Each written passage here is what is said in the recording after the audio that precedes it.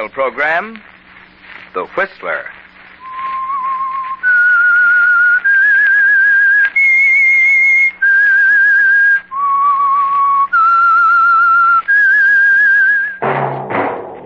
That whistle is your signal for the Signal Oil program, The Whistler.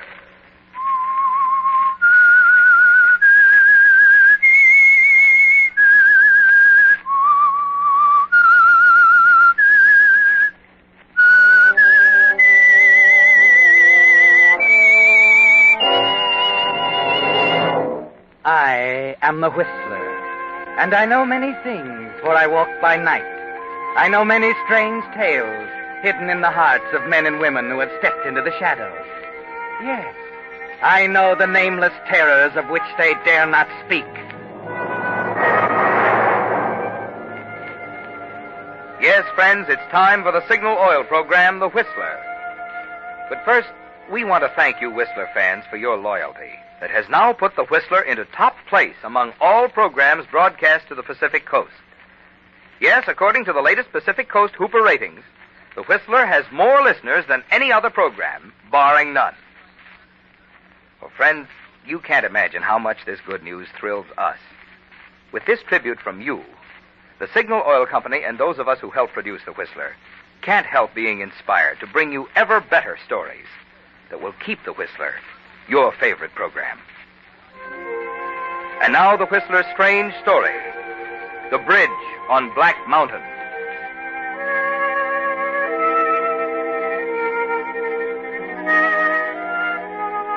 Delbert's mind wasn't on his work. But then it really didn't have to be. As assistant to the curator of the Prescott Museum, he knew his field. He'd conducted this lecture so many times during the past 15 years that it was automatic, like the chimes on an intricate Swiss clock. At 3 o'clock, a lever clicked over somewhere in his mind. There were a few preliminary buzzes, and the chimes began. They weren't really chimes, of course. They were Delbert's comments to the visitors assembled in the museum's tiny lecture room. And so much for the musket and the pilgrim room. And now, here we have samples from the Indian exhibit, another gracious endowment of the National Historical Institute. Contained here is the finest collection of arrowheads in the entire state.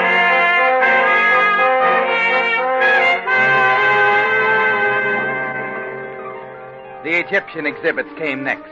Then the Aztec and Maya relics, followed immediately by the Incas, Araucanians, and Patagonians. But Delbert's mind was elsewhere. As he talked and looked at his audience, he was in a kind of daydream. There was beautiful music. There was a dance floor surrounded by tables with waiters in starched white jackets. And across from him, she was sitting, almost ethereal in a filmy organdy dress. This is so thrilling, Delbert. I never dreamed anything could be so wonderful. It's shabby, Miss Frances, compared to you. Please, Delbert. Not Miss Frances anymore. Louise. Louise. Oh, I'm so proud of you, Delbert. Oh, it was nothing at all. You're curator now. Curator of the Prescott Museum. And more than that, Louise, I'm free now. Free to say something that's been on my mind ever since the day I first laid eyes on you. Oh, Delbert. I love you, Louise, above anything else in life. I've hoped, I've dreamed that someday, somehow... You don't have to say it, Delbert. Will you? Would you? Yes, Delbert. Yes.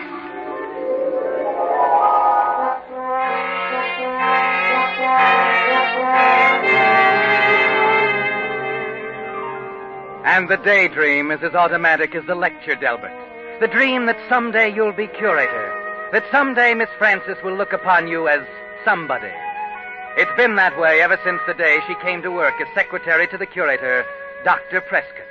And as you drone These are on... samples of arrowheads from Dr. Prescott's own collection, the finest in the state. Notice, please, the method of chipping, the pattern. Mr. Reed.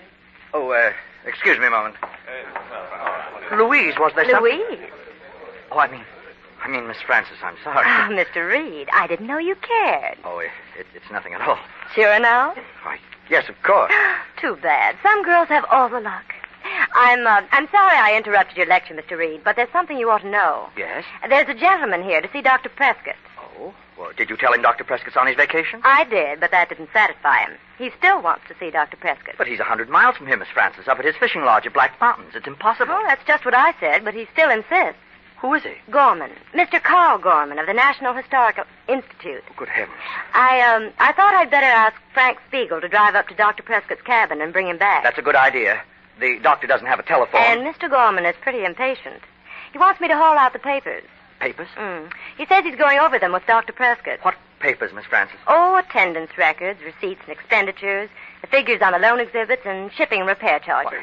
What concern is that of his? Well, I guess he figures the Institute is footing the bills. They have a right to... Well, yes, of course. I'd better talk to Mr. Gorman by all means. You can't. He's gone. Be back tomorrow. I see. Miss Francis, forget about asking Spiegel to run up to Dr. Prescott's cabin. This is so important, I'm going up there myself.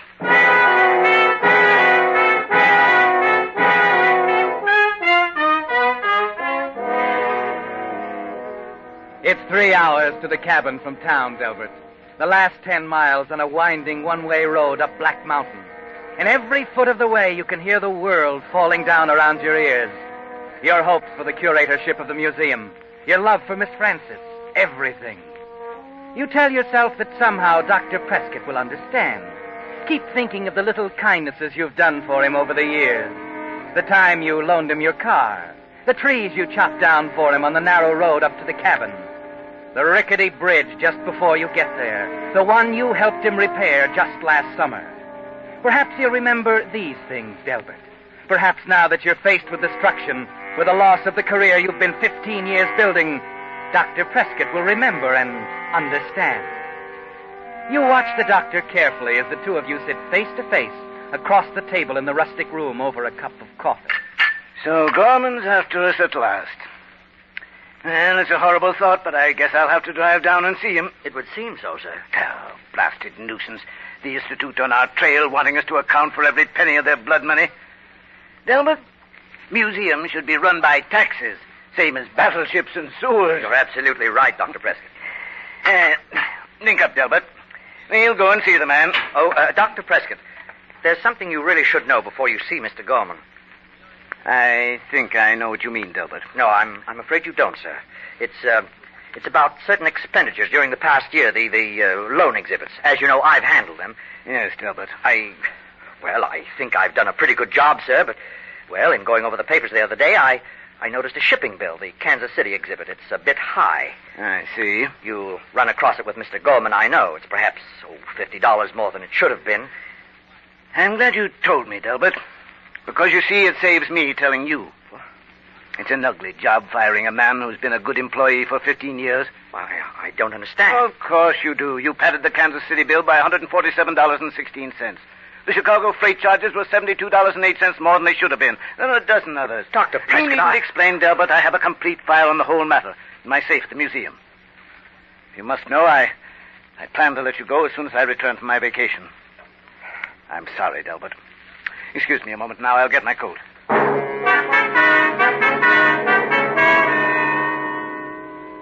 It's just as you feared, Delbert. It's gone now, all of it. Your job, your career, and most of all, Miss Francis. Dr. Prescott just doesn't understand. You stand there bewildered, waiting for him to come back into the room. Then you see Dr. Prescott's keys lying on the table, not 10 feet from you. The keys that will open the safe in his office. Almost without thinking, you grab them, shove them into your pocket just in time. Can't seem to find my jacket. Oh, I don't see it around. Oh, never mind. Here it is on the chair. I hope you understand, Albert. If I didn't think so much of you, I'd have brought it up before this. But it's too late now. You see, I kept hoping that each one would be the last. So did I. I decided it wasn't too important, to me at least. I won't be curator much longer, Delbert. I'm getting old. Of course, I'll continue as chairman of the board, but going to pass on active leadership to a younger man. I didn't know, Dr. Prescott. Nobody knows, Delbert. Now, I'd better get things straightened up around here before we go. Dr. Prescott. Yes? Perhaps I'd better run on ahead. My car's a little slower than yours. Oh, of course, Delbert.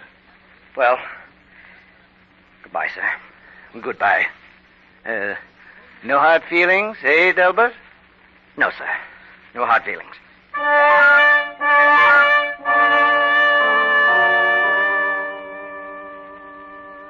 There's a numbness inside you as you close the cabin door, walk through the damp darkness to your car, and drive away through the tall, dark pines near the cottage. You wish Dr. Prescott weren't such a fine man, because you know that you'll never stand by and let him expose you without fighting back somehow. And as the wheels of your car rumble out across the flimsy bridge, spanning the ravine below the cabin, it comes to you. On each side of the bridge, there's a kingpin joining the two main supports. On the far side of the bridge, you bring your car to a stop. Look under the seat until you find a heavy wrench. It takes only a few seconds to climb down and out along the supporting timbers you yourself helped put in. And as you start working at the kingpin joining the two main supports, Dr. Prescott's words come to you over and over again with each turn of the wrench. No hard feelings, eh, Delbert? No hard feelings, eh, Delbert? No hard feelings, eh, Delbert? Oh. There. No, Dr. Prescott. No hard feelings at all.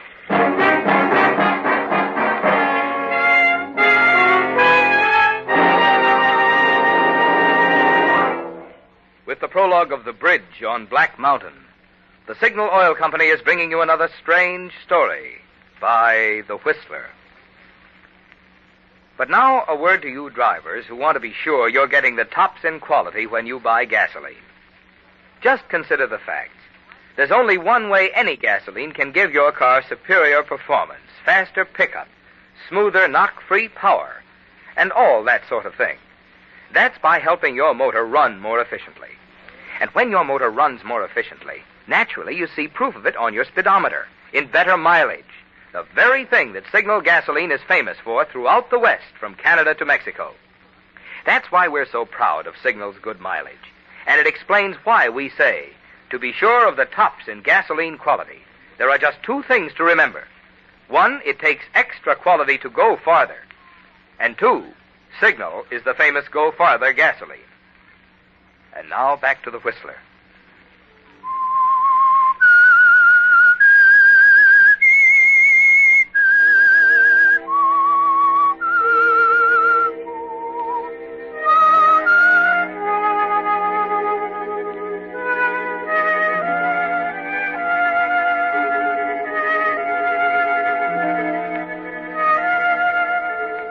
So you've done it now, Delbert. For the first time in your life, you've fought back. You arrive home at midnight, confident that Dr. Prescott will not show up in the morning to expose you. Confident that the bridge with the kingpin carefully removed from the main supports will be your ally. And as you drop off to sleep, you can see it all. The sickening sag as the weight of Dr. Prescott's car moves out onto the span. The crunch of timber. The terrible, deadly drop to the rocks below. And for you, safety. And perhaps even the curatorship, Delbert. But then that part can wait. At least until the following evening when you keep a dinner appointment with Dr. Gorman, apologizing, of course, for Dr. Prescott's absence. No, I simply don't understand it, Mr. Gorman. Something must have delayed Dr. Prescott. I was certain he'd be here. It's embarrassing. Yeah, it's very annoying. And I don't mind telling you, Reed, I'm sick of delays. The fact is, the National Institute is just about through paying the bills for that museum of yours. I thought perhaps that was the reason for your visit, sir. Yeah, too much waste. A few cents here, a few dollars there. You've gone over our papers? I went over the general ledger with a microscope. Found at least $1,000 in unsupported expenses. Oh, I see. Well, but surely you don't think Dr. Prescott... A captain is responsible for his ship, Reed.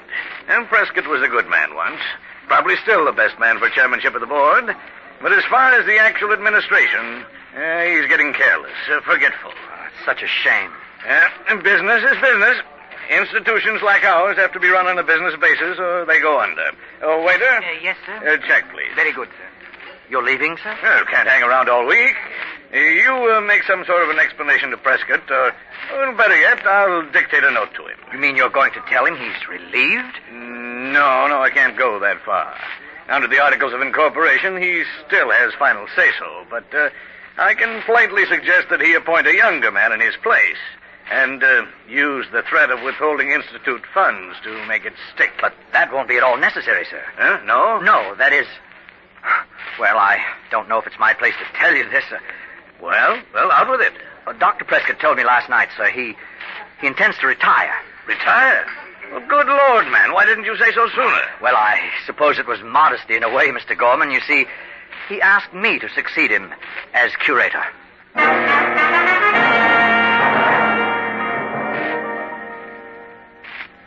Yes. So you decided to take all. And now there's just one last detail to look after. Upstairs in Dr. Prescott's office, you feel in your coat pocket. The keys to his private safe are still there. And inside the safe, you find a dozen neatly typed sheets. The full record of the unsupported expense items Mr. Gorman had mentioned. The papers poor Dr. Prescott had prepared as a basis for your dismissal.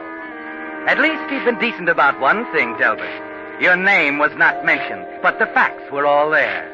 You scratch a match, start toward the fireplace, crumple a newspaper, throw it in, and then... Hello, Delbert. Sorry to butt in, old boy, but... Looking for someone, Spiegel? Don't look so glum, Del. I just came up to congratulate you. Well, it was supposed to be confidential. I've got near to every keyhole. Bet you were surprised. Well, it did sweep me off my feet. That makes two of us. What? Yeah, knocked me over, too. You see, Prescott told me only yesterday that I was set up for the job of curator. You must be mistaken, Frank. I once wrote a thesis on the human memory, Delbert. But you're too young, Frank. That's why he picked me. Said we needed some young blood around here. But Frank, surely... Frank, you've made this all up, haven't you? Out of the whole cloth. You've had the Never mind bad that now. taste.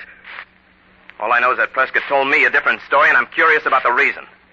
That's why I'm going home and get my car and drive up to his cabin right now. But he isn't there. He's on his way down. Maybe. Maybe not. But that man's never been late for an appointment before in his life, Delbert. And I'm going to find out why he's a full day late this time. So long, Delbert. See you when I get back.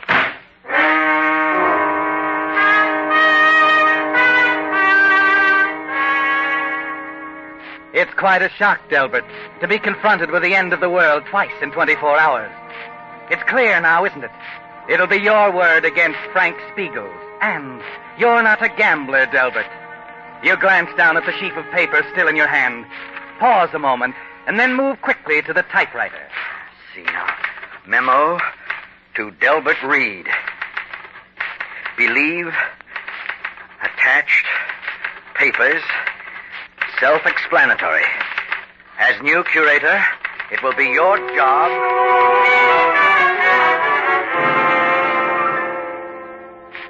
An inter-office memo, Delbert. One that won't require Dr. Prescott's signature to appear quite valid. You finish, fold it, and attach it to the other papers. The record of your trivial thefts on which Prescott so decently neglected to put your name. 10 minutes later, you walk in the back entrance of Frank Spiegel's apartment a block away. And as you mount the rear stairs to the 4th floor, you're running it over and over in your mind. 4 floors above the street, Delbert. That's over 40 feet from Siegel's window to the pavement. It should be enough. Wow, Delbert. I thought you'd show up. Decided to go along with me, huh? Well, no, Frank. I merely want you to see something before you leave. Huh? What's that? A few papers. Here in my briefcase. There's a note here. I think it explains... here we are. Let me see. Oh, yes. Memo from Prescott, huh? To Delbert Reed. Believe attached papers self-explanatory. As he turns toward the light to read the memo, you take Dr. Prescott's heavy onyx paperweight out of your side pocket. Slowly raise your arm. Hey, what the deuce? We must both see that Spiegel...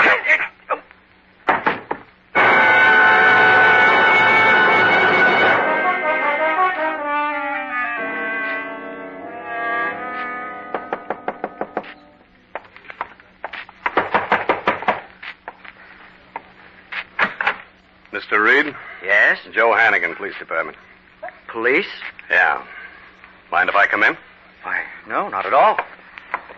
Sure clabbery weather tonight, Mr. Reed. Bad for, accidents. You mean there's been Just an a second. I got some notes here. Yeah, now let's see. Spiegel. Frank Spiegel. Frank, what happened? You don't mean... I don't generally work this late for nothing, Mr. Reed. He's been hurt? He's dead.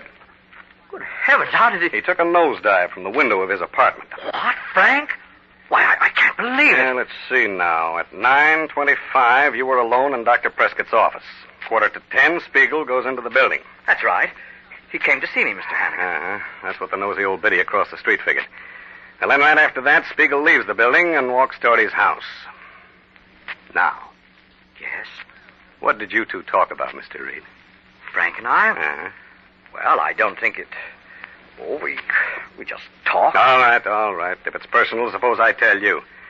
It was about his sticky fingers, wasn't it? Well, I don't think it's up to me. But it is. Go on. Well, Mr. Hannigan, I just couldn't understand how any man could be so mean and small and petty as Frank. I was shocked. That's what I thought. I found the papers in his apartment. He'd lifted $20 here, $40 there. Is that it? None of us ever suspected that until the audits were made. Mm-hmm. How do you suppose Spiegel got hold of those papers? Oh, I gave them to him, Mr. Hannigan. You may as well know it now. I decided the fair thing was to give him all the facts and let him have a chance to defend himself. Mm-hmm. Very decent of you. How did you get them? They were in Dr. Prescott's briefcase. I see. According to Miss Francis, his briefcase is kept in the safe. You've talked to Miss Francis? That's right. She told me that briefcase is always kept in Prescott's private safe. Well, yes. How did they get out of the safe this time? What? Oh, is that what's puzzling you? Yeah. Well, it's really very simple, Mr. Hannigan. I have the keys. Dr. Prescott loaned them to me when I came back the other night. Here. See, now, here's the key to the safe. This one opens the briefcase, I believe. Yeah. Well, Mr. Reed, I guess that winds it up for now. You'll be around in case I... Of course, Mr. Hannigan. You realize, too, that if you want corroboration on any of these things, that Dr. Prescott will be available. I hope so. I understand from Miss Francis that he's taking his time about coming back to town. Oh, but he'll be here, Mr. Hannigan. I'm sure of it. You can always count on Dr. Prescott.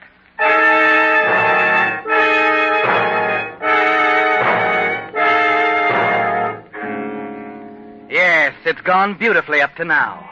But there's still one thing that can destroy you, Delbert. Still one terrible question.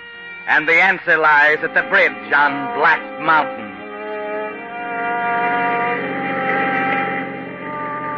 Yes, Delbert, you must make sure. If by a bare chance the bridge held, if Dr. Prescott somehow survived the plunge. But you try not to think of that now as you guide your car again up the narrow dirt road to the doctor's cabin. You're close now, Delbert. The bridge is just around the next turn. Hey, you! Stop! Hey, for gosh sakes, mister. You nearly killed yourself. What do you mean? The bridge is out, smashed to smithereens. There's a car down there at the bottom of the ravine. What? Yes. Terrible, ain't it? The minute the weight of the car hit that bridge, why, down she went. Guess you may as well turn right around, mister. There's no getting up to the top of that mountain tonight. Was it something important? Important? Well, yes, I suppose I thought it was, but... Well, then if the bridge is out, I guess that settles it, doesn't it?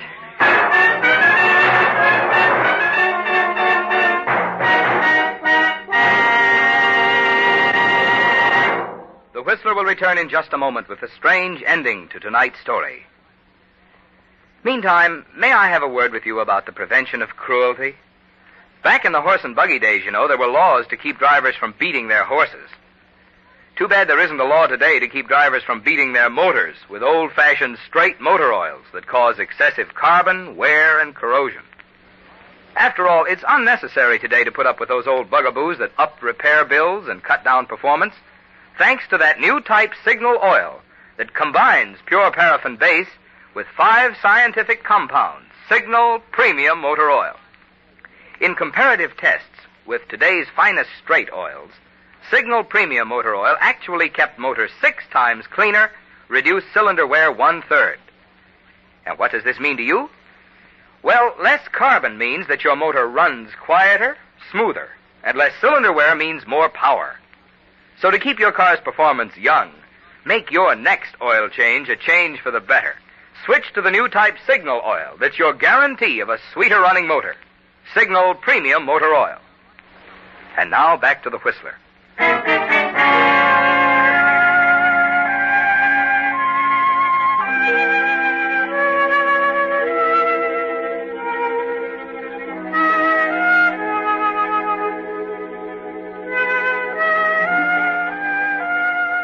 Yes, Delbert, the bridge is out. You can see it for yourself as you peer through the rain at the small gathering of lanterns on one edge of the ravine. As you note in the dim flickering the tangled mass of broken planks and beams. And as you move up to the little group at the brink to look down at the smashed car and the storm-swelled torrent far below, you know for certain that the bridge on Black Mountain has done its job. That Dr. Prescott, poor man, is happily out of the way. That the new position as curator of the museum, Miss Frances, and a new life are yours. You turn to leave the group. Excuse me, please. Well, Mr. Reed. Oh, Hannigan. Didn't expect to see you up here this time of night. Sure is a mess, isn't it? Yes, it's a shame. I didn't see you in the crowd. I came up to see Prescott. Oh, yes, of course. Lucky I wasn't coming the other way. Drop-offs were sharp on that side. I wouldn't have had a chance. How's that? I said I wouldn't have had a chance to jump if I'd been coming the other way. That's my car down there, you know. Your car? Sure. There's Dr. Prescott here. He climbed down on the cross to get over to this side. Dr. Prescott? That's right, Delbert. Dr. Prescott, You better have more to say than that, Delbert. The doctor and I have had a long talk. I know now that Frank Spiegel didn't steal that money. And he didn't commit suicide either. You made a terrible mistake, Delbert. Terrible. I don't understand. Last night you said you were going to drive down to see Gorman right away. I know, but I couldn't. You see, I couldn't start my car. You should have thought of that, Delbert, when you stole all of my keys.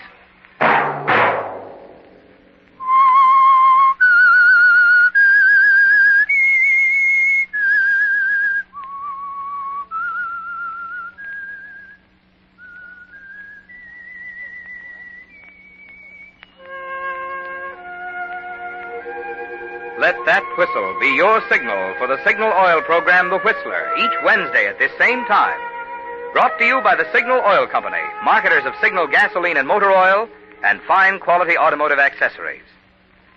Signal has asked me to remind you, to get the most driving pleasure, drive at sensible speeds, be courteous, and obey traffic regulations. It may save a life, possibly your own.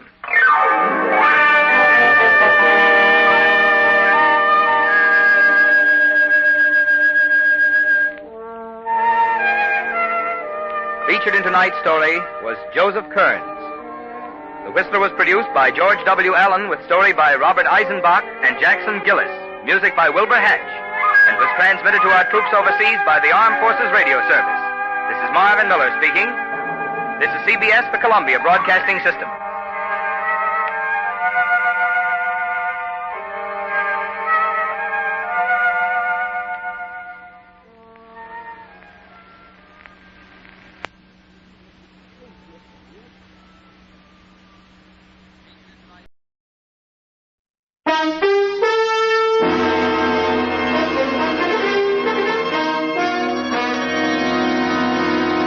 Kreml Hair Tonic and Kreml Shampoo present the new adventures of Sherlock Holmes, starring Nigel Bruce as Dr. Watson and Tom Conway as Sherlock Holmes.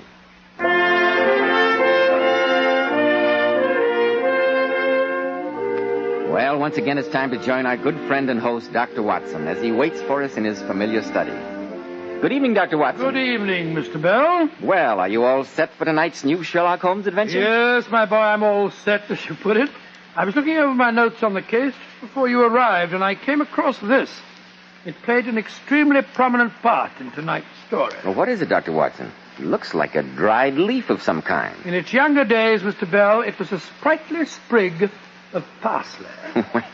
Dr. Watson, I know you have the habit of collecting odd mementos from your cases, but a sprig of parsley. And yet, my boy, this withered piece of greenery enabled Sherlock Holmes to solve one of the most diabolical murders that we ever encountered. The strange death of Mrs. Abernetty. Well, this I've got to hear, but first of all... Oh, I know, Mr. Bell, I know. You have a message for our listeners. Every man who wants to get to the top should realize how much neatly groomed hair adds to a man's appearance. And I'm sure you'll be interested in hearing how so many of America's most prosperous and successful men keep their hair looking so attractive. They use Kreml Hair Tonic. And it's easy to see why. because Kreml contains precious hair grooming ingredients found in no other hair tonic. This is why Kreml gives a man's hair such a natural, well-groomed look. It keeps it in place longer, too. Yet Kreml never leaves hair looking or feeling greasy or sticky. Never leaves it feeling stiff as a board. Just make this test, men.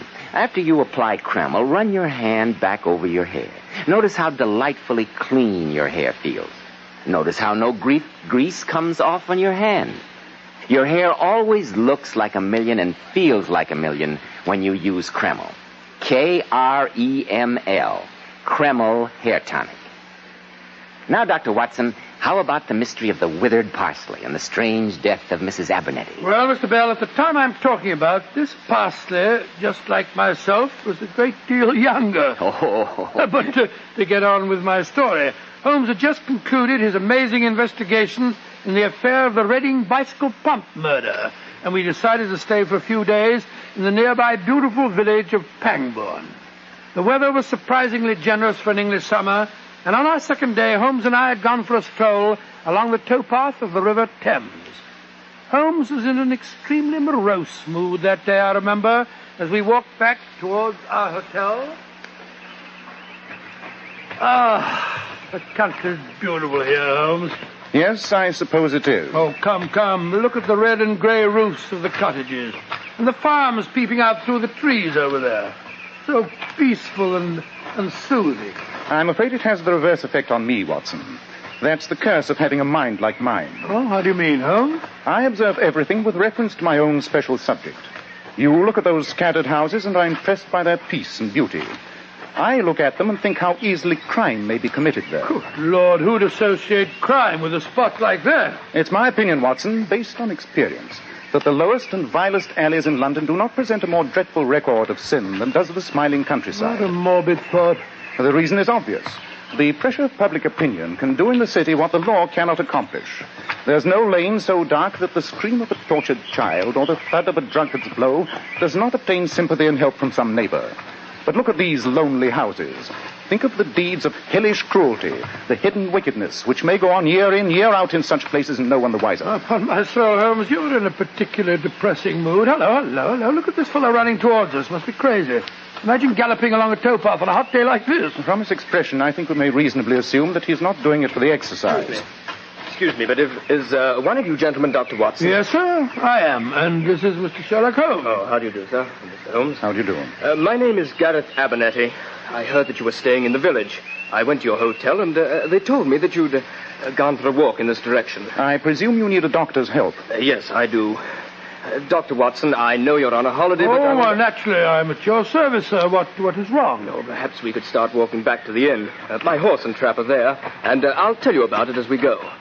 My mother's just had a bad heart attack. We live at Holmby Grange, a few miles out of the village. I'd like to drive you out there at once, but Doctor. Surely, if you live here, you must have a family doctor. Well, he's in London for a few days. I see. Tell me, Mr. Abernetty, what were the symptoms of your mother's heart attack? Well, she said she was taking her usual nap before lunch. She started to go to sleep and suddenly woke up crying that she was going to die. Said her heart seemed to stop beating entirely for a few moments. Well, has she had these attacks before? Well, I can't tell you much about it. The family says that for her age, she's been in very good health. I've been abroad for a few years. In China, I observe, Mr. Abernetty. Yes, I went out there as a war correspondent covering the Boxer Rebellion. But how did you know? The fish that you have tattooed immediately above your right wrist could only have been done in China. That trick of staining the fish's scale a delicate pink is quite peculiar to that country. That's amazing, Mr. Holmes. Oh, it's not so amazing as all that. It's just a certain facility for observation, sir. For instance, from what you told me of your mother's symptoms, I should say that her lips are bluish, that she runs out of breath when walking upstairs, and the veins in her cheeks are unusually pronounced.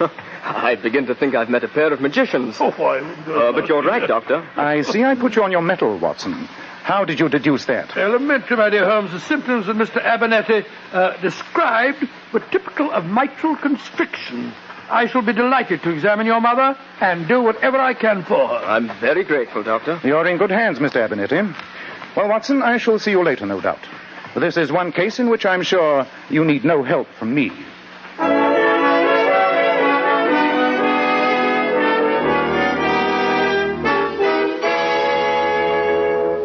Dr. Watson. I'm not much of a one for doctors. Stick out your tongue and give me a guinea. That's what most of them say. Well, what's your verdict? That there's nothing seriously wrong, Mrs. Abernetty. Just take these drops I'm giving you before each meal and you'll be well in no time. Lizzie. Yes, ma'am? You heard what the doctor said. Now try and stop your wool gathering long enough to see that I get those drops. Yes, I won't forget. You'd forget your own name if the butcher's boy was to ring the bell, though, wouldn't you? Yes, I mean, no. You can leave the room, Lizzie. Yes, I think you should rest for a while, Mrs. Abernetty.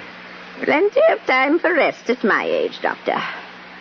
Anyway, I want to talk to you privately. That's why I sent Lizzie out of the room. I want you to bring your friend Sherlock Holmes here to lunch tomorrow. Sherlock Holmes? But how did you know that... That he was in the village? There's nothing new in the village or anywhere else going on here that I don't know about, Doctor. Now, will you bring him? I've got something very important to discuss with him. Really, ma'am, I don't think of the state of your heart that you... Oh, what was that filthy medicine you gave me? Oh. It's made me sleepy. Well, that was its purpose, madam. My family think I'm going to die. They're waiting for it. Hoping for it. Oh, rubbish. You're not going to die, madam. We'll fool them, Doctor, won't we? We'll fool them. Who is it? Now, Mrs. Abernetty. I'll go to the door. Oh, Doctor, I came to see how Granny was getting along. I'm Rose Abernetty. I'm Dr. Watson. How do you do, my dear? Who is it, Doctor? It's me, Granny. I came to see how you are. Take the doctor downstairs, Rose. Give him some tea and introduce him to the rest of the family. He's got bad news for them. I'm going to live.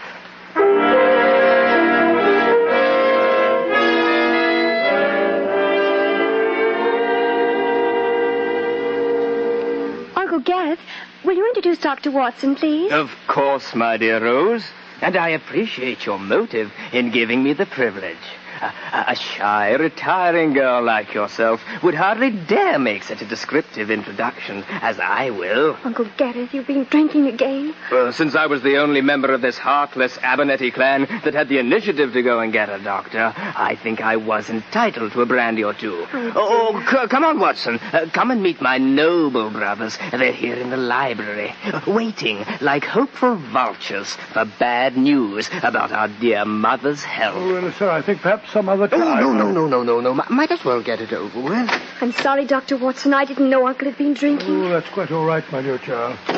Dr. Watson, let me introduce my brother, Ernest. How do you do? How are you, Dr. Watson? Since the success of Oscar Wilde's recent comedy of manners, Ernest has been unbearable. I think he took its title too literally. I suppose you're referring to the importance of being earnest. As you see, Doctor, my brother is a brilliant wit, and brandy sharpens his perceptions even more. He's been known to launch a whole string of leaden epigrams in the course of one evening. Yes, and he's been known to do an honest day's work in his life, which is more than you can say, my dear Ernest. Gareth, I'm sure Dr. Watson has no desire to listen to our dreary wranglings. Why not introduce him to John? I'm going to. Watson, this is my other brother, John Abernetty. How do you do, sir? How do you do, Doctor? John is the respectable member of the family. He manages the estates here, and at least has the unique distinction of having worked for the money he gets from Mother. Shouldn't talk like this in front of a stranger, Gareth. Bad form, you know. Yes, Uncle Gareth. Dr. Watson's come here to tell us about Granny. Oh, then let's hear the verdict. It means much more to us than you could possibly imagine, I can assure you. Well, I examined Mrs. Abernetty very thoroughly. Considering her age, I'm glad to say that her condition is quite good. I've prescribed digitalis for her, and she should pull through very nicely. In fact, I see no reason why she shouldn't live to be 100. Oh, Uncle Ernest, that was one of our nicest wine glasses.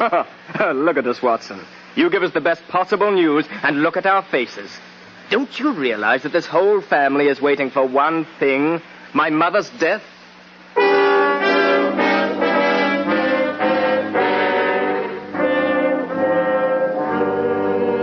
I tell you, Holmes, Holmes, it was perfectly nauseating. I must say they sound like a peculiarly unattractive family. All except the granddaughter, Rose. She's a sweet little thing, but the others are a bunch of good-for-nothings. Undoubtedly.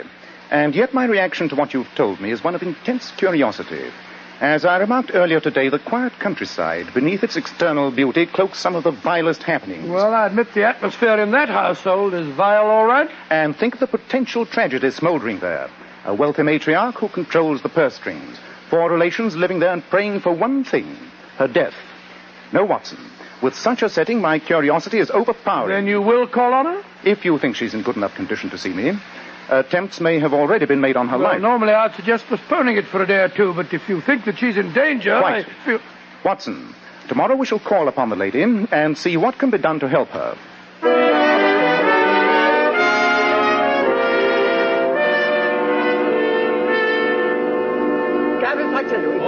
Mr. Holmes. Yes, Mrs. Abernetty? Before we go into lunch, I should like to tell you why I asked you to come here today. And I want my family to know, too.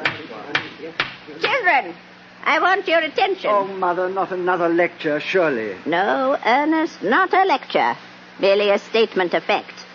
I have asked Mr. Sherlock Holmes here today because he is a detective. A detective? What's the matter, Mother? Has someone pinched the family silver? Gareth, be quiet. No, please don't excite yourself, madam. Remember that heart of yours. Yes, Granny, do be careful. Oh, stop fussing over me, Rose, and sit down. Gareth, you mentioned the family silver. How did you know that's what I was going to speak about? Oh, Mother, I was only joking. Were you? Strange joke. Mr. Holmes, I discovered a few days ago that the Abernetty silver has been stolen piece by piece and replaced by imitations. How do you know, Mrs. Abernetty? I recently had occasion to have some of our silver knives repaired. The blades were loose in the handles. The London jeweler to whom I sent them reported that they were not the family silver, but plated imitations. I had him come down here and examine the rest of the set. They're frauds. I want you to find out who's responsible. I know it's one of these 4 children. That's ridiculous, Mother. Why suggest that one of us is responsible? Because I know you children too well. Personally, I think it's what you deserve, Mother. How dare you? I'm not dependent on you, Mother, but the others are. You've kept them dangling too long. Look at you, Rose. You're still young. Are you going to stay here another 20 years waiting for your grandmother to die? Gareth, leave her room. Now, please, Mrs. Abernetty. Lunch is served, ma'am. Oh, go away. I love you. Quick, Watson. She's having another attack. Out of the room, everybody, please. Oh, Dr. Hill. No, don't worry, Mrs. Abernetty. You're going to be quite all right.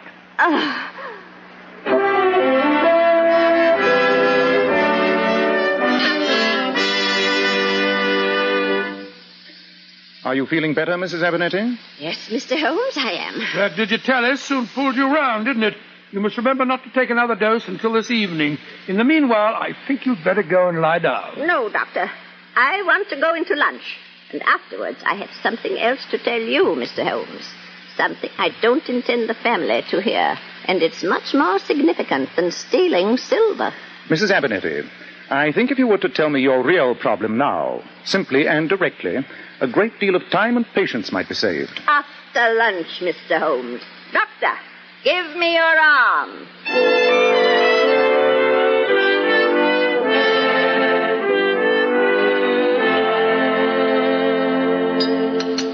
Excellent lunch, I must say. And the conversation has had all the sparkle and gaiety of a funeral oration. Well, since you've entirely monopolized the conversation, Gareth, that's not very surprising. Stop wrangling, you two. Got guests. Bad form, you know. Mr. Holmes, did you care for some more coffee? Thank you, Mrs. Abernetty. I'd like another cup. Granny, what's wrong? Your hand's shaking so. Doctor! Granny! Quick, Dr. Watson. Mrs. Abernetty. Don't be with Mother. Holmes. She's dead. Then I must assume a different mission than the one I came here to perform. I suggest that you all leave this room, and that one of you sends a servant for the police. Murder has just been committed before our eyes. Murder? But Holmes, she died of a heart attack. When death is so intensely desired by 4 persons present? No, Watson, I'm afraid I can't assume a verdict of natural death. In proof, I suggest you notice the depth to which that parsley has sunk in the butter. I repeat, Send for the police. Oh, now.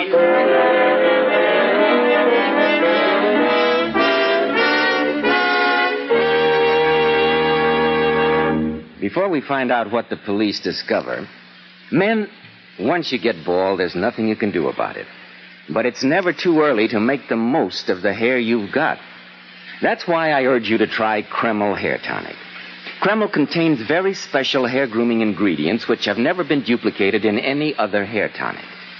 Kreml keeps the hair in place longer, always looking so neat and well-groomed, never greasy or sticky. But this highly specialized hair tonic does lots more than just keep the hair looking handsome. A quick massage with Kreml helps stimulate circulation right in the surface of the scalp, leaving your scalp feeling so alive, so invigorated. At the same time, Kreml removes loose dandruff and has a fine lubricating effect on a dry scalp. And if your hair is dry and breaks and falls, Kreml actually helps condition the hair in that it leaves it feeling so much softer, more pliable. Men, I'm sure you'll enjoy the way Kreml always feels so clean on your scalp, looks so clean on your hair, and has such a clean odor. How it helps give you such a handsome, clean-cut appearance. Buy a bottle at any drug counter. Kreml. Kreml Hair Tonic.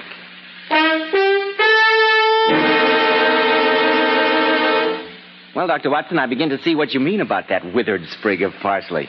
But I still don't understand what it had to do with the death of the old lady. Well, more did I, Mr. Bell, at the time, but Sherlock Holmes soon explained it to me.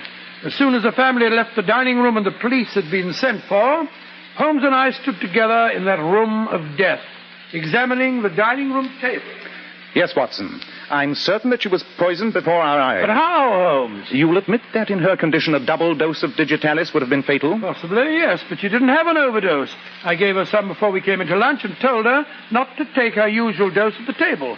And she didn't take it. Not consciously, Watson, but I'm convinced that she received another dose in her food. How? She didn't eat the roast lamb the rest of us had. She simply had 2 lightly boiled eggs. She cracked them open herself. They couldn't have been poisoned. But she put butter in her eggs, large quantities of butter. We all ate butter from the same dish, Holmes. True. But once again, I ask you to observe the significant fact.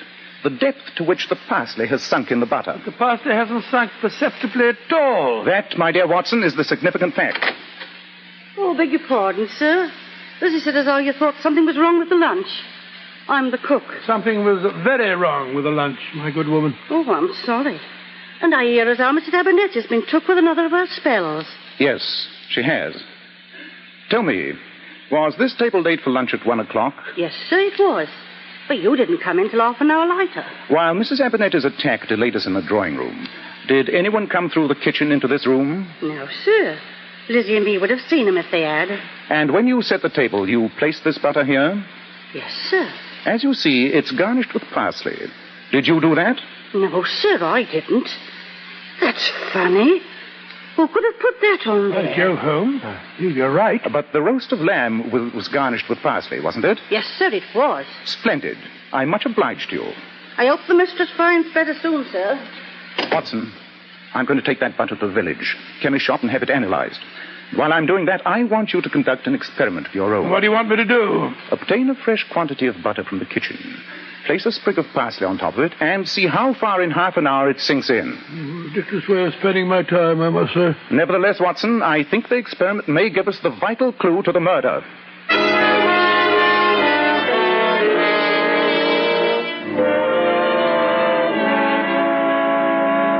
Well, Holmes, and what did you find out at the chemist?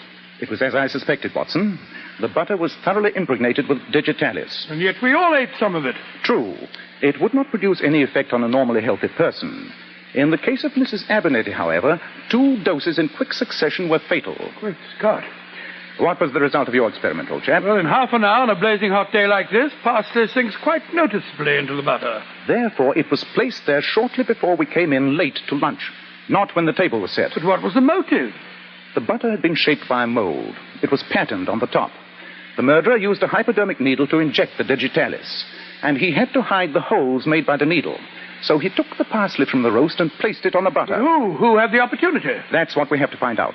Have the police arrived? Yes, there's a Sergeant Jenkins in charge. He's out there in the kitchen questioning the servants. Then let's join forces. A murderer's in this house, Watson. Between us, we've got to catch him.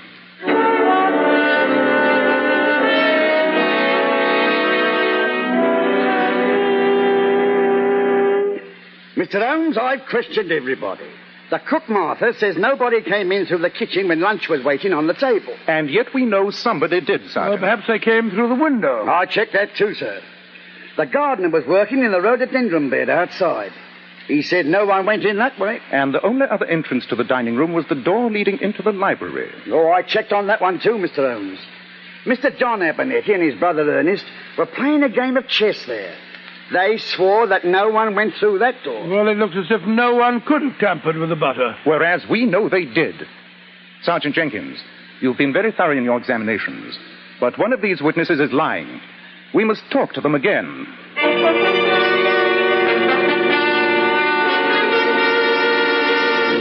Martha, when you said no one came through your kitchen and went into the dining room, you meant no member of the family, didn't you? That's right, sir. If it had been one of the other domestics, Lizzie, for example, you wouldn't have noticed it?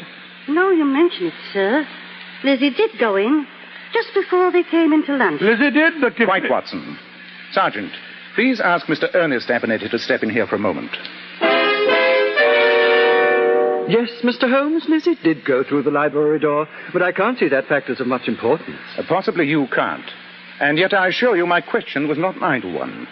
Was Lizzie carrying anything, do you recall? I really didn't notice. I'm afraid I find the problems of chess, even with Brother John as an opponent, more interesting than the perambulations of the worthy Lizzie. Lizzie. Yes, sir? You did go into the room just before lunch? Yes, sir.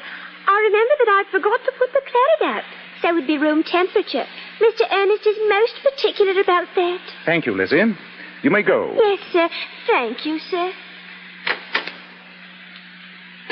Holmes, do you think she did it? Surely there's no doubt of it in your mind now, is there? Well, there is in mine, Mr. Holmes, and no mistake. And yet the case is solved, Sergeant. Let's go into the drawing room and I'll introduce you to our murderer.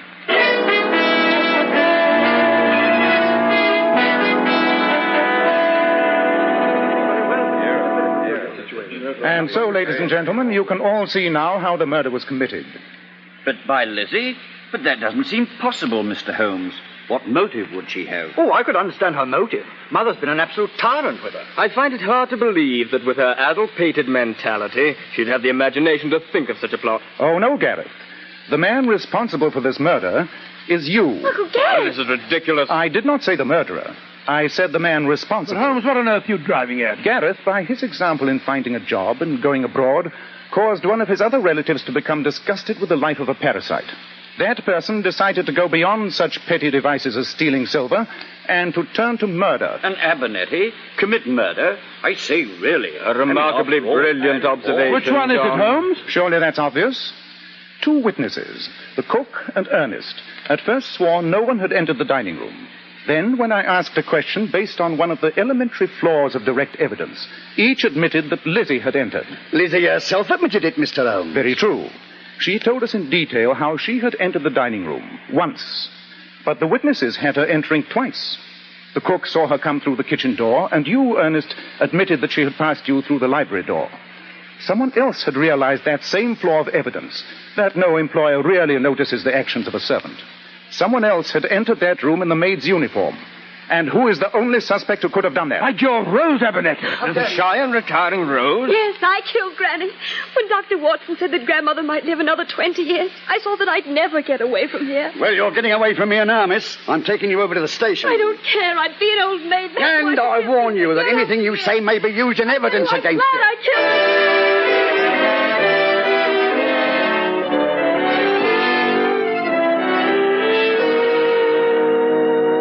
What a shocking case. I'm glad we're headed back to our hotel and never have to see that Abernetty family again. We'll have to make a brief appearance at the trial of the girl, I'm afraid. I still find it hard to believe that quiet, shy little thing was capable of conceiving such a devilish murder. Solitude, unhappiness, and the companionship of an evil, maladjusted family and a tyrannical grandmother breed dark fancies, Watson. She dressed up in a maid's uniform, convinced that no one would give her a second glance, and then, having poisoned the butter, returned, changed her dress, and sat down at the luncheon table. Precisely. Well, Watson, this has been an unsavory case, but it points a moral. A moral that I hope you, as my self-appointed biographer, will profit by. Well, and what moral is that? The extreme importance of observing details. Miss Abernetty would not now be on her way to a prison cell if I hadn't noticed one vital clue. The depth to which the parsley had sunk in the butter.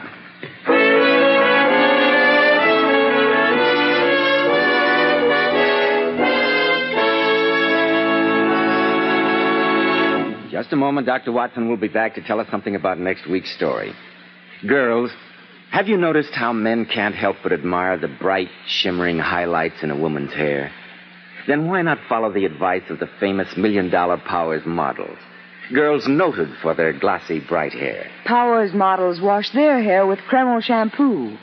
This amazingly beautifying Kreml shampoo actually glamour bathes each tiny strand of hair and uncovers all its natural, radiant luster. Yes, and Kreml shampoo never dries the hair.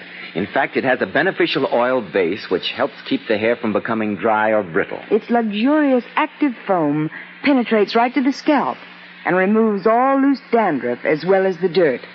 So, ladies, buy a bottle of Kreml shampoo at any drug counter. See how easy it is to glamour bathe your hair to a vision of tantalizing loveliness. Kreml. Kreml shampoo. Now, Dr. Watson, what about next week? Well, next week I think I'll tell you about the singular affair of the Coptic compass. The Coptic compass? Sounds intriguing, Dr. Watson. Sherlock Holmes found it so, Mr. Bell. The adventure started one afternoon when Holmes and I, returning to our Baker Street rooms, found, lying in the middle of our floor, an unclothed corpse.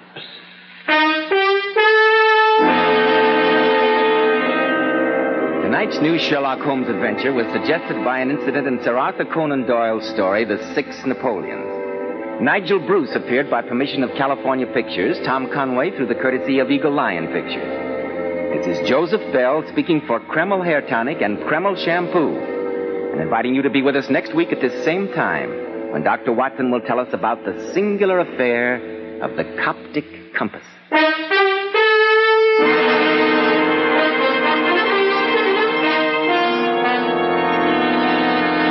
This is ABC, the American broadcast.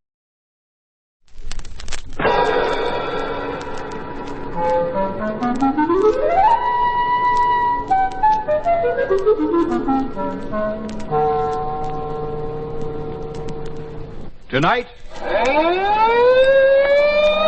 Police Blotter, starring Bill Zuckert as Sergeant Brad Peters. Name, Kenny Reynolds. Address, 1121 Dorchester. Charge, murder.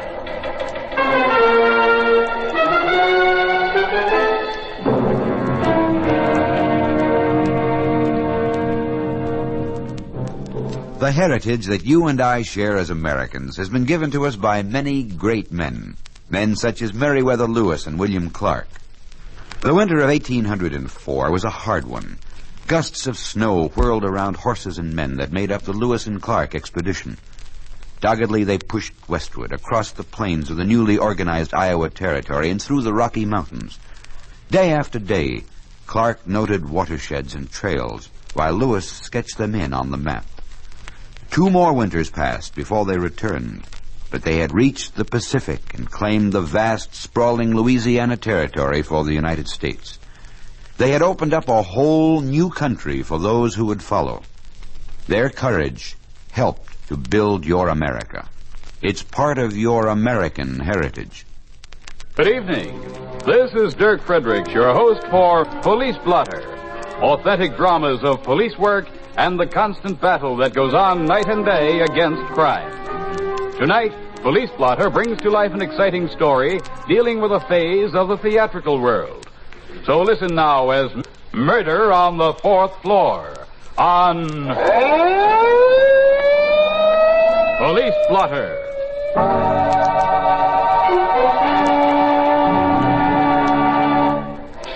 I'm Brad Peters, Sergeant, Homicide. You ever been inside a police station? The phone rings, might be anything from disturbing the peace to murder. Whatever or whoever it is, rich or poor, innocent or guilty, sooner or later I get to know them all. Sergeant Peters, homicide. Howdy, Sergeant. I got a case for you. A genuine case. What is it? Murder. Just plain murder. You better come up here and take a look at the body. Where are you? 1406th Street. You take the elevator, you get off on the 4th floor, and then you go down the hall to room 48. I'll be waiting inside for you. What's your name? Roy Downs. Come over right away, 'cause I can't stay here long. I'll be right over, Roy. Just stay put.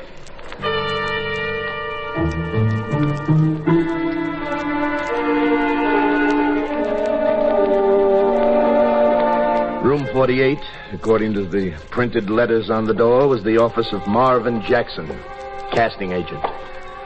As I approached it, the door opened. Oh, howdy. A 6-foot cowboy in buckskin pants, fancy embroidered blouse, and a 10-gallon hat motioned to me to come in. Well, I'm glad to see you're kind of prompt, Sergeant. Where's the body?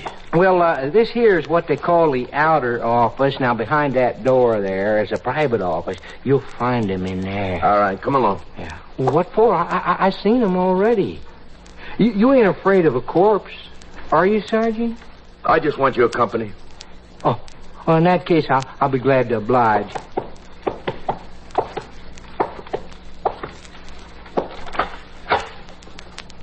Yeah. That's the way I found him. Sitting behind his desk with his head down like he was taking a nap. Mm-hmm. How did you know he was dead? Well, I went over and touched him on the shoulder. When he didn't move, I shook him. Then his head fell back. He was shot through the heart. Is that Marvin Jackson? See nobody else. He can't say a word now, but you should have heard him when he was alive.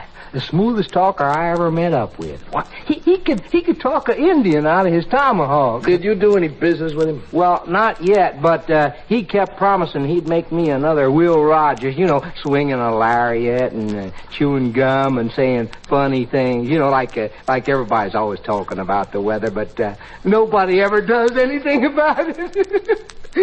Yeah, that's pretty good. Well, in fact, now, I give him $200 to get a feller to write me those funny things. And then he was going to book me in a show. Well, it looks like you lost out. Well, that's what made me come up here. I was getting tired of being put off. I made up my mind he was going to give me that booking or give me my money back. You quarreled with him? Well, didn't have a chance. When I walked into his private office, he was dead. Uh-huh. I imagine you're a pretty good shot. Oh, hey, now, don't you go planting this on me. You can search me. I don't carry a gun. Could have tossed it out the window. Now, that's just why I didn't walk out of here. I didn't want to be suspected. If someone saw me, they'd sure tell the police I did the smart thing. Maybe. Oh, now, look here. Was anybody in this office when you came in? It was empty. How about his secretary? Well, he runs this office all by himself. His show people sit in the outer office, and he calls them in one at a time. Then there's no one to prove that he was dead before you came in, huh? No. Hey, wait a minute. I just remembered. What? When I came off the elevator and walked down the hall, a girl came out of Jackson's office. Do you know her? No. What did she look like? Tall or short, fat, thin, young or old? Oh, she was a young'un. All right, what was she wearing? Oh, I can't remember. Roy, are you making this up? No, I give you my word. I saw the girl coming out of Jackson's office. I did. You don't remember a single thing about her? Well, yeah. I guess I do. What is it? She had the prettiest legs I ever seen. In New York.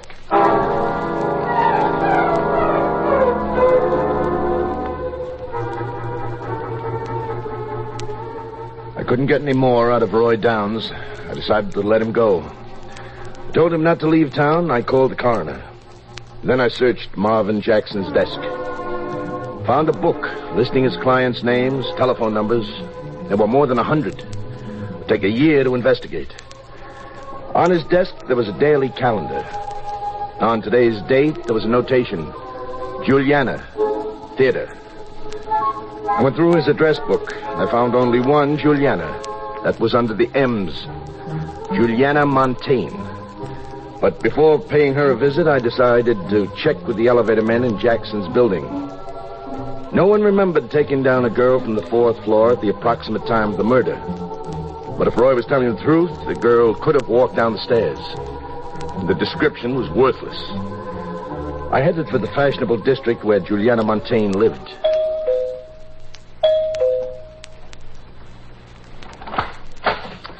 Oh, the police? May I come in, Miss Montaigne? Oh, how rude of me, of course. Thank you. I'm not accustomed to visits from the police. I came to see you about Marvin Jackson. Oh, is he in trouble again? I'll call my lawyer and have him bailed out. Well, that's not quite possible. Don't be silly, I can afford it. Perhaps you don't remember me, Sergeant. Doesn't the name Juliana Montaigne mean anything to you?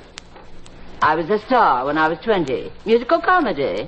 Retired now. Oh, yes. Oh, we must get Marvin out. We're going to the theater this evening. So I gathered from his desk calendar. Such a dear boy. He knows how to cater to a woman. Order the best food and the best wine, you know. And you pick up the check, huh? Certainly. I do so enjoy his company. Well, I'm sorry, Miss Montaigne, you won't be enjoying his company anymore.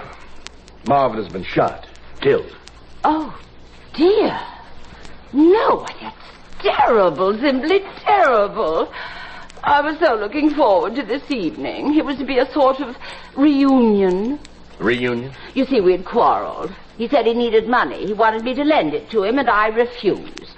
He came to you for money to pay off someone else? Well, I didn't care about that. I never expected to get back what I loaned him. But he had broken his last 2 appointments with me.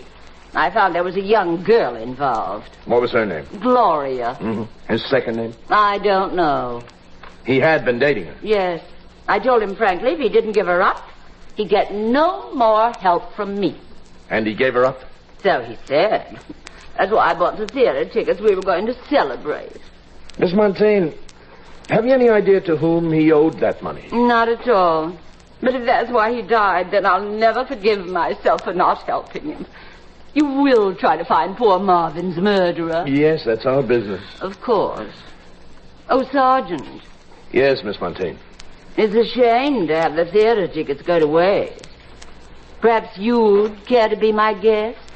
Thanks, but I'm busy tonight. Goodbye, Miss Montaigne.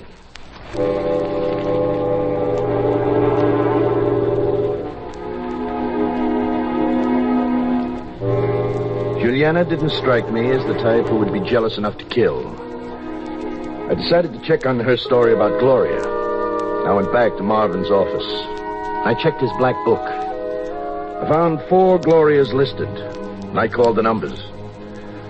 1 was out of town with a show. 1 had gone back to Indiana. Another was working in the department store. And the 4th, Gloria Clinton, was at home. So I went over. She was a dark-haired girl, about 18. Yes? Are you, Gloria Clinton? That's my stage name. My real name is Gloria Beagle. Uh-huh. What show are you in? I'm not working now, but my agent's negotiating for a part in a new show. Marvin Jackson, your agent? How do you know? Well, I found your name in his book. You must have hundreds of names there. When did you see Marvin last? 3 days ago. He asked me to meet him at a hotel. We went dining and dancing. We went to the Scarlet Slipper Club and we drank real champagne. Who paid the check? Well, he did, of course. I told him he didn't have to take me to such expensive places. Gloria, was that your first date with him? Well, he took me out twice before, always to some fancy place. You sure you weren't in his office today? Answer my question, Gloria. No, I wasn't. He told me not to bother coming up. He said as soon as he got news about the new show, he'd call me. Is anything wrong? Well, you better get yourself another agent. Marvin Jackson is dead. Dead? He had an accident? He was shot. Shot? Well, who did it? We don't know yet. But a cowboy saw a girl come out of Jackson's office. Girl with pretty legs. That description could fit you, Gloria. Thank you. I mean, about having pretty legs. That's why Marvin was sure he'd get me in a show, but I haven't been near his office for weeks. Did he by any chance tell you that he owed somebody $500?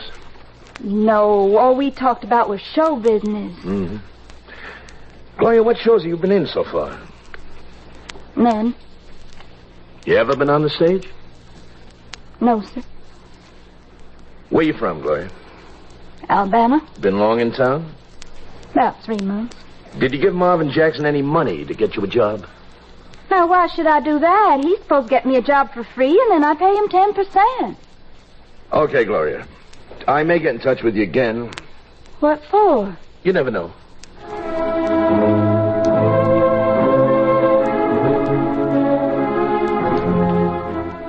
Leaving Gloria, I had the same reaction as when I left Juliana. Gloria sounded innocent enough, but many a person with a face like a cherub is a murderer.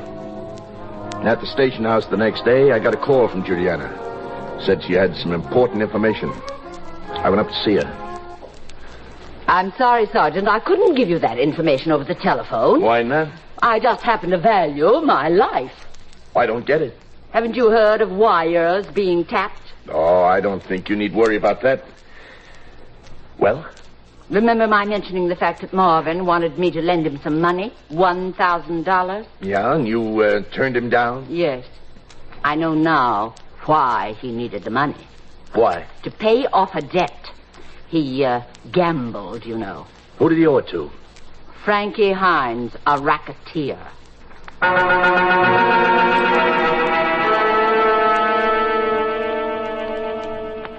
Frankie Hines was a known muscle man, smooth operator. He hired the best mouthpieces, gave us the laugh when he beat the rap. Frankie had a suite of rooms in an office building downtown. The sign on his door said Frank Hines, construction consultant. I told the girl I wanted to see him. A few minutes later, she ushered me into his private office. He was dressed to the hilt, big grin on his face. Sergeant. Well, it's nice to have the police come in with their problems. You might know the answer to this one, Frankie. Always glad to cooperate. You ever hear of a man named Marvin Jackson? Marvin? Sure, I know Marvin. Gets me tickets for shows. You ever play cards with him? Sometimes. He's a scared gin rummy player. What did he lose last time? Oh, about 1,000. I blitzed him a couple of times. When he couldn't pay, you blitzed him again. For good. I don't need money that bad. You let him have it right through the heart. Bingo. Such language, Sergeant. I'll prove it to you. Kenny! Kenny? Who's Kenny? One of my boys, Kenny Reynolds. You call me? This is Sergeant Brad Peters. He wants some information. About what? Marvin Jackson. You're gonna give it to him. I don't get you, Mr. Hines. Were you in the office here when Marvin Jackson came up to pay me some money? Oh, sure. Let me take over, Frankie. Go ahead, be the DA. Kenny, how much money did Marvin Jackson give Frankie? $950. There you are. I've got a witness to prove he paid the debt. Was it a check? He gave Frankie 9 C-notes and a 50. Anything else you want to know, Sergeant?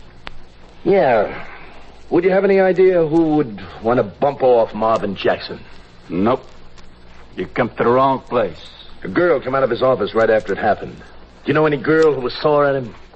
He was quite a chaser. This one had very pretty legs. Well, one sure thing couldn't be my secretary. Sorry, you won't find anything here. This is a legitimate business office with homely secretaries.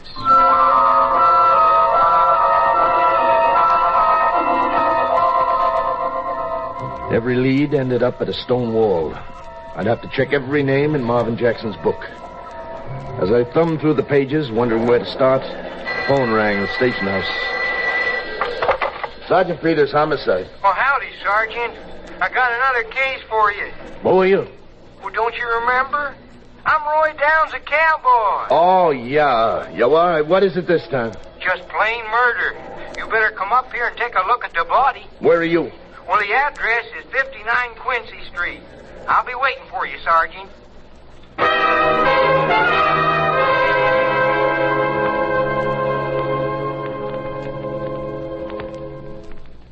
Hello, Roy. Well, you came right fast. How do you happen to be here? I live here. I guess there's actors living in every room of this house. Just follow me. Okay.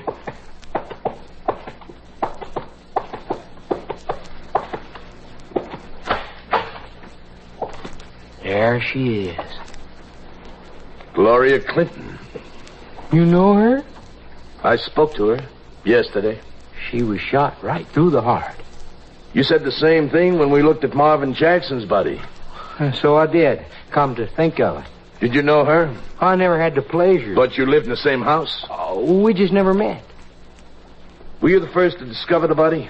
No, sir. It was the girl who lived in the next apartment. She screamed so loud, we all came running out. And when I saw what happened, I told him to leave it to me. I told him you were a personal friend of mine. Well, she went into this Gloria's room to borrow some bobby pins and found her this way, dead. I figured you'd want me to question her, so I did. Oh, yeah. You're being very helpful, Roy. I got something else to tell you, Sergeant. What is it? Take a good look at Gloria's legs. What about them? Ain't they the prettiest legs you ever seen?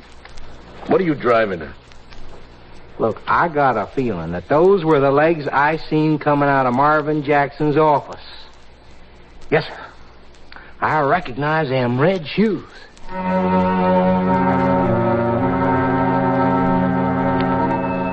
It seemed a strange coincidence that Roy Down should be present immediately after both murders. After sending for the coroner and leaving a patrolman in charge, I took Roy down to the station. I questioned him for hours, but I couldn't shake his story. A report came in from ballistics. The bullet that killed Marvin Jackson and the bullet that killed Gloria Clinton were fired from the same gun. So if Gloria was the girl who came out of Jackson's office, she must have found him dead when she got there. Why did she deny seeing him? Why was she murdered, too? I went back to search her apartment.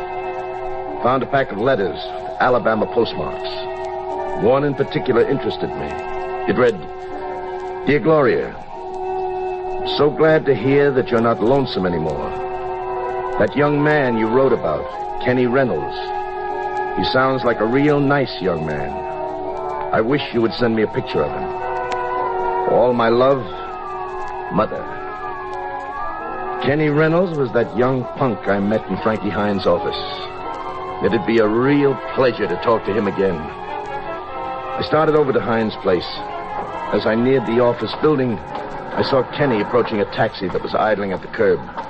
I shouted at the top of my voice, Hey, Kenny! Wait a minute! He turned his head, recognized me, and jumped into the taxi. And off it went. Another cab drove up to take that spot in front of the building, and I jumped in. I told the driver to follow Kenny's cab.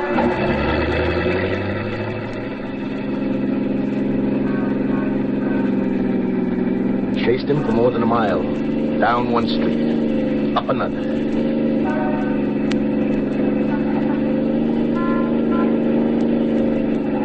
Then he turned a corner. By the time we reached there, Kenny's taxi was at the curb. Kenny was running into an alley. I jumped out of my chair. Stop, Kenny, or I'll shoot! I fired in the air, and Kenny didn't stop. I ran after him. Into the warehouse he went. And it took a few seconds to get accustomed to the darkness. Why did you run, Kenny? I got a few questions for you about Gloria. You'll never get me. Drop your gun, Kenny. I'm out of there with your hands up. Don't make me laugh. You gotta get closer. Shut up! You like to drill him through the heart, don't you? I'll get you the same way, copper. Like you did Marvin and Gloria? Kenny, I'm coming after you. Come on! I stepped behind a stack of barrels piled on top of one another. I held my gun in one hand, and with the other I toppled them. As I expected, Kenny fired. I watched for the flash of his gun, and then I pulled the trigger. My arm! My arm! Kenny was on the ground, holding his arm. Doctor, I'm bleeding to death. Ah, you won't die so easy. Hey, where you going? I got your gun. Go on, doctor, do something for me. I'm bleeding to death. Like all the punks. Please. You can't take it, huh? Come on your feet, Kenny boy. We'll patch you up nice and pretty for the trial.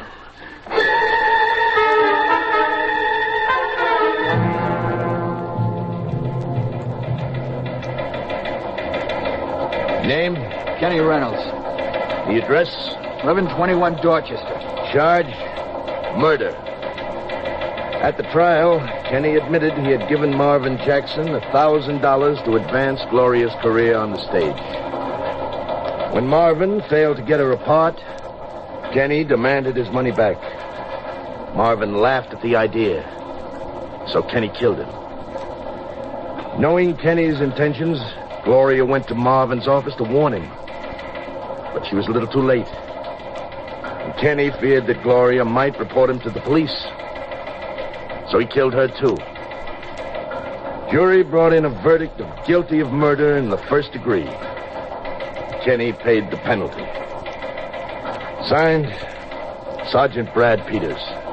Homicide.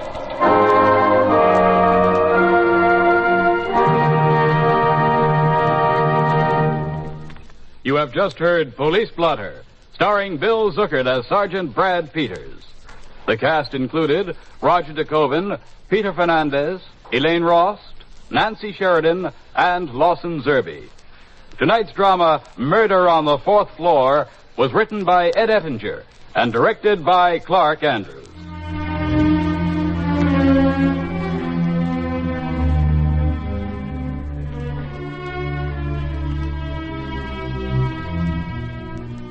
Police Blotter has come to you through the worldwide facilities of the United States Armed Forces Radio and Television Service.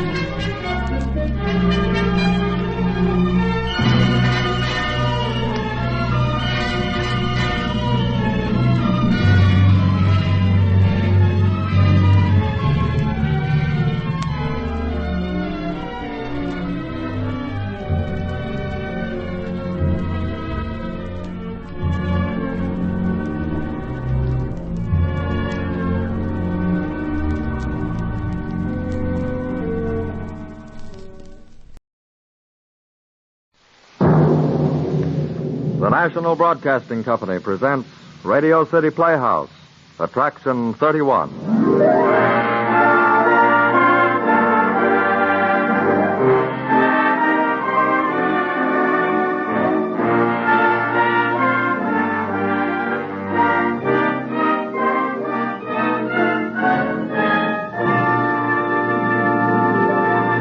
Ladies and gentlemen, here's the director of Radio City Playhouse, Harry W. Junkin. Thank you, Bob.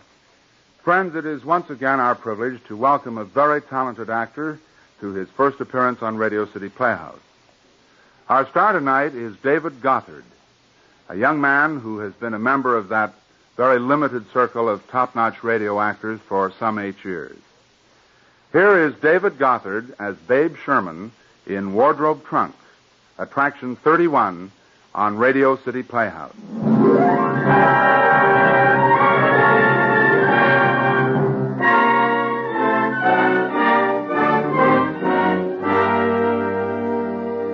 If I'd only not answered when she knocked at the door. If I'd only kept quiet, she'd have gone away. She'd have thought I was out and gone away.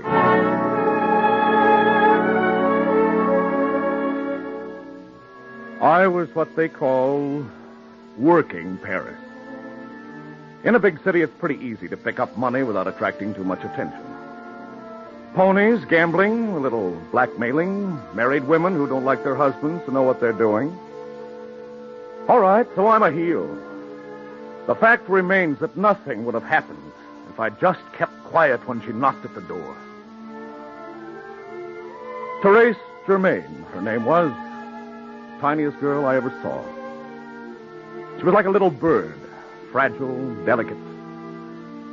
I spotted her selling some guy a gold cigarette case in one of the best jewelry stores in the Rue de la Paix. When I try, I can make quite an impression. Therese wasn't any different from the rest. The build-up took a month, taking her to lunch every day, calling for her every night, ignoring the stuff in the showcases as though it didn't exist. I had to tear my eyes away from it, pretend I wasn't interested, and look down at her. On the day it happened, we'd had lunch together. I took her back to the store, and she insisted on showing me some pearls. She insisted, as though I didn't know exactly what I was after. You must look at these. They're so beautiful. Not as beautiful as you. Look at them. Are they not beautiful? Yeah, I guess so. So pale, shimmering like the streetlights when there is the fog. Well, how much? Just tell me and I'll buy them for you. Oh, I think for the moment, in your money, $75,000. To wear around your neck? Try them on. Oh, I think I should not. Oh, come on. Let's see how they look on you. Turn around. I'll fasten them. All right. Oh, wait a minute. I think the clasp is broken. Oh, I'm sorry, Therese. Oh, give them to me. Vite. Oh, you better put them away. Yes. You go now. I see you tonight. You see me tonight positively. The same place? About 8? About 8. Love me? There's a night. Now, go. I must get to work. Okay, honey. See you tonight.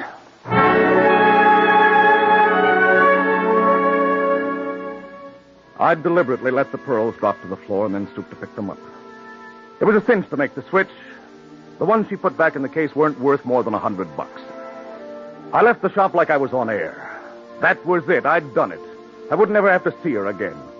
I had a ticket on the American Statesman sailing from Cherbourg the next day at 1. That night I went to a movie alone. A good, solid American movie. Lana Turner.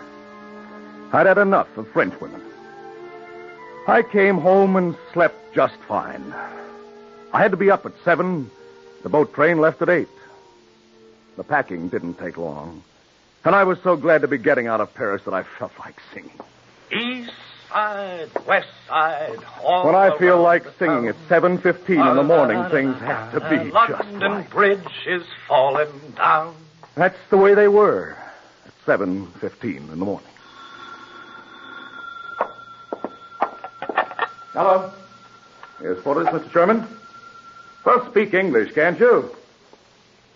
No, I've just one piece of wardrobe trunk. It'll be ready in 10 minutes if you come up. All right, thanks. Let's see. Shirts, ties, underwear, socks. That's everything. All right. I told you 10 minutes. Can't you tell the time?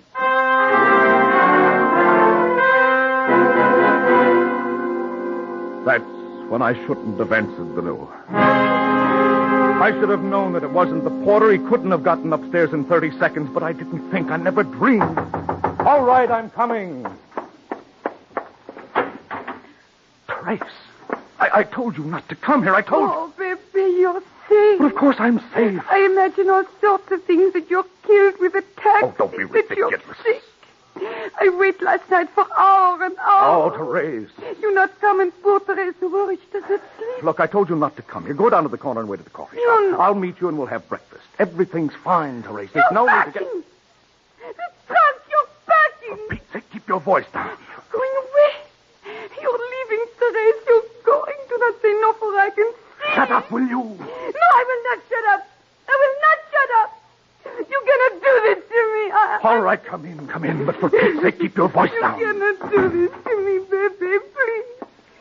You're the first man I love like this. Please, baby, you Look, Therese. Look here, take my handkerchief. Now stop crying and listen. What's the matter, Therese? Therese, what is it? Well, don't stand there staring at me. Look! I can see them hanging from your pocket, the pearls! That's just a little present for my mother. Let me see. Now, don't get excited. Let me see, I said. Will you keep quiet? Give them to me. Don't get excited, Therese. Is there a present for your mother? Let me see them. You stole them. When you dropped them yesterday, you stole them. You stole them. Keep your voice down. Give them to me. All right, you asked for it. You're a dumb little French dame and you're duller than a pair of suits. The build-up was strictly professional. The dinners, the dancing, the guff, strictly for business.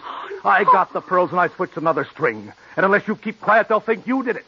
You filthy, big.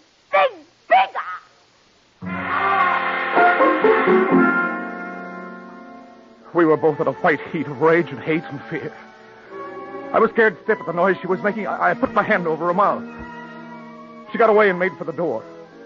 I grabbed her and she started to scream again. Then I heard the porter outside the door and I grabbed her around the throat. All of a sudden she went limp, dead limp. And like a Roman candle bursting in my face, the thought hit me that she was dead. She'd told me that her heart was bad. I didn't mean to strangle her. I didn't hold her more than 10 seconds. Nobody strangles that fast. Her heart just stopped. She just died on me like that. Even though I knew it was useless, I tried to bring her to. I tried with everything in me to make her live again. Therese! Oh, dear God Almighty, what have I done, Therese? Who is it? Monsieur, la malle, c'est prêt. What? The trunk of Monsieur. It's not packed yet. Come back in 10 minutes. Monsieur, we missed the train. It is already 7:30. 10 minutes. Hurry, Monsieur. Stop yelling at me. When I'm ready, I'll call you. Yeah, Monsieur, but hurry, you will miss your train. What can I do? I can't leave her here. They'll find her 10 minutes after I'm gone. The train takes 5 hours to Cherbourg. They can stop me with a telegram that takes 20 minutes. What'll I do?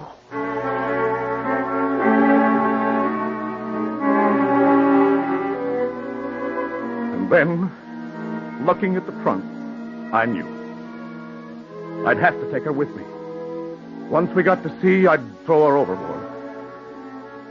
Like all wardrobe trunks, one side was entirely open for suits. The other was a scramble of little holes and drawers. It wasn't a particularly well-made trunk. I pulled out all the drawers, ripped out the thin lath partitions until both sides were wide open. Just the metal shell remained. She was very tiny. When I was through, nothing was left out. I got back every nail, every board, every flattened drawer. And then I got it shut. Porter! Porter! Yes, Monsieur, I'm coming. You miss your train now. It is but 20 minutes before 8. Shut up and get moving. This thing goes right in the taxi with me, understand? No, Monsieur. You what? I don't understand, Monsieur. C'est impossible. It is too big. In the taxi, I said double fare, triple fare, but in the taxi. Now get going.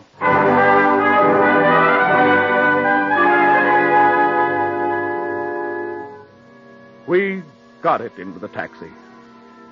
I was sweating and panting, almost sick. That taxi driver would never forget me, never. If they asked him afterwards about a guy with a trunk, he'd be able to draw them a picture. The same thing happened at the station. An argument that it was too big to go into the train compartment with me. Finally, I got my way, and they put the trunk in with me. I sat down as if the seat were magnetized. Just slumped. Sick with relief and, well, just sick. Then, I saw his name, E.B. Fowler, on his luggage. He was sitting across from me reading a paper. And I knew he was a cop, an American cop. I knew it. I could feel it, sense it. I ached with it. I tried to figure out whether he was city or federal. Maybe an assignment in Paris that hadn't worked out. And when he spoke, I knew he was a cop. I knew he had me spotted. The moment he said, "Will you work in Paris, buddy?" Were you working Paris, Bud? How'd you find it? Do we have to get sociable? I was just wondering, the fuss you made getting that trunk on the train. What's in it, anyway? The Eiffel Tower. Okay, what's your name? What are you, an income tax blank? No, I tell fortunes. You want to hear yours? The first night out, you'll drum up a little game. A friendly little game. For nickels and dimes, just to make it interesting. And the night before we dock, you'll make a killing. Oh, drop it. Okay, I'm only fooling. Oh, be careful, I'll die laughing. No, you won't, kid. You won't die laughing.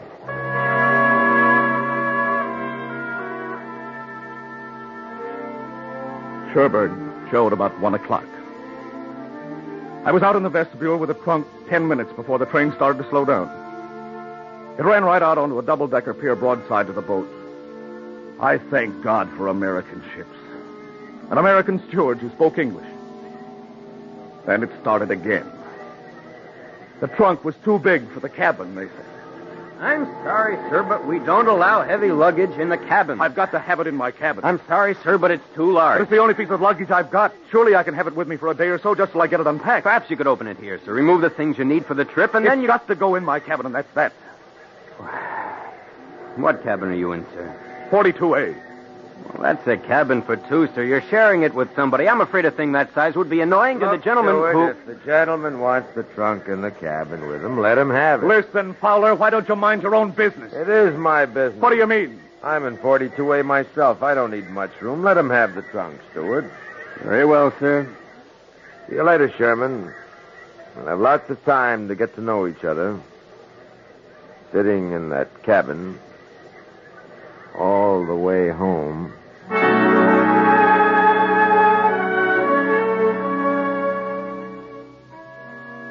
I knew what had happened.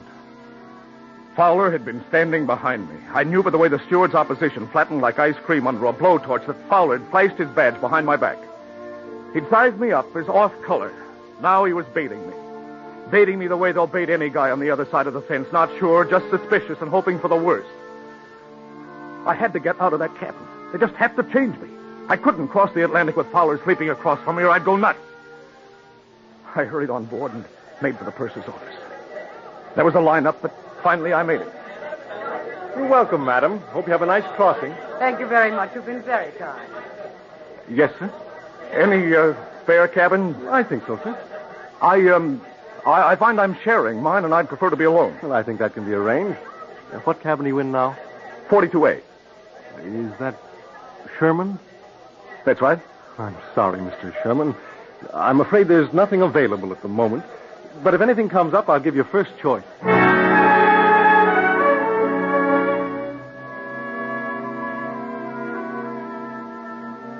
Fowler had beat me to it. He'd foreseen this move. He'd flashed his badge and told them to leave things as they were. But he couldn't know what was in that trunk. He couldn't. He was playing a hunch. He knew I was nervous, and he was playing a hunch. I paced the deck until it began to get dark. It was hot July weather. I couldn't leave her in the trunk any longer. It was a small cabin, and I had to get rid of her that night. Finally, after I'd had 4 straight scotches in the bar, I went down to cabin 42A. Well, I was wondering when you'd show up. What's the idea? Window shut, fan off?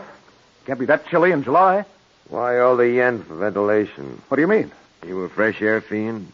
Not especially, just like a little breeze, that's all. Why? Oh, why shouldn't I? I don't know. Go ahead, open the window. Okay, thanks.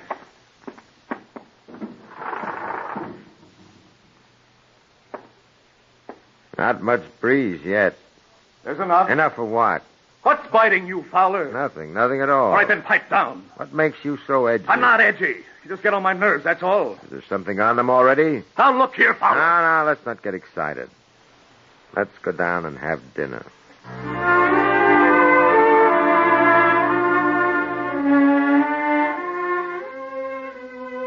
I got up off the bunk, took off my shirt, and threw it over the trunk. Then I took a long time washing my hands and face. I watched him every minute. I could see every movement he made in the mirror above the wash basin. He took a bottle of liquid shoe polish out of his bag, unscrewed the top, laid the bottle on the trunk. Then he started to clean a pair of blue suede shoes. I saw him deliberately upset the bottle all over my shirt. I saw him. You did that on purpose. Now, look, Mr. Sherman. I saw you deliberately knock it over. I'm awfully sorry. I didn't mean to. I'll be glad to pay for your shirt. What's it worth? $5, $10, you say? You'll have to loan me one of yours. Mean to say you haven't another shirt in that young bungalow you're carrying? Listen, am I marked lousy or something? What are you hounding me for? I'm not hounding you. I'm just curious. Never saw a man so concerned about a trunk. Every time anybody touches it or moves it, you scream like a stuck monkey. That makes me curious. I don't like being curious. Oh, you don't, eh? No, I don't. Now, come on, open it up. Get a fresh shirt. Come on down and we'll have some dinner. Nuts, I'll have my dinner sent in. Okay, Sherman. Have it your way. There's no hurry. We got 8 days.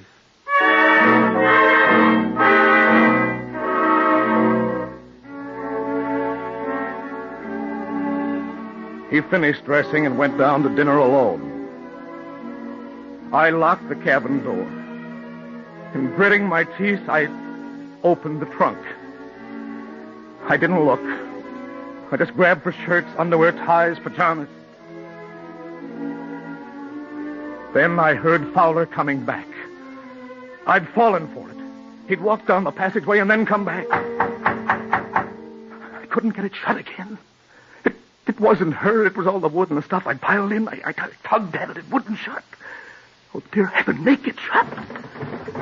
Make it shut, please. Make it shut. Hey, what is this, a lockout? And then I saw it. My hairbrush between the edges at the bottom. I grabbed at it, shoved it back in, and it closed. I didn't know the door was locked. I did, before I even tried the handle. I forgot my pipe. Oh, yeah? That's right. Oh, clean shirts. I see you opened it. What's my trunk? What are you carrying? Dope? Oh, you're crazy. You're absolutely crazy. Jewelry? Perfume? What? Just you try and find out. I'll find out, all right. Now that you got a clean shirt, you're still going to eat in here alone?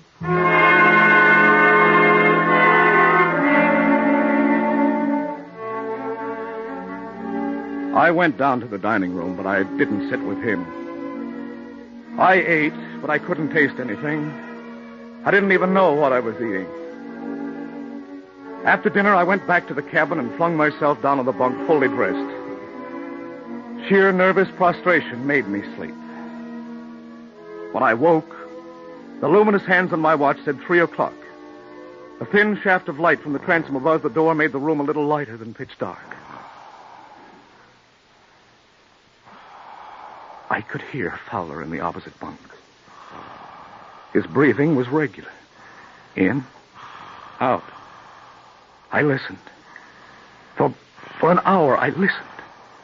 There's an art in pretending to be asleep. Nobody can do it for a whole hour. His breathing never varied, not by a catch or a gurgle. I had to get her out of that trunk. I had to. Either I did it tonight or it was finished. I made up my mind to try it. I edged out of the bunk slowly. I didn't make a sound. I got the key from my pocket. I got the key into the lock. I turned. I twisted. It wouldn't open. Oh, dear heaven, make it open. And then it turned. With hardly a sound, it turned. And Fowler went on breathing. Breathing. Then I went at the snaps. They were on springs, and they sounded like firecrackers exploding. Every noise I died, waiting for his breathing to stop, waiting for him to sit up, to pull a gun, to flash his badge. I covered the clasps with my handkerchief. Finally, I got them all open. And I started to tug at it. I never heard such noise. To me, it sounded like an explosion, deafening. But Fowler went on breathing in, out. Inch by inch, I forced it open. Slowly. Silently.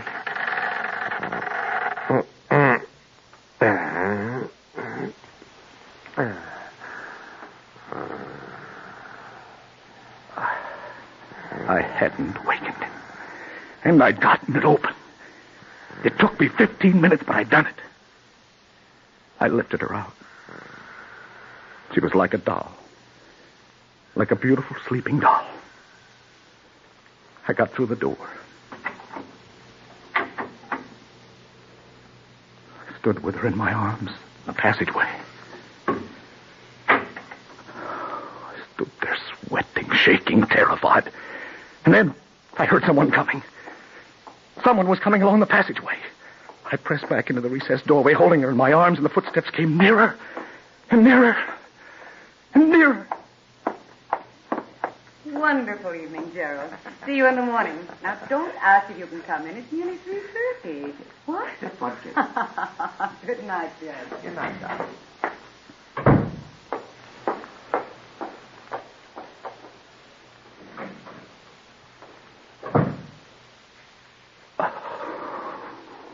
They hadn't seen me. They hadn't seen me. I tiptoed along the passage. I climbed the flight of stairs at the end without making a sound. At the top, I had to open a heavy sliding door. In an instant, I was out on the deserted deck. I made for the stern of the boat. I hadn't gone 50 yards until I heard his footsteps behind me. I knew it was Fowler. He'd catch up with me in a matter of seconds. He'd see me, see her, see everything. I knew I'd have to face him, so I put her down on a deck chair and threw a blanket over her. And then I turned to face Fowler. All right, Sherman, here's my badge, FBI. I'd like to talk to you. What about? What did you take out of that trunk? Wouldn't you like to know? It's an easy thing to speak to the captain and have it searched. All right, go ahead. Have it searched. I'll have you searched, too. Go ahead. Come along, Like now. the devil I will. I'm staying here. You're coming with me. I'm not. Now, look, Sherman, I got a gun. I'm a federal agent. I'm ordering you to come with me, and if you put up a fight, I'll slug you. Now, be a good... Who's there? Who? The dame in the deck chair. I don't know. Oh, you got a shill working with you. I don't know who she is. Well, let's go over and introduce ourselves. I hit him. I hit him with everything I had. He spun like a top. I hit him again and he slumped over the rail. Then I grabbed his feet and heaved.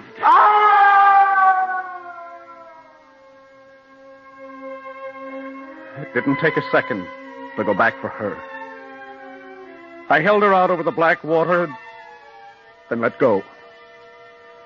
Then the whole ship blew up under me.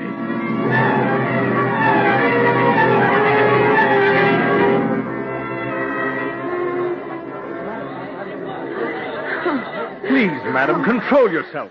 Quiet, everybody, quiet! Now tell me exactly what you did. Well, Gerald and I danced until after 3. I went to my cabin. I was getting ready for bed when I heard 2 men fighting on deck. I put on a robe, and at the door of my cabin, I heard this scream, this terrible scream. I went up on deck, and I saw him hold this man out over the water and let go.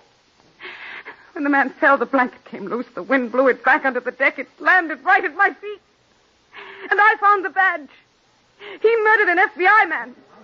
He's a murderer, I tell you, a murderer! All right, Sherman, start talking.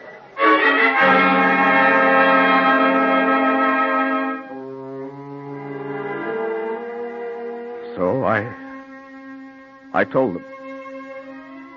I told them everything. I confessed about the pearls, about Therese, about the trunk, about Fowler. Everything. It was after I'd made the confession that the purser told me. They took me down to a little room in the hold, a room with a big, heavy door on it. And that's when the purser let me have it. You know, Sherman, you crooks are all alike. You think you're smart, but you're not. You're dumb. Oh, lay off, will you? Lay off. Sherman, you got a shock coming to you. A big shock. What do you mean? If you hadn't fought with Fowler, you'd have gotten away with it. There'd have been no scream, no badge, no fight. You could have dropped her overboard. You wouldn't have had to wrap her in a blanket. You could have just dropped her. Are you crazy? I was there in the cabin with this FBI guy, and he knew. I had to get rid of him some way, didn't I? No, you didn't. What are you talking about? 15 minutes more, and we'd have gotten rid of Fowler for you. He'd be down here, and you'd be up in 42A, alone. What are you trying to say to me? We got a wire from the New York City police instructing us to arrest Fowler for impersonating an FBI agent and blackmailing people on ships. What? Fowler was a fake, Sherman, a crook. So you see, Fowler's murder could have been avoided. And the girls, well, the girls would probably never have been discovered at all.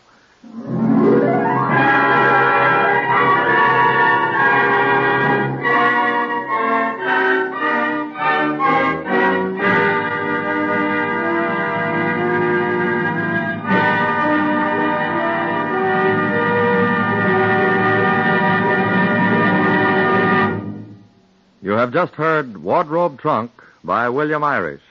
The story was adapted for radio by Harry W. Junkin, who also directed the production. David Gothard starred as Babe Sherman. Joe DeSantis played Fowler. Other players included Inga Adams, Bill Lipton, and Ernest Graves. The music was composed and conducted by Dr. Roy Shield. Radio City Playhouse is supervised for the National Broadcasting Company by Richard P. McDonough.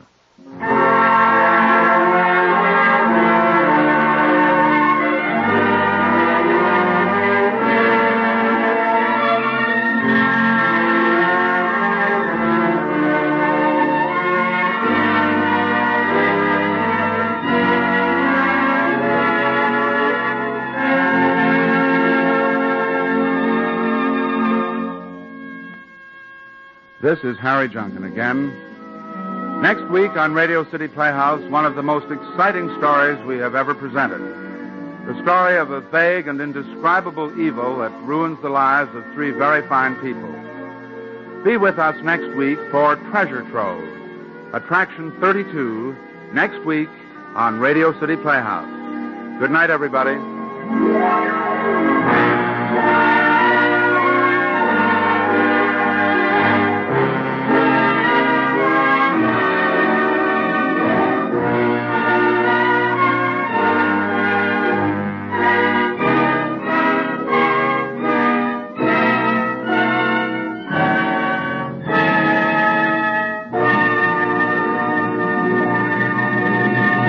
Robert Warren speaking. This is NBC, the National Broadcasting Company.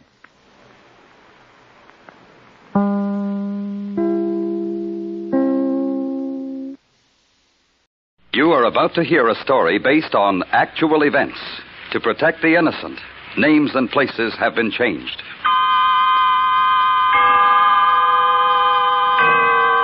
Autolite and its 96,000 dealers bring you Mr. Charles Lawton in a story taken from life. Tonight's presentation of Suspense.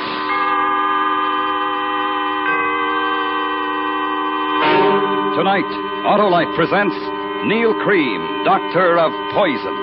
A story concerning a man historically famous as the most notorious poisoner who ever lived. Starring Mr. Charles Lawton.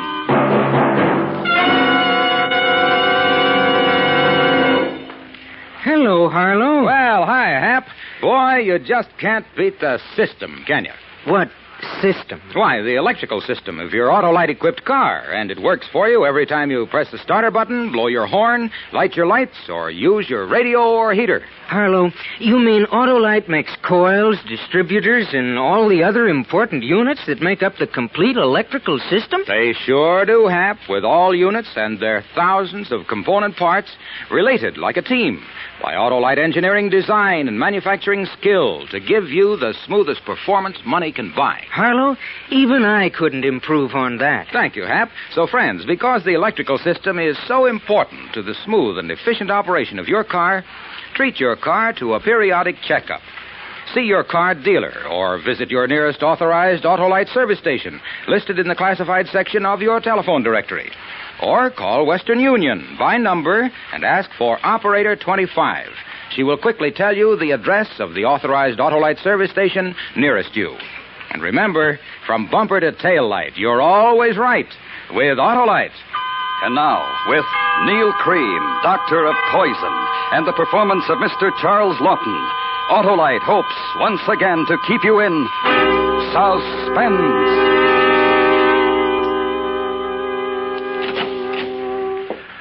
Dr. Cream. May I see her now, Doctor?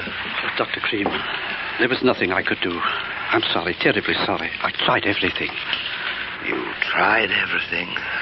Sorry. I did what I could. It was too late. Don't go in now. I must go in. I must see her. I'm sorry. Emily. Emily. Baby girl. Emily. Emily. Doctor. My wife's dead. Come away. I'll attend to things. You don't understand. She's dead. I wasn't with her. I didn't know Emily, my love. My little girl. No. She can't be my life. Oh, Emily.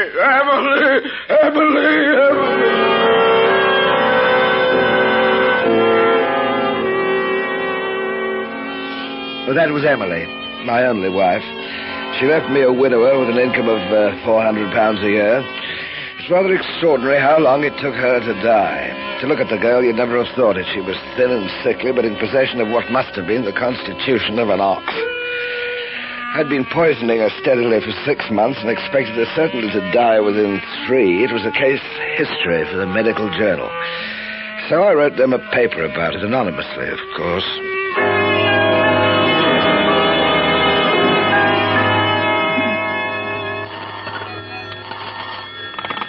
Inspector Waring.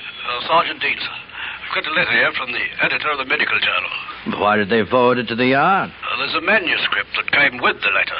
Just a moment, sir. Resistance to physiological action of alkaloid poisoning. Case history C, by Anonymous. Oh, what's the matter with that? The medical journal people seem to feel that the man who wrote it did the job, too. Put it on my desk. I'll be there in half an hour. Right, sir.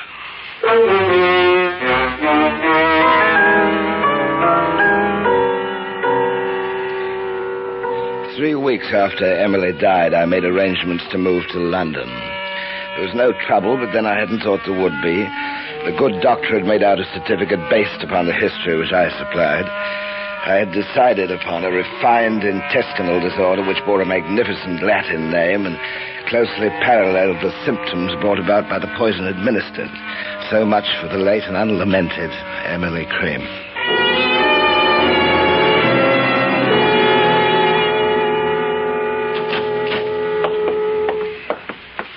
I'm sure as how you'll find this room most suitable, sir. Oh, Dr. Cream, Dr. Neil Cream, ma'am. Oh, how nice. I have another boarder who's a doctor. Well, very nearly. Medical student, don't you know? Mr. Bridgman. Ever such a nice gentleman. Really? You'll find a very refined atmosphere in my house, Doctor. And scrupulously clean.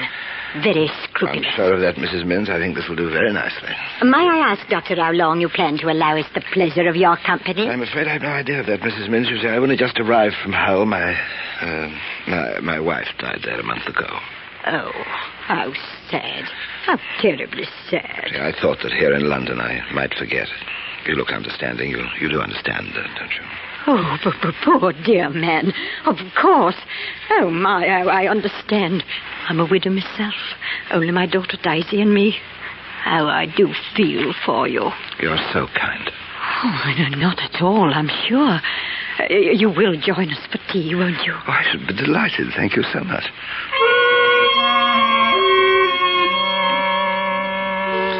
I had found a boarding house in Bloomsbury off the Tottenham Court Road. The proprietress, Mrs.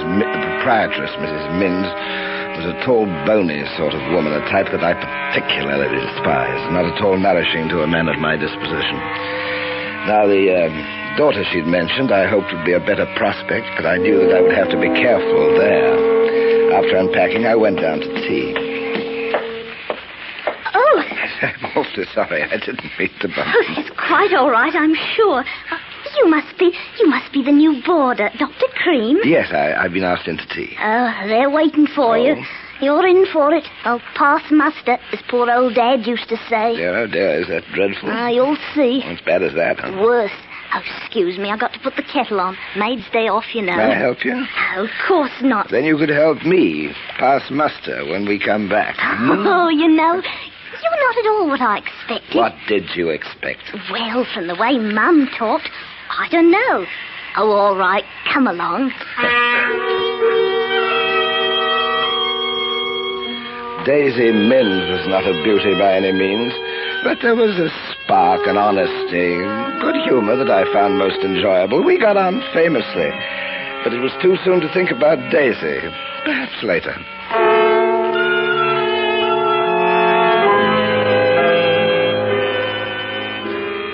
It was the evening of the fourth day after my arrival in London that I met Mildred Vickers. It was at a pub in Hammersmith. She was a sweet little thing, large brown eyes, rosy cheeks, perhaps encouraged by a touch of rouge. Altogether delightful. I must say that I flattered her with attentions not usually received, and flowers, dinner, the theatre. She was very grateful. Oh, I'm tired. You? Yes. Goodbye. Thanks very much. Goodbye. I wanted to tell you earlier tonight, I can't see you anymore. You can't? You're joking. I'm not. You've been a duck. We've had a lovely time, but it's finished. My young man's coming home tomorrow. He phoned me this morning from Southampton. His boat's coming. Your young man? Your young man? You'll wake up the whole house. Millie, you'll be the death of me. Now, come along. Let's get inside. You can't. I'm serious. It's like you said, laughs and all sorts of fun. It's over. Now, you be a good boy and... Now, you get inside. Stop it. Don't you go against me. Millie, I'm sorry. I didn't mean to lose my temper, but the way you told me, it's a shock. I thought you were joking. I'm sorry. Really, I am. I'm very fond of you, Millie. A chap gets fonder, and then... well, one last kiss, Millie, just one last kiss. Of course. I knew you'd be a sport about it. Millie, I can't let you go. I can't. Oh, crikey. Now, Millie, let's talk it over. There's nothing to talk. I'm just going to sit quietly and talk. I promised I'm not going to make any trouble for you. I just want you to understand. Understand what? I'm tired. Now, please, it's not too much to ask. We'll just have one drink and you listen to me. And if you want me to go, I'll go. I'll quietly, no bother. Everything's serene. I'm sorry. It all sounds ever so sad, but my young man's coming in tomorrow. Will you stop talking about your young man? Millie, I didn't mean that. I'm not angry, but please, now, will you look here? There's so much that I can give you. I'm not young, anymore, but you found me attractive. You do find me attractive, don't you? Well, don't you? What are you smiling about? What the heck? What are you laughing at? Millie! Stop your shouting. You think I want the police on me? No. You want me to go? That's right. Well, I'll be as good as my word then, Millie. There's no hard feelings. Of course not, silly. Farewell drink? Not for me, thanks. Just a splash. We're going to drink to your young man. Wouldn't he just laugh if he knew? Wouldn't he just? You ought to find yourself a nice widow. Someone like you. And settle down. Yes, I know what you mean, Millie. Here we are. Thanks. Now off it. Like a good boy. Millie, I suppose I really should tell you that I don't care about you at all. That nonsense that I was saying before, I didn't mean it, I don't quite understand why I said anything. You're not worth it. A nasty little... Yeah. That burns, doesn't it? It doesn't burn for long, though. You annoyed me very much by chucking me over. Not that I cared because of you, but me, you see. And it isn't going to be long. I just want you to know. Can you hear me? I just want you to know that every time we went to a public place together, I was ashamed. Ashamed to be seen with someone like you. Good night.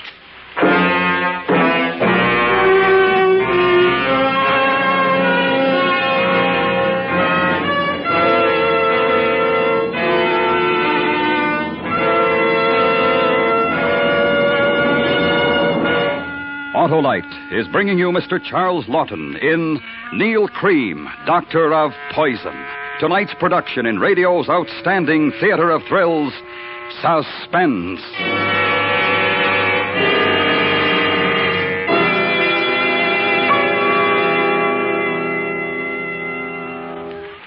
Say, Harlow, if I need a new coil for my car's Autolite electrical system, won't most any coil fit? Sure, Hap. And white shoelaces fit black shoes. But they don't match. Right you are, Hap. But every part in the Autolite electrical system does match perfectly with every other part to give your car the smoothest performance money can buy. You mean the Autolite coil, distributor, generator, they're all related? You bet they are, Hap, because the units that make up the complete Autolite electrical system and their thousands of component parts are all related by Autolite engineering design and manufacturing skill, and are used as original factory equipment on many leading makes of our finest cars, trucks, and tractors. Well, that's good enough for me, Harlow. So, friends, take a tip from me and specify Autolite original factory parts when replacements are needed for your Autolite-equipped car. You'll find it pays because you're always right with Autolite. And now, Autolite brings back to our Hollywood soundstage Mr. Charles Lawton in Elliot Lewis's production of Neal Cream, Doctor of Poison. A dramatic report well calculated to keep you in suspense.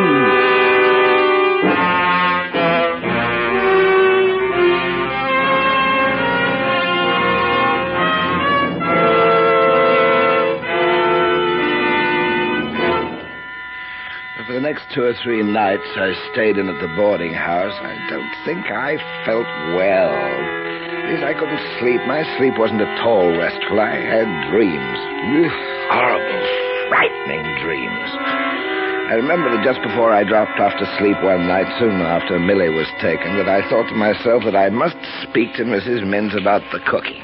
Oh, that heavy stuff.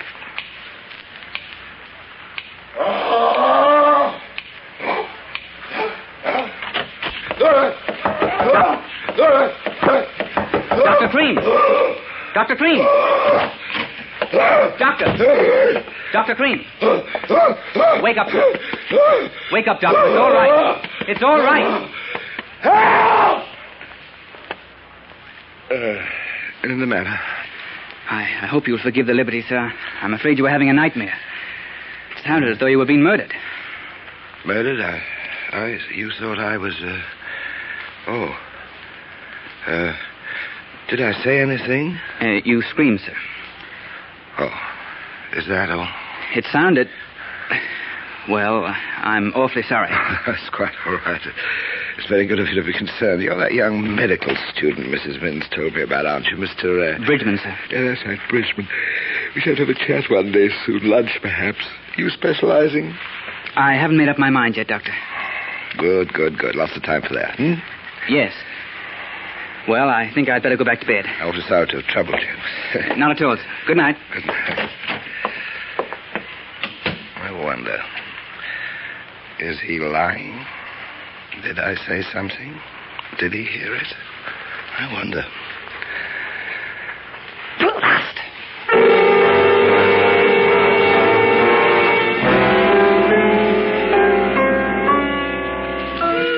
But 2 weeks passed and I was safe. Nobody knew, nobody, unless Mr. Edward Bridgman, the medical student. I'd taken him to lunch 2 or 3 times and we talked, medicine for the most part. But he had a way of looking, curious and knowing. I decided to write the letter to Scotland Yard.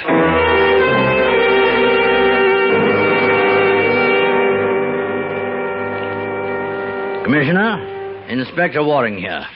I think we've got something more on that poison case in Hull and Millie Vickers.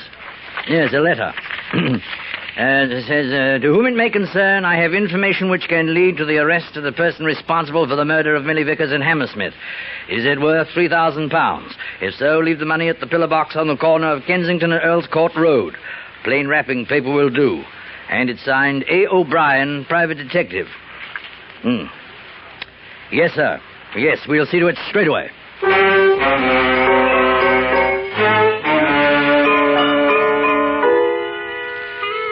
It was aggravating not to be able to learn whether the police had accepted my offer. I could have used the money, but other more important things were occupying my time. Mr. Bridgman. I loathe bright young men, and I had a feeling that he was watching me cleverly and carefully. I had to put a stop to that. He knew that was certain, so I took to following him. A As far as I could make out, he didn't voice his suspicions to the police, but there was a girl.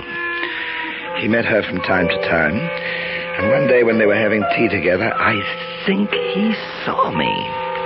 Because from where I stood outside the tea shop, I saw Mr. Bridgman lean across the table and talk rapidly to his sweetheart, and that would have to be taken care of. It was. A week later. I beg your pardon. Oh, yes? Now, you must think me awfully rude, but aren't you Edward Bridgman's young lady? Why, yes, but I don't believe that No, we haven't met. Edward's told me so much about you, though. I saw you together as I went by on the bus last week. You were coming out of a tea shop. That's right, in Oxford Street. Now, look here. Mm-hmm. I wanted to meet you for a long time to talk about Edward. Oh? Well, I mean, you're going together, and I saw... I suppose so, in a way. Exactly. I'm very fond of him, you know. As a matter of fact, I've spoken to some colleagues of mine in the profession, you understand. And your Edward has a future, I think. That's sweet of you, Mr... no, it's Dr. Cream. Of course, he has spoken of you. You're staying at the same boarding house. Yes, we are. I hope he said nice things. Oh, yes, but you know Edward. He doesn't talk much about anybody, does he? Yes, that is what I wanted to talk to you about. Now, do you think we could go somewhere? Would you like a spot of tea which I could drink? Well, I don't know. You see, I really should please, be it's really important to Edward.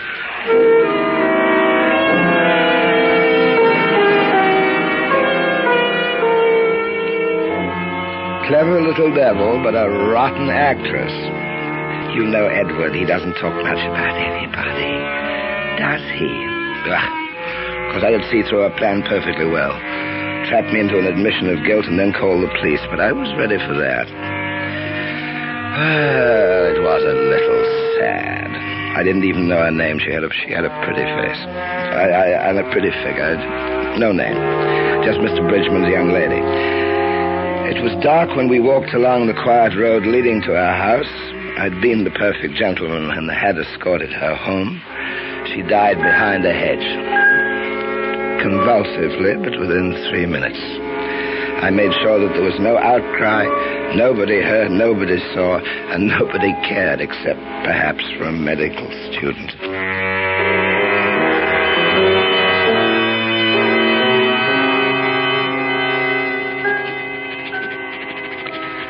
To whom it may concern, ask Mr. Edward Bridgman, who lives in Mrs. Minn's boarding house, what he knows about the murders of Millie Vickers and Joyce Hamilton. He killed them both. I offer this information, greatest A. O'Brien, private detective. Yes? Evening, Dr. Cream. Hello, Daisy. Come in for a chat, or is it a sore throat? Neither. Mum asked me to ask you something. Oh. She wonders how long you'll be staying. Well, I'm perfectly happy. I hadn't thought of moving. Why? I don't know. Mum didn't say. I'll tell her what you said. Daisy, just a minute. Close the door like a good girl. I want to talk to you.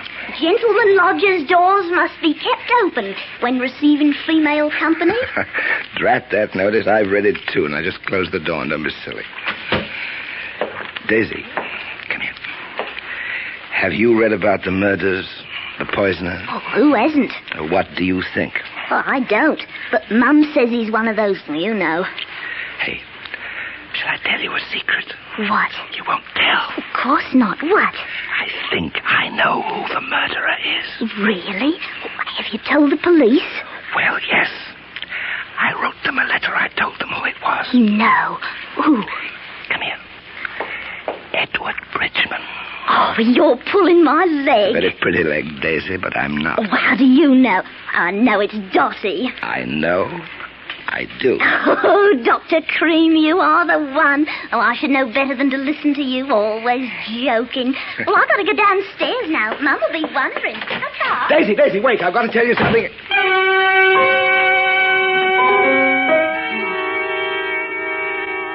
Darn, I could have killed her. She thought it was a joke. There had been so many things to tell her, clues, proof, everything to help get rid of the medical student. And she wouldn't listen. And after she'd gone, I was afraid that she might remember. Damn, I could have killed her.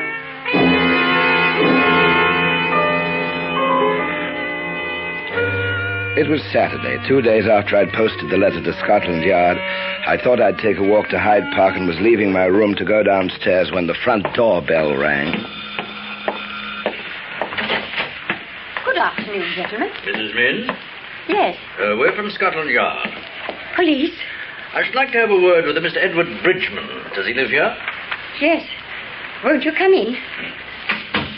Is anything wrong? Is he at home? It's in the drawing room, I think. Shall I call him?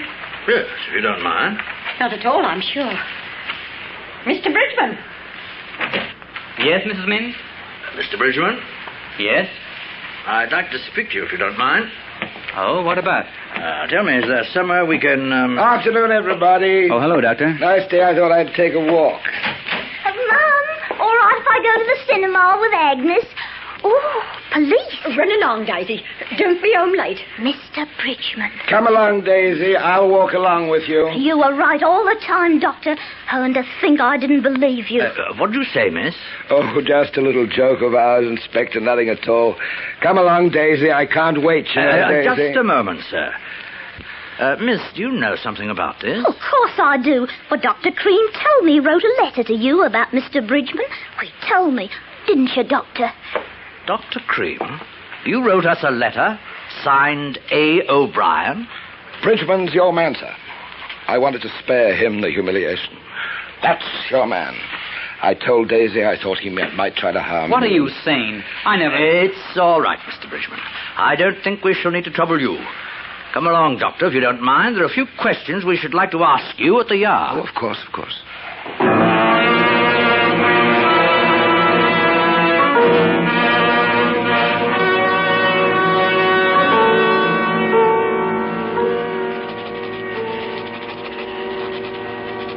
Having set down this case history, my own, let the judge and all responsible for my unfair trial be warned that death will come to them from an unseen agency.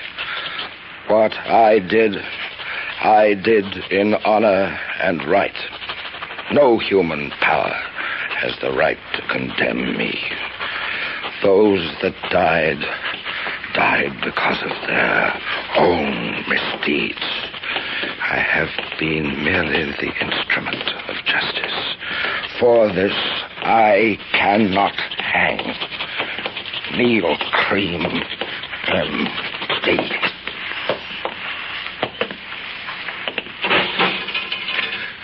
Dr. Neal Cream. It won't hurt, will it? I can't stand pain. It won't hurt, will it?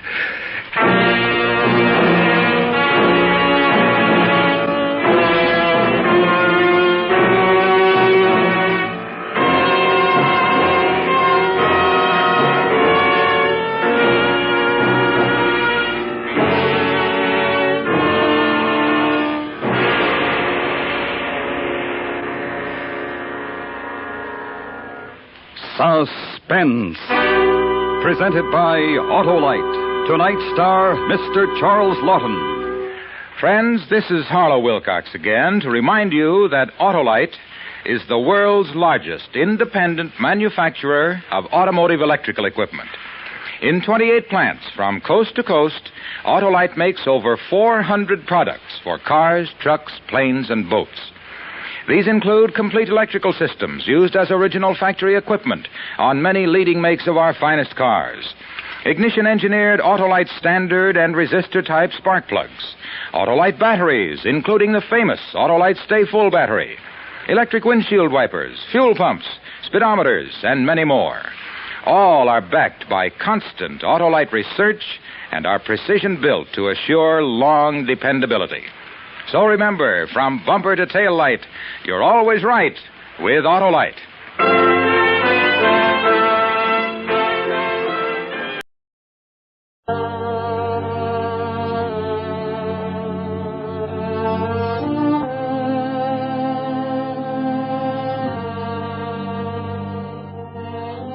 sir, in all the years that I've been stage doorkeeper in San Francisco, I reckon I'm one of the few things that hasn't changed.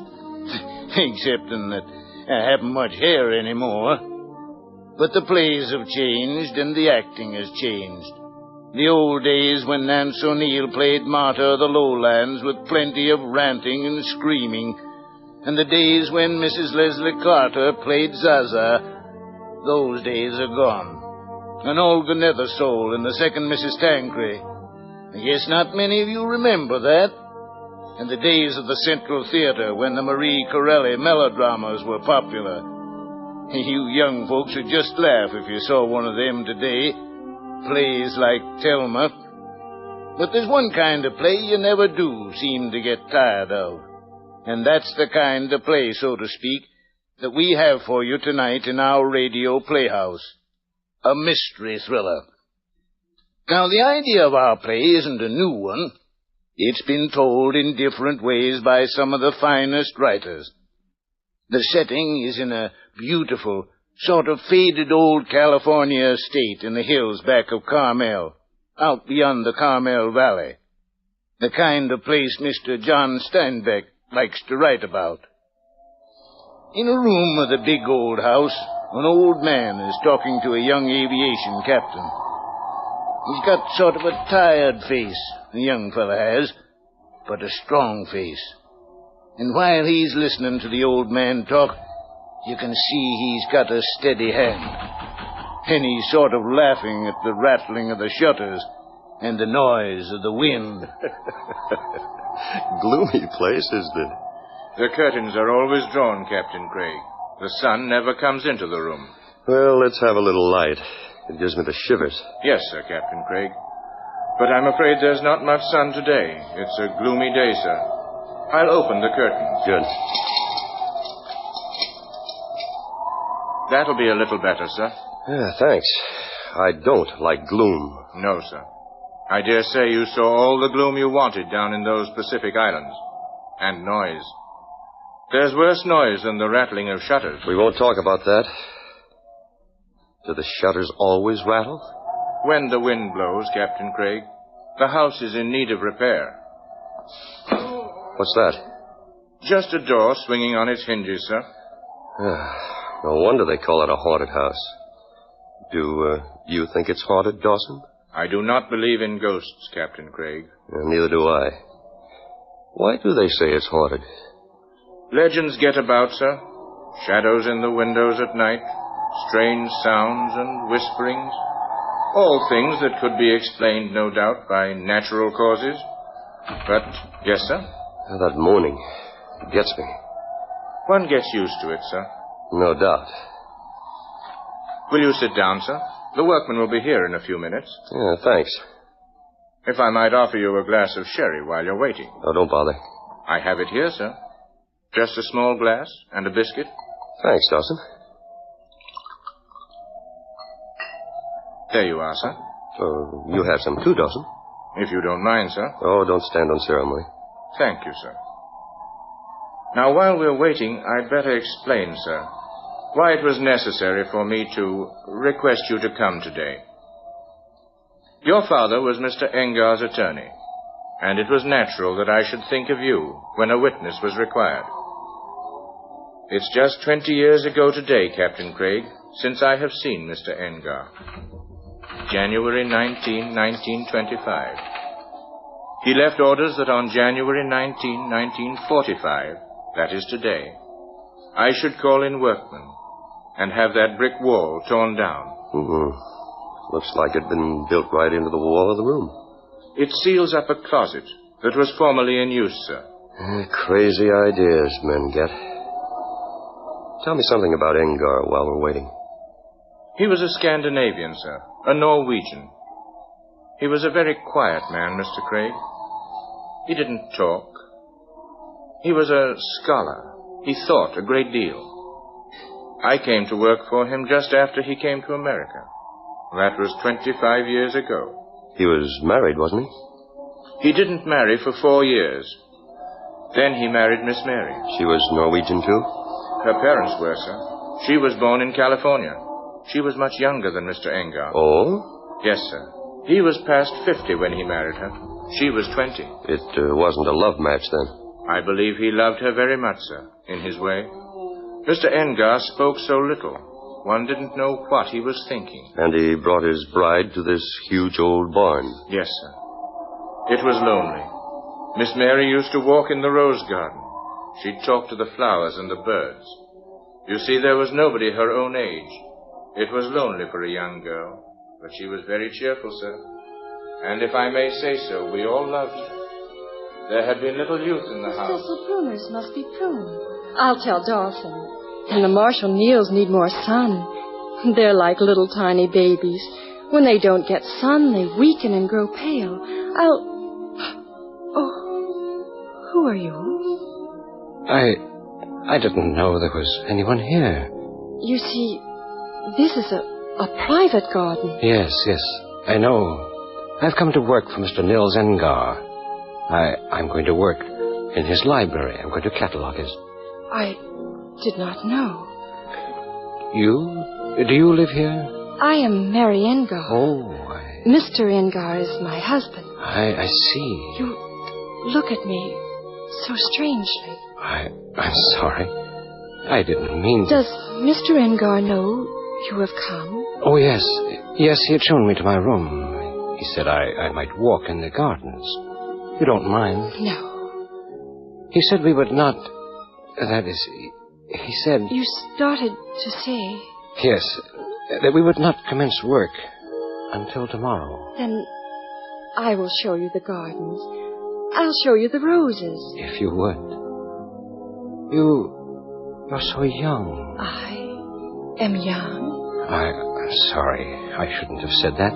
I am different than you had expected. Oh, I hadn't thought of it. Of course. You had come only to catalog the books. Yes, the books. Mr. Engar has a very wonderful library. Very wonderful. You mustn't look at me that way, as if I was not there at all. I was thinking of the books.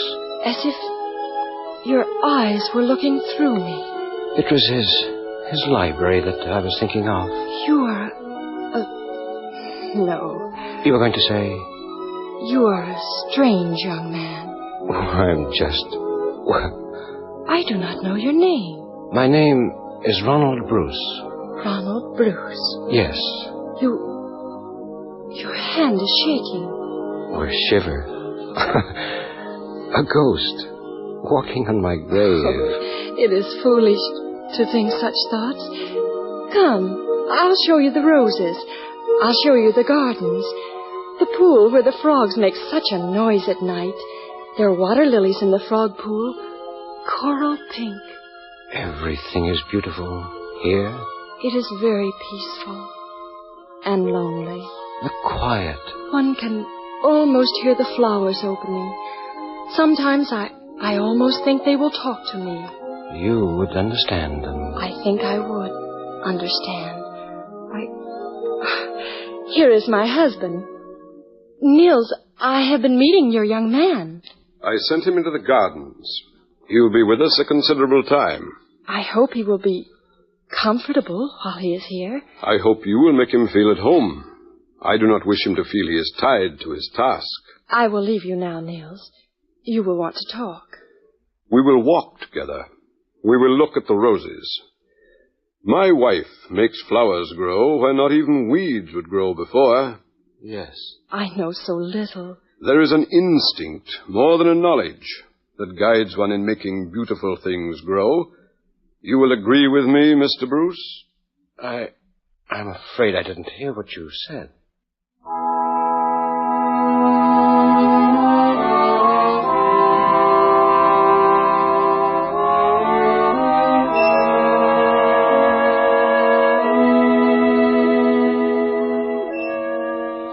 Quickly the roses fade, Ronald. When you came here, they were just beginning to bloom. Now they are almost gone. 6 months is a long time. It has been a very happy 6 months. Has it? You have been happy, Ronald? Oh, I have felt I would go mad at times. You should be out in the sun more. You are pale and you've lost weight. Perhaps one does need more sunlight. You, too. You are not well. I am not well. If you went away... I cannot go away. I belong here. You must not say that, Ronald. Mary, I know, Ronald. Perhaps if you went away. Well, there is no place I could go now. The world is big and you are free. Yes, I am free. Oh, your hair is so soft against the green of the trees. The world is so beautiful. Why can't life be beautiful, too? I try not to think of you. I try to think of you as Mrs. Nils Ingar. I am the wife of Nils Ingar. Forever. You're not his wife. You're a flower he has picked. He has put you in a vase and left you there, just as lightly as I pick this rose. Nils loves me. As an artist creates his art and says, I have created this, and it is mine to please me whenever I desire. You must not be bitter. No, I haven't even that right. Mary, you're trembling. My poor Ronald, I am sorry. You are sick. I am not sick. And yet I think so much of death. You are young, like a rosebud. The roses fade. What will become of us, Mary? We will go on. Everything must go on as it always has gone on. Nothing changes. Life would not be endurable. I can't look at you when you gaze into my eyes that way. They're soft and gray, like cold flames. Look away, Ronald. One looks at the flowers in the garden and doesn't harm them. This was so foolish, Ronald. I've never spoken. You must never speak. The things that are in us, we know they're there. Must we close our hearts to them and close our eyes to them? Our hearts and our eyes are closed. Always. Forever.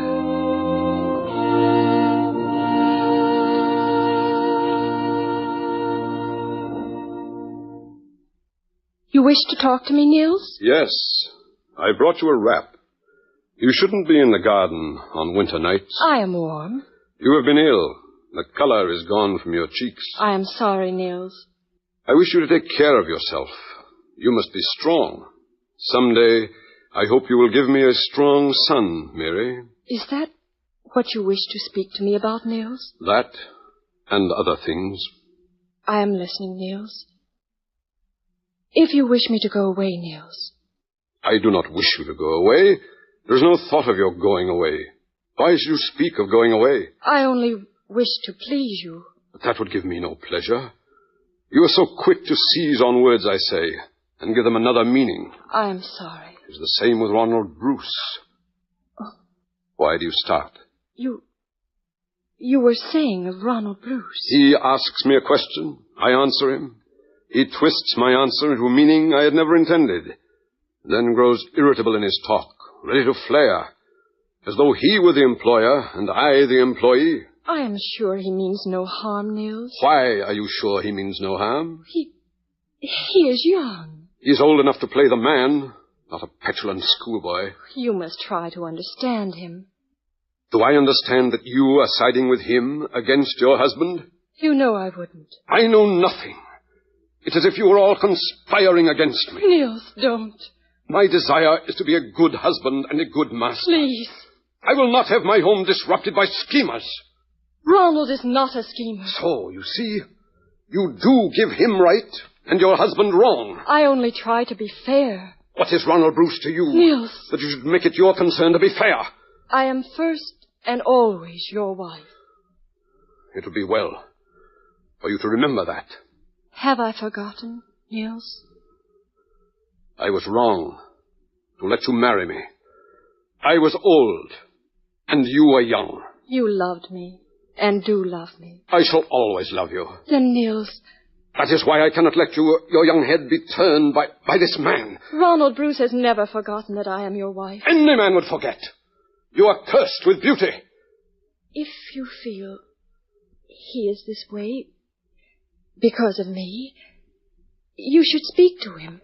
You should Send him away. Then there is reason that he should go. Only if you are dissatisfied. If there is no cause, I will not need to send him away. If there is cause, I will not send him away. Yes, Niels. You will remember, always, that you are my wife. That is all. Yes. And now, come in. The night is damp. I will follow you.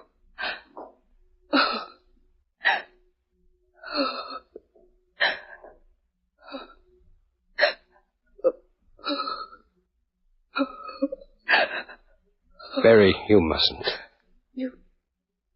You heard. Only a few words. Ronald, you must go away. He wants me to go away? No. I want you to go away. I want you to go while I still have strength to send you. There'll be nothing left in life. Life went on before you came here. A year has changed all that. Your voice, your eyes, the touch of your foot on the gravel walks is a part of life now. And that is why you must go away.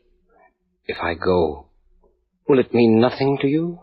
You have no right to ask that. Then I ask without the right. Will it mean nothing? Heaven forgive me. Life will be ended. And still, you want me to go? You must go. Oh, Ronald, we must not spoil a beautiful thing. Go tonight, without a word to anyone. Go, I beg you. Go.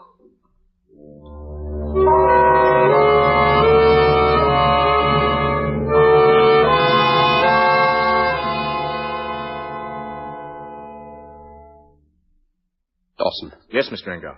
You walking through the halls? No, sir. I was in my room. I thought I heard someone walking through the halls. Yes, sir. No doubt it was my wife. She is ill. Does not sleep well. No doubt it was she. Yes, sir. I will see. You may go, Dawson. Yes, sir.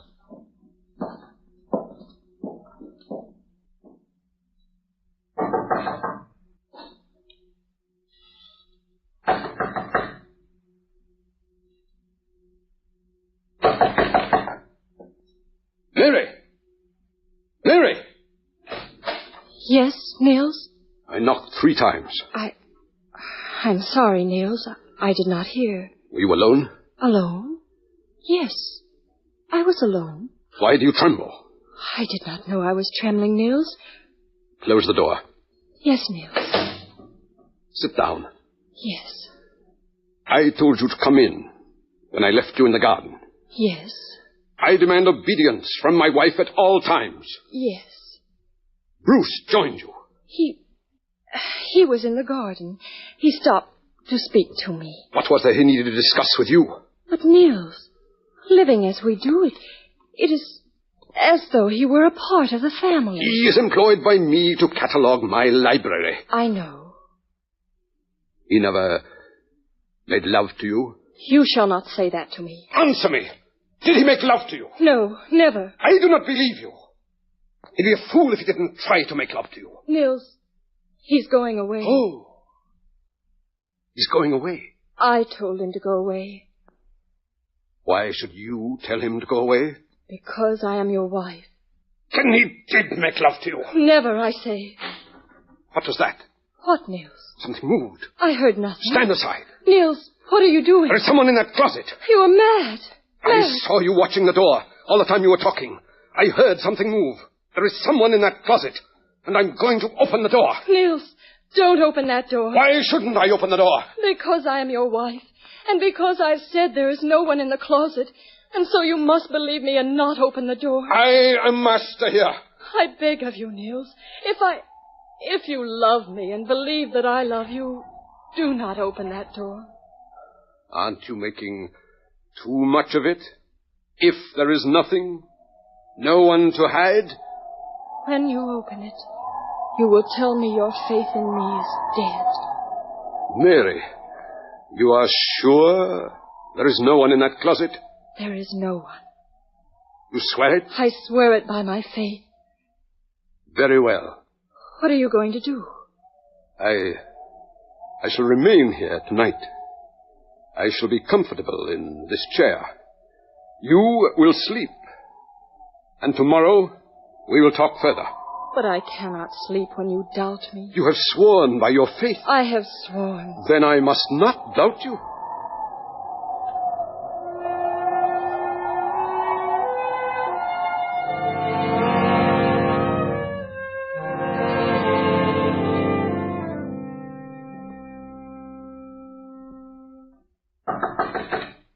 Who is there? Dawson, sir. Come in. The man is here, Mr. Ingar. He has the necessary materials. He has everything, sir. Wait outside the door with him until I call you. Yes, sir. Mary. Yes, Niels. What are you going to do? I asked you last night if there was anyone in that closet. I swore there was no one. So, there can be no one. But strangely enough, as you have heard, when I sent Dawson to find Ronald Bruce this morning, he was not to be found. He said he would go away. He has taken nothing, neither his clothes nor his possessions. His bed has not been slept in. And so you still think... I think what? That he came here. That I hid him. That he is in there. He couldn't be in there. You swore he was not in there. What are you doing, Niels? I am giving you one last chance to say you did not tell the truth. If you did not tell the truth. I swore to you by my faith that there is no one in that closet. Very well. Bring the man in, Dawson. Help him with his things. Yes, sir.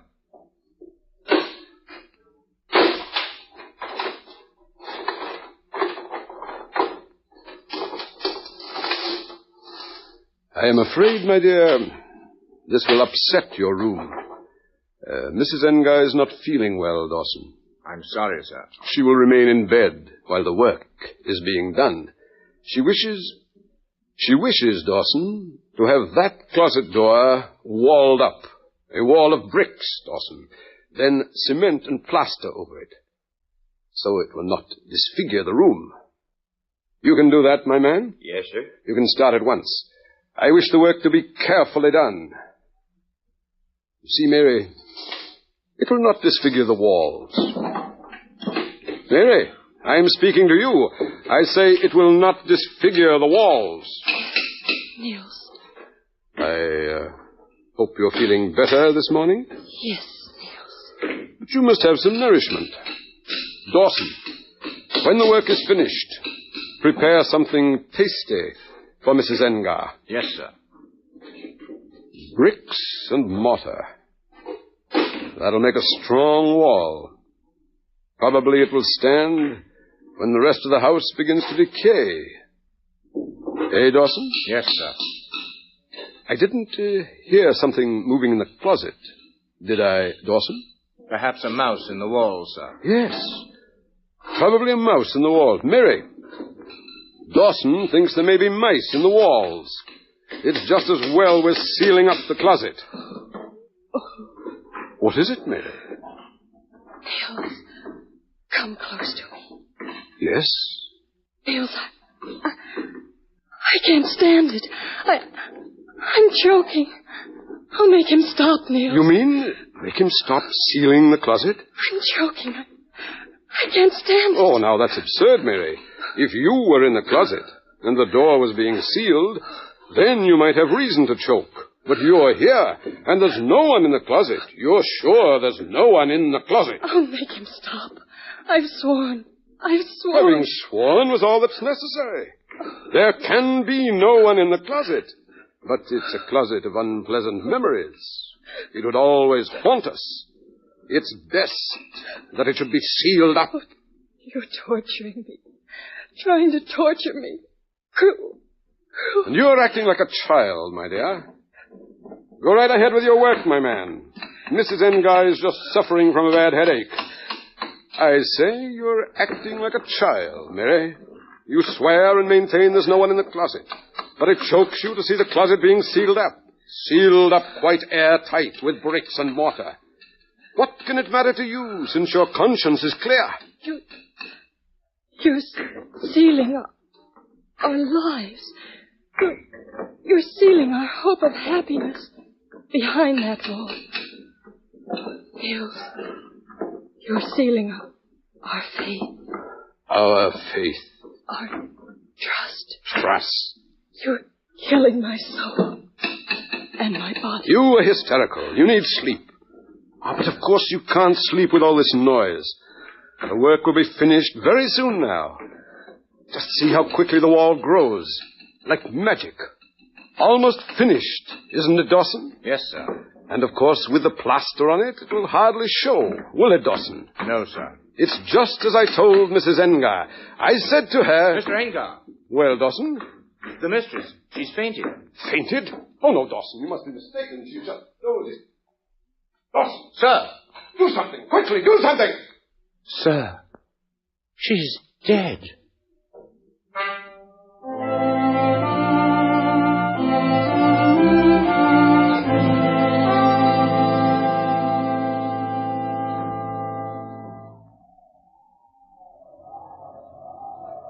Well, go ahead, Dawson. Go on with the story. That's all, Captain Craig. He buried the young mistress in the rose garden. And the day he laid her away, he, too, went away. And before he went away, he ordered me to take charge of the house. And you've been here ever since? 20 years, sir. 20 years? And I thought 6 months on Guadalcanal was a long time. And now, sir, if you're ready, I'll have the workmen tear down the wall. Yes. Yes, the wall's got to be torn down. Let them get going. Yes, sir. All right, men. Start in. Yes, sir.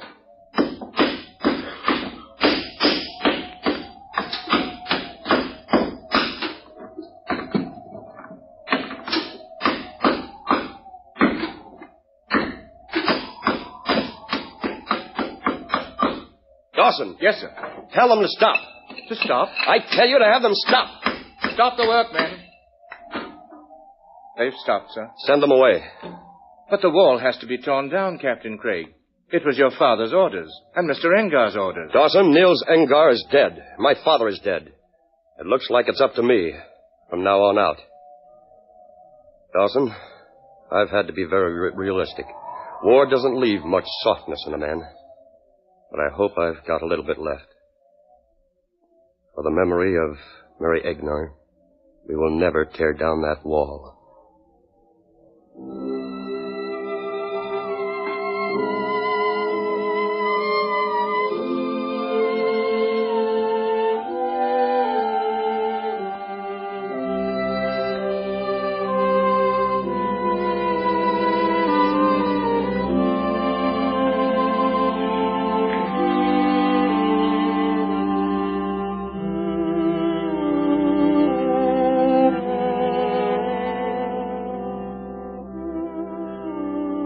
You have just heard the radio drama, The Ghost of the House of Engar, written and directed by Samuel Dixon in the KPO drama repertoire, tonight at 9:30.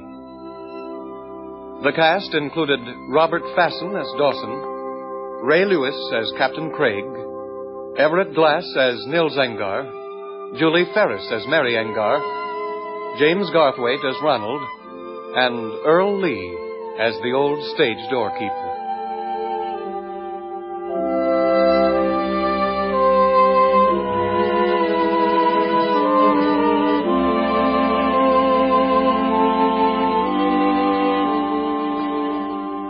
Be listening next Friday night at 9:30 for Dad, the old stage doorkeeper, with his memories of the theater in San Francisco and his radio dramas tonight at 9:30, coming to you from San Francisco's Radio City.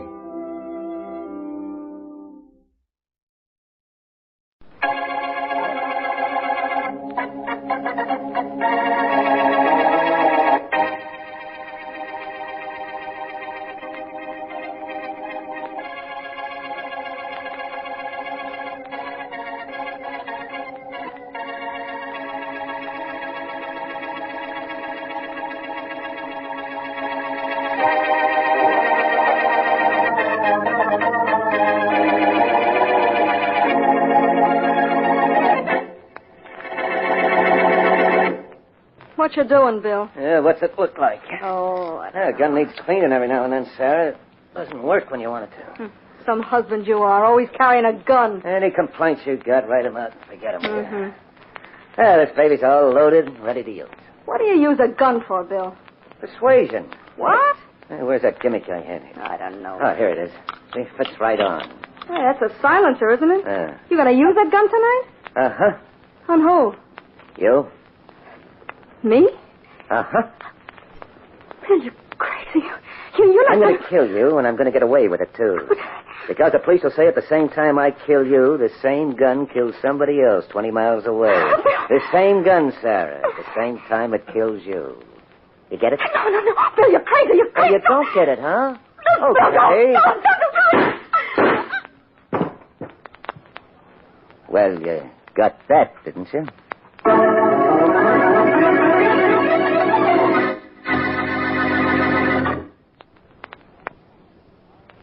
Now, on to Dick Calmer as Boston Blackie. Enemy to those who make him an enemy. Friend to those who have no friend.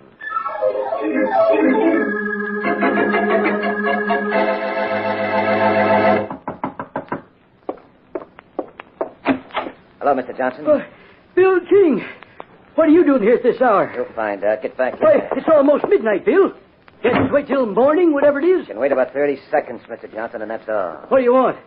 I told you I paid you all the money I'm going to pay you. I know that. And you said you're going to the police. Wait a minute, Bill. Wait a minute. I was only joking about going to the police. It's too late for that, Mr. Johnson.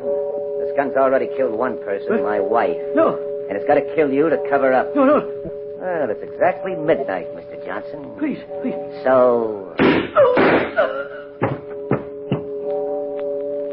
Exactly midnight, Mr. Johnson. Too late for anyone to be up. So... Pleasant dreams.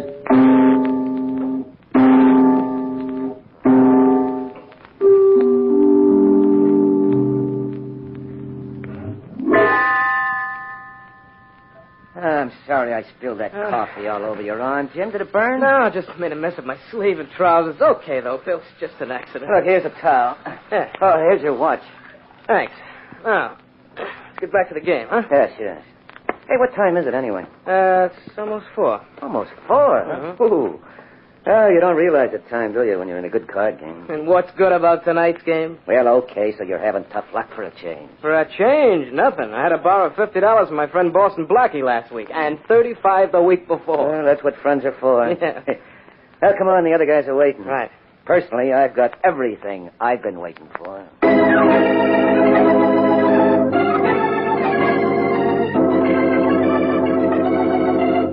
According to the newspapers, it's incredible, Faraday. Incredible and fantastic. We've got to do something about it. You're incredible and fantastic, too, Blackie, and I'm going to do something about you. For instance? What do you take to get out of my office? You couldn't afford to pay it. Yeah, name it. Listen, Inspector. Is this case as impossible as the newspapers say? You figure it out. 2 people were shot at exactly midnight, 20 miles apart. But ballistics says both bullets came from the same gun. Now, is that impossible, or do you have one of your genius explanations for it? I wish I did. Any connection between the 2 people? No, one was a man, one a woman. Did they know each other? Not that we know yet. And both were killed at the same time? Yeah. The time was midnight. I didn't give that information to the papers, but it was exactly 12 o'clock. Neighbors of the man who was killed, Carl Johnson, heard the shot at midnight. And neighbors of the woman heard a shot 20 miles away at the same time. That's right. And those are strange words for me to be saying to you, Blackie, so remember them. You'll never hear them again from me. I can't wait to get home to write them into my diary. Yeah, why not start home? Any suspects, Faraday? Any suspects, Faraday? Yeah, there's suspects. One, a guy named Bill King. We know Johnson was scared to death of him, and a guy answering King's description was seen leaving Johnson's place just after the shot. Apparently you haven't picked up King. We've got men out for him. What are you going to do about him? Find him, of course, the hard way. By finding out something about the woman who was killed. What was her name? Sarah Adams is the only name we've got for her. Once was a burlesque queen, from what I hear. What about my suspect? Well, Faraday, maybe a way to find King is to check back on the Queen.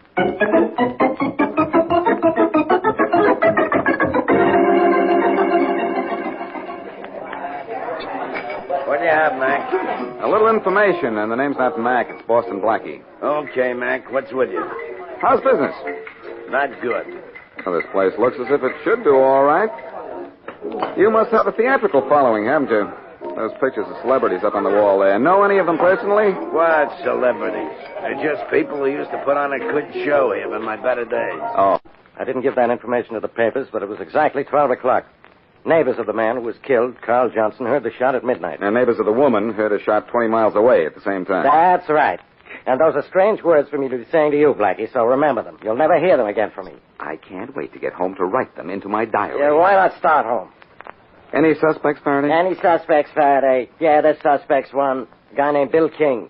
We know Johnson was scared to death of him, and a guy answering King's description was seen leaving Johnson's place just after the shot. Apparently you haven't picked up King. We've got men out for him. What are you going to do about him? Find him, of course, the hard way. By finding out something about the woman who was killed. What was her name? Sarah Adams is the only name we've got for her. Once was a burlesque queen, from what I hear. What about my suspect?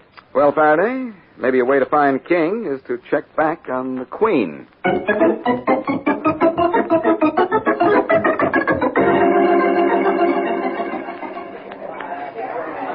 What do you have, Mac? A little information, and the name's not Mac, it's Boston Blackie. Okay, Mac, what's with you? How's business? Not good. Well, this place looks as if it should do all right. You must have a theatrical following, haven't you?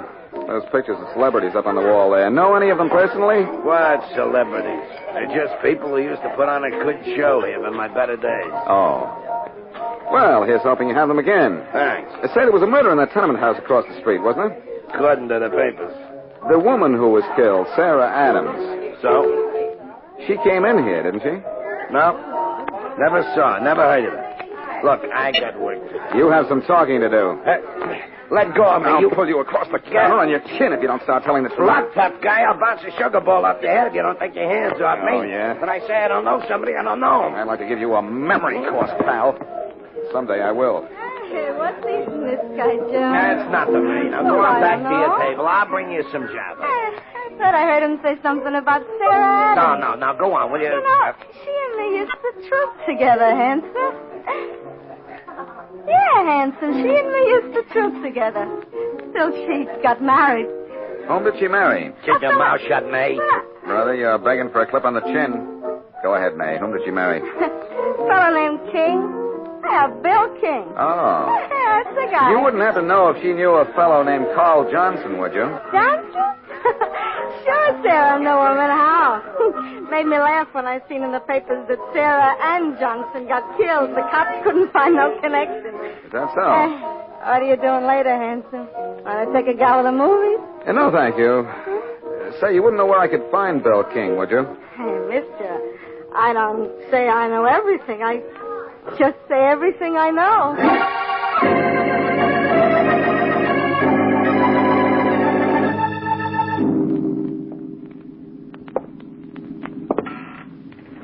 Easy now, Matthews, easy. Check, Inspector. You did good work in tracking him down.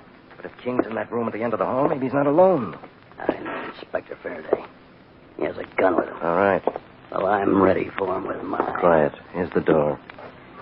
Do we knock it? Door, if it's not locked, swell. If it is, we'll crash it. It's thin. It's open. Well, hello. All right, King. King. You're going to get a lot of things you don't expect. Coming to headquarters with us, King. Yeah, what kind of headquarters? Boy Scouts? Uh-huh. Oh, no. Well, you're policeman, aren't you? Walk toward us with your hands up, King. All right. Be kind enough to tell me what this is all about. About two people we think you killed. Well, I think you'll have to prove that, won't you? I'll prove it, all right. We're going downtown. I've got a cell all picked out for you. It's no palace, King. But for a while, you're going to call it home.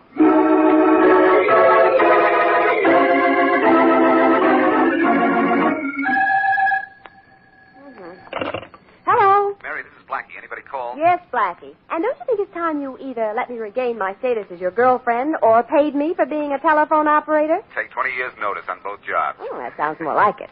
I'm sorry, Mary. Well. But I have been busy, you know that. Mm-hmm. Who called? Faraday. He wants you down to headquarters. He's picked up Bill King. Good for the inspector. Yeah. Well, thanks, Mary. I'm on my way down to help send King up.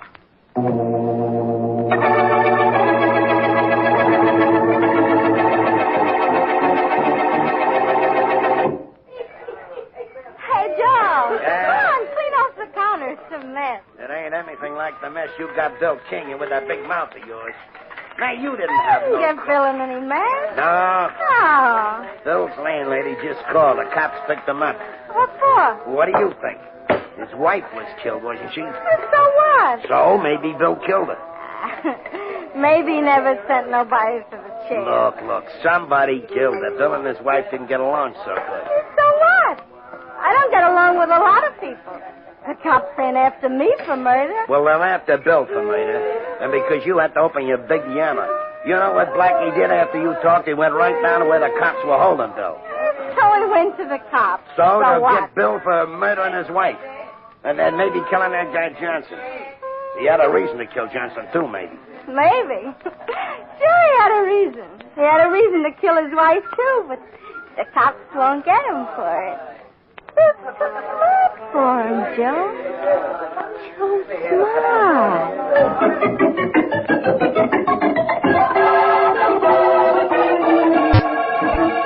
All right, Inspector, I like it here in your office. Yeah, that's temporary. If you like me here, I'll move in.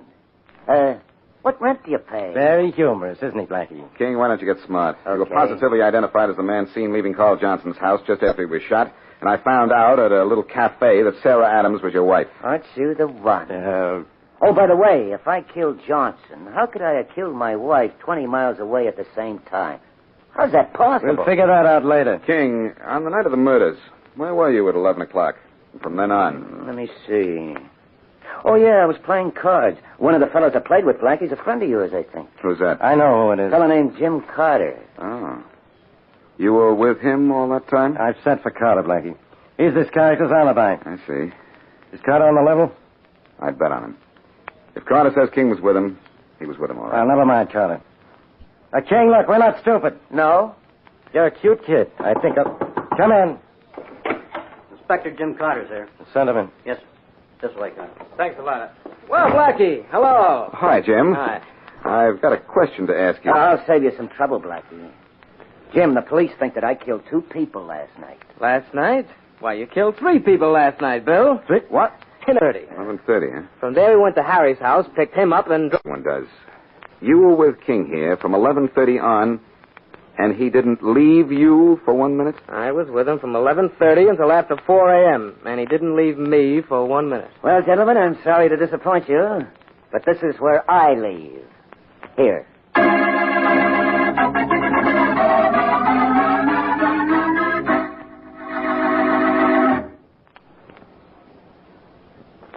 And now, back to Boston Blackie.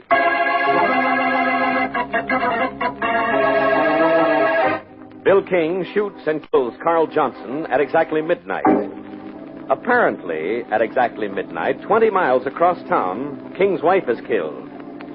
King is seen leaving the scene of Johnson's murder, but when he is picked up, Jim Carter, known and trusted by Blackie, definitely establishes that he was with King at the time of the twin murders. So King is set free. As we return to our story, Blackie is in the apartment of his friend, Mary Wesley, puzzling over the case. Blackie, this whole thing is impossible. The same gun couldn't kill 2 people 20 miles apart at exactly the same time. But it did, Mary. The Oh. same gun at exactly the same time, midnight. Oh, no. Ballistics prove it was the same gun. Well, maybe Jim Carter was wrong about the time that King called for He it. says he wasn't. And he's honest, Mary. Well, an honest man can make an honest mistake. I'm considering that, too. Look, will you do me a favor? Well, sure, if I can. Get a pad and pencil and write down these questions I give you. Yeah. Then go over to Jim's house and have them answered. Yeah, okay. I'll phone you there as soon as I get through. Get through with what? Faraday had to let Bill King go. Oh? Nothing on him. But I'm going to prove that he put something over on us.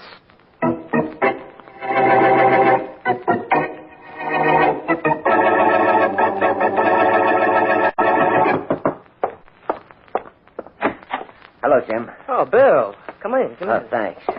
Saw your light on as I was driving by, so I thought I'd drop in and thank you. Thank me for what? For helping me out.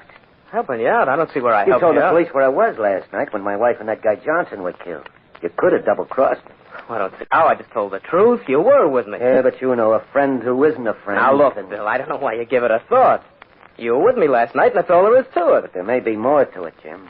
More to it? What do you mean? I mean, somebody might try to make you change your mind about last night. Might try to prove I wasn't with you. But you were with me, Bill, from 11:30 till after 4. And nothing and no one can ever tell me that you weren't.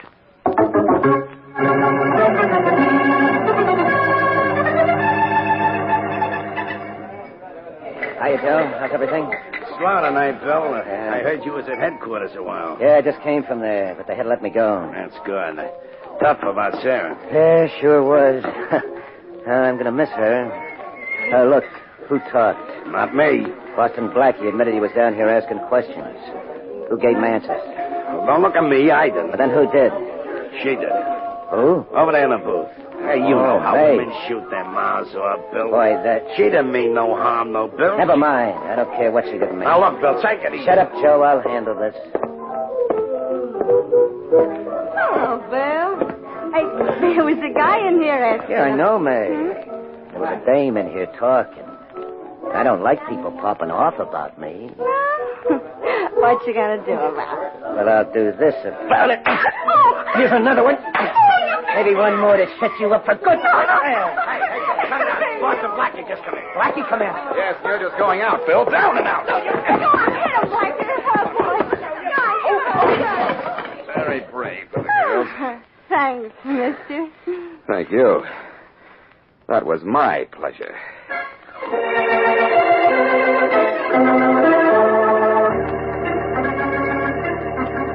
Jim, Blackie gave me this list of questions to ask you. What is this, a sort of written third degree? Oh, now, Jim. Mary, I told Blackie all I know. Well, apparently he hasn't asked you everything he wants to ask you. All right, let's have the questions. Okay. Question 1. Why are you sure of the time when you got up last night? Because my wristwatch and the hall clock here had the same time. I didn't have to reset either later on. And my watch has been right ever since. Mm-hmm, okay. And question 2. Did you at any time take your wristwatch off? No, I didn't. Yeah, wait a minute. I did. Oh? Bill accidentally spilled coffee on my arm during the card game and held my watch for me while I washed. Oh, wait till I make a note of that, Bill. But, Mary, if Bill gimmicked my wristwatch, it wouldn't have been right according to the hall clock. He didn't touch that. Oh, well, the third question's about the hall clock, Jim. While you were getting dressed, where was Bill King? Could he... Oh, I don't know. He was standing Well, I'm right not around... finished. The rest of the question is, could Bill have had time to reset the hall clock before you two left to play cards? Yeah, he could have. He came out here and waited while I dressed, and I didn't look at the hall clock again before we left. Does that help you any? I don't know, but I'll let you know as soon as Blackie lets me know.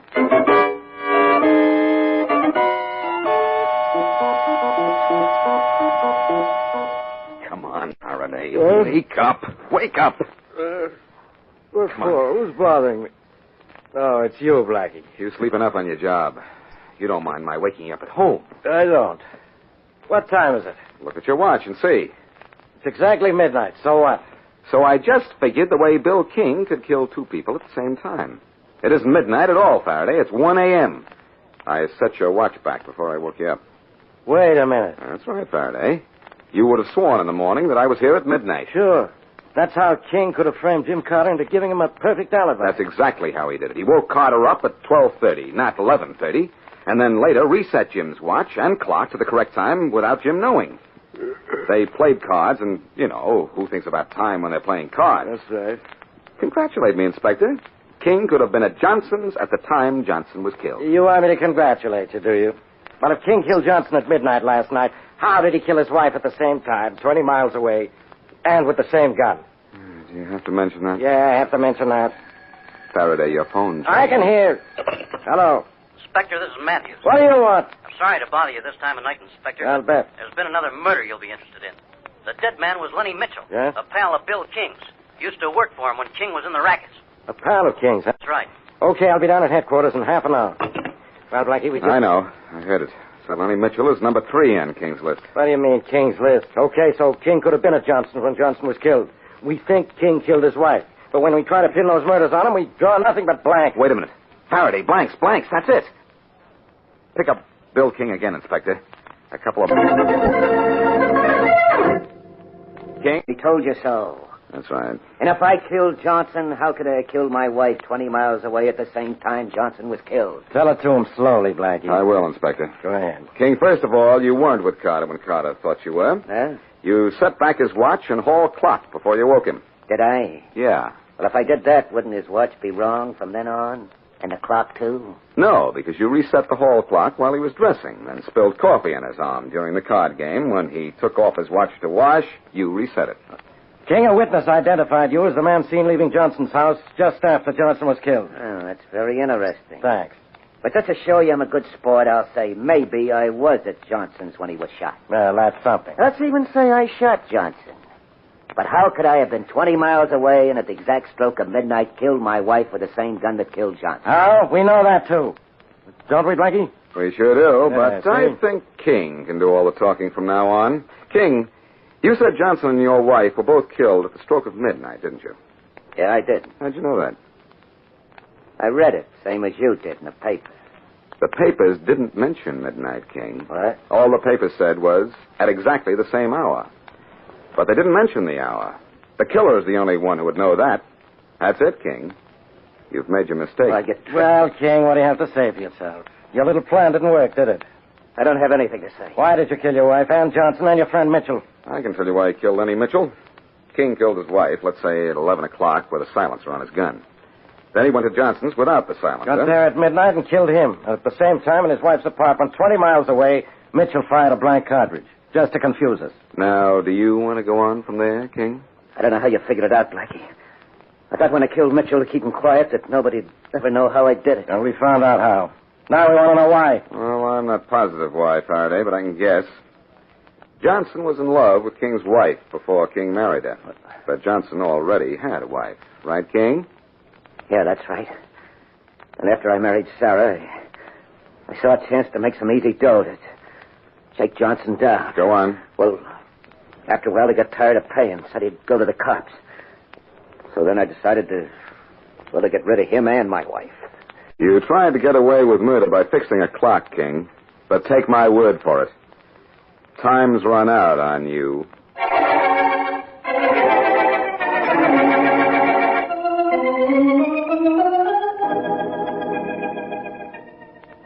I'm waiting, Mary. Be right there, Blackie. I'm just getting my hat on. There we are. Well, worth waiting for? It sure was. Oh, by the way, did I tell you what a good telephone operator you were? Well, I helped get Bill King's number, didn't I? That kind of talk is my exclusive property, Mary. But you did help. That information from Jim Carter was just what I needed. And all the time I thought it was I you needed. See how wrong I can be? I needed you to help me get the information. Well, you could have sent a telegram and you wouldn't have had to take the messenger boy out to dinner the way you're doing for me. Oh, Blackie, this was a very complicated case, wasn't it? I wouldn't say it was complicated, just impossible. Oh. But there was a fallacy somewhere, and all I had to do was find it. Mm-hmm. A gun can't be in two places at the same time, neither can a person. Oh, I wouldn't say that. Every time you work on a case, even though I'm in my own apartment, I'm with you every minute. Well, that's very sweet. But talking about minutes, how about a minute steak? I'm hungry enough to eat an hour steak. All right with you? Definitely. You know something? I know a lot of things. What do you have in mind? I just happened to think. If Bill King hadn't said the murders were committed at the crack of midnight, we might not have been able to prove our case. That wasn't the crack of midnight, Mary. For him, that was a crack of doom. And now, Mystery Theater, brought to you in part by True Value Hardware, your store of first choice.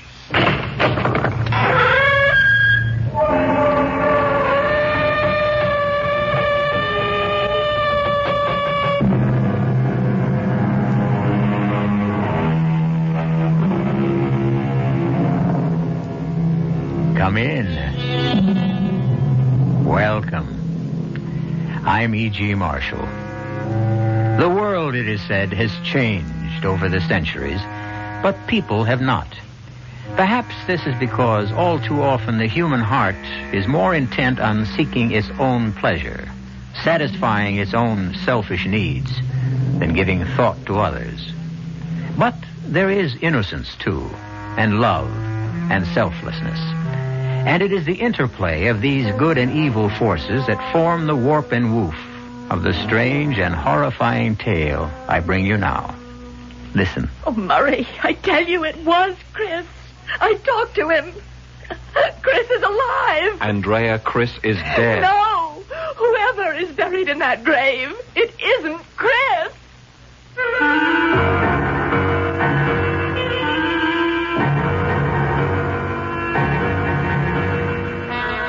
Our mystery drama, My Sister, Death, was written especially for the Mystery Theater by George Lothar and stars Paul Hecht and Beatrice Straight.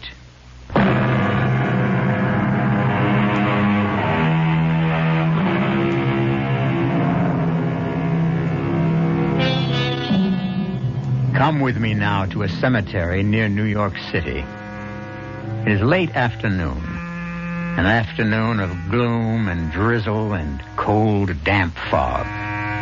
Two women, half shrouded in the fog, walk amongst headstones that rise like white bones in the gray of the afternoon. They are sisters, these two, Andrea and Sybil Carter, and they are walking toward a certain grave. Really, Andrea, it seems to me we could have skipped visiting Chris's grave today. You needn't have come if you didn't want to, Sybil. When we buried our brother 2 weeks ago, I vowed to visit him every day. That's what I'm doing. But you can't go on doing this the rest of your life. Even Murray has asked you to be reasonable about it. Yes, come once a week, he says, or once a month. Well, you know what that would lead to. Coming not at all. No. I love Chris more than anyone else in the world, and I'm... Who's that? What? Someone. A man. Standing beside Chris's grave. Can just make him out in the fog. I don't see... Oh, yes. A man standing with his head bent as if he were praying. He's raising his head. He's turning towards us. Sybil. Oh, Sybil, my God. My God, it's Chris. Oh, Andrea, don't be silly. It couldn't possibly be. It is. I'm telling you, it's Chris. It's Chris. Andrea!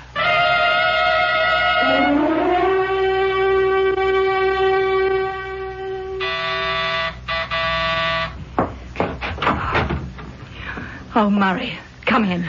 Sorry I couldn't come the minute I got your call, Sybil. Oh, that's all right, Murray. I know how busy your law practice keeps you. Your estate, you mean, yours and Andrea's. Chris's death has raised all sorts of tax problems. I'm afraid his death has raised more problems than that. Yeah? Yeah, what is this all about? I told you on the phone. You didn't really tell me what I thought I heard. Andrea is convinced she saw Chris. Saw him today in the cemetery, standing beside his own grave. Oh, come on, Sybil. What kind of nonsense is... Murray, please. I'm telling you the truth. Where is Andrea? In her bedroom, sleeping. Dr. Swanson gave her a strong sedative. Murray, she was in such a state, so hysterical. Look, let me get this straight. You and she went to Chris's grave this afternoon? Yes. We were walking toward the grave when we noticed a man standing beside it. And there was a man? Oh, yes. I saw him, too. He was standing beside the grave with his head bent, as if he was saying a prayer or meditating or something. I had just said I wondered who he could be when he raised his head and turned towards us. Huh. That was when Andrea started to scream. It's Chris, it's Chris. And then she just fainted. Went out cold. Who was the man? I don't know. Well, what do you mean you don't know? You didn't see his face? You didn't talk to him? It was a foggy day, Murray. It's been foggy all day, and out there at the cemetery it was very foggy. I could barely see his face. And so if it comes to that, neither could Andrea. Well, this is the strangest thing I've ever... Tell me, has Andrea had any other brainstorms like this one? Well, has she? Well, Murray, Now, look, sweetie, I'm your attorney, yours and Andrea's. If something not quite right is happening, you can tell me. In fact, you'd better tell me. Oh, Murray. You're more than just our lawyer, you know that. It's no secret that Andrea's in love with you, and that I am, too. And that I'm in love with both of you and can't make up my mind between you. But what has that to do with it? Oh, she'll pull herself together sooner or later and straighten out. Chris's death was a terrible blow to her, that's all. It was a blow to you, too, wasn't it? More than a blow, Murray. A puzzle. I still can't figure out how he could have fallen over a railing nearly chest high. 18 stories to the street below. Frankly, I keep wondering about that, too. But about Andrea now. Murray, the truth is she's been acting very strangely. What do you mean, strangely? Well, imagining things. Like Chris this afternoon, and, well, a few days we went shopping downtown, and I took the Bentley. When we went back to the parking lot to get it, Andrea looked shocked when the attendant brought it around. Why shocked? Well, she swore up and down that we'd driven into town in the Jaguar. That's crazy. Murray, please don't say that. Don't even use that word. Something even stranger happened last night. What? Well, we'd had dinner here in the apartment. And Andrea said she was going to walk down to the corner to mail a letter and get a breath of fresh air. I stayed at the table having another cup of coffee. Well, when she came back from mailing the letter. You couldn't have gotten much fresh air in that short a time. Fresh air? What are you talking about? What is all this? What's all what? Well, the table. The food, the dirty dishes. What do you think it is? I'm asking you. What is this? Oh, it's what's usually left after two people have had dinner. What two people? Oh, Andrea, come on now. Will you answer me? What do you want me to say? We had dinner. You went out to mail a letter and get a breath of... Andrea, what's the matter? We did not have dinner here. We didn't. We had it at Delahanty's. I see, just like we used the Jag instead of the Bentley the other day. Now, what kind of a crack is that? No crack. Andrea, no crack. All I'm saying is you're imagining things again. I did not imagine the Jaguar. I am not imagining this. You and I had dinner at Delahanty's, not here. In that case, Andrea, where have you just come from? Come from? You went out to mail a letter and get a breath of fresh air, you said. You just came back. You just now walked through the door. If that doesn't prove... You're forgetting the earring. Earring? What earring? Here, look. You can see for yourself I've only got one earring on. Well, you must have dropped it when you... That's exactly what I said less than 15 minutes ago. When we got home from Delahanty's and were getting out of the car, I said, Sib, I've lost an earring. One that's from that jade pair that Murray gave me for my birthday. I said I wanted to search the car. And that's what I've been doing. I haven't been out mailing any letters. I've been searching in the car for that jade earring. Damn it, Sybil, don't look at me as if I've lost my senses. You know, I'm beginning to be afraid you have. I tell you, Sybil. If we had dinner at Delahanty's, what is all this food and these plates and everything else doing on this table? I don't know. Well, darling, I do. We had dinner here. No. I'm certain we couldn't have. What are you going to do? I'm going to call Delahanty. He saw us there tonight. He came over to our table and chatted with us. We'll soon see whether we dined there or we didn't. Andrea, dear, please. You're simply going to embarrass yourself. Delahanty's. Oh, Del, is that you? Yes, who's this? Andrea Carter, Del.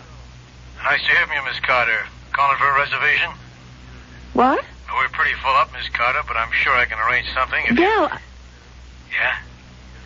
Del, my sister and I, didn't we have dinner at your place tonight? You put me on, Miss Carter? We didn't dine there tonight? Well, if you did, I didn't see you. Thank you, Del. He says we weren't there tonight. Darling, we weren't. Then I did imagine it all? Afraid you did, yes. But it was all so real. Oh, Sybil. Sybil, I'm going out of my mind.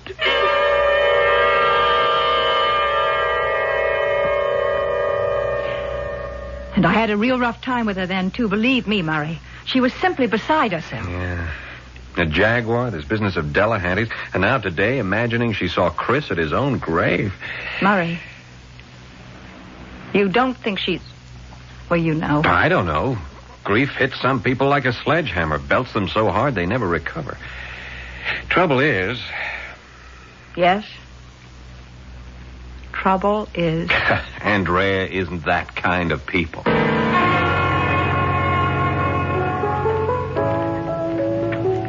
Well, Mr. Redmond. Hello, Del.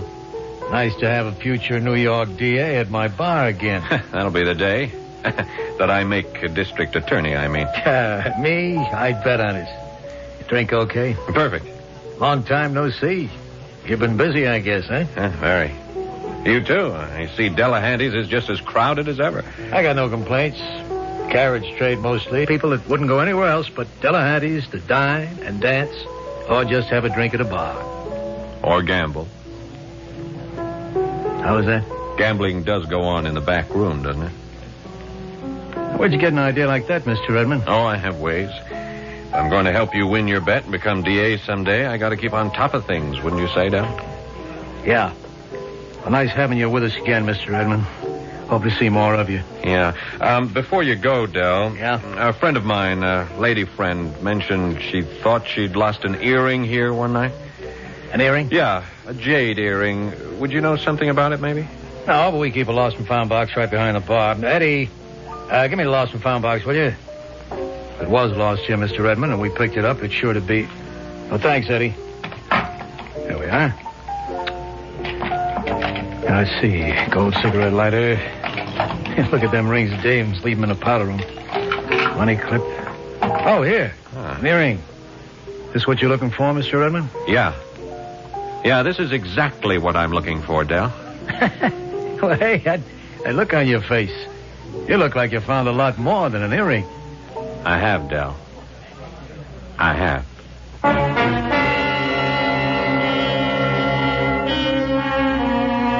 Murray Redmond has indeed found more than just Andrea Carter's earring.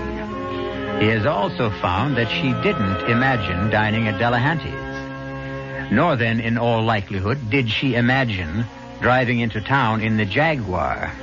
The Jaguar which unaccountably turned into a Bentley. But as for imagining or not imagining her dead brother standing beside his own grave, well, we'll get closer to the answer to that when I return in a few moments with Act 2.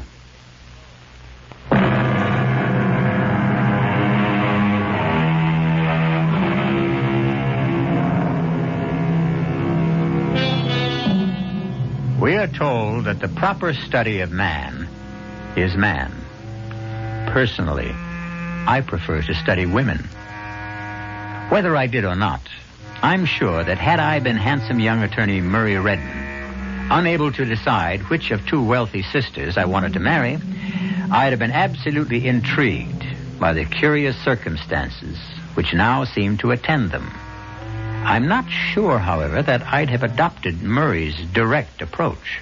Sybil is either trying to drive you crazy, Andrea, or she's setting you up for commitment to a sanitarium. I can't believe this, Murray. Here's the earring to prove it. But isn't it possible that somebody else lost an earring at Delahanty's? The duplicate of mine. Okay. It isn't. Oh, Murray, I can't believe that. What you're saying is you don't want to believe it. I don't either, but facts are facts. You and Sybil did have dinner at Delahanty's last night. She arranged things to make it look as if you dined here. And face it, Andrea, if you hadn't lost the earring, and I hadn't picked it up at Delahanty's right at this minute, you'd think you were going off your rocker. And frankly, so would I. Well, it was clever of you to check for the earring at Dell's. Well, I'm a pretty smart fella, you know. Smart enough, anyhow, to smell a rat when I come across it. Like this dinner business or the car nonsense or Chris standing beside his own grave. Yeah, and I might as well tell you now, Andrea, I don't believe Chris's death was accidental.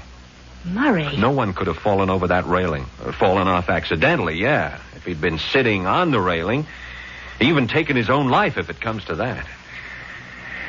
No, personally, I think he was pushed. Murray, do you realize you're accusing Sybil of murder? I do. And of trying to make it look as if I'm crazy. Yeah? Well, why? Why would she do anything like that? Do you really want me to answer that? No, I suppose not. If what you say is true, and it isn't, the answer could be that Sybil wanted to get control of all our money. And me. You? To lay it on the line, Andrea, she's in love with me. So am I. What else is new? Well, there you have it. With you out of the way, Sybil would have, or think she'd have, a clear field. I just don't know what to say or do. Well, the thing to do, at least for the moment, is simply to play along. You see, what I want is to get enough evidence against Sybil to nail the truth and her to the wall. You know, I'm simply dumbfounded. Oh, it can't be true, Murray. It simply can't. We all have more than one side, or sides we usually conceal. Yes, I know it. But... Oh. What's the matter, Andrea? What is it? That painting. On the wall there. Yeah, what about it? Well, you've seen it before. Look at it. I'm looking at it. So what? 3 children playing on a lawn. There were always 4. Four kids? I mean, are you sure? Well, I'm positive. There were 2 boys and 2 girls, and now there are 2 girls, but only 1 boy. Murray, this isn't another of Sybil's... We'll soon find out. Let's just have a close look at the painting. Well? No, I don't see... Wait a minute. Sure. Oh, man, what a skillful job. Skillful? Yeah, of painting out the figure of the second boy. Here, see for yourself. You'd never know that figure had been painted out if you didn't look closely, very closely. You see? Well, yes. My God. It is true, then, that Sybil is... I'm afraid so, Andrea. However you look at it, Sybil is guilty. Guilty as sin. All I've got to do is prove it.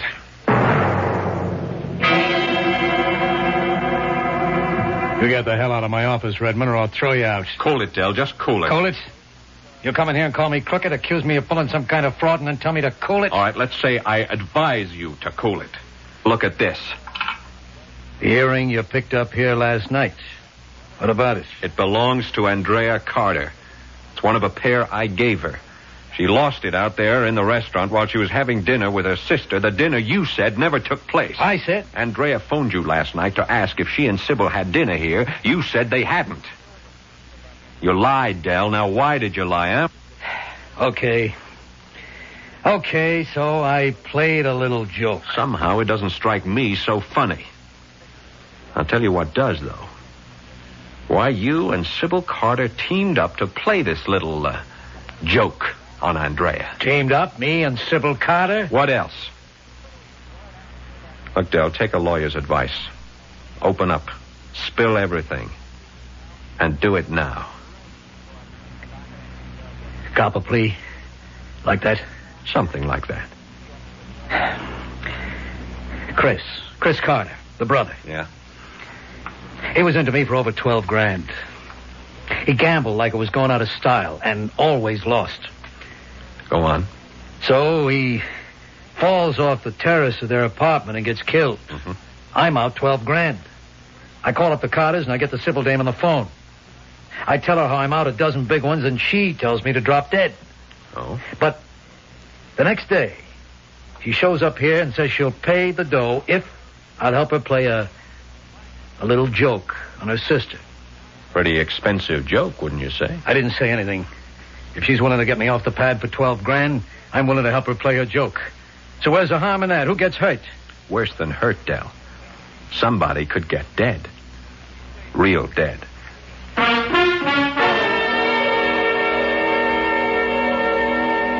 Del broke down and told you the whole story. Just like that? It surprised even me. I guess he's not as tough as he looks. More acts.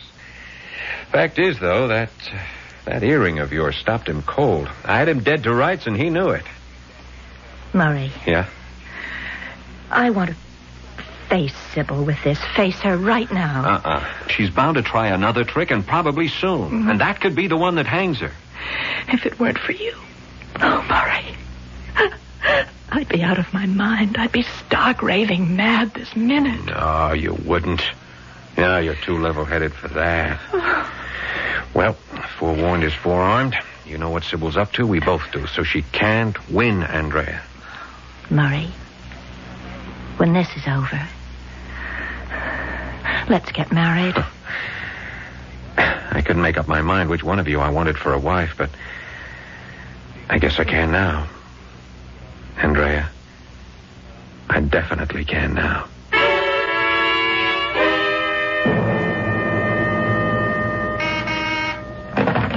Yeah. Oh, of course, Marcia. Send her in. Oh, come in, Sybil. Come in. I know I'm interrupting you. It's something important. You are, but you're worth it. Here, sit down. Thank you. How's Andrea? She's my reason for being here, Murray. Well, what do you want to tell me? Murray, I'm worried about Andrea. Terribly worried. You mean her nervous attacks? But they're more than that, I'm afraid. What you call nervous attacks seem more like delusions to me. I'm beginning to think that she is on the verge of insanity. Has something else happened? Yes. There's a picture on the wall of the living room. A painting of 3 children playing on a lawn. Yeah? Andrea swears that there were 4 children in the picture, not just 3. Or were there? 4 children in the picture, I mean. Well, of course not. There were always 3. Well, yes. You don't sound too sure. What I'm trying to say is, well, I couldn't swear in a court of law that there were always 3 children in the painting. Well, you know how we look at things after a while without really seeing them. What I am saying is that if there are 3 children in the painting now, then there must have always been 3, not 4. Makes sense. Which Andrea's saying that there were 4 doesn't. That, combined with everything else that's happened since Chris died, has got me worried. It's something to worry about. So what I came to ask you, do you think I ought to get her to consult a psychiatrist? Might be a good idea. Would there be any danger in it? Danger? Well, I mean, if she went to a psychiatrist and he discovered that she was seriously ill, I mean, really insane, would she be committed or something like that? Well, it depends. On what? First of all, whether she was dangerous to herself, others. If he felt that she was, he'd certainly recommend placing her in a sanitarium where she could be cared for and perhaps, in time, cured. If that was to happen, if he made that decision, you'd have to sign papers of commitment. Oh. Would you? I don't suppose I'd have any choice, would I? Oh, there's always a choice. Another thing. If anything like that were to happen, what about the estate? You know as well as I do, Sybil, that you'd be in complete control. Well, no, I didn't know. Your father's will divided his fortune equally among the 3 of you. You, Andrea, Chris. You and Andrea came into Chris's share when he died several weeks ago. If you signed papers certifying Andrea as insane, she would be declared incompetent to handle her affairs, and, as next of kin, you'd take over for her. You didn't know that? As I said, I don't know much, if anything, about these things. That's why I came to see you. Yeah. Well, now you know. Sorry, excuse me, Sybil. Yes, Marcia. Oh, yeah, put her through. Murray, come quickly, please. Andrea, what is it? Murray, we're wrong. All wrong. It isn't Sybil. She's not playing tricks. Murray, I am going out of my mind. What happened? I can't talk. Murray. Yeah. Please, God. Andrea, where are you? Okay, I'm on my way.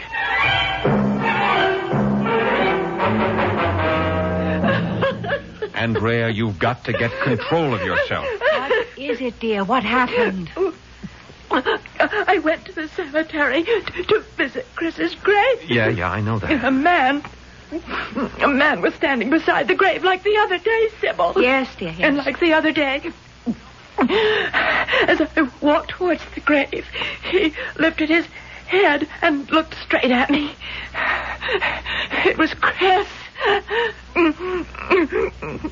Honey, the man we saw the other day wasn't Chris. And neither was this one. It was Chris. The way you sound, you sound as if you actually believe. I do believe it was Chris. He talked to me. He what? He said, as I came towards him, he held out his arms to me and he said, "Hi, sis. Thanks for coming." And it was his voice? His voice. His face. Oh, Murray, I tell you, it was Chris. It was Chris. To the life.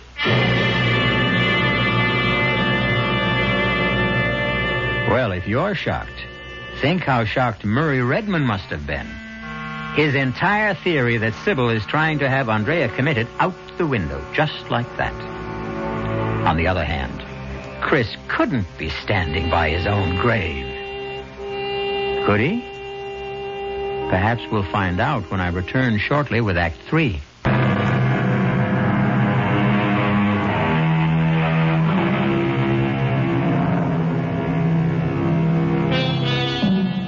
It is almost axiomatic that at those moments in life when we are absolutely sure we are right, something happens that shocks us with the knowledge that we are absolutely wrong. Assuredly, that is what has just happened to Andrea Carter and Murray Redmond. Convinced that beyond a shadow of a doubt, Andrea's sister Sybil is trying to set her up for commitment to an asylum, they are stunned to realize that this may not be the case at all. But, Andrea, what you're saying is impossible. It couldn't have happened. Oh, I tell you, it did. Murray, I'm going to phone Dr. Swanson. Okay. I'm sure you'll come right over. Come on, Andrea. What is the meaning of this? What? Chris is dead. You couldn't have met him at the grave. You couldn't have talked to him. Murray, please believe me. It happened. It was Chris. It's incredible, inconceivable. You say you talked with him? What did you talk about? What did you say? He said, "Hi, sis. Thanks for coming." And you? For a few minutes, I couldn't say anything. All I could do was just stare at him. And he looked at me and he said, "Trust me, sis. I'll explain everything in time. I just wanted you to know that I'm alive." And then what happened? And then he said he was going to leave me then, but that I'd see him again soon, and he kissed me on the cheek. Kissed you? Yes. And then he began to walk away, and I started after him, but he turned, and then he said, No, don't follow me. You'll understand in time." And I let him go. I let him walk out of my life again. I can't believe any of this. I can't believe it either, but it happened.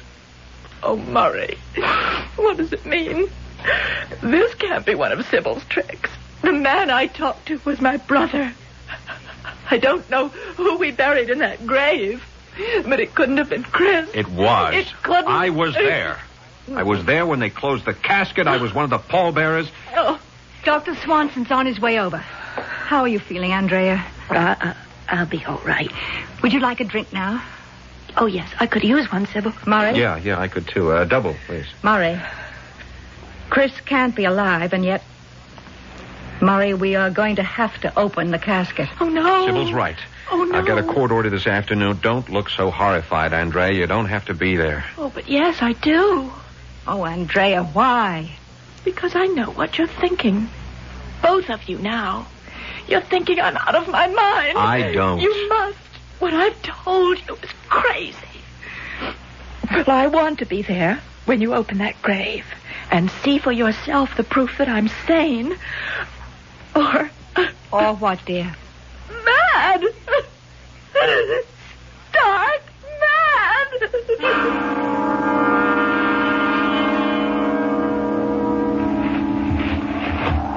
All right, gently, boys. Gently. Open her up now, Mr. Redmond. Yeah. I can't look. That's all right, Sybil. Look, why don't you just go over there under the trees? You don't have to look either, Andrea. I must.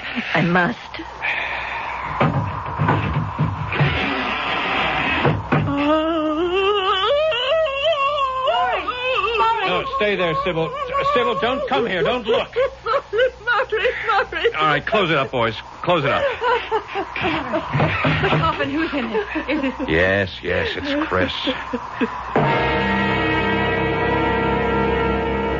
And for the last time, Andrea, I do not think you're crazy. You're as sane as I am.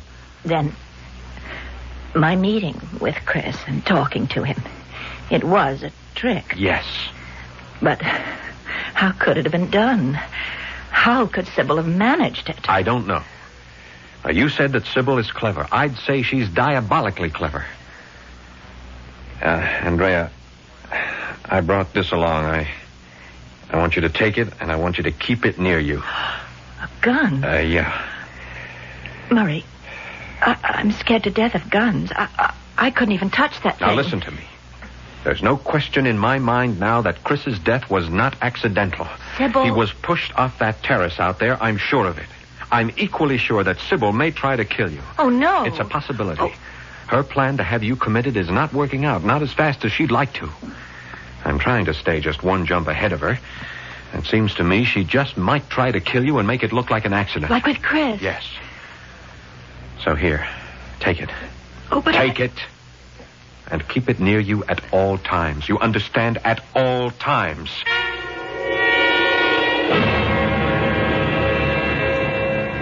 Oh, sorry, Andrea. I hope I didn't wake you. No. Just resting, Sybil. You want something? Well, yes. I thought we might talk. About what? Andrea, I've been doing a lot of thinking about this, about you. And I think you ought to see a psychiatrist. Oh. So does Murray. Anyhow, he doesn't think it would be a bad idea. You've discussed it with Murray, have you?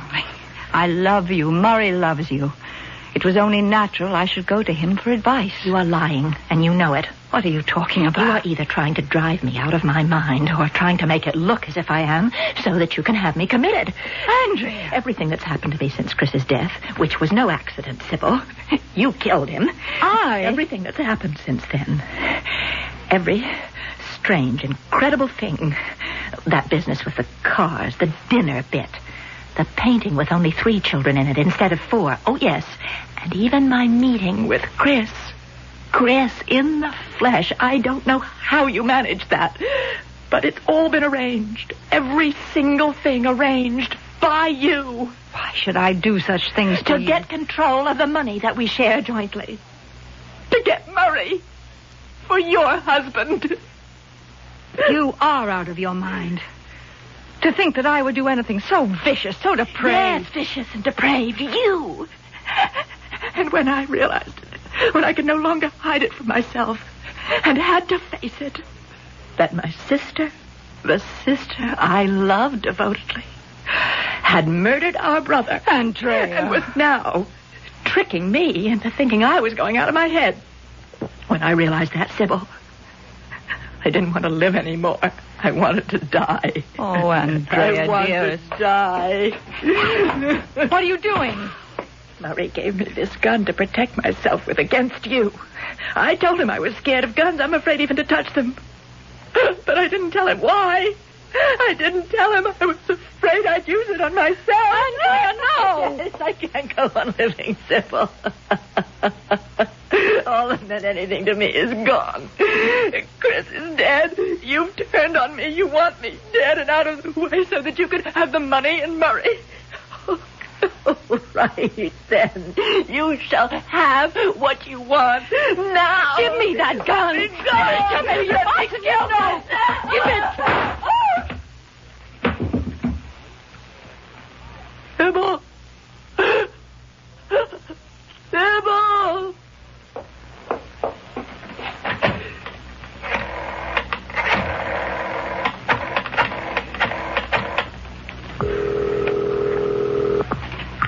Hello? Murray? This is Andrea. Yes, Andrea. Murray? I've just killed Sybil.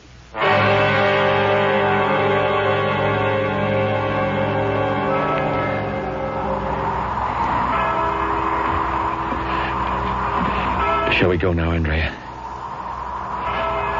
Andrea, dear, the funeral's over. So is my life. They're both down there now. Side by side. Under the ground. Chris and Sybil. Come on. It's cold. You're shivering. Come on now. All right.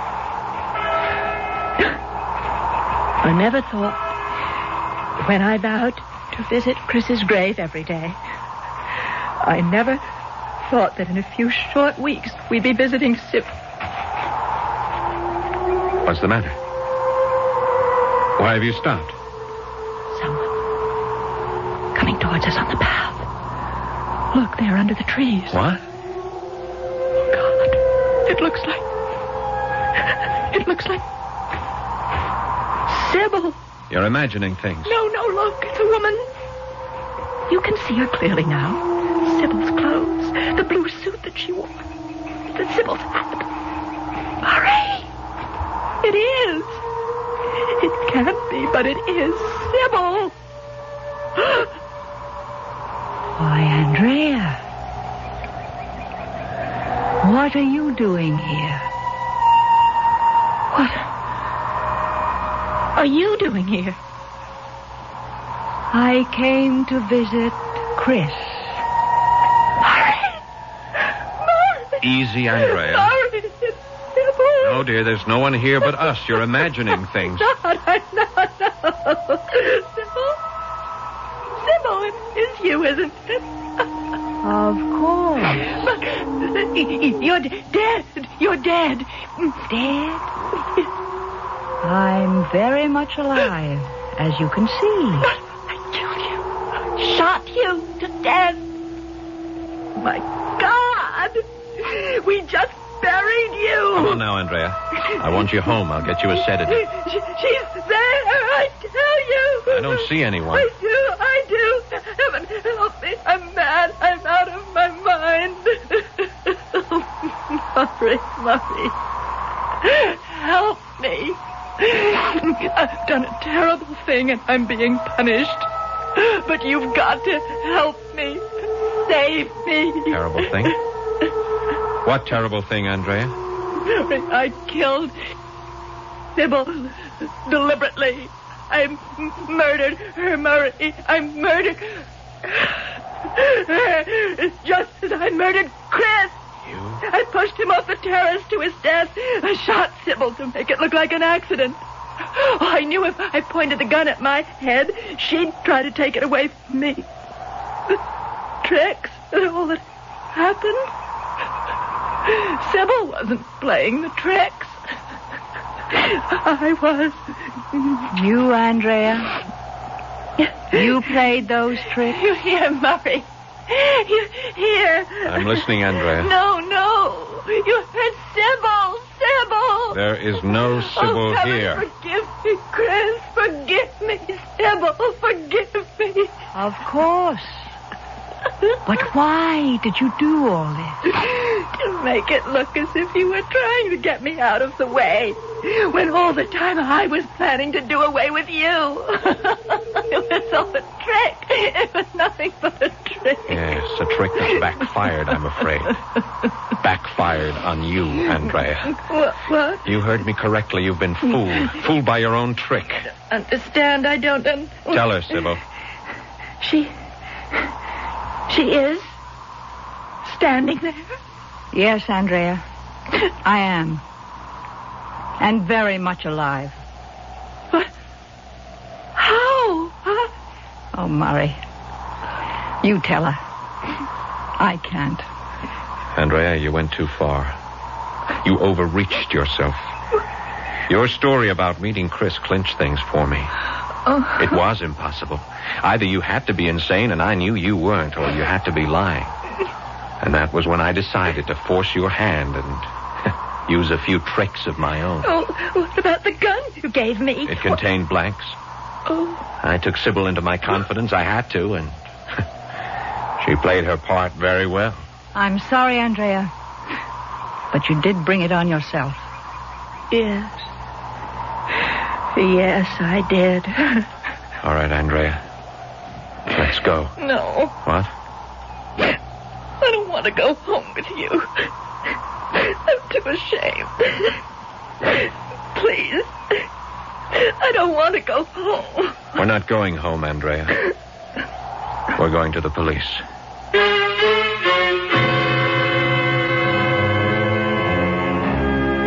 As I said at the outset, the world changes, but people do not.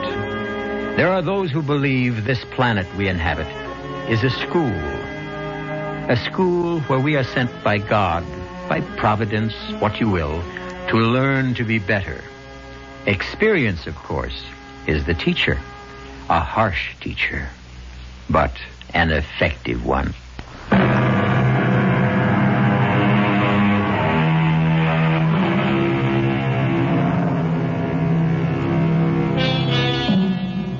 I think you'll want to know that Sybil Carter is now Mrs. Murray Redmond, and they are very happily married.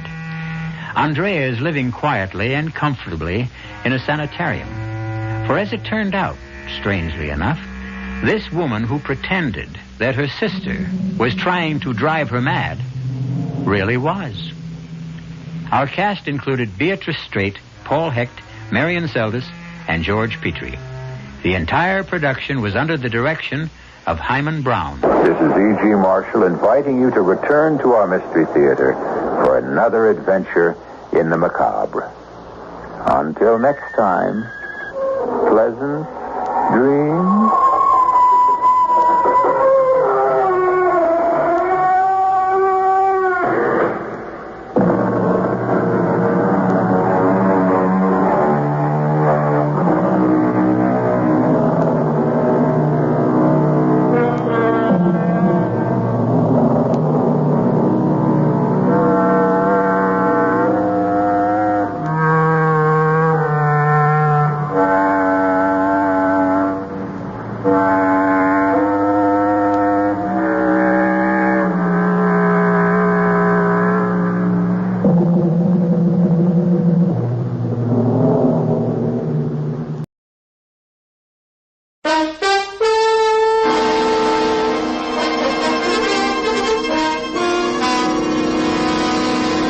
Kreml Hair Tonic and Kreml Shampoo present the new adventures of Sherlock Holmes, starring Nigel Bruce as Dr. Watson and Tom Conway as Sherlock Holmes.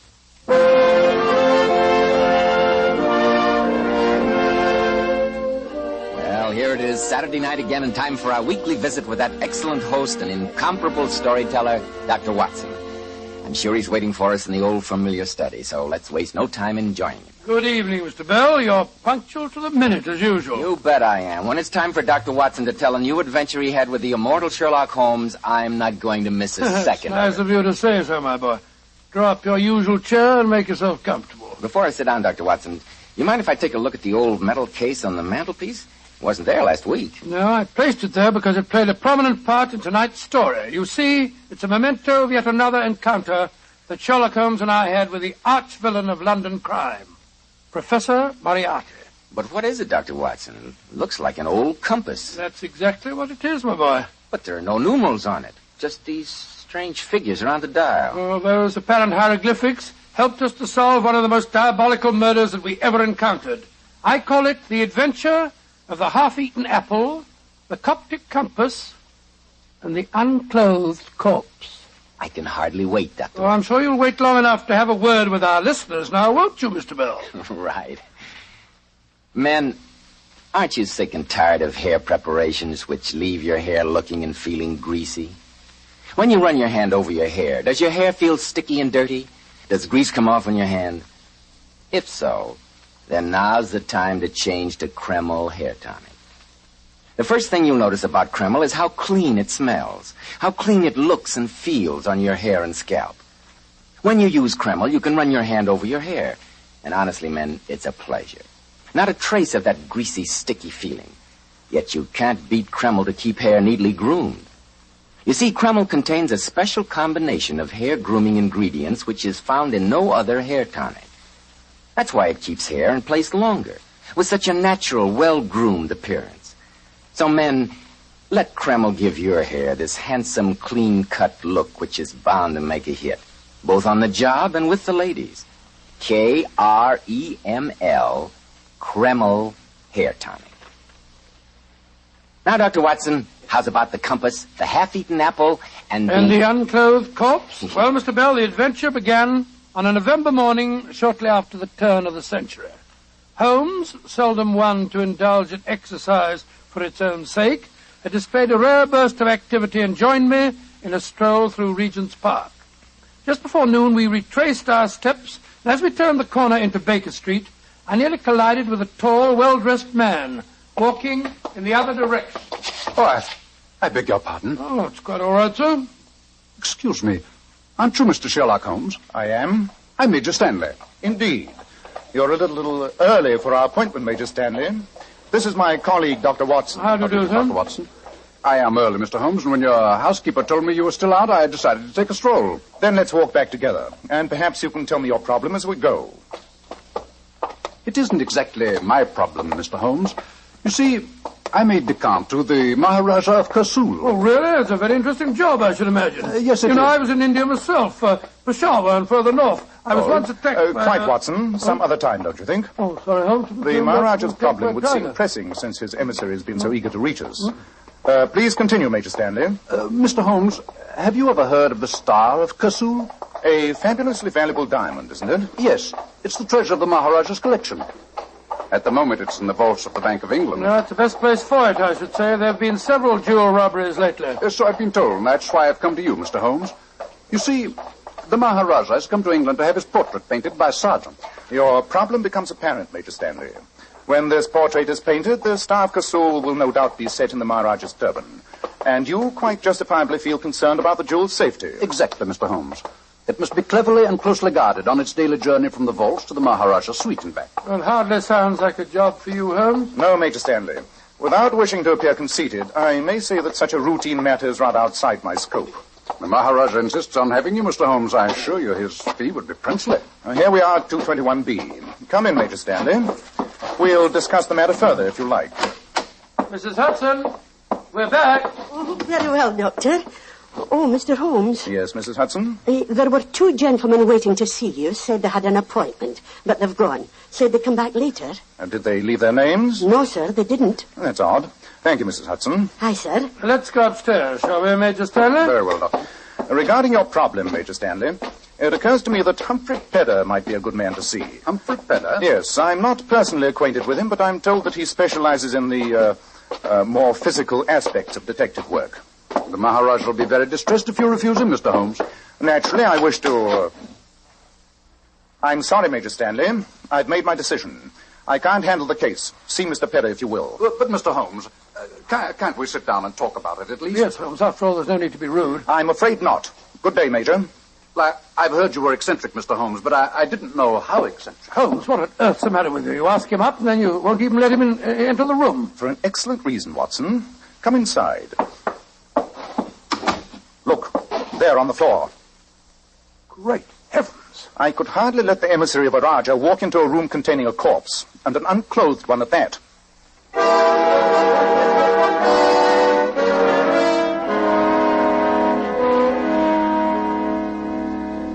Lift the blanket off the face, Watson. Right you are, huh? There. Oh, Doctor, the poor man. Is that the face of one of the men that called here? Aye, sir, it is. Cover it again, Watson. I saw the other one leave, sir. He said his friend had already left. Oh, I never dreamed This one you saw leaving, was he carrying anything? A bundle, perhaps? No, sir, he wasn't. Could you describe him? Well, he was tall and thin, and he had a high If he was carrying no bundle, where are the corpse's clothes? There's no sign of them in here. What a shocking thing, sir. A murder right in your living room. Oh, will I send for the police? Definitely not, Mrs. Hudson. And please keep this to yourself. Aye, sir. When a corpse is deposited on my own carpet, there's a certain point of honor in being able to present the police with a complete explanation when I do call them in. That'll be all, Mrs. Hudson. All right, sir. What a terrible thing. Holmes, this is incredible. Why leave a corpse here, and why unclothed? The obvious reason to remove clothing would be to make identification difficult. Then how did the murderer get the clothes out of here? Mrs. Hudson said that he wasn't carrying anything. We have many other questions to answer, old chap. The knife wound in the heart gives us no clue, I'm afraid. But observe the singular collection of objects that are lying beside the body. Well, let's have a look at them. A railway ticket, a funny-looking compass, and an apple that has been bitten into. The corpse has protruding teeth. I bet you that he didn't make the bite in this apple. Holmes, these must be the murderer's tooth marks. If you're correct, Watson, our murderer is an extraordinary man indeed. Well, why do you say that? Because if you look closely, you'll notice the interesting fact that this bite was made by two sets of upper teeth.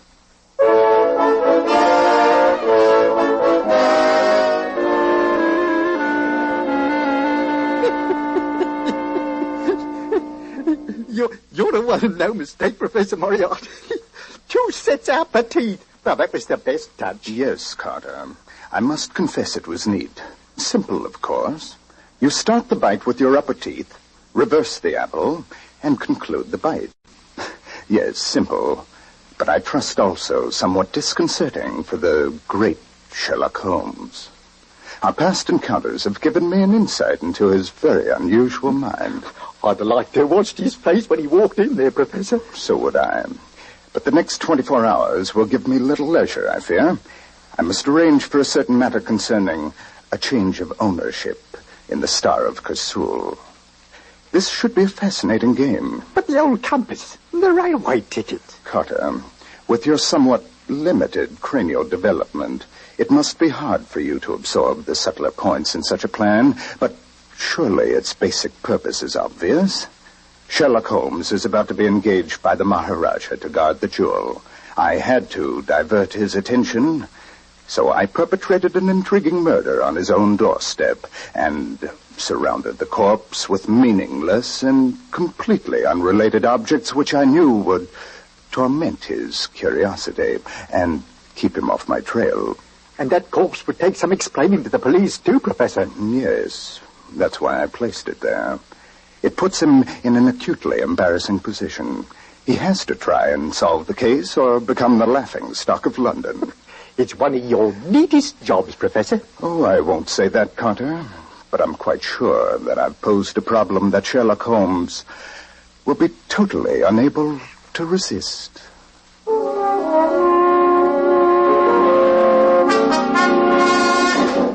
I can't resist this problem, Watson. No fee on earth could make me bother with the safety of a mere diamond when such a puzzle presents itself. On my soul, you talk rather as though you were settling down to a game of chess. You've got to solve this problem, Holmes, or else it's going to put you in a ridiculous position with Scotland Yard. And just think if it got into the papers. I shall reserve my imagination for the problem posed. The question of the apple is, of course, obvious. Well, I suppose all you have to do is to find a man with 2 sets of false upper teeth. Very simple. Quite. The only way such an imprint could be left is to take a half bite with the upper teeth, reverse the apple, and repeat the procedure. The only question here is, why indulge in such a bizarre performance? Well, whatever the reason, those are the murderer's tooth marks. Unquestionably. You notice the eaten portion of the apple has only just commenced to turn brown. The bite was undoubtedly taken in this room. But to identify teeth marks is a monumental problem and might prove insoluble. Let's turn our attention to the compass for a moment. Oh, I've never seen one like it. There are no numerals on it, no points of the compass indicated anywhere. Just a lot of funny little squiggles. Oh, no, Watson.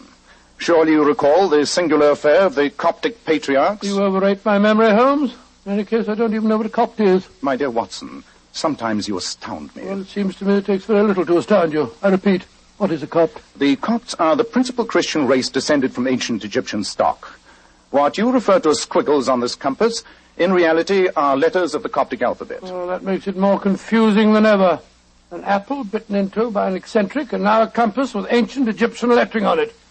I just can't see any relation between the two of them. And yet we know there must be. That's what makes the problem so fascinating. Well, what does the compass tell you, Holmes? 2 things. The Coptic lettering on the dial is inscribed by hand. Obviously, it was constructed for a Copt who could speak no European language. Yet the corpse was definitely not of Egyptian origin. I'll wager that he was born not too far away from the sound of bow bells. I agree, Watson. And so the problem becomes more confusing. Now, let us examine another piece of this fascinating puzzle. The railway ticket. Well, it's the unused return half of a first-class ticket from the village of Chipping Sodbury to London. Yes, and the date stamped on the back is November the 6th. Today? Yes, Watson, today. Chipping Sodbury is a tiny village. I imagine that the number of passengers that travelled from there to London this morning could be counted on one hand. You're going to Chipping Sodbury? Yes. It shouldn't be too hard to find out who purchased this ticket. And while I'm doing that, I want you to stand guard here. With the corpse? Yes, Watson. And I suggest that you keep your revolver handy. My revolver? You mean... I mean that after what has happened in one short morning in Baker Street, we should be prepared for any eventuality.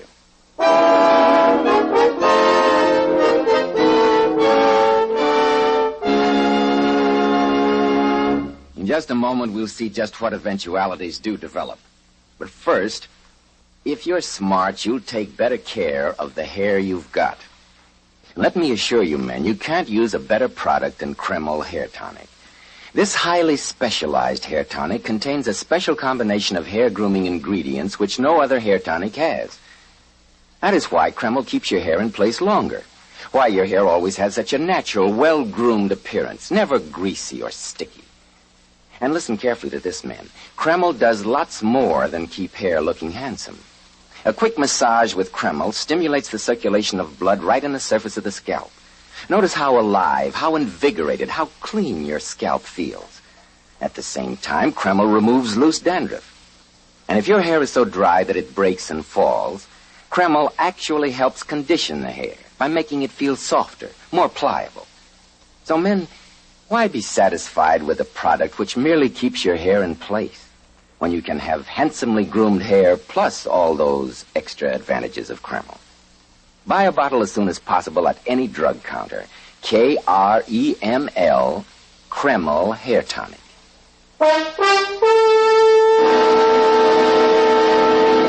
Well, Dr. Watson, it seems to me that Professor Moriarty did quite a job in sending you and Sherlock Holmes off on a false trail. He did, Mr. Bell, and for a while his nefarious plan succeeded. But to take up the story where I left off, while I stood guard in Baker Street over the mysterious corpse, Holmes caught the next train for the tiny village of Chipping Sodbury. He told me that after a talk with the village station master, he had no trouble in tracing the purchaser of the first-class railway ticket that we'd found beside the body. It had been bought by a dignified and elderly clergyman by the name of Russell, and Holmes lost no time in calling on him. The station master told me, sir, that you were the only person to purchase a return first-class ticket to London this morning. Yes, Mr. Holmes. I had occasion to make one of my rare excursions to London this morning.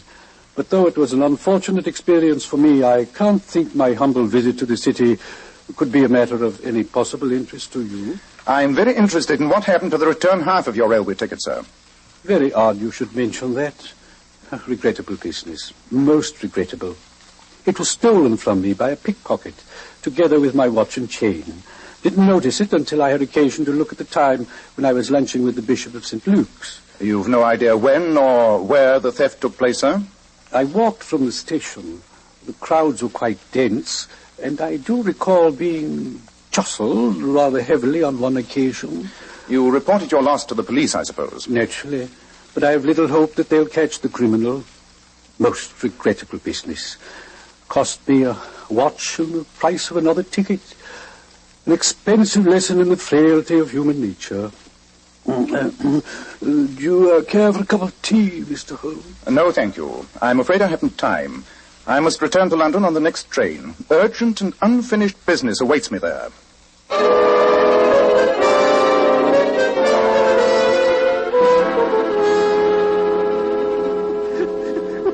We followed Sherlock Holmes to Paddington Station, Professor Moriarty. Excellent. He caught the train for Chipping Sudbury, no doubt, Carter? Oh, yes, Professor. A fat lot of good that'll do him, even if he does find the old clergyman we pinched the stuff from. But it consumed valuable time. Time during which I can complete our plans regarding the Star of Kersul. Before midnight tonight, I think I can safely say that the jewel will be in our hands. How very fortunate that Sherlock Holmes has such a devouring curiosity.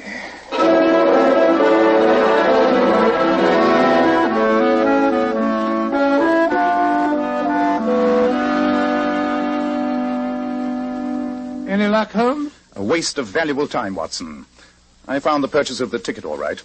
The return half, together with his watch, had been stolen by a pickpocket. Oh, Lord, so that means we start all over again. No, Watson.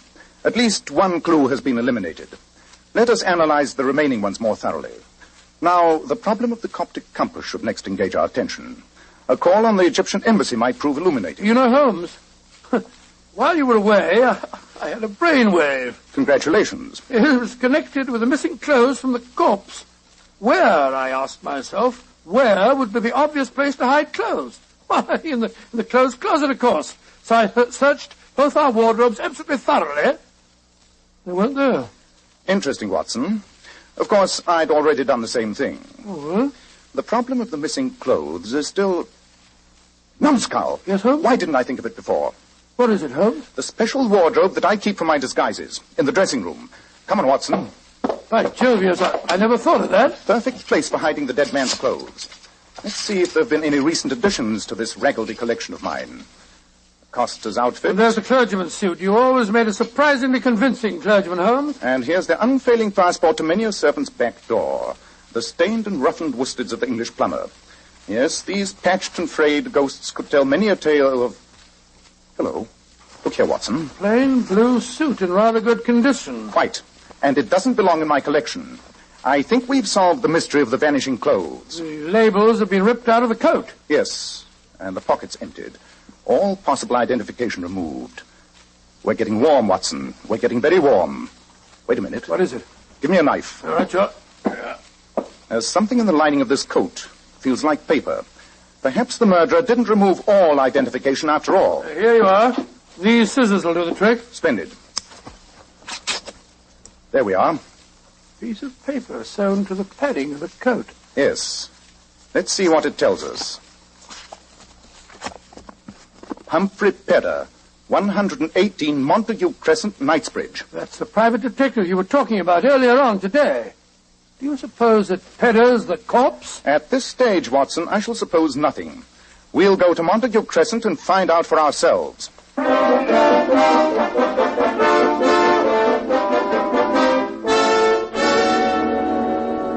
Mr. Pedder, I can't say how glad I am that we found you alive and well. From what you gentlemen have told me, Doctor, I feel glad myself to be here. Is it your custom to have an extra identification label sewn into all your clothes, Mr. Pedder? Yes, Mr. Holmes. A detective never knows what may happen to him. I've always felt such identification might be valuable. A very sound precaution. Thank you, sir. And you say that a suit of your clothes was stolen from your wardrobe last night? Yes, and I can't unearth a clue. Embarrassing situation for a detective, Mr. Holmes. Yes, it certainly is. Though I'm sure in your position, you've never had a thing like that happen to you. I doubt, Mr. Pedder, if you know just how embarrassing a detective's life may become. Yes, indeed. Take our present situation, for instance. Quite, Watson. Mr. Pedder. I can't get a word in edgeworth. Did Major Stanley call on you today? I suggested that you would be eminently suited to the task of guarding the Maharaja's diamond. Yes, Mr. Holmes. I'm going over to the Savoy tonight to talk to the Maharaja. Much obliged to you for giving me the recommendation, particularly since I've never had the privilege of meeting you. I'd heard very flattering reports of your ability. I'm very glad, Mr. Holmes. Your recommendation means a lot to me. Well, Holmes, we've drawn another blank. Yes, Watson. I fear we must return to Baker Street and see if an ancient compass can point the way to the solution.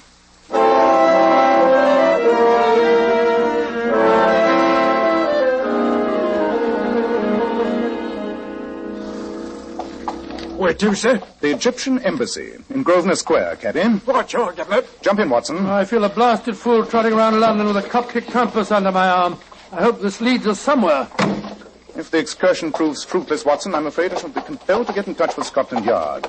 A few hours' delay in reporting a murder can be explained, but beyond that, we may find ourselves in trouble. I think you should have reported it before this. By the way, Holmes, did you notice the brougham and pair that drove up to Pedder's house just as we left? I'm afraid for once I was sufficiently preoccupied to yield to you in observation, my dear Watson. I'm not certain, but I thought that it was Major Stanley who stepped out of it. Major Stanley? And yet Mr. Pedder said that... But of course! What an idiot I've been! Cabby! Cabby! Yes, sir? Turn around and drive us to the Savoy Hotel as fast as you can. Right, you Ordinate. But why the Savoy Hotel, Holmes? Surely the situation is crystal clear now, Watson. Just about as clear as porridge to me. The whole thing's a plot to fool me.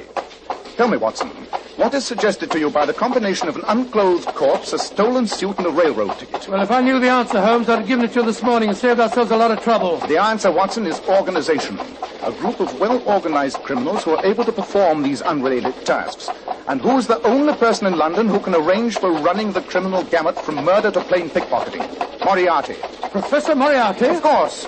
Remember Mrs. Hudson's description of our visitor? Tall, thin, and with a high forehead. And if you add organization and Moriarty to Major Stanley, the Maharaja of Kursul, and the portrait painter, the sum total should be apparent. You mean that you've solved the problem of the unclothed corpse? I mean I know precisely how Professor Moriarty intends to steal the star of Kursul. Faster, cabby. There's not a moment to lose.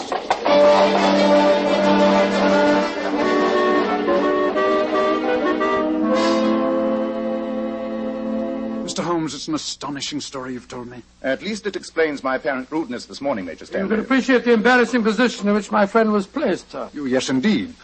But of course you understand that Mr. Pedder here is now in charge of guarding the Star of Kursul. Quite, Major. And you're in very excellent hands, I'm sure. Thank you, Mr. Holmes. But your own problem still fascinates me. The unclothed corpse, the compass, and the apple. As a humble exponent of your profession, I'm curious to see how you arrived at your conclusions. I reached them only just in time, Mr. Pedder. If I hadn't, I should at this moment be paying a fruitless visit to the Egyptian Embassy. Well, I'm still confused, Holmes. And yet the answer is simple. What was outstanding about the crime committed at Baker Street? What was its individual peculiarity? Well, I suppose the air of mystery that surrounded it. I prefer to use the word mystification. The crime fascinated me, stimulated me, as Professor Moriarty hoped it would, until I realized that it was intended to do precisely that. The whole plan was a decoy, designed to prevent me from accepting your mission, Major Stanley. How could I accept such a commonplace job as guarding a jewel while such a fascinating problem was presented in my own living room? And the apple and the compass Fictional clues that led nowhere, but were sufficiently challenging for the criminal to know I wouldn't be able to resist tracking them down. It's an amazing plot. And the railway ticket and the suit of clothes that was stolen from me were all meant to focus your attention elsewhere and away from the diamond. Exactly, Mr. Pedder. Well, Mr. Holmes, I assure you we are very grateful for the warning. Yes. We shall be more than ever on our guard now. We know where the danger's coming from. Professor Moriarty. I'm taking the Star of Cross-Jewel back to the Bank of England in a few minutes. I assure you that I shall guard it extremely well. I think, Mr. Pedder, that if you don't mind, I'll take charge of the stone. But, Mr. Holmes, I've already been commissioned for the work. That's true, Mr. Holmes. Since you refused the job, I had to make other arrangements. Mr. Pedder, was your own suggestion for the assignment. Nonetheless, Major, I think the Maharaja will sleep much more comfortably if I take charge of the stone. Holmes, I don't think it's very ethical. After all, you did refuse to take on the case, you know. This is hardly a time for ethics, Watson. Where is the Star of Kasul, Major Stanley? I just handed it over to Mr. Pedder before you arrived. Then supposing you give it to me, Mr. Pedder. By the way, I don't have the pleasure of knowing your real name. But Holmes, he's Humphrey Pedder. Oh, no, Watson. The unclothed corpse of Humphrey Pedder still lies in Baker Street. This is one of Professor Moriarty's most trusted henchmen. You're too smart for your own good. Look out, he's got a revolver. A little slow in drawing it. A beautiful uppercut, Holmes. Send for the police, please, Major Stanley. We have a prize catch for them here. Yes, Mr. Holmes. I can't tell you how grateful I am. I'll take the liberty of removing the diamond from the pocket of our recumbent friend. There we are. Behold, Watson, the Star of Kasul. What a magnificent stone. Magnificent. And yet one man was murdered for it. I only wish another might hang because of it. But Moriarty still goes free, and he killed Pedder. We'll catch him, Watson. We'll catch him. He is getting clumsy. If he'd noticed the credentials in Pedder's clothes, he would have been in possession of this bauble before the night is out. Instead of which, the evidence of this man here may help us to trap him. I hope so, Watson. But Moriarty inspires his henchmen with such loyalty that I doubt if he'll give us much help. The jewel is safe, our own peculiar problem is solved, and we've captured a prize villain. Next time, we shall capture the master himself.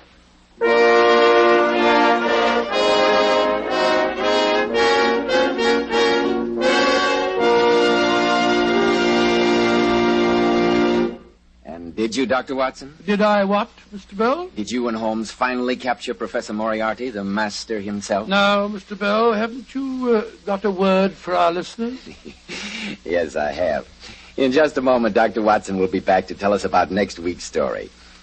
Girls, here's some advice from one of America's foremost beauty authorities, John Robert Powers.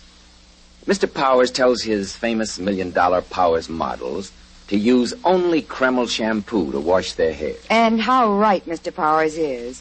Because Kreml shampoo has been especially developed to glamour bathe each tiny strand of hair to its own natural, glossy luster. It leaves the hair shining bright for days. Just a vision of beauty.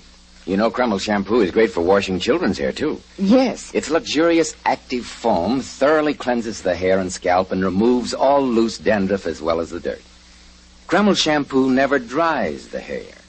So, ladies, buy a bottle at any drug counter. See how easy it is to glamour bathe your hair to its natural shining glory. Kreml. Kreml shampoo. Now, Dr. Watson, what about next week? Well, now, next week I think I'll tell you a story about a dowager dip. A dowager dip? What on earth's that? That's a slang way of saying that our story concerns the Dowager Duchess of Penfield, who had the misfortune of being a kleptomaniac. And the story also concerns the strange, and I must admit, embarrassing adventure of the elusive emerald.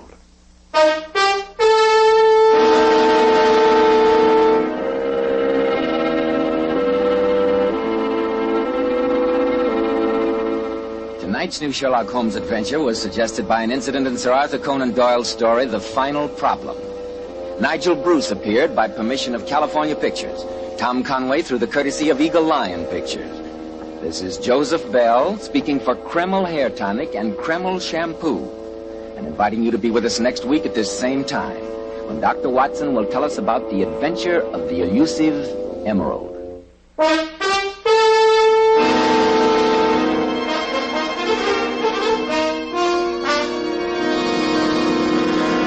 This is ABC, the American Broadcasting Company.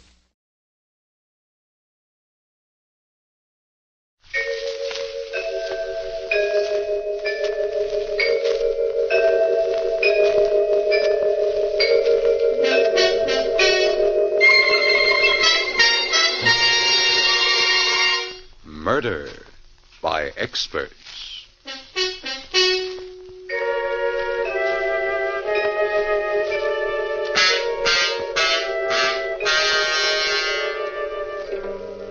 The Mutual Broadcasting System presents Murder by Experts, with your host and narrator, Mr. John Dixon Carr, world-famous mystery novelist, whose books have been translated into 17 languages and have sold over 10 million copies, and author of the recently published detective novel, Below Suspicion. Good evening. This is John Dixon Carr. Each week at this time, Murder by Experts brings you a story of crime and mystery which has been chosen for your approval by one of the world's leading detective writers. Tonight, our guest expert is the noted mystery writer, Miss Helen Riley. From her vast knowledge of the field of mystery, Miss Riley has selected a fast-moving, taut drama by Maurice Zimm. And now we present William Zuckert in Return Trip.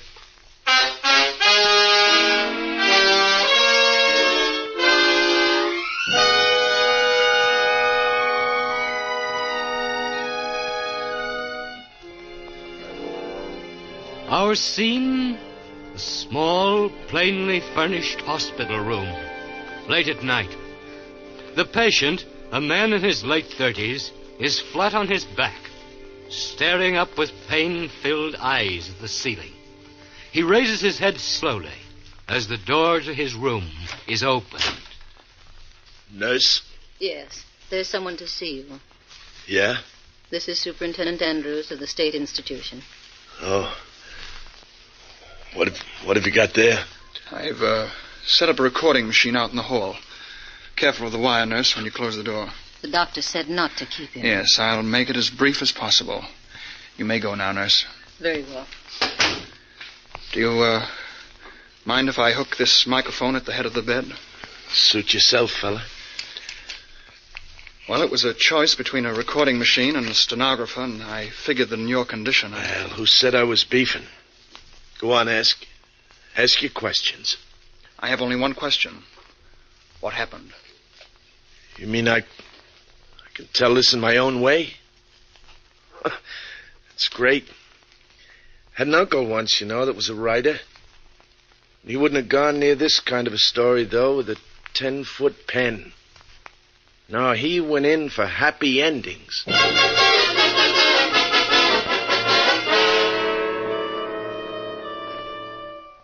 Uncle Mort wouldn't even have liked the beginning of this story. It was kind of dreary-like up there at the asylum that afternoon. There'd been quite a snowfall the week before, and as far as the eye could see, everything was a dirty gray, like a corpse that's been waiting too long for the undertaker. Well, around 4 o'clock, it got so dark the lights had to be turned on in the institution. Then the wind started moaning like a lonely banshee. Fine day for a murder, as the fella said. Well, there were 3 passengers sitting in the bus when I went outside for the return trip. 2 men and a woman. Maybe I ought to call her a girl, because she wasn't much more than that. Anyway, these 3 passengers all had return tickets, and I went down the aisle collecting them. Driver, how soon do we start? Right away, miss. We're 2 minutes late already. These little jerkwater bus lines never keep to their schedules. Now we'll never get out of these mountains before that blizzard lets loose. Can I have your ticket, please, mister? You really think there'll be a storm? Can't fail. Lady, when they have snow up in these godforsaken mountains. But this morning on the bus coming up, A man was telling me about the time... The windbag was sitting right across the aisle from the girls, second row from the front. Halfway back in the bus sat the third passenger, all huddled up in his overcoat. He didn't open his trap. Well, that was the picture as we swung out onto the highway for the return trip. And this guy in back of me seemed to be itchy to start a conversation with somebody as soon as we got rolling. Might as well get acquainted, miss. 50 miles before we get to civilization. John Willard's the name. I said... Oh, beg your pardon. Were you speaking to me? Oh, yes. I'm afraid I was thinking of... Oh, sure. Sure, these visits to the institution, always depressing, aren't they? This is my first time. Oh? Some friend? My husband. Oh. That's too bad. I hope... What's that? Some kind of siren. Yeah, that's the asylum alarm, all right. That means he... One of the inmates must be playing hide and seek with the keepers. That happens every once in a while. Gosh, what if it's my brother? Oh? Is he the busting out kind? Well, it sort of upsets him to see one of the family, but then we don't come to see him, and it upsets him even more. I see what you mean. Do they always catch them? Well, they tell me the place has never lost a customer yet. A moment ago, I was praying that it wasn't Jim. But now I don't know, even if they had to. Well, it would be better than seeing him as he was today. Anything would be better than seeing him. Hey, that's a police siren. Sounds like they're almost on top of us. Yeah, there they are. Look out, they're going to pass us. Pass nothing. They're flagging me down.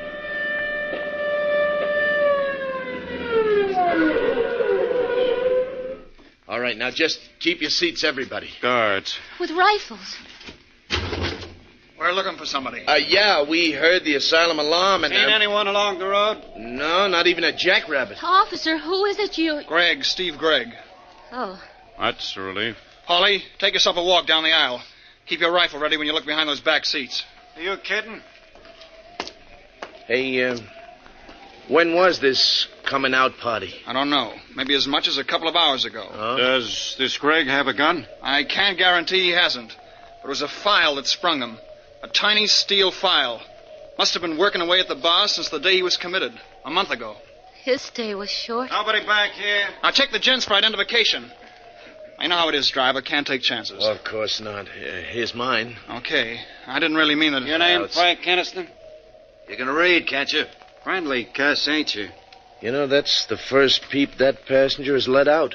I was beginning to think he was a deaf mute. Yeah. Well, here, driver, you can have this stuff back. Oh, thanks. What about you, mister? It's okay, Hawley. His name's John Willard. I checked his identification. Okie doke. Come on, Denton, let's cram. We gotta find Gregg before he finds anybody. Yeah. Driver, you can turn around and go back. Go back? Go back why? Look, this Gregg is a killer. A ruthless, senseless killer. What I mean is, when the mood strikes him, he strikes. Well, what's that got to do with us turning back?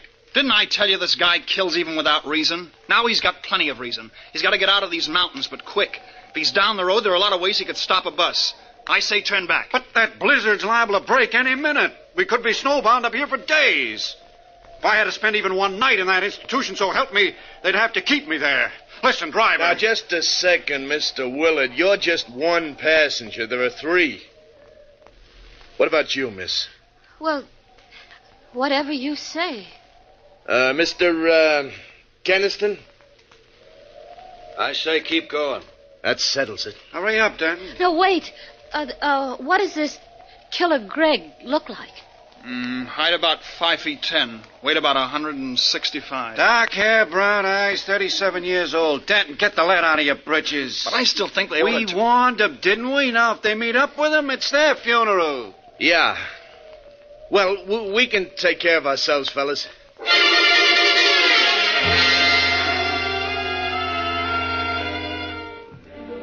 Well, after the guards left, I really set that bus to rolling. Out of the mirror up above the driver's seat, I could see that the girl was plenty scared, but she had nerve, I'll say that for her. Willard, the windbag across the aisle from her, gave up trying to draw her into a conversation. And as for the third passenger, Keniston, sitting halfway toward the back, he kept acting like a clam afraid of losing its oyster. Might as well have had lockjaw, if you get what I mean. Well, we hadn't gone more than another mile or two before the wind started to rise. Kept it up until you'd have thought all the devils in hell were trying to break loose. Got black as the inside of a tomb until the snow started to fall. But with that wind whipping it around, it didn't exactly fall. It was a real howling blizzard. This is getting on my nerves. What have we got here anyway? A collection of zombies? Somebody say something. I was just going to say... You were going to say the weather is rotten. Yeah, and she can say that again. No, that isn't what I was going to say. No? Hurrah! That'll give us 2 topics of conversation. We'll save the weather for later. Well, go ahead, lady. I can't think of a better antidote for the screaming memes right now than your voice. It occurred to me why the guards asked for identification. Yeah? The description of Killer Greg. 5'10", 165 pounds. Dark hair, brown eyes, 37 years old. So what? It's a remarkable thing. That description would fit you, Mr. Willard. Oh? And Mr. Keniston. What's that? Me? And, for that matter, the driver. Say, now look. Hey, come to think of it, all 3 of us could fit that description. So could a million other men. Forget it. Forget it. Hey, Keniston, what's eating you anyway? First you sit back there like a mummy, then when you finally do one... I don't happen to feel like talking. Yeah? Well, personally, the more I think of what she said, the more remarkable it becomes. Yeah. She's got something there. Only remarkable isn't the word. Mr. Willard, what are you thinking? This man, Greg, may be insane, but he's not dumb. Oh, no. Put yourself in his place. He knows he hasn't got a ghost of a chance making his getaway in that hospital clothing, see?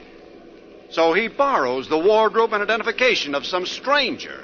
You follow me? We're way ahead of you, Willard. It wouldn't be difficult for a killer. Say not. But that still isn't the end of his problem, see? He's fighting against time. He's got to get out of these godforsaken mountains down to civilization before they can throw a noose around the whole area. And he knows that if he's brought back alive, he'll be wearing a straitjacket until he's as old as Methuselah. Well, you've got quite an imagination, Willard. Thanks. Now, the odds that Greg will be able to get himself transportation are mighty slim, except for this bus line. So let's suppose... Yeah, you got a great imagination, all right. You got it all figured out. It's a bit too pad, if you ask me. Remember, please, you're the one who was so dead set against turning back. Really, Keniston? Well, I'll leave it to the lady here and the driver. Do I look insane? Well? Search me.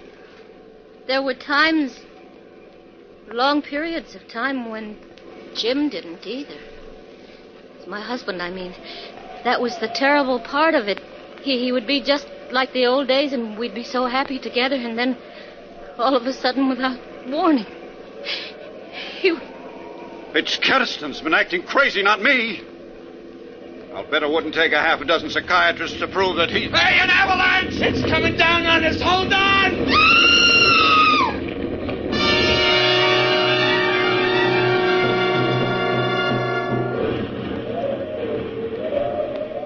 After the avalanche struck, I sat there gripping the steering wheel, sort of stunned.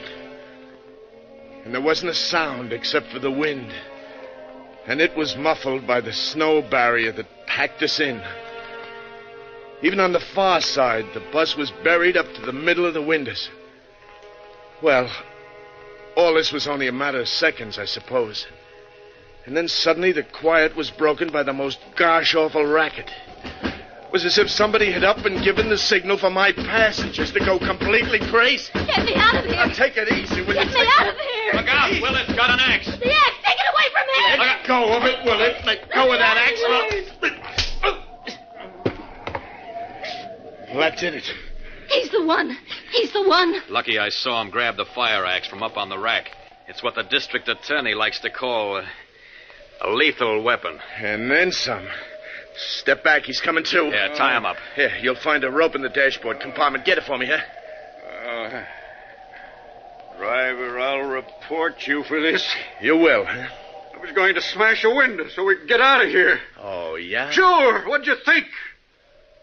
Oh, so that's it. Here's a rope, driver. See here, you can't do that. You can't tie me up, you fools. I'm not Killer Greg. Maybe he isn't. Maybe. But like the guard says, we can't take chances. Now, if you're innocent, mister, you can prove it to the authorities. If we ever live that long. Have you forgotten that we're trapped here by an avalanche and a blizzard that could go on and on and on? Just the same. Stop. This is ridiculous. What do you mean, miss? Well, it's just that there's no proof that Killer Greg is on this bus. Well, if you put it that way, It's all my fault, and I'm very sorry. My only excuse is that I was so upset by seeing Jim, my husband. I still say that No. We've got to start acting like rational human beings. You let poor Mr. Willard up from that floor. Thanks, lady. All right.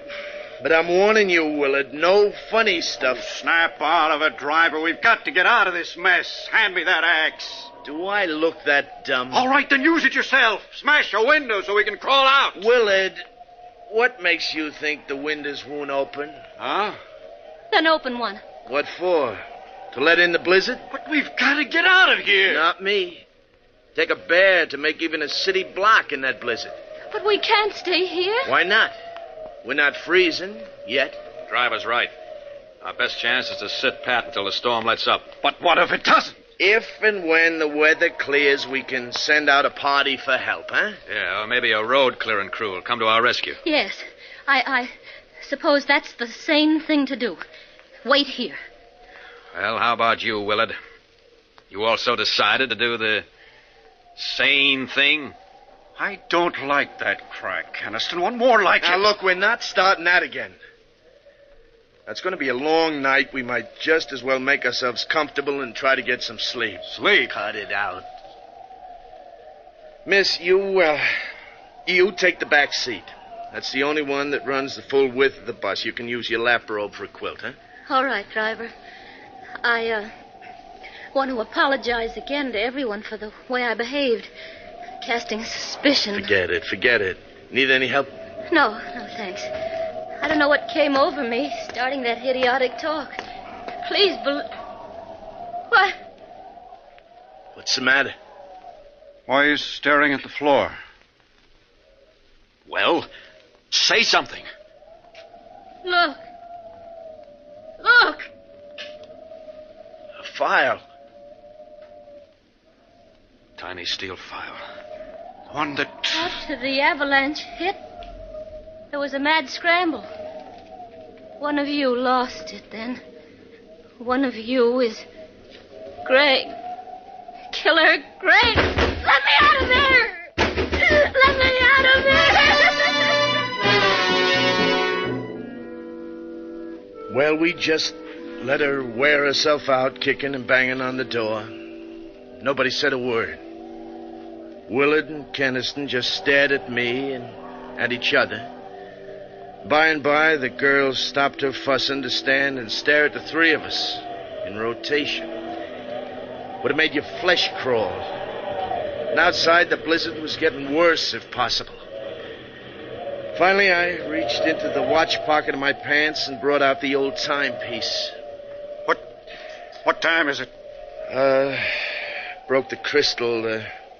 Still says 4:15. It's 5:30. It's only an hour and a half since we started out. Only an hour and a half. 5:30 in the afternoon. And at the very best, we're stuck until morning. 16 hours. Might as well be forever. Now, look, miss, we just got to make the best of it. I still think you ought to go back to the rear seat. And sleep? If you can, yeah.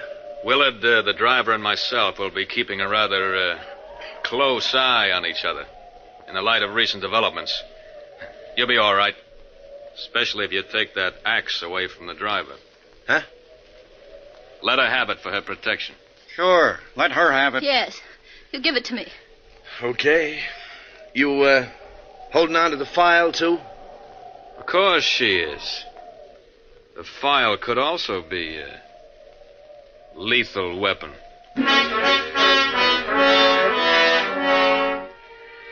Well, she took the axe and the file back to the rear seat with her, and we all sat down to wait. Have you ever fought against sleep? With the cold numbing you and the wind lulling you? You know, sometimes even the fear of sudden death can't win against those odds. Time and time again, the girl's eyes would close just for a second. And then they stayed closed longer, and her head nodded and her body slumped over against the corner of the seat. I got up and started down the aisle. Where you going? Shh, Keniston, can't you see she's asleep? Where you going? Her lap robe slipped to the floor. I was going to pick it up and cover her so she wouldn't freeze. Any objections? I'll do it. Oh, no, you won't, Keniston. Go ahead, driver. There you see, Keniston, Willard thinks I should do it. That makes it 2-1.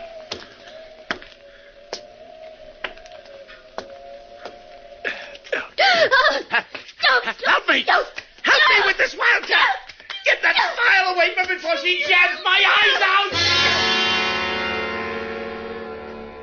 She was like a devil on a pinwheel. I was lucky to tear loose before she did any more than nick me about the face. Afterwards, when Willard told her what I was up to, she apologized, but I didn't go near her again all the rest of that night. Well, about 5 o'clock, the blizzard stopped, and at 7, the sun managed to break through.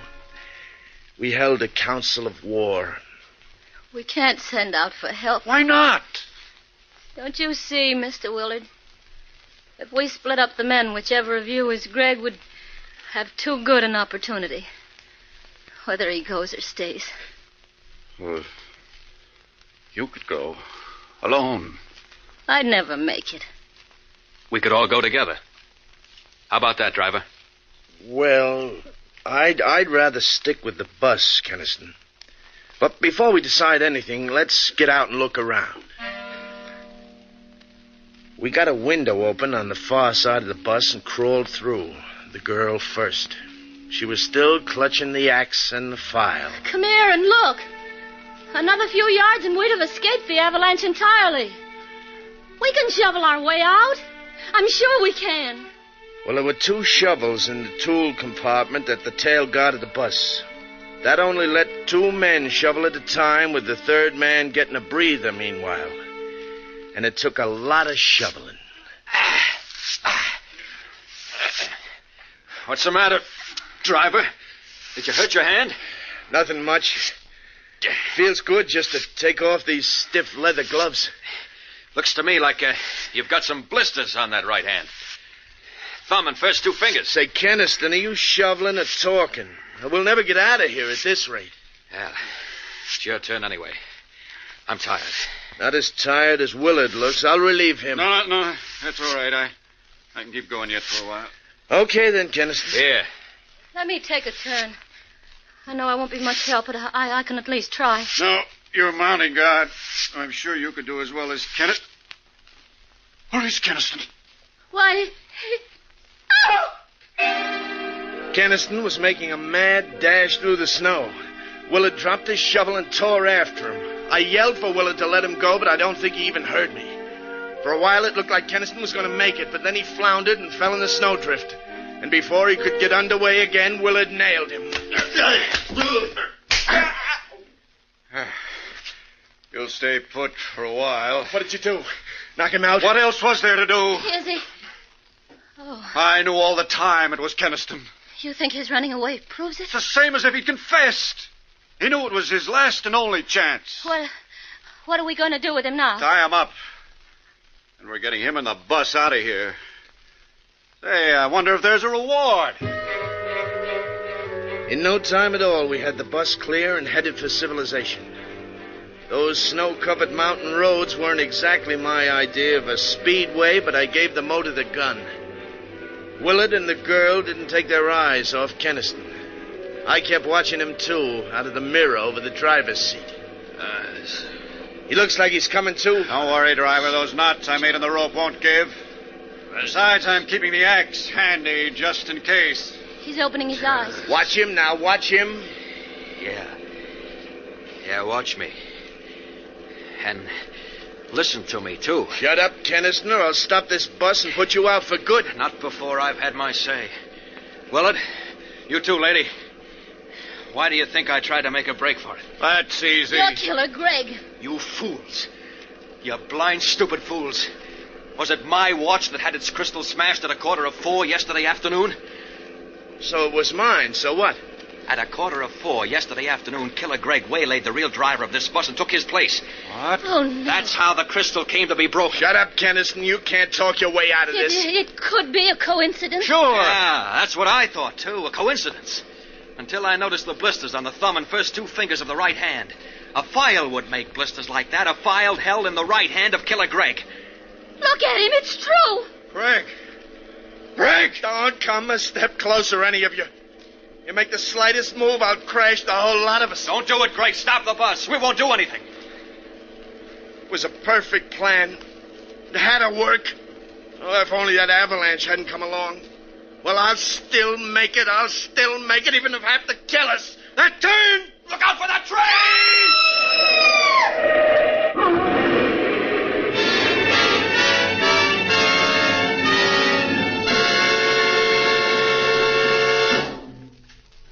You got all I said on your recording machine, huh, Super? You got it all, huh? Yeah, I'm right back where I started from.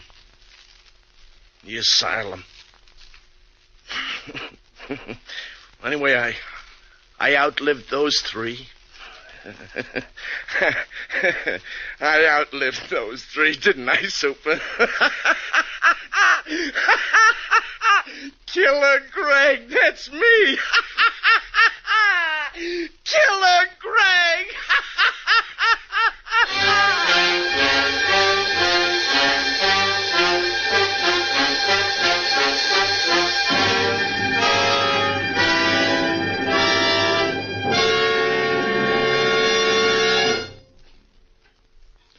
And so the curtain falls on Return Trip, which was chosen by guest expert Helen Riley, whose latest thriller is Staircase 4.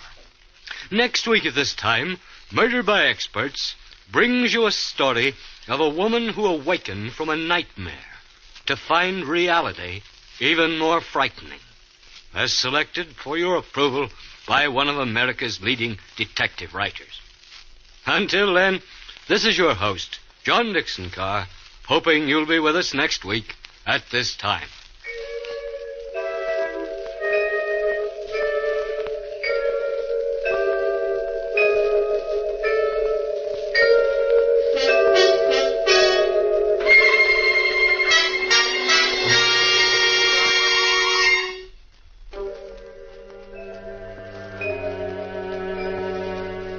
Return Trip was written by Maurice Zinn.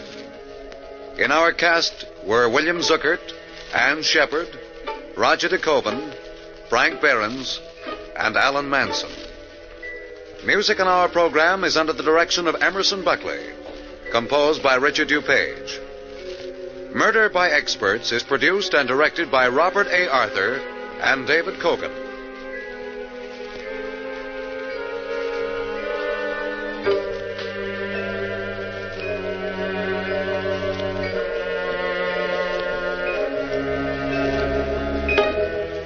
All characters in this week's story were fictitious. Any resemblance to the names of actual persons living or dead was purely coincidental. This is Phil Tonkin speaking.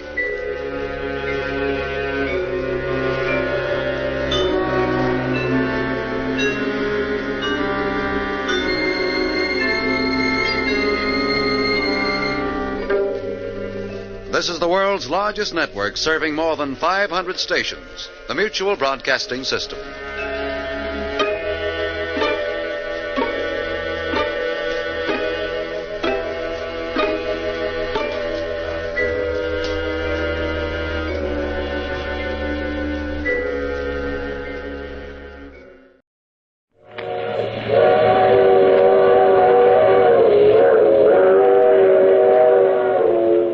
Mutual presents The Mysterious Traveler, written, produced, and directed by Bob Arthur and David Kogan.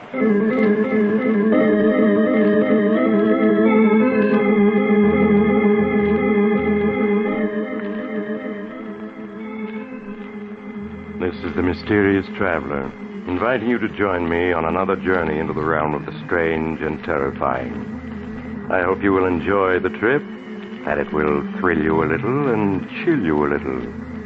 So settle back, get a good grip on your nerves, and be comfortable, if you can.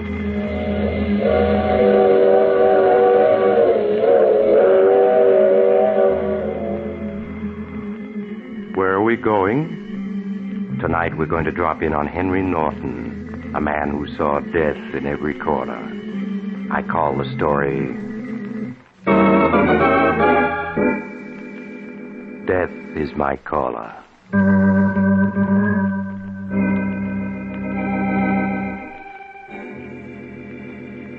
My story begins late one afternoon in the luxurious office of Henry Norton, a stockbroker.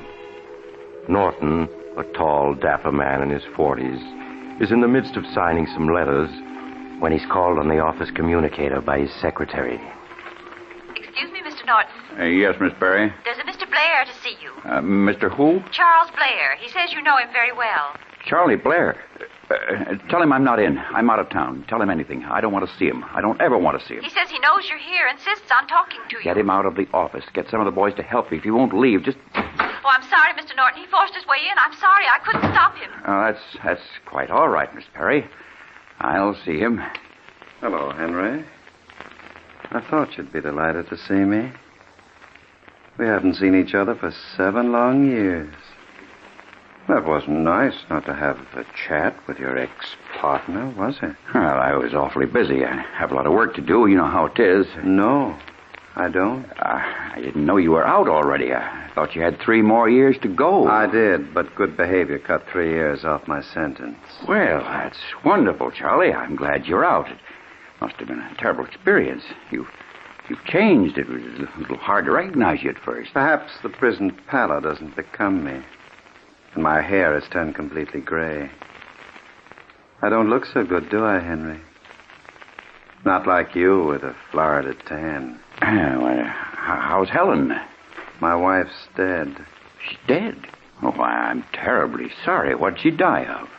She died of heartbreak. Oh, poor Helen. She was always such a sensitive woman. What about your son, Alan? He disappeared after his mother died. I don't know where he is. He never wrote me while I was in jail. Never forgave me for bringing ruin and suffering upon his mother. You see, he was sensitive, too. You've had a pretty hard time of it, haven't you, Charlie? Your sympathy is touching. Well, I hope you'll drop around again sometime when I'm not so busy. I'm not leaving yet, Henry. I've got some important work to finish. If you come around in a week or so, perhaps I'll have a spot for you, something in your line. Don't be so nervous, Henry. I'm not going to kill you. Not yet. Kill me? Why should you want to kill me? I was wondering how long you'd put on this innocent act. All this concern about my welfare, about my wife and son. Why, you slimy rat, if it weren't for you, I'd never have gone to prison. My wife would be alive today, and my son wouldn't be embittered against me. I swear to you, it wasn't my fault. Believe me, Charlie, I had nothing to do... You should have known that sooner or later I'd be freed. Did you think I was ever going to forget how you framed me? I didn't frame you. It was out of my hands. I couldn't do a thing. My wife died and my son disappeared. I had no reason to live. Just one thing that kept me alive. A fine and beautiful vengeance I had worked out for you. I thought of you constantly as I tramped the prison yard. I lay awake at night, smoothing out my plans to pay you back for all you've done to me. 7 years. You can think up an awful lot of things. It was all Grayson's fault, I tell you. He's the one to blame. I nourished and built my hate for 7 long years. I cultivated it as I would a garden, so that it isn't a hot, violent anger anymore. Oh, no. It's a cool, efficient hate that works by blueprint. I look at you now as an engineer would at something he must destroy. And you're as good as dead, Henry. No, Charlie. No, I can explain everything. Just give me some time. I could kill you now, but you'd only suffer a few minutes, and then it would be all over. That would never equal the years of torture and suffering that I've gone through. But I won't disappoint you, Henry. I am going to kill you.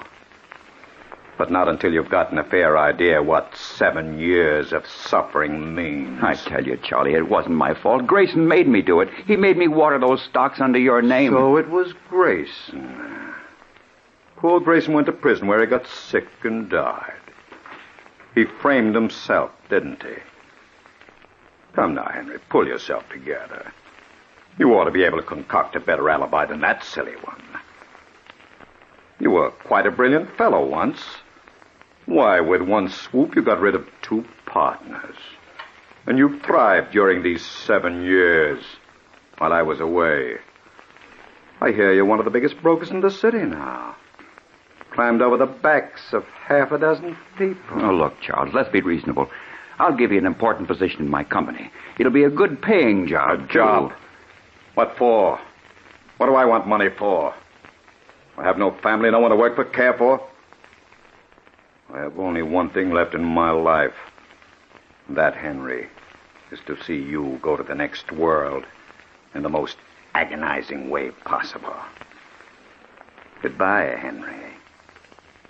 You can spend the rest of the afternoon most profitably by making out your will.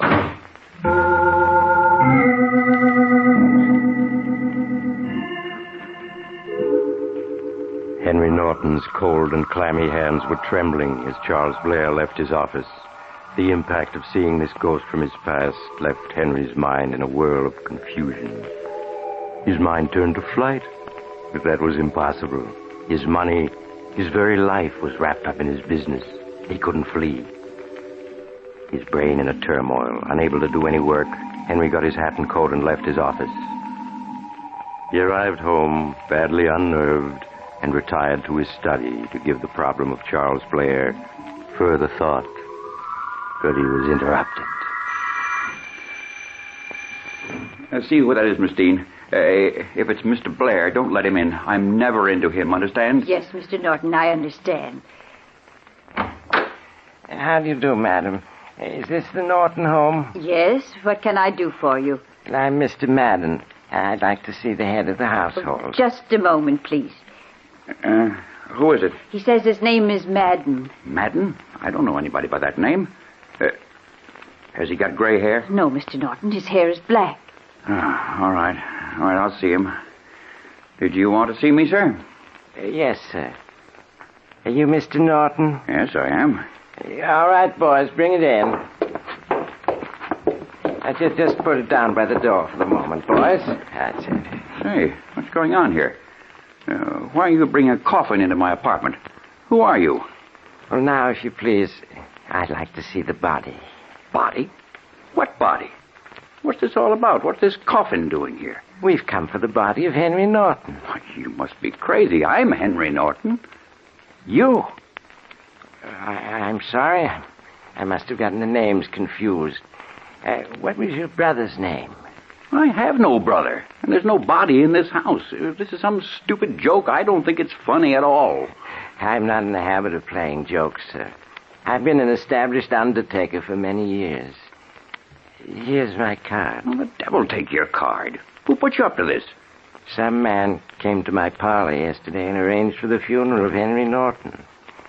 He paid for everything in advance. Some man? What was his name? He didn't leave any name. Charlie Blair. What did he look like? Rather tall, I think.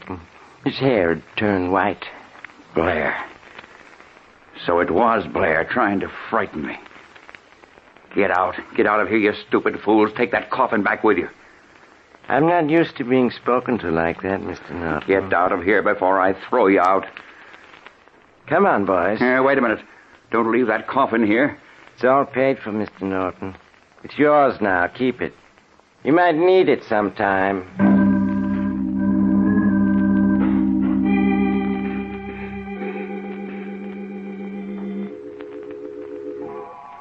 Before Henry could call Madden the undertaker back, he was gone.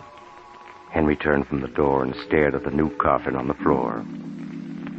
It even had a plate on it with his name engraved. Unable to stand the sight of the coffin, Henry fled to his study and locked himself in. Unable to sleep, he spent the night trying to think of a way to escape Charles Blair's vengeance. The following morning found Henry haggard and distraught, and no closer to a solution of his problem. As he ate a tasteless breakfast, the doorbell rang. Miss Dean, the housekeeper, went to the door. A minute later, she returned. Who was that, Miss Dean? It was the postman, Mr. Norton. His special delivery package came for you. Oh, it must be the new field glasses I ordered. Here, let me have it.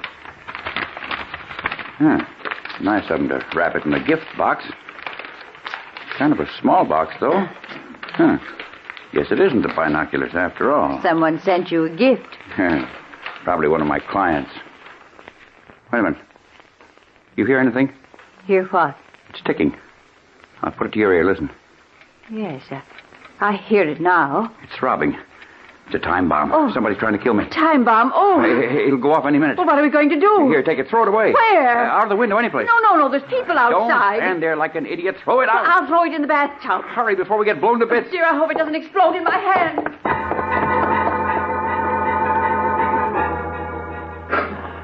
Henry Norton stood frozen with fear as Miss Dean raced with the package to the bathroom. A moment later, he heard the water gushing in the tub.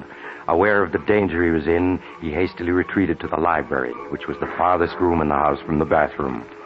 There he crouched in the corner, feverishly mopping his brow. 10 minutes later, a police car raced up to the house, and the doorbell rang.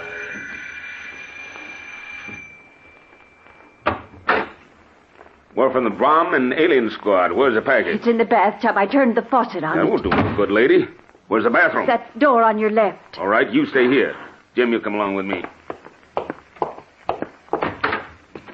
Okay, here's the bathroom. You better stand back a little, Jim. I'll take a look at it myself. Well, it isn't ticking anymore. Might be safe to open it now. Well, here goes.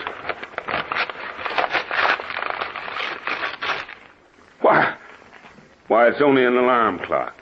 Someone must have wound it up before he sent it out. Now, who'd want to do a fool thing like that?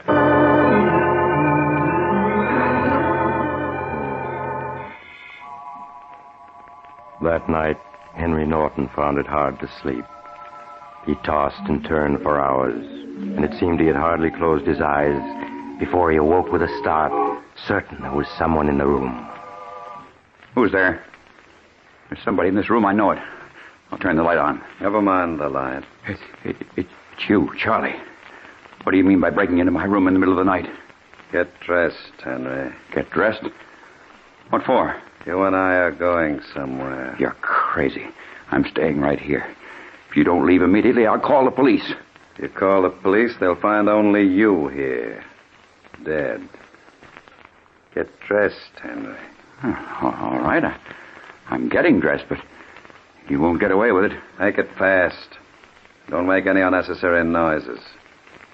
Remember, it's with great control I keep myself from pressing the trigger. Well, I'm coming. I've got to get my clothes on, don't I? You're not going to a dance. Just put your shoes on and get into your coat. Where are we going at this hour? Don't be impatient. You'll find out soon enough. You're not going to kill me. You'd better stop stalling. I'll get my coat. It's in the closet. Go ahead and get it. You make one suspicious move and you're a dead crook. Are you ready? Yes. Walk in front of me. We're going out through the back door.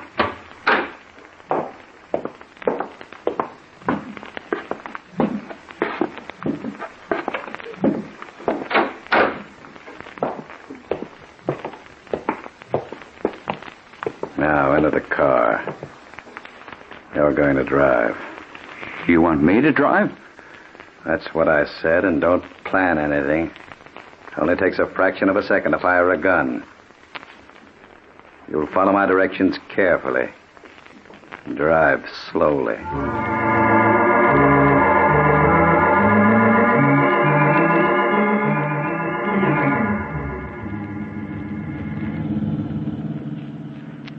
How much further are we going? Not much further, Henry. Stop a little ahead of that tombstone sign. Oh, we're near the cemetery. Look, Charlie. Charlie, I know I did you a great wrong. Maybe we can work out something. I've got lots of money. Stop here. We're getting out. Well, be reasonable, Charlie. Let's talk the tombstone cutting establishment. Keep walking between the 2 rows of tombstones.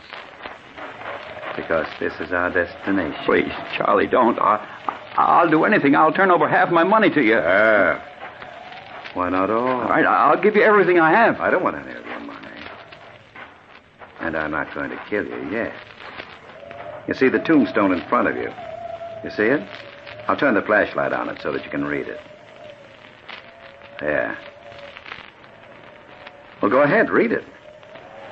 Henry Norton, born March 15, 1899. Died October 24th, 1947. October 21st. Why, that's Tuesday, the day after tomorrow. That's right. The day after tomorrow. You have 2 whole beautiful days to live. But since you're the worrying type, you'll probably die 1,000 deaths in those 2 days. 8 o'clock Tuesday night. Your infamous career will come to a sudden and violent end. You'll never get away with it. Nobody can get away with murder. You're right. That's why you're going to die in 2 days. I suggest that about 5 minutes to 8 you crawl into the coffin I sent you. It'll save time. Funerals are so disagreeable. The sooner you get it over with, the better. You're inhuman, Charlie. Am I? Then you don't accept my generous offer? You prefer to be put out of your misery right now? No, not now. Why, you're shivering, Henry. Better button up your coat. You're liable to catch cold. Imagine dying in the midst of a sneeze. Well, shall we go? Or would you rather look around at some of the other tombstones? Being so rich, you might prefer marble instead of granite. No, I want to go back home. Perhaps you'd like to look over the nice cemetery I picked for you. It's just the other side of this yard. I'm sure you'd like to see where you're going to be buried. No, I wouldn't. I wouldn't like to see anything. Not even curious. Well, it doesn't really matter. Doesn't make any difference where you're buried after you're dead. Please, let me go home. I can't stand any more. Please, let me go. Come now, Henry. You mustn't go to pieces. Why, you're trembling all over. Well, you're due for a nervous breakdown. You must be very tired. You've had such a hard day. Oh, you're driving me mad. Please, let me go. No pride at all. You ought to meet your fate with defiance instead of oozing out like a blob of melted jelly.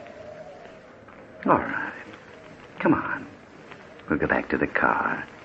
You can return home and go back to bed now. If you think you can sleep.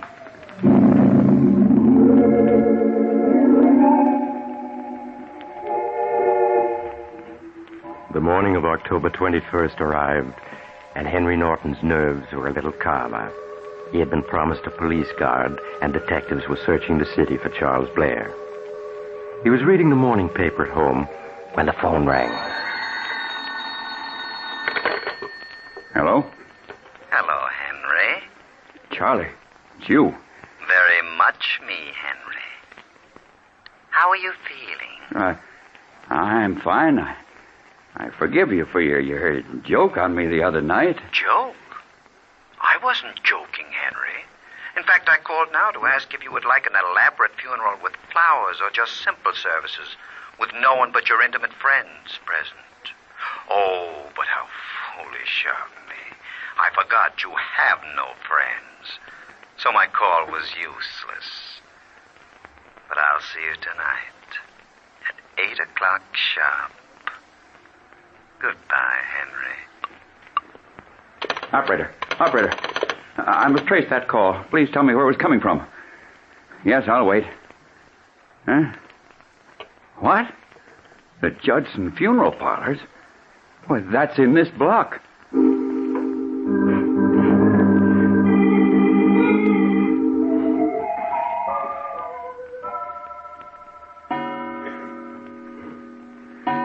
O'clock. Oh, my head's splitting. Are there any aspirins in the house, Miss Dean? Yes, they're in the medicine cabinet. Shall I get them for you? No, never mind. I'll get them myself. Tonight I'm supposed to die at 8 o'clock. That's fantastic. Blair can't carry out his plan. Not if I had police protection. I have nothing to be afraid of. Nothing. Here are the aspirins. I'll take a couple of them. Oh, my head's splitting. No, maybe they're poison. That's right. They do look too large for aspirins. They are poison. Got to be on my guard. Death may come in 100 different ways. Got to be on my toes. Oh, my headache. That's nothing. I won't take any aspirins. The dinner's ready, Mr. Norton. I'm not hungry. Oh, but you must eat. You haven't eaten all day. How about a little broth? It'll warm you up. All right, yes, I do feel cold. Can't seem to get warmed Well, I'll up. get it for you. Why, she's so anxious for me to eat. She doesn't like me. She never showed any concern about me before. Here it is, Mr. Norton. Would you like some croutons with it? No, nothing else. Something's wrong. This broth, it has a peculiar bitter taste. Just some spice I'd put in. You're lying, Miss Dean. Lying? Why should I be lying? You're trying to poison me. Blair's put you up to this, but I'm too smart for the both of you. He'll never get me that way. You're crazy, Mr. Norton. I've put up with plenty from you, but I've had enough. I'm leaving. You're a hard, mean man. I wanted to tell you that for a long time, and if anybody wants to poison you, he must have good reasons. Get out, you Borgia. I'm going. You can get yourself a new housekeeper. Good riddance. You tried to poison me. Good thing I didn't swallow it. Huh? Who's there? It's the police. Oh, just a second. Police. Oh, it's about time you got here. You're Henry Norton? Yes, of course I am. Come in. I'm Officer Gibson, Mr. Norton. I was sent to act as your bodyguard.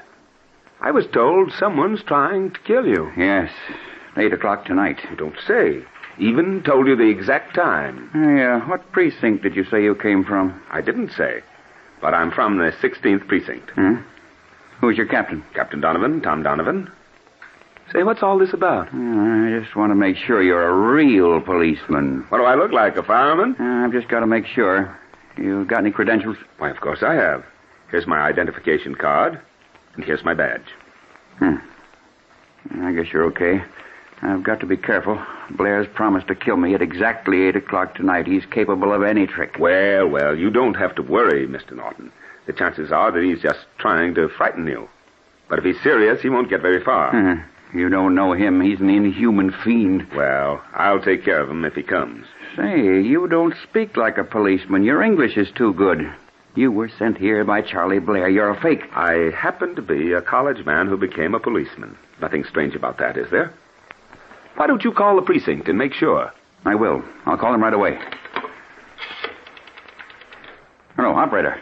Give me the 16th Police Precinct station. Hello, 16th Precinct? This is Henry Norton. Did you send an officer named Gibson to my house? Oh, you did?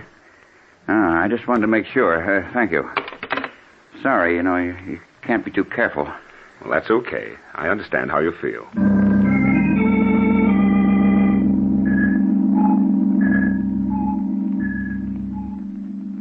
What time is it? It's 2 minutes to 8. Is that the exact time? My watch says 3 minutes to 8. I checked my watch by radio just an hour ago. He'll be here. I know it. I don't think so. No man in his right mind would walk into a trap. It's 8 o'clock. Your hall clock is off about a minute. Well, say, you're shaking like a leaf. Well, I'm frightened. He certainly put a scare into you. But what was that noise? I didn't hear anything. I'm sure I heard something move. Oh, it's just your imagination. Oh, what time is it? Just 8 o'clock. As a matter of fact, it's a few seconds after 8. There he is. There he is. It's him. He's come. Stay right here. I'll answer. Don't leave me. No, you stay here.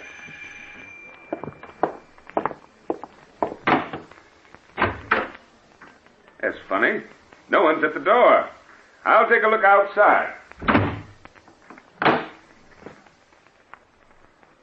Hello, Henry. Charlie, how'd you get here? You see, Henry? I keep my appointments. I got a boy to ring the bell at exactly 8 o'clock. I've been hiding in your house for hours. No, don't, Charlie, please.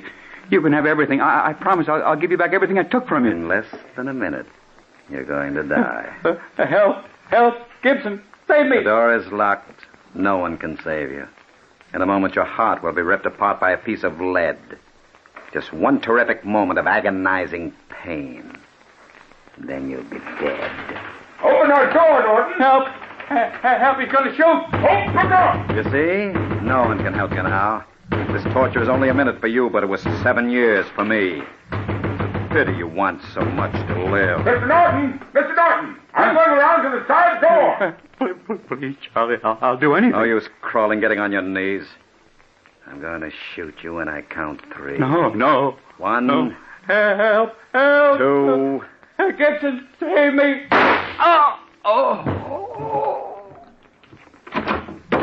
What's going on here? Why did you lock me out? And just who are you? I was playing a joke on my friend. A joke? You just shot him. Hand over your gun. Yeah. But I didn't really shoot him. You can see for yourself. I just fired a blank. Huh? That's why Norton is lying on the floor? He's just fainted. We'll see. Keep your hands up. He wasn't shot. There's no wound. Not a drop of blood anywhere. That's right. I only meant to scare him. He's in a deep faint. We had better call the doctor. So, you only meant to scare him. Well, Norton's dead. You frightened him to death.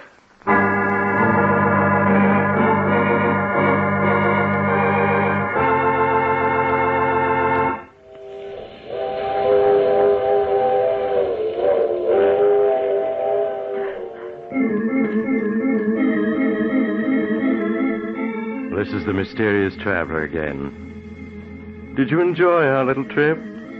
Poor Henry Norton. Imagine dying from the noise of a blank cartridge. His nerves were really on edge, weren't they? Oh, well. At least he got a free coffin and tombstone, and he doesn't have to worry anymore about dying. What happened to Charles Blair? Well, he's still in prison, of course, because you don't get away with murder, even when you kill with a blank cartridge. And speaking of murder, I recall another case in which a lovely young girl was able... Oh, you have to get off here. I'm sorry. But I'm sure we'll meet again. I take this same train every week at the same time.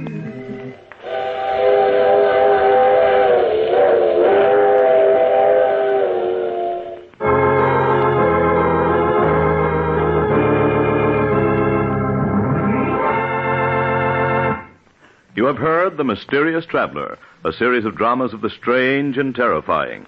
In tonight's cast were Maurice Tarplin, Santos Ortega, Agnes Young, Ted Jewett, and Neil O'Malley.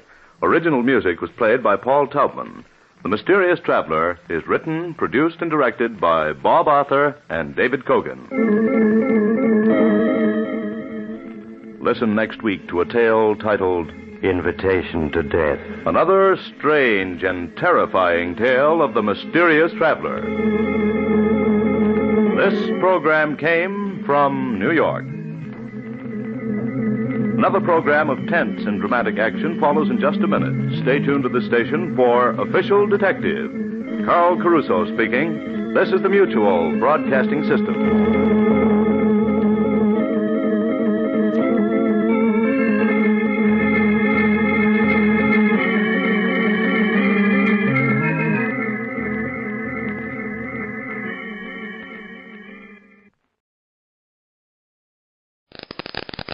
Get this and get it straight. Crime is a sucker's road, and those who travel it wind up in the gut of the prison of the grave. has no other end, but they never learn. Wrigley's Spearmint Chewing Gum, the refreshing, delicious treat that gives you chewing enjoyment, presents for your listening enjoyment Raymond Chandler's most famous character in The Adventures of Philip Marlowe.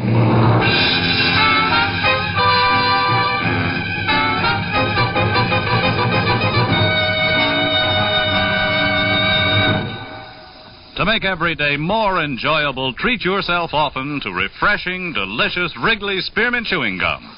Here's a taste treat you can enjoy indoors, outdoors, at work, or at play. The cool, long-lasting mint flavor refreshes you. The smooth, steady chewing helps keep you fresh and alert. Adds enjoyment to whatever you're doing. Wrigley's Spearmint Chewing Gum. Healthful, refreshing, delicious. Now, with Gerald Moore starred as Philip Marlowe, the makers of Wrigley's Spearmint Chewing Gum are glad to bring you tonight's transcribed story, The Glass Donkey.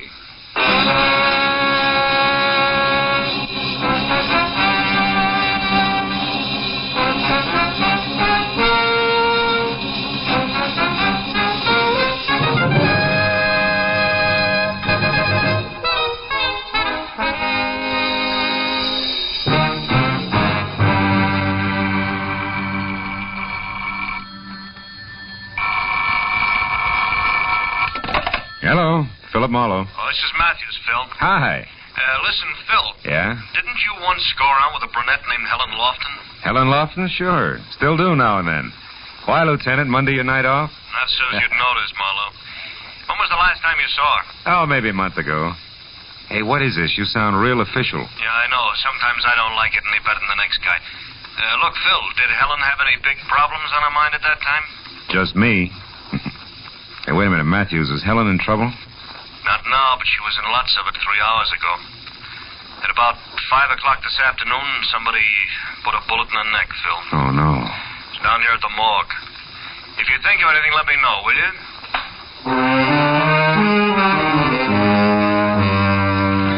Might as well have hit me in the stomach with a hammer. Helen Lofton, a good-to-look-at girl with soft black hair and clear hazel eyes, who gets a big charge out of life. But Helen was a great girl. And she'd always had enough sense not to waste time on the kind of people who put bullets in other people. For a long few minutes, I just sat in my apartment and felt sorry. But then I began to want to get my hands on whoever had pulled the trigger. By the time I got downtown and walked into the morgue attendant's office, that urge had become a big hot lump in my chest. Mr. Marlowe. Hello, Chester. Yeah, stranger around here lately. You got a Helen Lofton? I'd like to pay my respects. Yeah, can't stop you, boy. Lofton, huh? Oh, yeah, she's still on the table. You'll have a little company back there, Lieutenant Matthews. Oh, he's still here? Oh, he's been in and out all evening. Can you find your way all right? Yeah, thanks, Chester. I didn't expect you in person, Marlowe. You could have called. Got something to offer on the Lofton girl here? Yeah. My services, Matthews. How much did she mean to you, Phil? Enough to make this real personal. What have you got on it, Matthews? Nothing. A neighbor reported the shot. Found Helen's body spilled down some stairs at the side of her house. Mm-hmm. It was a .32 at close range. No reason, no motive, no leads. Unless you can call this a clue, which I don't. Let's see that. Yeah, it could be the hind leg of one of Helen's glass donkeys. You know, she collected them. Oh. Well, I was on the stairs near the body. Uh-huh. Hey, look, Matthews, you don't mind me sticking my 2 cents in this, do you? It'll do me a lot of good. No, I don't mind. Just keep me posted, huh?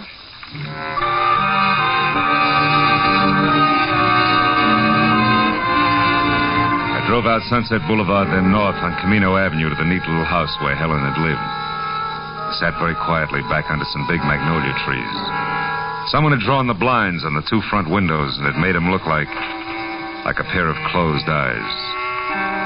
I walked around to the side door on the stairs where they found her body, and that's when I noticed the light on inside the house. The door was unlocked, so I went in.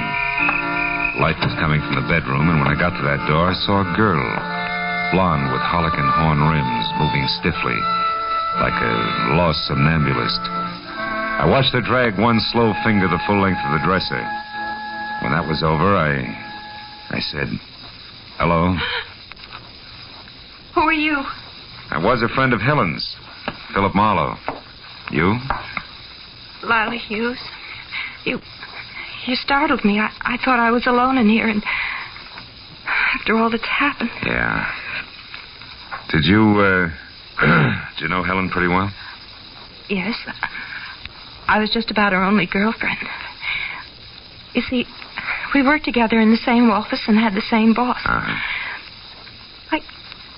I guess they're going to want me to do something about all of her things now. Yeah, it's real tough. Everything in the house is just another reminder. Even this little sherry decanter. Here. But that's Helen's. It's all right. Sit down. Drink it. At least it'll do you good. Look, Lila, I gotta know why this happened to Helen. It doesn't make sense. Can you help me? Any idea at all? No, the police have already talked to me about it. Please, Mr. Marlowe. I know this is unpleasant for you, but I need some answers. It's been over a month since I saw her last. Who's she been going with lately? I don't know. Helen never said much about her dates. Who's your boss? Mr. Maffey. Mm-hmm. Oh, she dated him a few times, but so have I.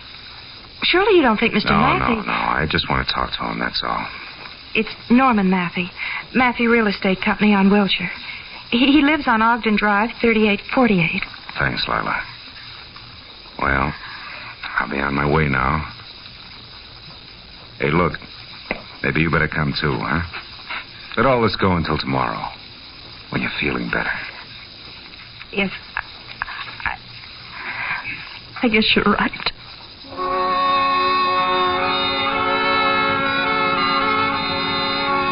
I turned out the light and snapped the lock as we left. Then walked the sad little blonde as far as her coupe. Got her address on Beechwood Drive and saw her off. After that, I went to my own car, but before I got in, I looked back at Helen's house once more and tried to shake the empty, loose ends feeling it had given me. I was snapped out of that mood in a hurry. A man with a half an acre of forest had just twisted out of sight behind a tree trunk in the backyard. I started for him, and he broke and ran toward the wall in the alley. It was a 6-footer. He rolled across the top and fell over. When I got there, he was up and gone. He hadn't had time to get out of the alley, but it was empty, which could only mean he was laying for me. Come here, you! You don't, mister. Hit this time. Anyway, go! Trash in good neighborhoods is no softer than trash anyplace else. When I finally got clear of it, the forehead was gone. I figured all I had to show was one of his patch pockets, which I still had clenched in my hand. But there was something else. Glittering on the ground was what had been in that pocket. A little glass donkey with a hind leg missing. On the way back, I stopped once and tried to call Matthews, but he was out. So I drove on down to Ogden Drive as far as number 3848. A gray at the temples type in blue flannel opened up. Yes? Mr. Maffey? Are you a reporter? No, I'm a friend of Helen Lofton's. Also, I'm a private detective named Marlowe. I'd like to talk to you. Private detective? Mm-hmm. Who hired you, Mr. Marlowe? Who are you working for? Myself. Like I said, Helen was a friend of mine. Well, I'm quite busy, Marlowe, but come in. Back this way, to the den. I've already been interviewed by the police. You may be again. It's not quite like being vaccinated, Mr. Maffey. Now, just why have you come here to see me? Because I intend to find out who shot Helen. What makes you think I'd have the remotest idea? Nothing special. She worked for you, didn't she? So do several other people. You dated her? Yes, I did. She was a very attractive girl, but that was no reason for me to kill her. There was no reason for anybody to kill her. Mr. Maffey, suppose I was to tell you that I'm acquainted with your wife. Oh, so that's it. You cheap blackmailer. Get out. Then you do have a wife, huh? Now, look here, Marlowe. You don't have to be sly with me. I'm not hiding anything. Ask me what you want to know and get out of here. How come Mrs. Maffey doesn't object when you dine and dance the office help? Because we've been separated for several years. Separated, but not divorced, huh? That's right. She lives in San Diego, and we have as little as possible to do with each other. My bank takes care of our only mutual interest. She refuses to give me a divorce. Did you tell the police all this? They didn't ask. Did they happen to ask where you were this afternoon about 5? As a matter of fact, they didn't. I wasn't being treated as a suspect then. And I don't intend to be now. Okay, Mr. Maffey, where were you? Now, look, I'm a private detective. Remember, I'm not even taking notes. All right, Marlowe, all right. Been having business troubles lately. A lot on my mind. I was out driving in my car, trying to relax. Can't prove it, can you? No, probably not. Mm-hmm. I don't expect to have to try. All right, tell me something else. Do you happen to know anything about a man with a very high forehead, a young guy, maybe 30, about 6 feet tall? Yes, I do. Helen went out with a fellow like that recently. What's his name? Victor Semra, I think. Why? Well, I ran across him tonight, and I didn't like his attitude. Sure, that's it. I'll bet on it. What? What are you staring at? This ashtray? No. That little donkey in front of a betting window. Thanks for everything, Maffey. I'll see you.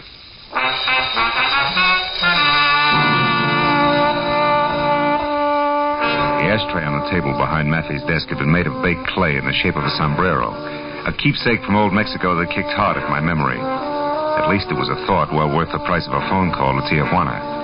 So I drove as far as the first payphone, which was at an all-night mobile gas station, got a handful of change, and while my car was being gassed, put the call through to my old friend, Senor Mike Donahue, who had given up reporting in Chicago for editing south of the border. We are ready on your call now, sir. Go ahead. Hello, Mike. Philo, old pal. Hi. Hasta la vista. What's cooking? You coming down to see me? Later on. Listen, Mike, I'm trying to find out about a glass donkey. A which? A donkey made of glass, a souvenir mule. It's got silver shoes and a silver halter. Oh, one of those things. That silver works strictly a Tijuana product, you know. Yeah, I know. Peddle them at the highlight games down here. Out by the betting windows? That's right. Can't buy them anyplace else, Mike. No, not that I know of. Mm-hmm. Why, you want some? No, I've already got one. Well, thanks a lot, Mike. You've been a big help. Hey, wait a minute. What's the matter? As long as you're on the wire, Gumshoe, maybe you can help me. How? I got a big front-page mystery spread if I can get a little more dope. Ever hear of a babe around L.A. named, Mrs. Norman Maffey? Mrs. Norman Maffey? Yeah. Holy smoke, I'll say so. What, Mike, what's the story? Well, the boys just found her body out here on a side road at the edge of town. Yeah? Been dead a couple of days. Probably happened Saturday night. Saturday night, huh? Yeah. The hotel identified her about 10 minutes ago. She was run over. Run over? Well, Mike, you said it was a mystery story. Yeah. You see, the tire tracks out there are still good. It was no accident, Phil. It was murder. Somebody went a long ways out of their way. Yeah. Yeah, Mike, somebody sure did.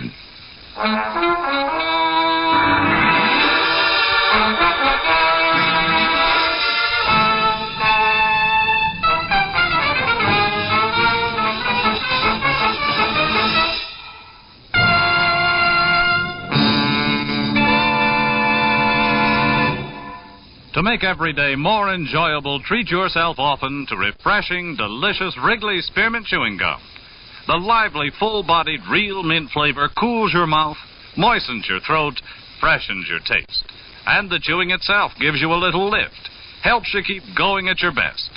So for real chewing enjoyment that's refreshing and long-lasting, always keep Wrigley Spearmint Chewing Gum handy. Healthful, delicious Wrigley Spearmint Gum will make every day more enjoyable.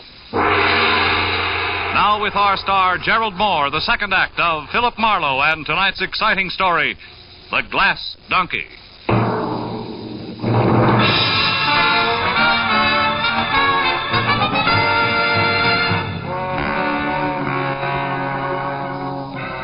When I hung up on Mike Donahue and the news of Mrs. Maffey's violent death on a lonely road outside of Tijuana, I postponed trying to figure it all out until I had called Lieutenant Matthews at Homicide. I'd asked him to meet me at the bar I was at.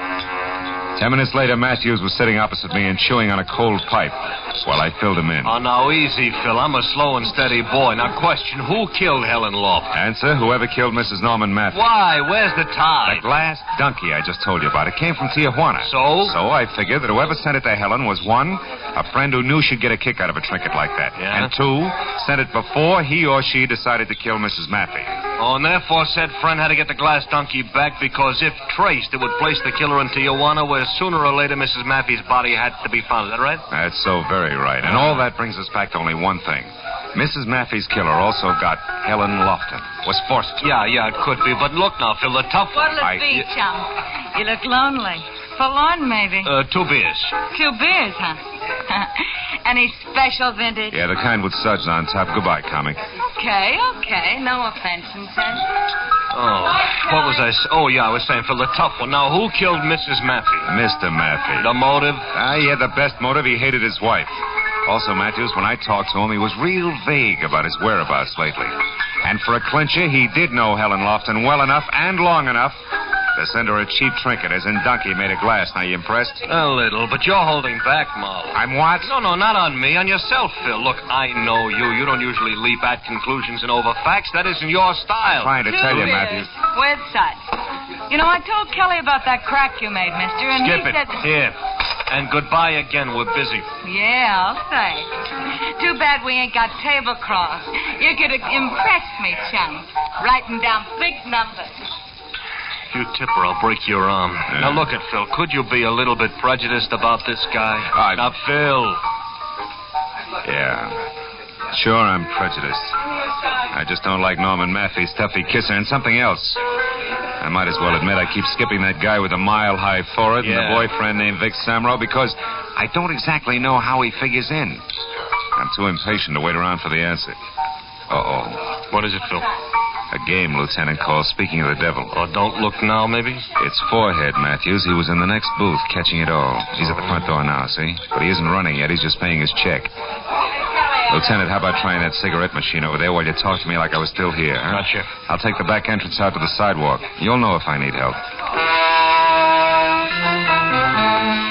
Matthews underplayed his part neatly, and I got out the back door to the street where I spotted Semrau some 50 yards ahead, walking slowly toward an empty car, a new green Nash that was parked close to mine.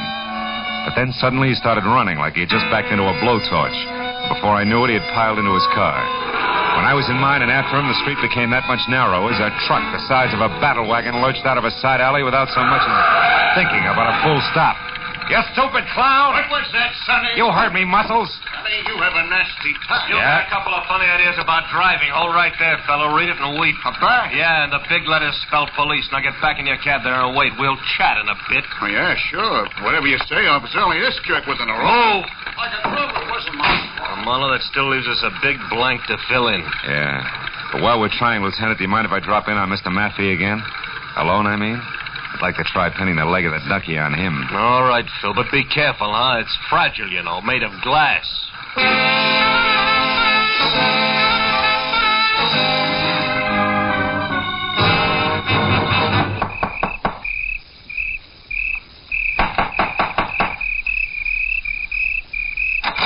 Yes, what... Oh, you again. Yeah, do you mind if I come in again, Mr. Maffey? Frankly, I do, Marlowe. I don't feel very well tonight. Your wife and was murdered, Mr. Maffey. My wife? Murdered? Still mind if I come in? Where did it happen, Marlowe? In San Diego? Marlowe, I asked you where it happened. In Tijuana. Ever been there? Yes, of course.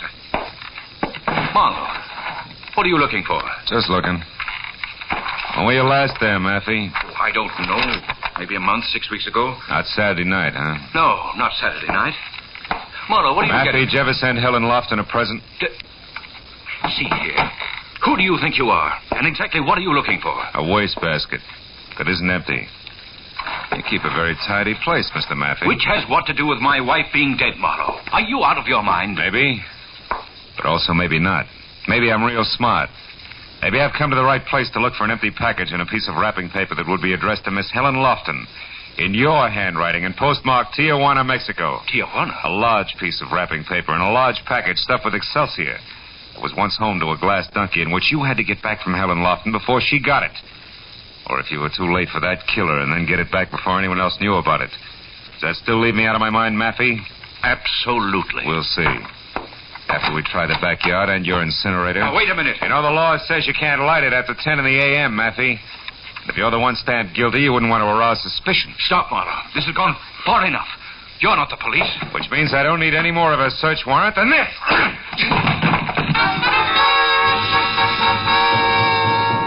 I caught him right.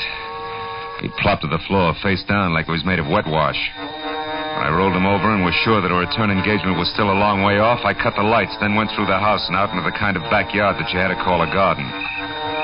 Beyond all the moon-bathed beauty and half hidden by a fountain that was backed up by an ivy trestle was what I wanted. A short, squat, scarred, ugly incinerator. The door was metal cold, and inside I found more encouragement. None of the paper that was jammed 3 feet deep and had burned. I started tossing the stuff out, counting more on the feel and sound of wrapping paper than anything else. Once I stopped short, but it was only a grocery sack. The second time I stopped short, I had a better reason. Marlowe, you're wasting your time there. Well, Mr. Victor Semrau. Yeah, or as you put it, the guy with the mile-high forehead. I wouldn't get touchy, Semrau. You were swinging the dock ahead, remember? I'm sorry about that, Marlowe. I didn't know we were both on the same side there. Both on the... Take it easy, Victor. You wouldn't try to set me up again, would you? Why the sudden change of heart? Because now I know that you're in the up-and-up, Marlowe. I overheard you talking to that police lieutenant and also the Mexican newspaper man. Well, bully for you, eavesdropper. But also you ran. Why? I was afraid you'd turn me over to that lieutenant. Marlowe, listen. From the start, I've been trying to find Helen's killer. That's why I've been following you. I found that glass donkey in her porch, and, well, to get right to the point, Marlowe, I can tell you that the one who killed Helen and Mr. Maffey...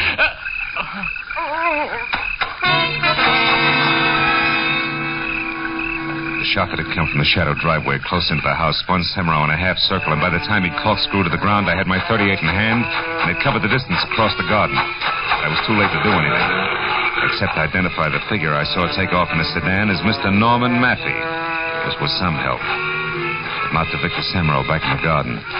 He had managed to crawl as far as the small pond that surrounded the fountain. There he had died, one hand half submerged in the dark, cold water, the other clutching his chest, blood-soaked and discolored another way. I must have stared at it for a full 30 seconds before it suddenly began to add for me. Add fast to the only backyard left in the spot where I could get to Maffey and maybe stop a third murder. Lila Hughes' place on Beechwood Drive. It was all the push I needed.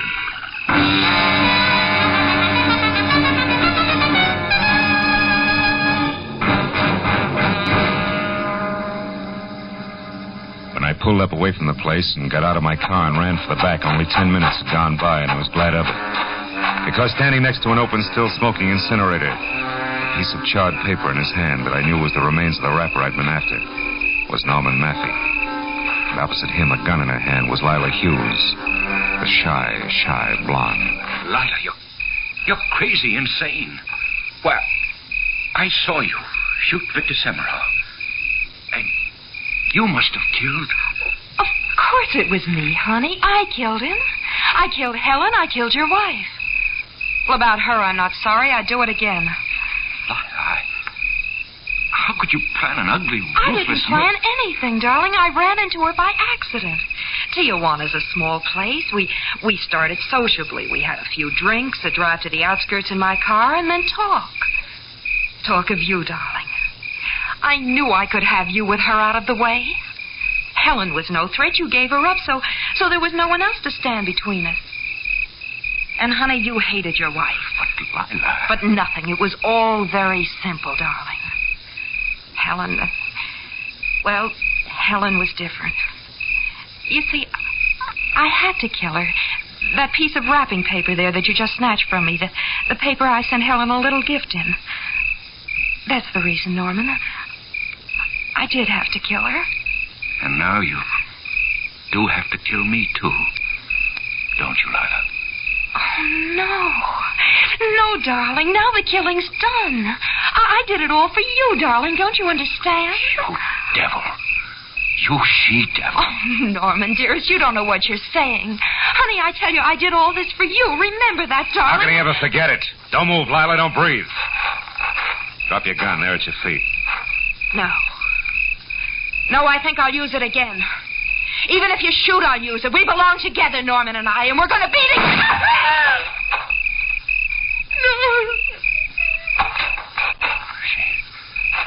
She's dead. Marlowe, she did think she could shoot. Even if you did, didn't she? Yeah. That's what she thought, all right, Maffey. Call the police. They know where they can find me.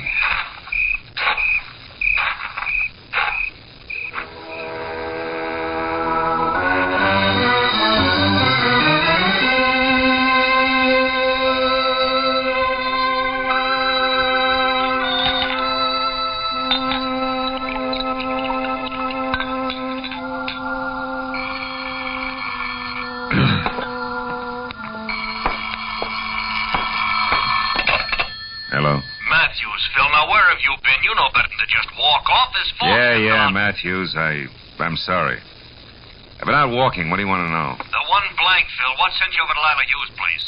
Oh, Victor Semero, his hand was burned, blistered red. Like you've been fishing around in a hot incinerator, huh? Yeah. That and what he had to say to me about us being on the same track. Lila Hughes was the only other one who was both close enough to Helen to send her that glass donkey and at the same time even remotely connected with Maffey. Uh-huh. Any idea what sent Semra to her backyard? I guess his tack all night was to follow me. When he tried to pick my trail up again after running from the bar, he thought Lila Hughes' place might be the answer. Turned out he was right. Real right. Yeah, he must have seen her around her incinerator lighting it, and then decided to get to you when he couldn't reach in after the wrapping paper. Yeah, something like that. With, of course, her taking off after him. Look, anything else, Matthews? Phil. Hmm? Phil, you weren't in love with Helen Lofton once upon a time, were you? No. No, Matthews. I wasn't in love with her. Yeah. Well, so long, Phil. And, look, I'm sorry about Helen. I mean, it's a crying shame. Yeah. Good night, Matthews. I'll come down to headquarters in the morning.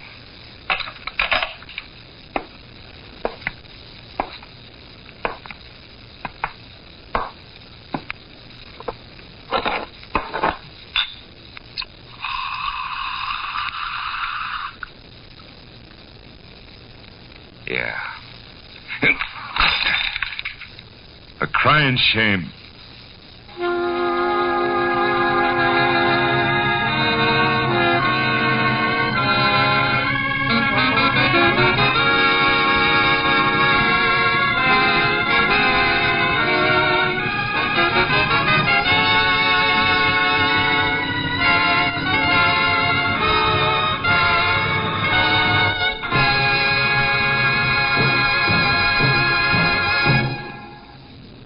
Remember, friends, to make every day more enjoyable, treat yourself often to refreshing, delicious Wrigley Spearmint Chewing Gum. There's lots of cooling, real mint flavor in every stick. And chewing Wrigley Spearmint helps keep you feeling fresh and alert. You feel better, work better, get more fun out of doing things. So indoors, outdoors, wherever you go, keep some healthful, refreshing Wrigley Spearmint Chewing Gum handy. To make every day more enjoyable, treat yourself often to delicious Wrigley's Spearmint Chewing Gum.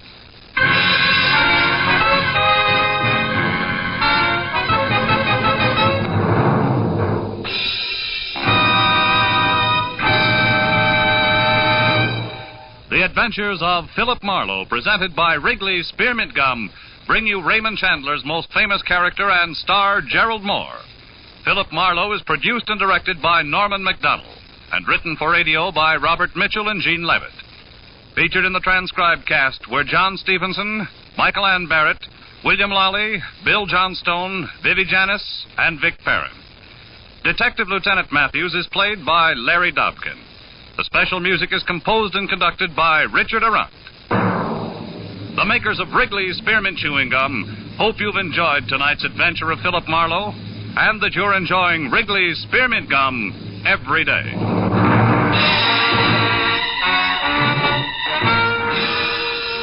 We invite you to be with us next week when Philip Marlowe says... This time it got off to a swashbuckling start at a pirate's cove. A map to a fortune in black pearls ran past a beautiful island girl, a conniving Malayan merchant, and stopped at a wild man from Borneo dead in a rusty hulk. All in the quiet outskirts of Los Angeles. Bob Stevenson speaking. This is CBS, the Columbia Broadcasting System.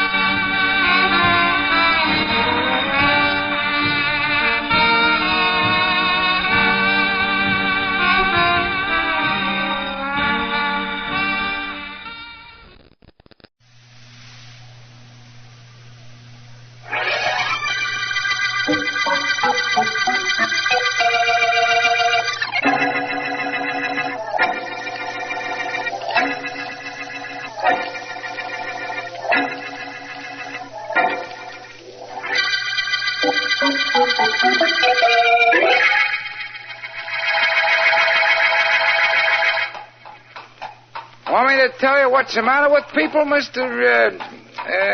Vance. Philo Vance. Oh, yeah, that's right. Vance. Want me to tell you what's the matter with people, mister? Well? They're in a hurry.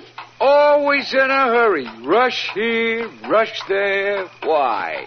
Well, some people have to be in certain places at certain times. But why? Well? Suppose everybody was late getting there. Then it wouldn't make any difference, would it, Mr. Mr. Vance. Philo Vance. Oh, yeah. Perhaps your logic is correct. So happens I have an appointment with the district attorney, and I'm early, so I thought I'd take your hansom through the park. I'm glad you did. Nice to have somebody to talk to. Of course, I could talk to my horse, Sadie, and in fact, I do. But once in a while, a man likes to get an answer, huh?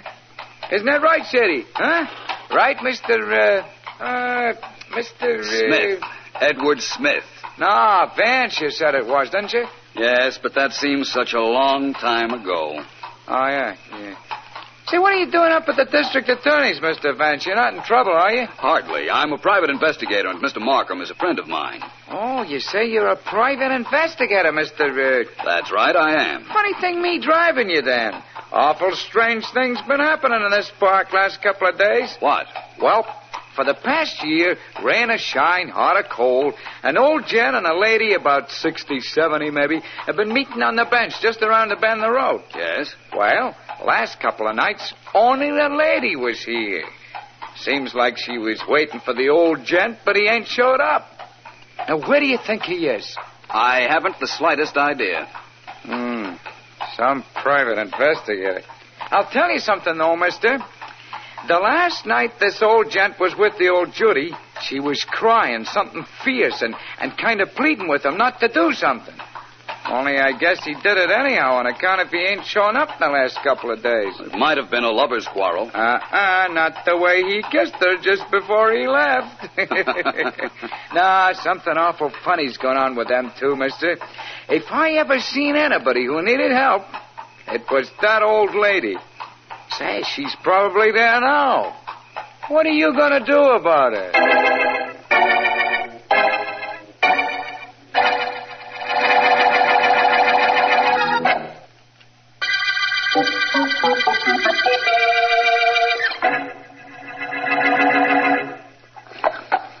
Well, let me know what happens, will you, Mr. Vance? Yes, I will, Cabby.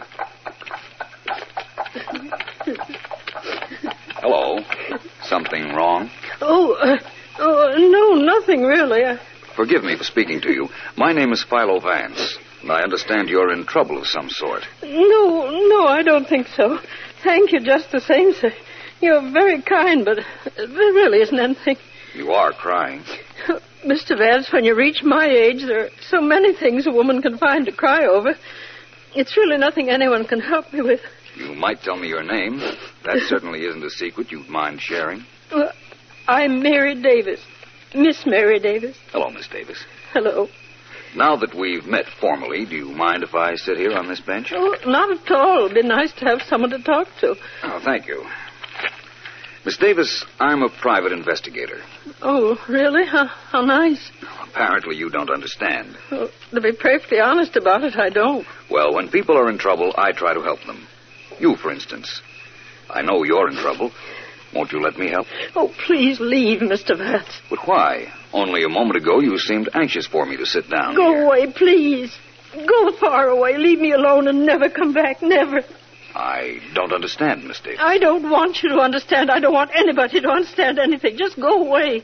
That's all I ask you to do. Go away. Well, I only wanted Mr. Vance, I'm an old woman. I love only one thing in this world, one man. And if you don't go away and go away quickly, Jason will be killed. Now will you go away?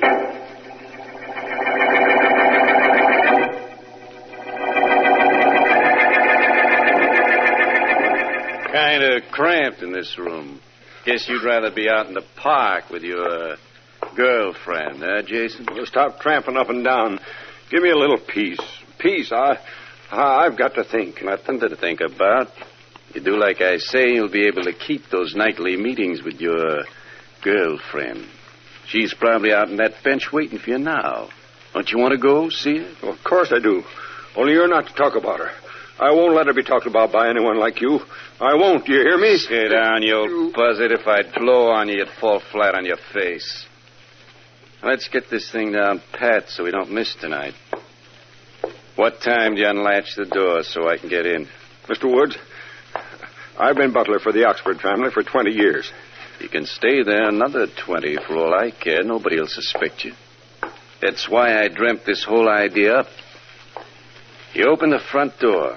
I come in. You hand me the combination of the safe. I pick up all that cash and those jewels in the library safe. Go out before anybody knows I've been there. Oh, I can't. I can't do it. I can't get you the combination. I can't let you in the house. Okay, so you stay here till you decide you can. Look, I just made up my mind. You're getting out of here right now, reporting for work. You know Oxford opens the safe every night. Watch him close and get the combination, and at midnight you're coming down and unlatching the front door. Am I? You don't, and I'll take care of that Judy you're so in love with, that Mary Davis. I told you never to mention her. I'll do more than slap you and mention her if you don't do like I say. How come you never married her, Jason? Oh, shut your mouth. Okay, I guess that is none of my business. But money and jewels are my business. You're going to do as I say about that door and the safe, so that at midnight tonight, business is going to be very, very good.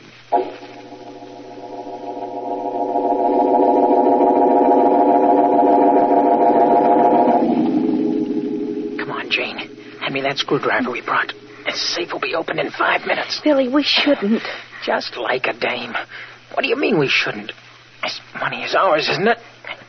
Uncle Dick keeps it in the safe and won't give it to us, will he? That money belongs to us, and we're going to get it. Yes, I know it's ours, but I can't help it. I was brave enough up until now, but well, doing something like this, I just can't. Come on. What was that? What was what? Somebody's coming. Listen. He's passing the library. It was the butler, Jason. I thought you told me he was sick. He must have come back tonight. He didn't see us. Wonder where he's going. Shh. All right. Come on in. He's letting somebody come into the house. Yeah. Come on, Billy. I don't want to be caught. Let's get out of here.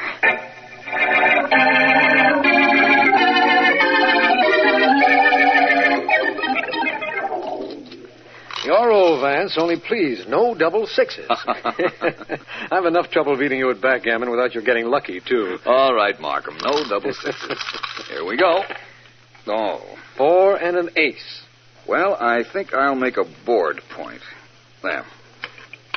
Your play, Markham. Yes, I know. Now, let's see. What points would I like to throw? The dice won't be able to hear even after you decide. Well, you can't be too sure. They're my dice, you know. By the way, Vance, what delayed you tonight? An incident in the park with a charming old lady. It's still bothering me, by the way. I wish she'd have let me help her. I imagine by this time, so does she.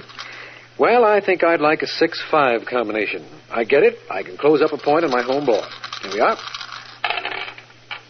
6-5. Well, Vance. Well, wait until the district attorney hears about the district attorney and his crooked dice. You know, Excuse me, Vance. Oh, surely. Hello? Mr. Markham? Yes? Rogers at headquarters. Yes? There's been a murder at 42 Johnson Street. What? A man named Oxford lives there alone. He's been killed. The butler's missing and the safe's been robbed. Right, Rogers. I'll be down there right away with PHILO Vance.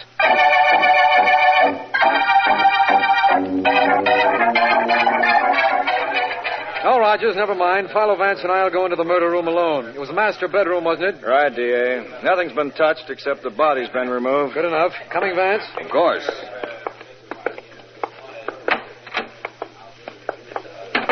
Well, it seems to be an open and shut case, Vance. The downstairs door wasn't forced, the windows hadn't been jimmied, and the butler's disappeared.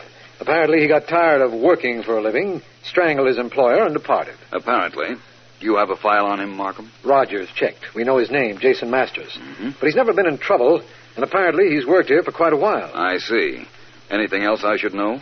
Only that the dead man had a niece and nephew, Jane and Billy Reed. They're his heirs. Will you want to see them? I might as well. Apparently our murderer has covered his tracks pretty well. Perhaps Jane and Billy Reed might lead to a clue.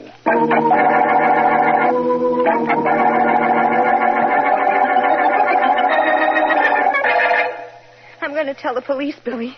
I'm going to tell them. Oh, you are you? Yes. And are you also going to tell them what we were doing in the library at the time? Are you? Yes, I'll tell them that. I'll tell them anything. We needed our money, so I agreed to help you get it from Uncle Dick's safe. But we know who killed him. We've got to tell. Do we? Yes. Oh, fine. Well, then tell me, who killed Uncle Dick? The man Uncle Dick's butler let into the house while we were there. And who was that? Well, I don't know. All we know is that we were there and that some unknown man came into the house. You've got nothing to tell the police. I haven't, but you have. You stayed behind when I ran out the back. Jane. Billy, did you... Shh. That might be the police again. Oh. Now, calm down, Janie. Come in. Good evening. I'm PHILO Vance. Hi, I'm Bill Reed, and this is my sister, Jane. And look, Mr. Vance, if it's about Uncle Dick's death, we don't know a thing. Not a thing. Wait a minute, that's not true. Jane. I don't care, it's not. Vance, you're not the police. I know about you.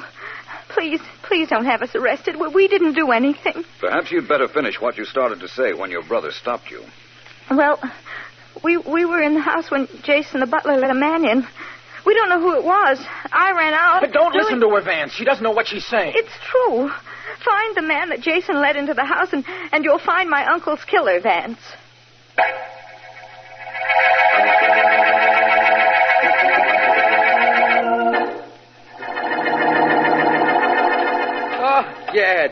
Vance.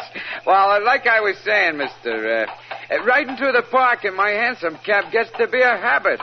See? You rode in it last night, you ride in it again tonight. That's right. Let me off here, will you? Oh, okay, but I don't know what your hurry is. People always in a hurry. Oh, city worker. Well, here's your money. Goodbye. Bye.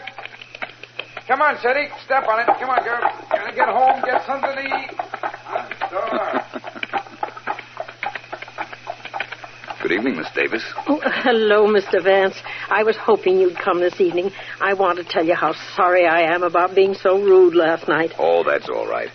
Has your friend made an appearance this evening? No, but he will. Oh, I'm sure he will. It's too wonderful an evening for him not to come. I hope he does. Well, I thought I'd stop and say hello. I was trying to work out a problem in the hansom cab just now, but the cabbie wanted to talk, so I thought I'd get out. I'll see you again, Miss Davis. Good night, Mr. Vance. Mary. Darling, where are you? Right here. Oh, Jason. I was waiting until you finished talking. Jason, darling. Oh, it's been so long. Many years, Mary. Too many. But it's not too late. Whatever time we have left, we'll spend together. We'll go away and forget. Forget? Yes, darling. Forget everything. Especially last night. The worst night any man ever experienced in his life.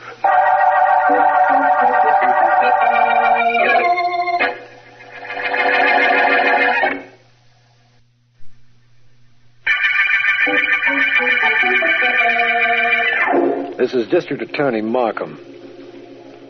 The Oxford murder case opened with the finding of the body of millionaire Richard Oxford. Vance has questioned his true heirs, Jane and Billy Reed, and has some information which he hasn't as yet disclosed to me, but feels that it pertains to the murderer. Jason, family butler to the Oxfords for many years, is missing. And the last I heard from Vance, he had decided to... No. Please. No, I can't tell you anymore, Mary. Don't ask me. But, Jason, you must. We can't start off... Jason will tell me. Good evening again, Miss Davis. Mr. Vance. Mary, who is this? My name is PHILO Vance, Jason. I was hoping you'd show up here tonight. You were Mr. Oxford's butler, weren't you? Yes, I was. But believe me... You had nothing to do with his death, I know. And by the way, in case you think my coming here just now was coincidence, it wasn't. Miss Davis here mentioned your name the first time I saw her, the time she ordered me away. Yes, I did. I didn't mean to, Jason. Believe me, I didn't mean to. No, I don't imagine she did.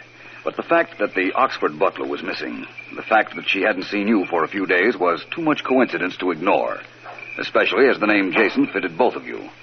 I decided to wait for you to show up. And here you are. All right, here I am. Now what, Vance? Now you tell me who it was that you let into the Oxford house. How could you know that? It doesn't matter, Jason. Tell him. Please tell him. All right. It was a man named Harry Woods. He threatened harm to Miss Davis here unless I did what he said. Then he killed your employer. Well, I don't know. When I let him in, I went to my quarters. Do you know where I can find him? I know where he lives. I should. I was kept there for 2 days. Good. Give me the address, and Mr. Markham and I will try and get his number.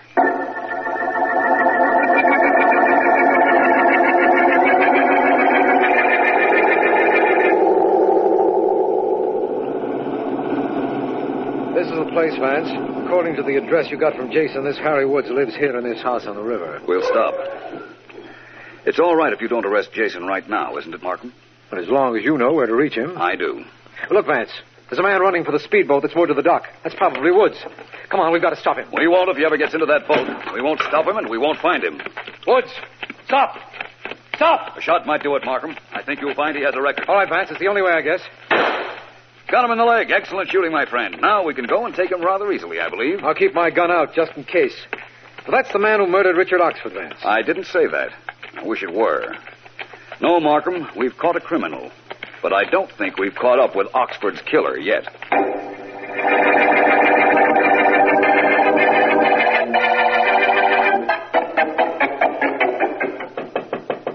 Come in. Mr. Vance? Miss Davis. Well, please come in. Thank you. Mr. Vance, I came to tell you that Jason and I are married. Congratulations. I'm glad you did tell me. And I came to ask a favor. He's told you all he knows about Mr. Oxford's death. Won't you let him leave town with me? We want to go away. Well, that's really up to the police to decide. I know, but you have influence. Wouldn't you use it, please, for us? Well, excuse me. Certainly. PHILO Vance speaking. Hello, Vance. This is Jane Reed. Oh, yes. I've got to talk to you. Will you come right over, please, before my brother gets here? Of course, but what is it? The night of the murder, I left Uncle Dick's house, but he stayed on. He knows something about Uncle Dick's death. Please, Vance, get here right away. So Billy might know who killed Mr. Oxford, eh? Yes, I think so. I'm sure you can get the whole story out of him. Where is he now? Well, he's out playing tennis at Windmere Courts, but I want you to be here when he gets home. Well, maybe I ought to go to the Windmere Courts to see him. No, I want to be with you when you make him tell what he knows. Come here, Vance. I'll be waiting. Very well, Miss Reed. I'll come at once. Goodbye. Well, Miss Davis, or rather, Mrs. Jason Masters, I think maybe I'll be able to do as you ask. Oh. Someone who knows something about the murder of Richard Oxford is going to talk. Oh, wonderful. Well, it isn't wonderful yet. First, I've got to hear what he has to say. Oh, I'll tell Jason. He'll be so happy. Do that. I'll be in touch with you, Mrs. Masters. Before very long, I promise you.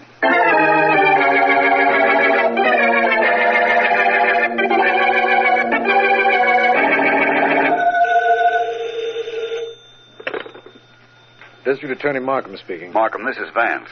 Oh, glad you called, Vance. I'm having a lot of trouble with that Harry Woods.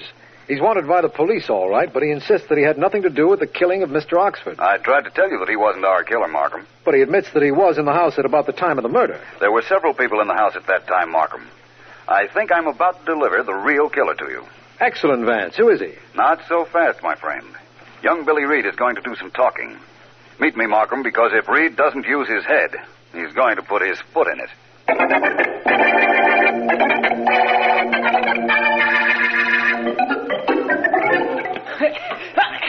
Hey, you're running me ragged, pal. Cut it out. Cut it out.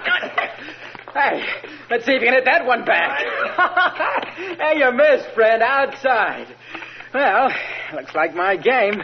Now me for the showers and home. See you later, Frankie. Okay, Billy. So long. Yeah, it sure was. Dum dee dee dum dee dee da dee dum dee dum dee dee dum dee da dee. Mr. Reed. Oh, Jason. What are you doing out here at the courts? I came to see you. Come over here where we won't be watched. Well, all right. What is all this? Hey, how did you happen to know I was here? Oh, that isn't important, Mr. Reed.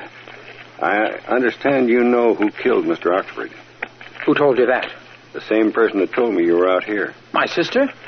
Oh, she's crazy. I don't know who killed Uncle Dick. No, I do. Who was it? You're asking me to tell you? Why did your sister say what she did? Oh, because she knows I was in the house just before the murder took place. That's why. Oh, you were. And did you see your uncle killed? No. No, I didn't. You lie. No. You saw me kill him. No, Ernest. You were going to tell the police. No, now no. I'm going to kill you with my own Jason, hands, just as I did your uncle. With my own hands, the way I killed him. I had to kill him. He woke when I went to his room to get the combination of the safe. He saw me. That'll be all, Jason. Get your hands off Reed. Vance, you too, huh? I can handle you. I may look old, but I'm strong. I'll get him. No, you won't. No. And now I'll do the same to you, Vance. You heard too much. You're smart. But your neck is just as easy to choke as... No, Jason, I don't want to have... Hold him, Vance. We're coming. Hurry, Markham. I'm here. All right, fellow Daniels. Help me get this madman off. You'll never take me. Use your Billy, Daniels. Go I ahead. can handle 5 like you. I can... give him your hand. Well, that was close, Markham. Yes. I don't think our young friend Billy Reed suffered much damage. Oh, he'll be all right. You can take Jason in, you know. Murder? That's right, Markham. I heard him admit he killed Mr. Oxford when he tried to strangle young Billy Reed here. But I knew it was he long before that.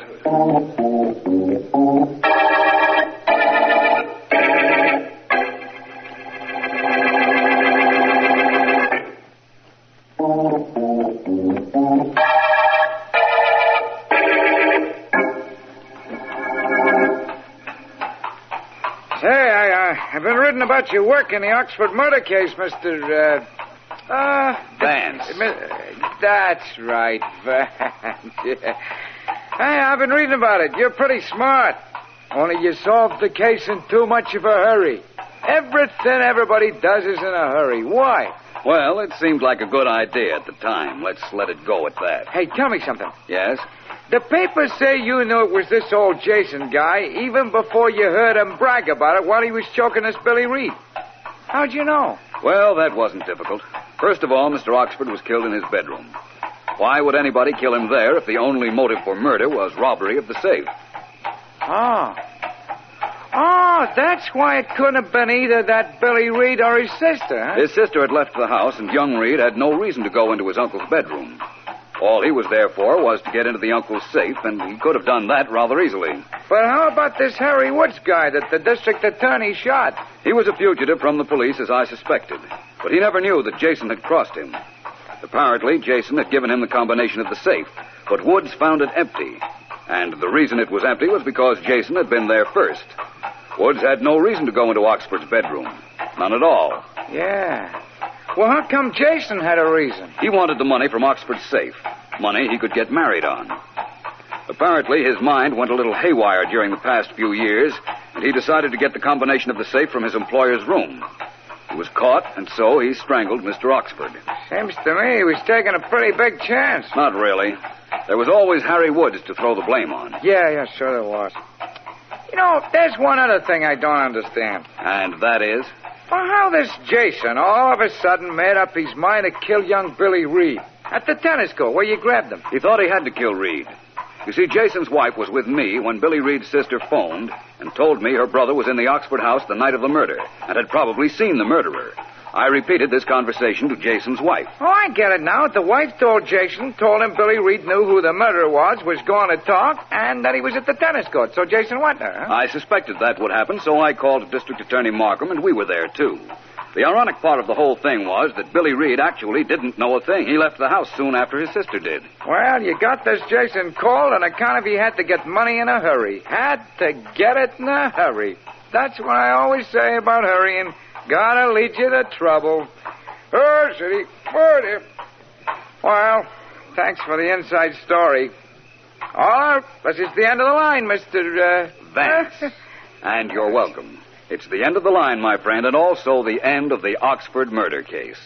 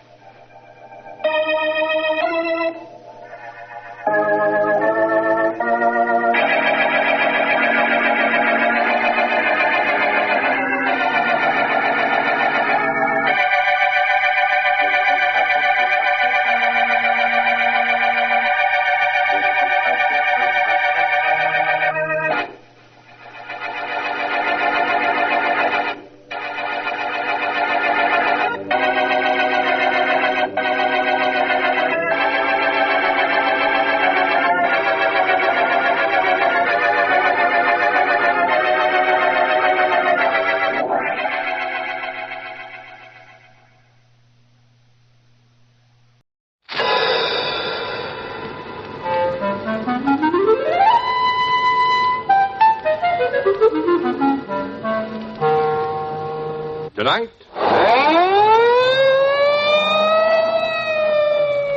Police Blotter, starring Bill Zuckert as Sergeant Brad Peters.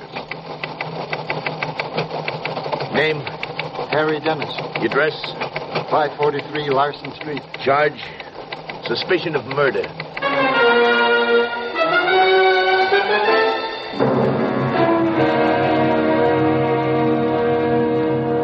The heritage that you and I share as Americans has been given to us by many great men.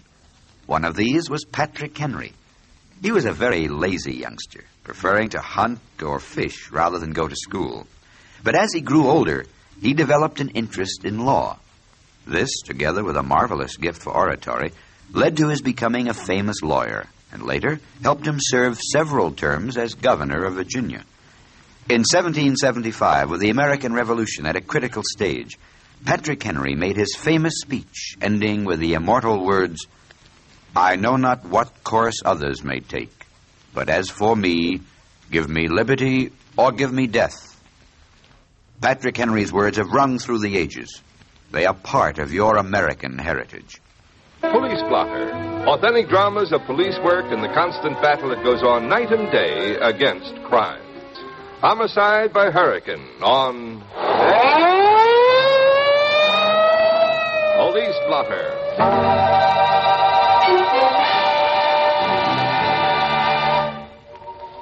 I'm Brad Peters, Sergeant, Homicide.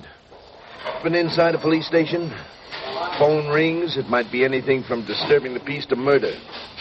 Whatever or whoever it is, rich or poor, innocent or guilty, sooner or later I get to know them all.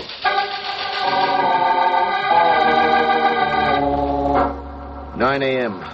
Call came in from Jonas Airport on the bay side of the precinct. Small field for private planes. Man named Costa, working on experimental plane, was found dead in the wind tunnel.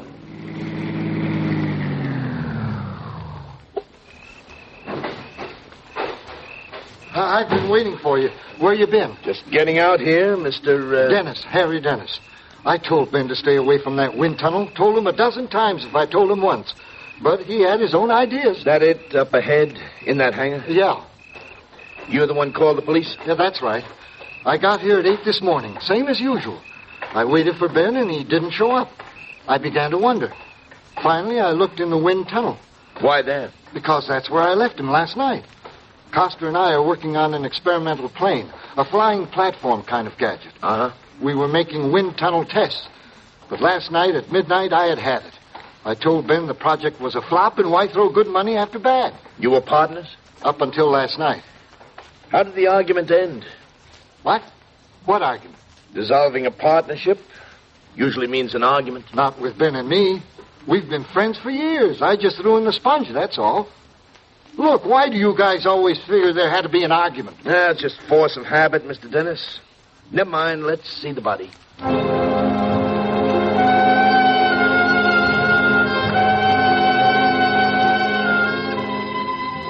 I saw it, but there wasn't much to see. It was all chewed up.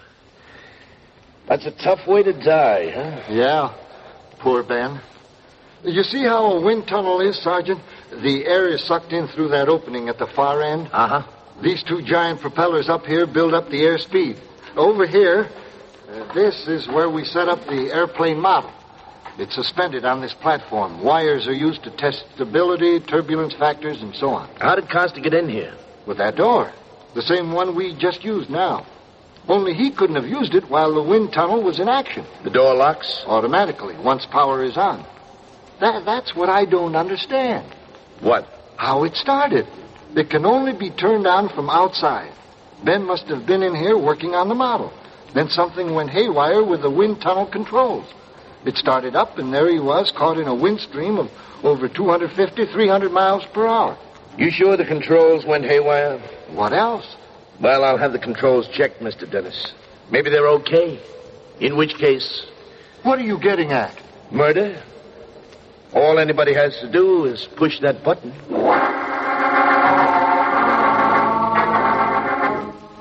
The controls were checked. They worked perfectly. At 10:30, the medical examiner reported on cause of death. Body battered by sledgehammer wind inside the tunnel. I went through the dead man's clothes, checked the possessions. I found a remnant of a typewritten letter. Few words. Must have money by Thursday next, or will file for... And that was all. I spent the next half hour questioning personnel at the airfoil. Me?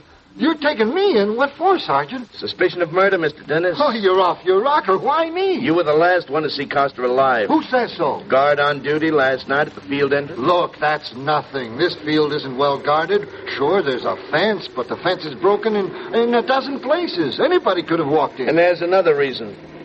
You said you didn't argue with Costa. So? You were heard arguing. Loud voices, threats. I can explain all that. You'll get your chance.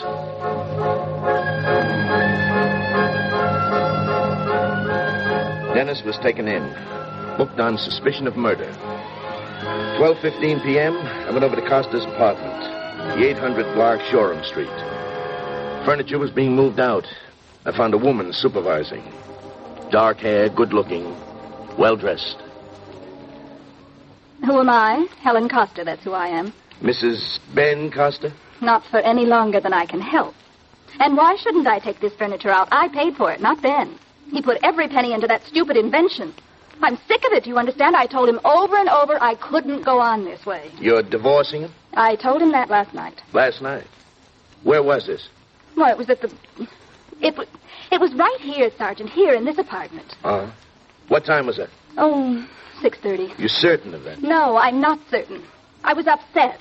I told him either he gave me back all the money I had poured into that invention or I'd file for divorce. You put your own money into it? Every cent I had. Mrs. Costa, do you own a typewriter? A typewriter? Yeah. Well, no. How did you tell your husband? In writing? No, I just told him, that's all. I spoke to him. If you're contemplating divorce, you have a lawyer, haven't you? Yes. All right, what's his name? William Jefferson. William Jefferson. His address? 250 Court Avenue. Excuse me. Yeah, sure. Hello. Yes, this is Helen. What? What? Oh, no. No. No, excuse me, I can't talk now. Sergeant, why didn't you tell me? About your husband? That's why you're here, isn't it? Why didn't you tell me? Who did tell you, Mrs. Costa? That was my lawyer, Bill Jefferson. Dead. And all the while I was having the furniture moved out. All the time. Nobody can blame you if you didn't know. Well, yes, but it's so ghoulish. It was Dennis. Dennis, it must have been. His partner? Fine partner. He never put any money into it. All he was doing was fastening on to Ben like a leech. He always got paid. Even when Ben was starving, Dennis got paid. Is there anything else you want, Sergeant? Not right now, Mrs. Costa. I'd better have this furniture moved back. Oh, it's awful. That's what it is. It's just awful. She was crying. It could have been grief. On the other hand, it could have been guilt. I got one of the neighbors to stay with her. I went over to Court Avenue, called on Attorney Jefferson. Yes, Sergeant. Mrs. Costa was going to file for divorce. Now, naturally, it's not necessary. You knew Ben Costa yourself, Mr. Jefferson? I met him once or twice. Are you his lawyer? Well, not recently. Wouldn't have been ethical to handle his wife's divorce and represent him at the same time, but I was representing him until about a month ago. Why did you stop? Money, Sergeant. He was delinquent in his bill. How much he owe you? Over $5,000. Most of that was for filing the patent on his invention. I had to do a patent search, draw up the usual legal documents. Very complicated. You've seen his invention? Yes, several times. What do you think of it? Well, I'm a lawyer, not an aeronautical expert, but I'd say it was worthless. Never got off the ground. We talked a while longer. I got no further information. I went back to the office, put in a call at the government patent office in Washington. Yeah, that's right. Peters, homicide. We're investigating the murder of a man named Ben Costa. Yeah. I'd like information on a patent filed in his name in the aeronautical field. Well, the other name on it may be Harry Dennis. Yeah. Well, get back to me as soon as you can, will you? Thanks.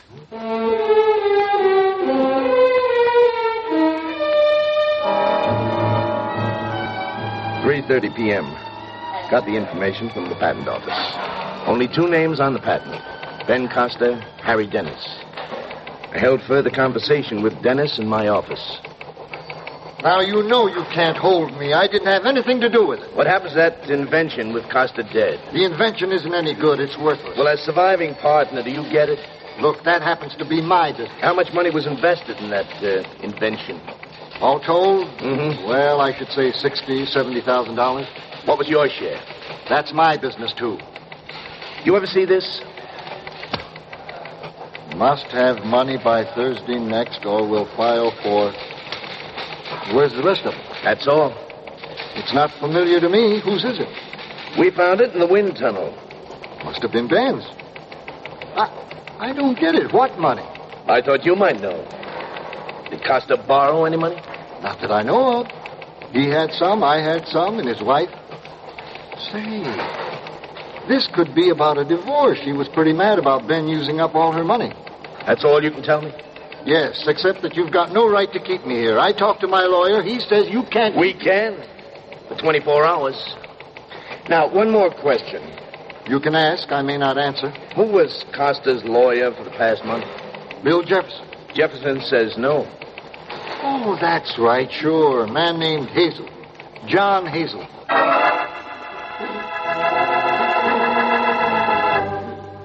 I thanked Dennis, then checked the phone book for Hazelton. Lawyer. The address, 2850 Mandrake. I went over there at once. Excuse me, miss. Yes. Oh, yes, Sergeant. I'd like to see Mr. Hazelton. Well, he's very busy right now. Doesn't want to be disturbed, but if it's important... It could be. What's it about? Murder. Oh. That got her. She disappeared at once. While I waited, I checked the typewriter. I found a sample in the wastebasket. Put it in my pocket. 5 minutes later, I was talking to Hazelton.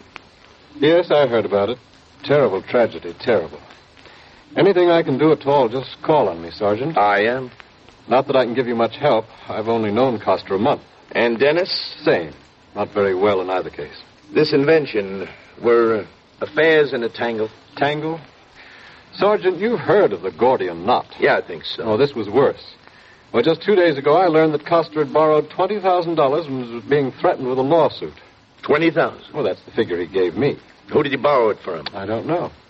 You're his lawyer and you don't know? Well, I know that sounds odd, but it's not really. You see, he told me that on the phone 2 days ago, very much upset. Said he'd drop in and discuss it with me. Mm-hmm. Well? He died before he could. So all I know is there's someone around whom Costa owed $20,000. And there's one other point. About the debt? Yes, I shouldn't violate a client's confidence, but since Costa is dead, he kited the figure, Sergeant. Kited the figure? Well, that's what he told me. The original note was for $2,000. He changed it to 20? Yes. That's criminal offense? Yes, so I told him. He said he was desperate for money. He said his invention was close to becoming practical. He'd been testing out the bugs. He had blueprints of an improved model. An improved model? Well, that's what he said. Of course, I have no way of knowing whether that was true or not. Where did Costa have his office? Office? Mm-hmm. Well, the only office he had, as far as I know, was out at the airport. I asked some further questions, but that was all he knew. I went back to the office, gave the lab the original typewritten sentence, gave them the sample from Hazelton's office, and I arranged for searches for other samples. From the other lawyer, Jefferson, from Dennis, from Mrs. Costa. She had denied having a typewriter, but in a murder case, a lot of people deny a lot of things. And at 6 p.m., Dennis was sprung by his lawyer. Okay, Mr. Dennis, you're out on bail. Just don't leave town. I have no intention of leaving town. Any more thoughts? About Ben? Yeah. I don't know why I should help you out. Me, Mr. Dennis? Yourself. You're the suspect. But I tell you... Okay. I guess you were just doing your job. Okay. Ben and I did have a quarrel. Last night? Yes, every day for the past week. Sergeant, did you know what that darn fool had done? I'm listening. He stole $18,000. 18? He had taken a personal loan for $2,000. He hiked the value to $20,000. He told me all about it. He was worried sick. The lender had threatened criminal action. You were involved? I'm his partner. In a partnership, each is responsible. Who gave him the loan, Dennis? I don't know. Your own partner, and you don't know? I told you no. Well, if it was a personal loan... Personal? It wasn't. He forged my name to it, too. Now, if there's nothing else... Yeah, there is one more thing. Yeah? I hear that invention was close to success. What? Where'd you hear that? Is that true? Don't you think I'd know if it was? It's not true, Sergeant. It can't be true. Unless... Yep. Ben worked there a lot, alone. Without you? Yeah. Many nights I knocked off at 5 or 6. He kept going. I never thought of that. A man who would alter a check and forge another signature, he might be completely unscrupulous. Would that flying platform be worth anything? Worth anything? Sergeant, if it worked, it would be worth millions. Millions!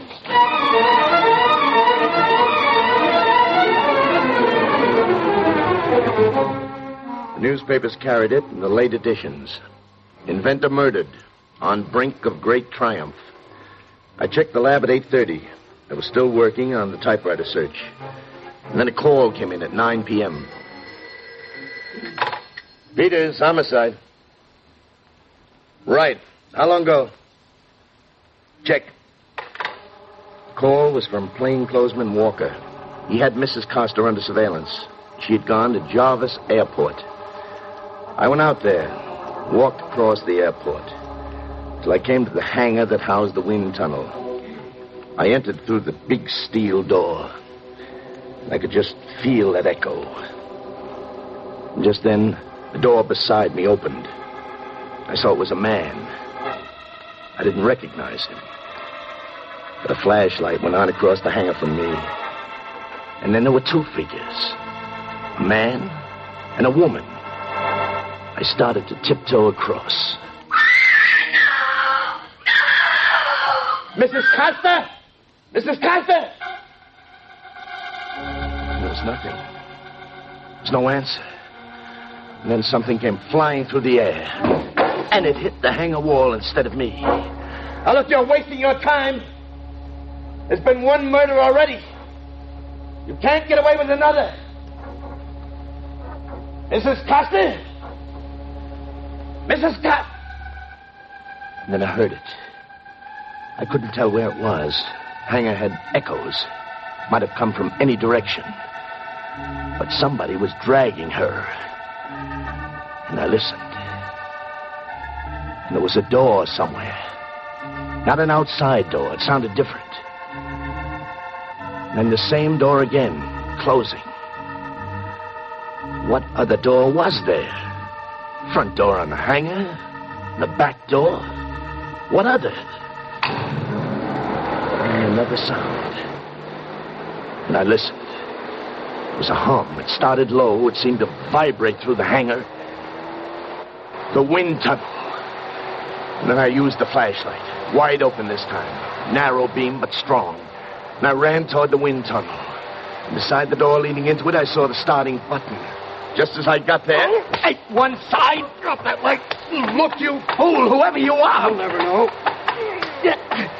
He was big. He was bigger than I was, and he was frightened. He was desperate. He was tough to handle. But I finally handled him. My head was swimming, and all I had was a match. First one went out, but the second one held. And I found the switch. I cut it off. And I went into the wind tunnel.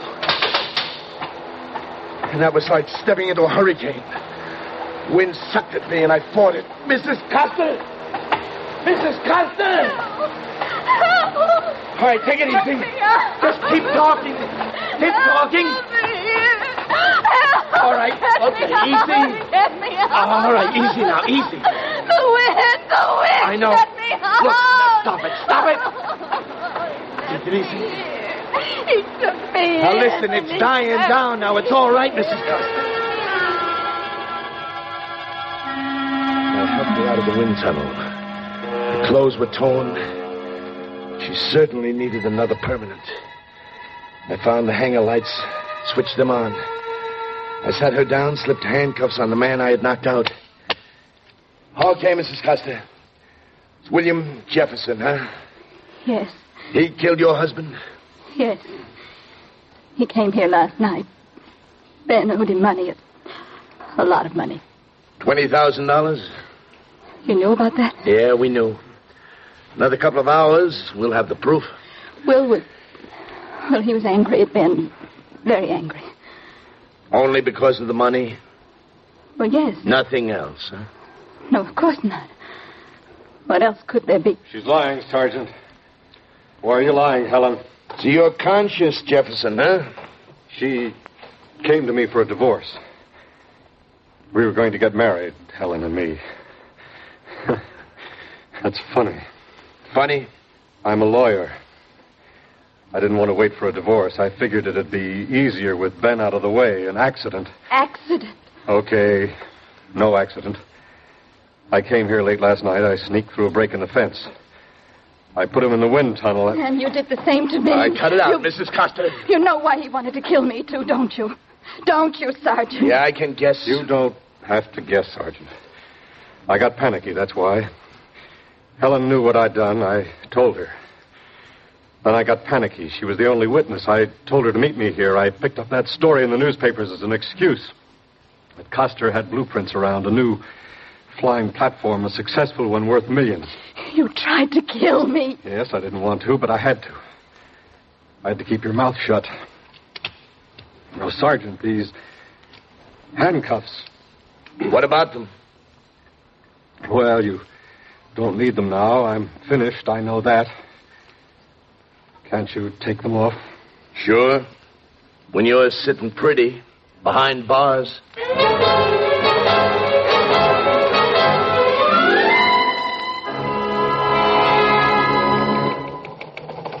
Name? William Jefferson. Address? 1304 Elmwood Place. Charge? Murder. Remarks. Mrs. Costa turned state's evidence. The laboratory found the piece of letter had been typed on Jefferson's machine. Jefferson, indicted and tried, found guilty. Executed for murder, first degree. Signed, Sergeant Brad Peters, homicide.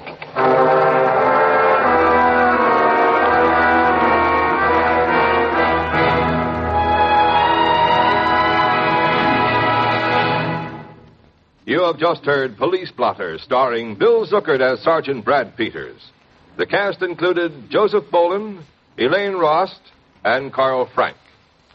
Tonight's drama, Homicide by Hurricane, was written by Sheldon Stark and directed by William Marshall. Police Blotter has come to you through the worldwide facilities of the United States Armed Forces Radio and Television Service.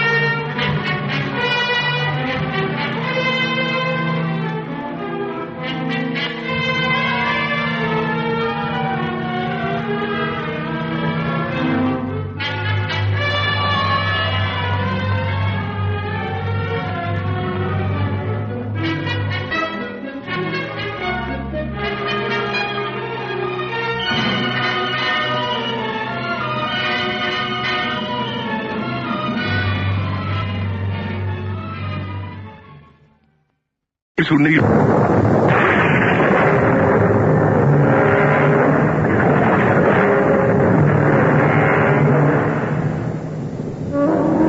into the adventurous world of your own imagination.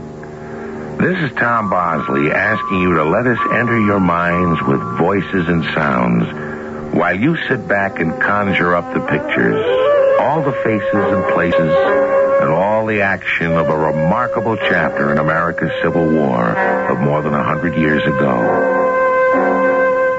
Our adventure story is The Red Badge of Courage by Stephen Crane, adapted especially for the General Mills Adventure Theater by Fletcher Markle. It stars Christopher Tabori. I'll be back shortly with Act One. Hands are sunk. The trick's on you, huh?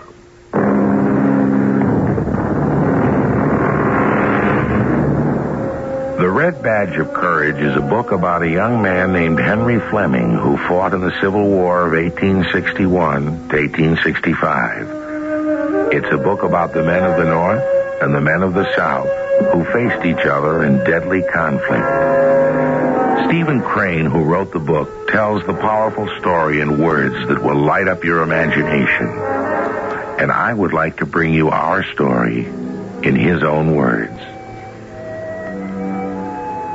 It is dawn.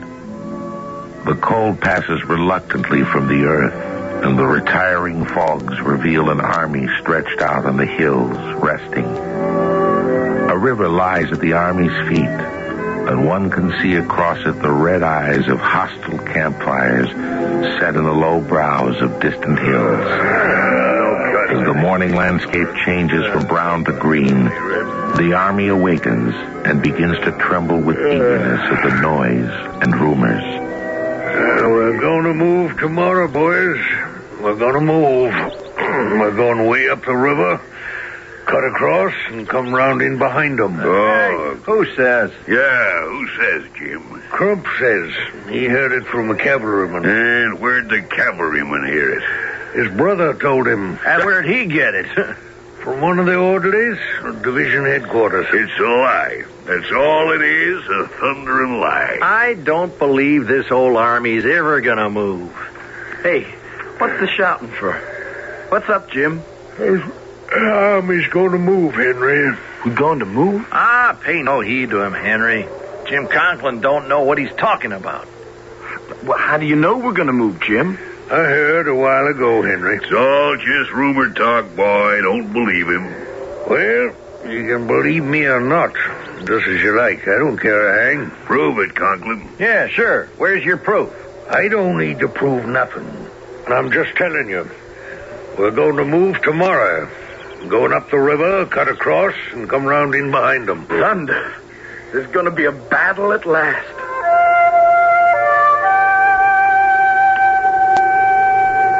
Private Henry Fleming listened with eager ears to the words of his tall friend, Jim Conklin, and to the mixed comments of his comrades. Then, after a long minute, he turned slowly and went to his hut. He stretched out on his bunk to be alone with some new thoughts. We're going to fight. Tomorrow there'll be a battle, and I'll be in it. It ain't a dream anymore. It'll be a real battle. Right enough.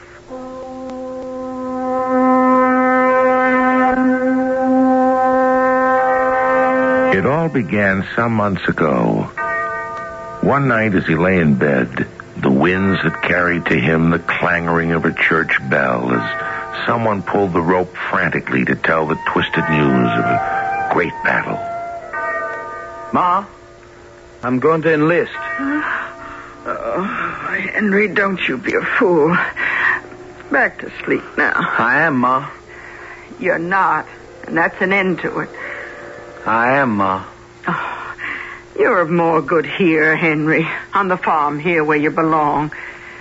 Now, if your father was alive, he'd tell you that. He would, Henry, I know.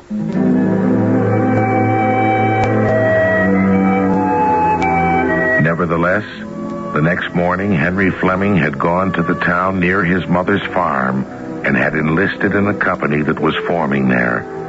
A few days later, when he had stood in the doorway with his dark blue soldier's clothes hanging stiffly on him, he had seen 2 tears on his mother's face.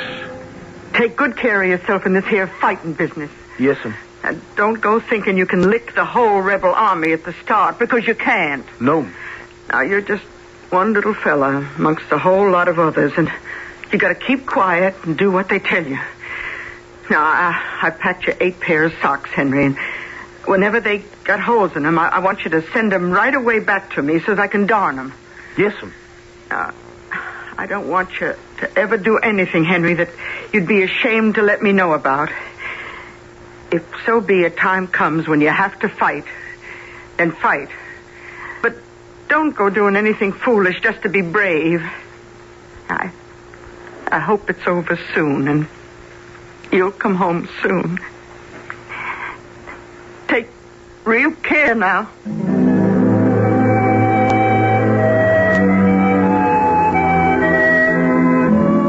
Then there had come months of monotonous life in a camp. Drilled and drilled and reviewed. Henry Fleming had grown to regard himself as part of a vast blue demonstration. But now, since his regiment had come to the field, the Army had done little but sit still and try to keep warm. Jim, going to be a battle for sure? You just wait till tomorrow. You'll see one of the biggest battles ever was. Now listen, didn't the cavalry all start this morning? Yes, they did. The cavalry started this morning. They're going to Richmond or someplace while we fight the whole Confederate Army. How do you think the regiment will do, Jim? I mean, you think any of our boys will run away from the fight? Oh, maybe a few of them run. But there's that kind in every regiment, especially when they first goes under fire. But I think they'll fight after they once get shooting. Do you think that you might run yourself, Jim? Hey, Jim, hey? Well, I thought it might get too hot for Jim Conklin in some of them scrimmages. And if a whole lot of boys started and run, why, I suppose I'd start and run. But if everybody was standing and fighting, well, I'd stand and fight. I'd bet on that. Well, it's good to hear that, Jim.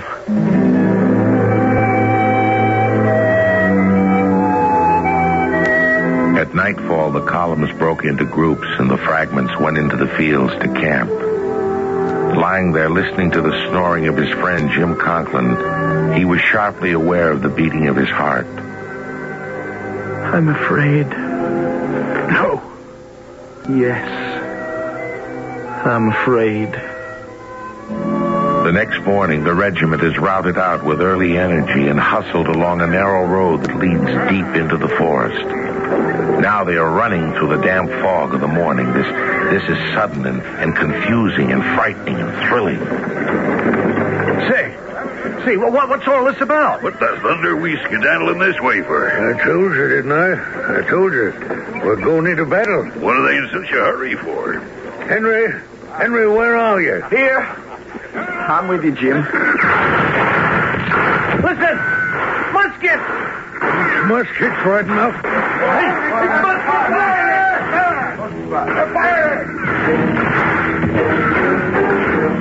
Private Henry Fleming was bewildered. As he ran with his comrades, he strenuously tried to think, but all he knew was that if he fell down, those coming behind him would run right over him. He was in a moving box. It seemed to him now that he had never wished to come to the war. Look at them all coming up the bank. How many regiments we got? What difference will it make? Look at it. We're forming a brigade. We're forming a battle line. Well, how do we get to do that, do you suppose? The landscape lay before Henry Fleming like a threat. He felt cold. The swift thought came to him that the generals did not know what they were doing. It was all a trap. They were all going to be sacrificed. Henry Fleming glared about him, expecting to see the stealthy approach of his own death. Come on, boy! Get up into the ranks there! No scouting will do here! Yes, sir, Lieutenant. Yes, sir.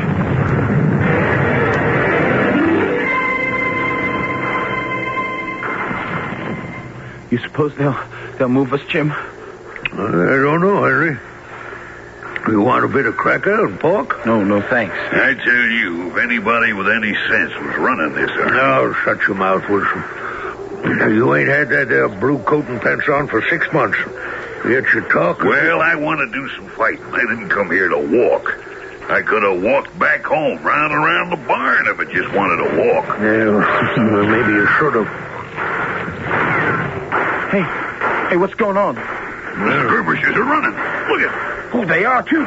You can see the rifle flashes now. What are we going to do? I don't know at all. Henry, take these. What? It's letters and papers. Take the whole package. Well, what for? It's my first and last battle, boy. I know it. I'm a gone squirrel this first time. I want you to take these here things to my folks. Oh, now, Wilson, now, look, I don't... Please, just take them. Here they come!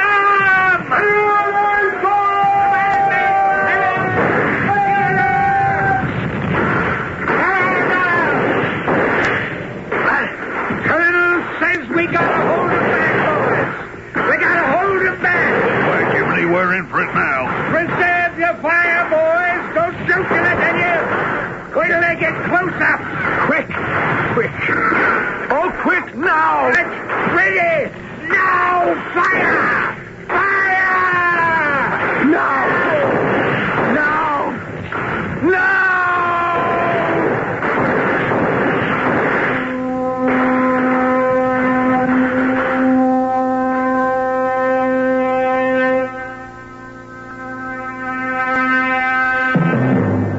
And so, at last, Henry Fleming and his comrades are involved in an actual battle. As you can imagine, despite the noise and smoke of his own rifle, despite the boom and shriek of the artillery, young Henry is still asking himself questions. Will I stand and fight, or will I run? Will I be wounded? And worst of all, will I be killed? We'll find out what happens when I return shortly with Act 2. The General Mills Radio Adventure Theater will return shortly. On a thanking Betty.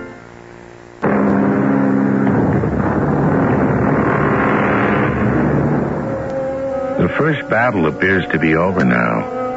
The enemy is attacked and retreated. But neither Henry Fleming nor any of his comrades have had time to think about what's happened to them. The uproar of the fighting has moved elsewhere. There's only the suffocating smoke and heat of the battle line around them. Oh, we held them back. Oh, we held them all back. Darned if we haven't. I don't know how, though. I just don't know how. Hey, how are you, Henry? You all right, boy? I'm all right. Where's Jim? Who? Jim Conklin. Oh, he'll be around telling us about the battle he predicted so early. What's that squad there? Where? Over there, moving back to the rear. That ain't a squad, you dumb fool. That's wounded. Wounded? Hey, I didn't have any time to notice if any of our... Some did. Some did, all right. Here they come again! Here they come! Must be a mistake. Hey, why can't somebody send us support? We ain't never gonna stand a second of that. I didn't come here to fight the whole rebel army. No. All right, get yourself ready, boys. Please, God. They're coming in. No. Quick now.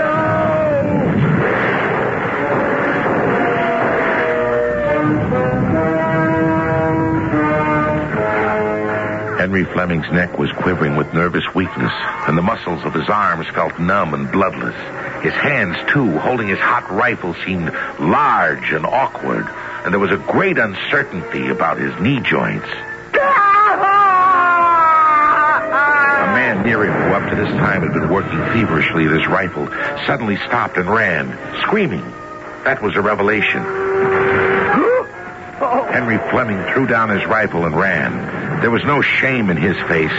The flap of his cartridge box bobbled wildly, and his canteen swung out behind. He ran like a blind man.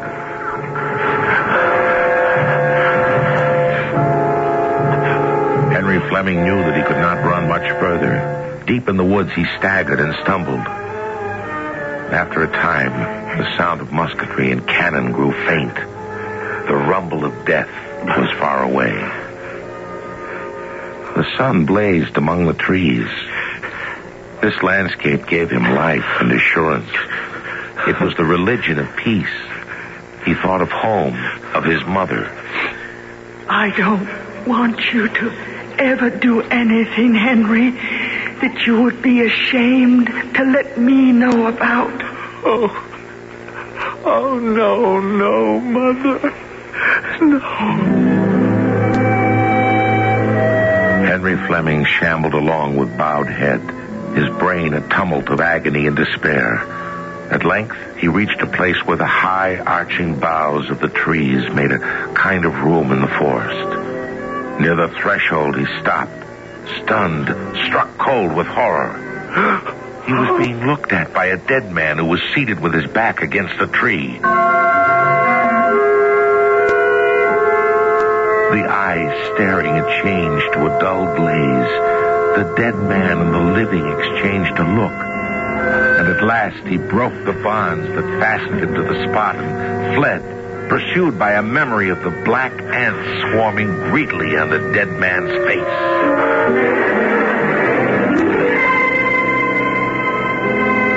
Finally, Henry Fleming came to a road along which a blood-stained crowd was streaming to the rear. He joined this mournful procession of the wounded and walked along with it. The torn bodies expressed the awful machinery of war in which they had been entangled, but somehow he was envious of them. He now wished that he too had a wound, a red badge of courage. Well, it's a pretty good fight, wasn't it? What? Pretty good fight today. Darn me if I ever see fellas fight so. I know the boys would do it when they got the square at it. Who you with? 148th Maine. You? But the 304th New York. Well, you was there. Yeah, we was all together there when they come at us the second time. Oh, didn't we show 'em, huh? Yes, surely did. Where did they hit you, boy? What? I said, where did they hit you? Hit? Well, I got, Jim Conklin. Hello, Henry. Oh, Jim, you hurt? Where you been, Henry? I thought maybe you got killed. There's been thunder to pay today. I was worrying about it a good deal. Here, Jim, let me help you. You know, I was out there, and Lord, what a circus, huh? And then, but Jiminy, I got shot. Jim, is there anything I can do? I'll tell you what I'm afraid of, Henry. I'm afraid I'll fall down, and then, you know, one of them dumb artillery wagons, they'll like as not run over me. No, I'll take care of you, Jim. I swear I will. Will you, Henry? Yes, I'll take care of you, Jim. I was always a good friend to you, wasn't I, Henry? I've always been a pretty good fella, ain't I? Oh, sure enough, Jim. Now, here, you hang on to me. Now, come on, give me your arm. No, leave me be. No, but Jim. Leave me be. You'd better take him in the fields, boy. There's a battery coming down the road. He'll get run over. He's a goner anyhow in about 5 minutes. I mean, you can see that. Leave me be. You better take him out to the road. Jim, can you come with me now? Come on, into the fields. No. Don't touch me. Leave me be. Yeah, but where you going, Jim? Well, where you heading? Now tell me, won't you, Jim? Leave me be, can't you? Leave me be for a minute. Let him go by himself, boy. Henry Fleming and the tattered soldier stood motionless, watching Jim Conklin slowly stumble to a stop. The tall, spare figure was slumped, his bloody hands quietly at his side as if he were waiting patiently for something he had come to meet. Jim. Leave me be. Don't touch me. Let him alone, boy. Jim Conklin stiffened and straightened. Then the tall figure began to swing forward, slow and straight, in the manner of a falling tree. A swift, muscular contortion made the left shoulder strike the ground first. Oh, no! As the flap of the blue jacket fell away from the body, they could see that the side looked as if it had been chewed by wolves. Jim. Henry Fleming turned with sudden, livid rage toward the distant battlefield. He shook his fist. This is hell! The red sun was pasted in the sky like a wafer.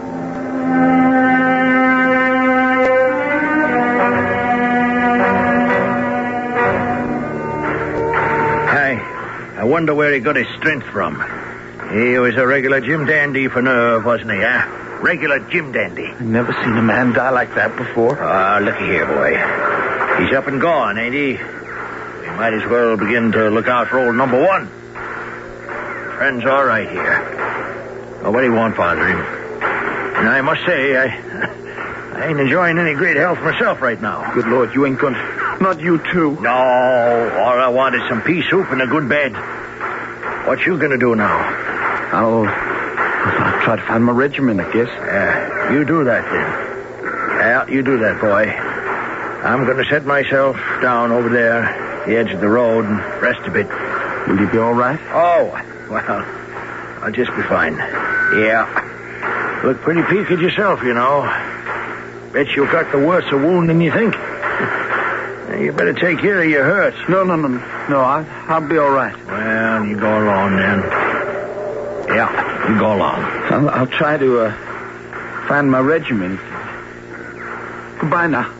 Take care now.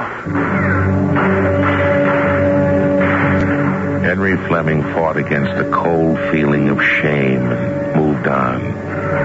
He became aware that the furnace roar of the battle was growing louder. As he rounded a hillock, he saw that the roadway was now a crying mass of wagons, teams, and men. Fear was sweeping it along. Seems like they're retreating. They all are. The fight was lost. The Union Army, helpless in the matted thickets and blinded by the smoke and dust, was going to be swallowed. Henry Fleming stared in agony and amazement. Why? There ain't no reason, kid. The line's broke. No reason to any of it. But tell me what's happened. Let go of my arm. I'm keeping this rifle no matter what. But you just tell me what's been happening here. No, wait. Let go of me. You want to crackle the head? Where'd the line break? Tell me. You let go. No. Well, then, here. Oh. Henry Fleming saw the frightened man's rifle swing at him, and then there was a flash of blinding pain in his head. He lost consciousness and sank to the ground.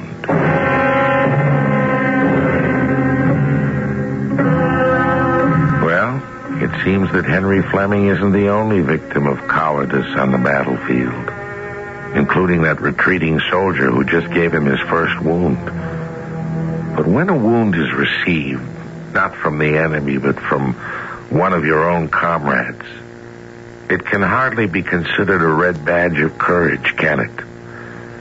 And young Henry Fleming has no one to blame but himself for his present dilemma. I'll be back shortly with our final act. The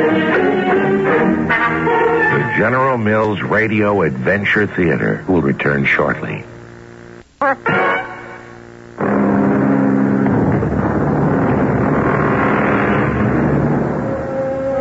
Now, in the nervous night after the battle, Henry Fleming regains consciousness and realizes he is not alone in searching for the campsite of his regiment. Other comrades are equally lost, stumbling around in the dark, frantically questioning guards and patrols.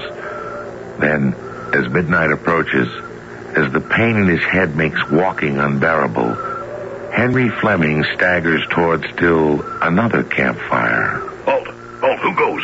Fleming. 304th in New York. Henry, is that you? Wilson. Well, yes, it's me.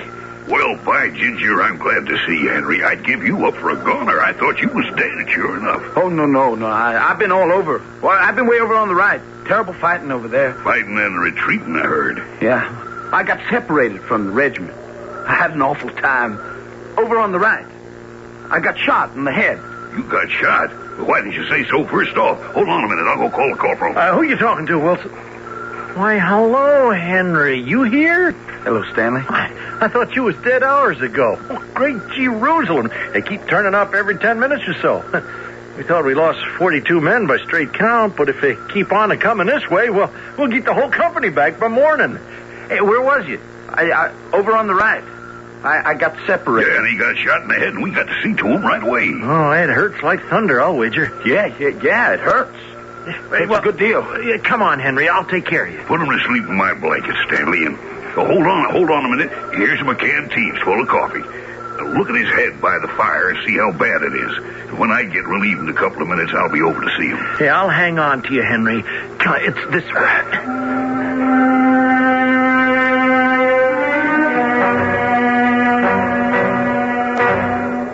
Well, now, there we are, Henry. I'll just get the bandage on it. You've been grazed by a bullet, I guess. Yeah. Raised a queer lump. Just as if some feller had lammed you on the head with a club. Yeah? But, seems it stopped the bleeding some time back. Oh, it's sure good to be back with the regiment again. Come on now. Just lie yourself down. Get some sleep. Private Henry Fleming lay back in deep exhaustion, hearing echoes of voices. If so be a time comes when you have to fight, then fight.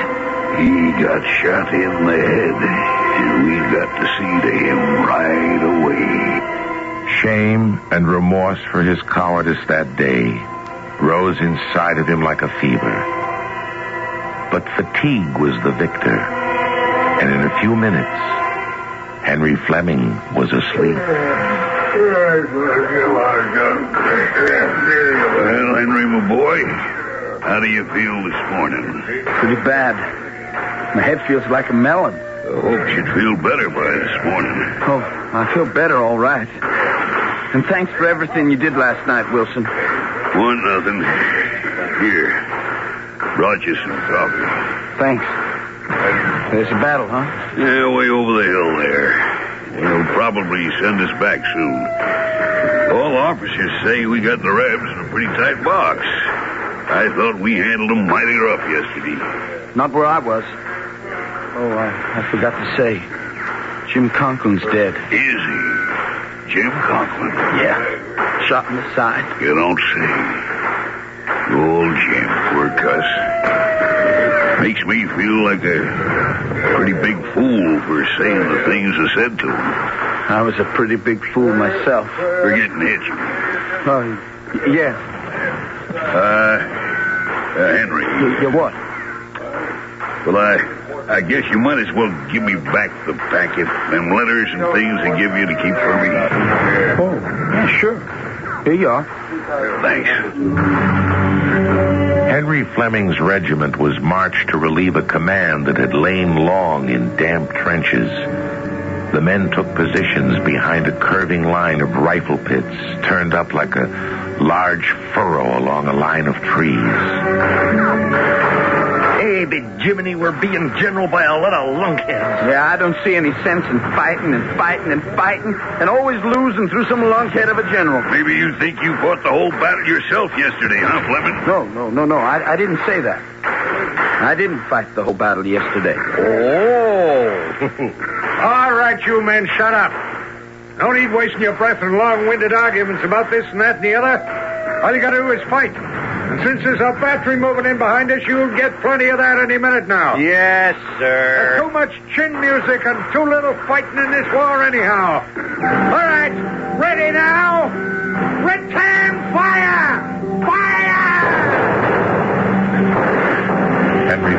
took up a first position behind a small tree with a direct determination to hold it against the world. He paid no attention to the big guns of the battery behind him and concentrated on his own shooting.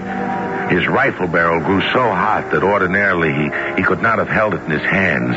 But now he kept on stuffing cartridges into it and pounding them with his clanking, bending ramrod. He became so occupied that he was not aware of a line. Hey, Fleming, you infernal fool! Don't you know enough to quit when there ain't anything to shoot at? The enemy had fallen back.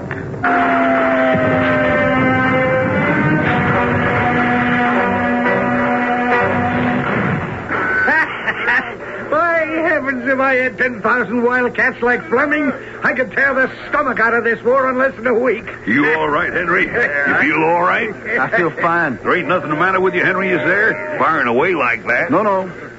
Just making up a little time. By thunder, I'll bet this army will never see another regiment like us.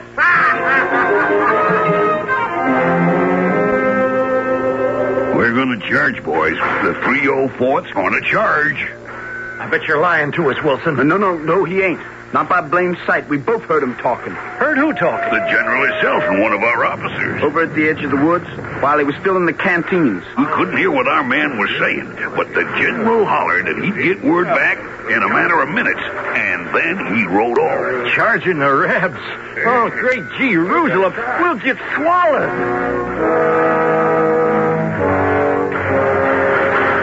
Come on! You can't stay lagging! Come on! We've only got to get across that field! Cross over there? All the way? Exactly all the way! Come on! Come on yourself! Come on!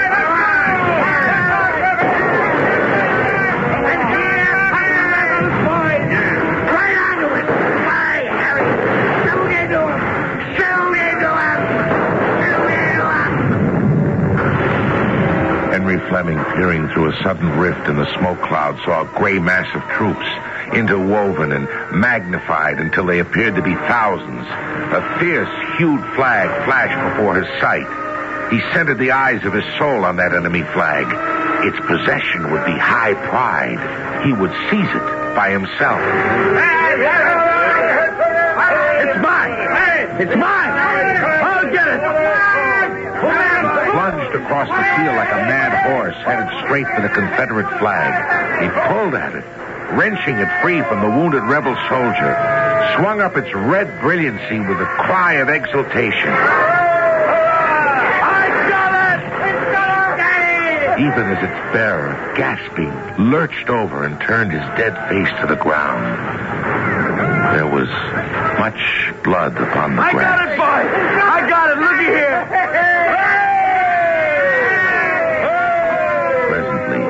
They knew that no more fighting threatened them. The dusty blue lines of their friends were seen a short distance away, disarming prisoners. In the distance, there were many noises, but in all this part of the field, there was a welcome stillness. Henry! Oh, Wilson!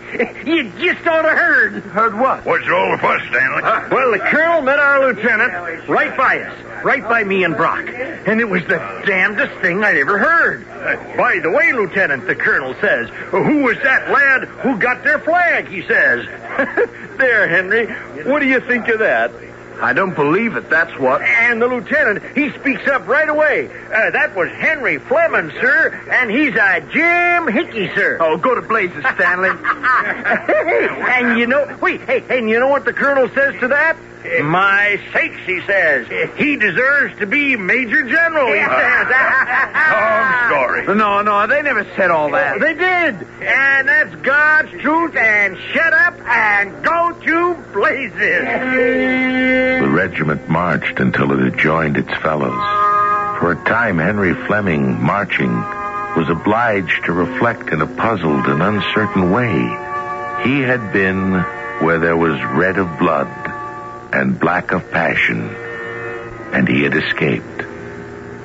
His first thoughts were given to rejoicing at this fact. The battle's over.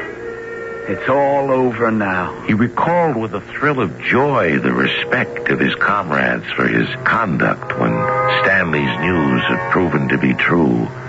But the ghost of his flight from the first engagement appeared to him in a vision of guilt and reproach. How do you feel about it all, Henry?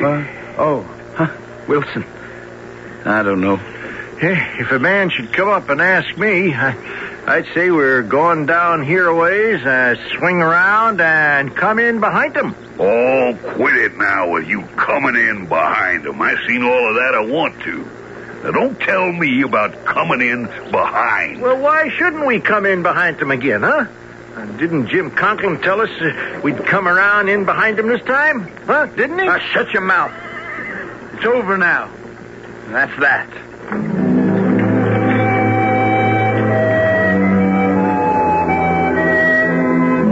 The shame of his previous cowardice was tramped underfoot. Henry Fleming felt a quiet manhood. He knew that he would never again flinch before his leaders, wherever they should point. He had been to touch the great death and found that, after all, it was but the great death. He had been a boy. Now he was a man.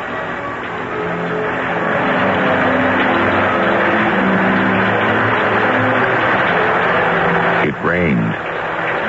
The procession of weary Union soldiers became a bedraggled train, despondent and muttering, marching with churning effort and liquid brown mud under a wretched sky. Yet Henry Fleming smiled, for he saw that the world was a world for him. He'd rid himself of the red sickness of battle. He'd been an animal blistered and sweating in the heat and pain of war. He turned now with a lover's thirst to images of tranquil skies, fresh meadows, cool brooks, an existence of continuing peace. I hope it's over soon, and you'll come home soon.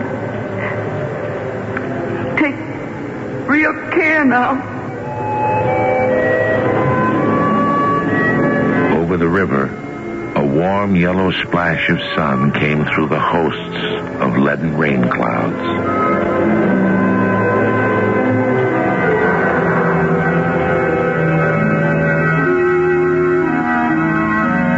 And so, in 2 terrible days, Henry Fleming has learned that courage is not just a matter of being brave. It's also a matter of not being selfish. And that's not only true about courage back in the time of our Civil War. It's equally true right now, in the time of our civil peace. I'll be back shortly. DC 20234.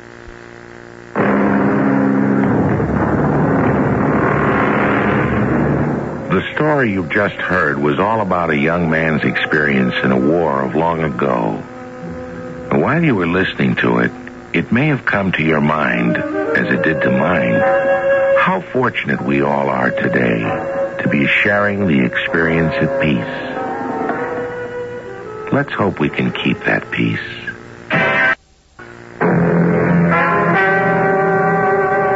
Our cast included Christopher Tabori, Bryna Rayburn, Earl Hammond, Court Benson, and Jackson Beck. The entire production was under the direction of Hyman Brown. This is Tom Bosley inviting you to return to the General Mills Radio Adventure Theater for another exciting tale you can hear through the magic of radio. The General Mills Radio Adventure Theater is recommended by NEA, the National Education Association.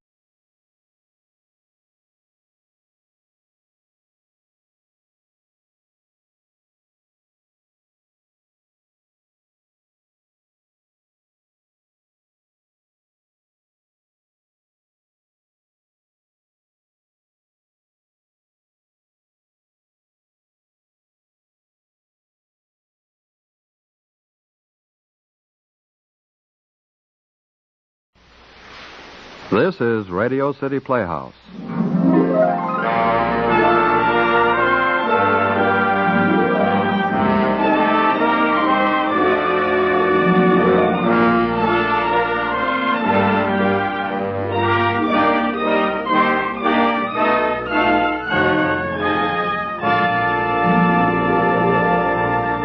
Ladies and gentlemen, here's the director of Radio City Playhouse, Harry W. Junkin. Thank you, Bob Warren. Friends, this week we are honored to present a young author new to Radio City Playhouse, Mr. John Bethune, Bethune, Bethune. It is a name we think you will do well to watch because for brittle and penetrating radio writing, Mr. Bethune is in a class by himself. We hope to present more of his work in the very near future. The name of our play is Deadline and stars Claudia Morgan as Marcia Robbins, Paul Nugent as Benson Todd, and Bernard Grant as Jerry. Deadline by John Bethune. Attraction 27 on Radio City Playhouse.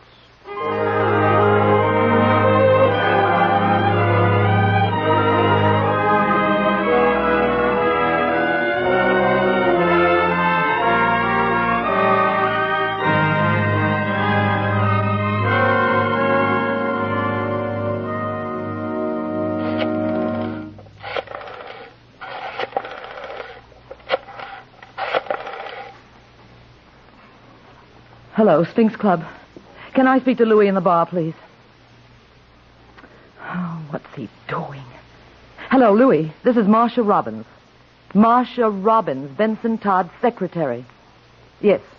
Listen, has Mr. Todd been in tonight? Well, if he comes in during the next half hour, will you tell him I called? Louis, it's very important. I think he's forgotten or something, and it's very urgent that I get hold of him. All right. Thanks. Goodbye.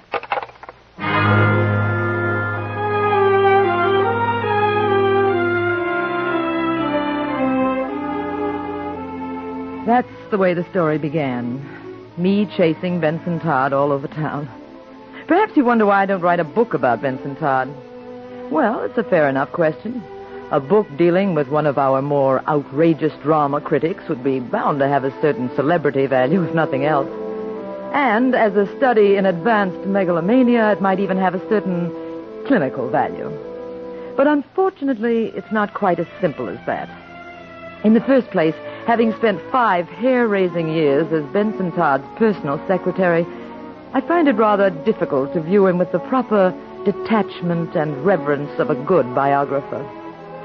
I wouldn't dare write a book about him, fictional or otherwise. However, there is one rather illuminating episode in the saga of Benson Todd, which I think I can safely repeat.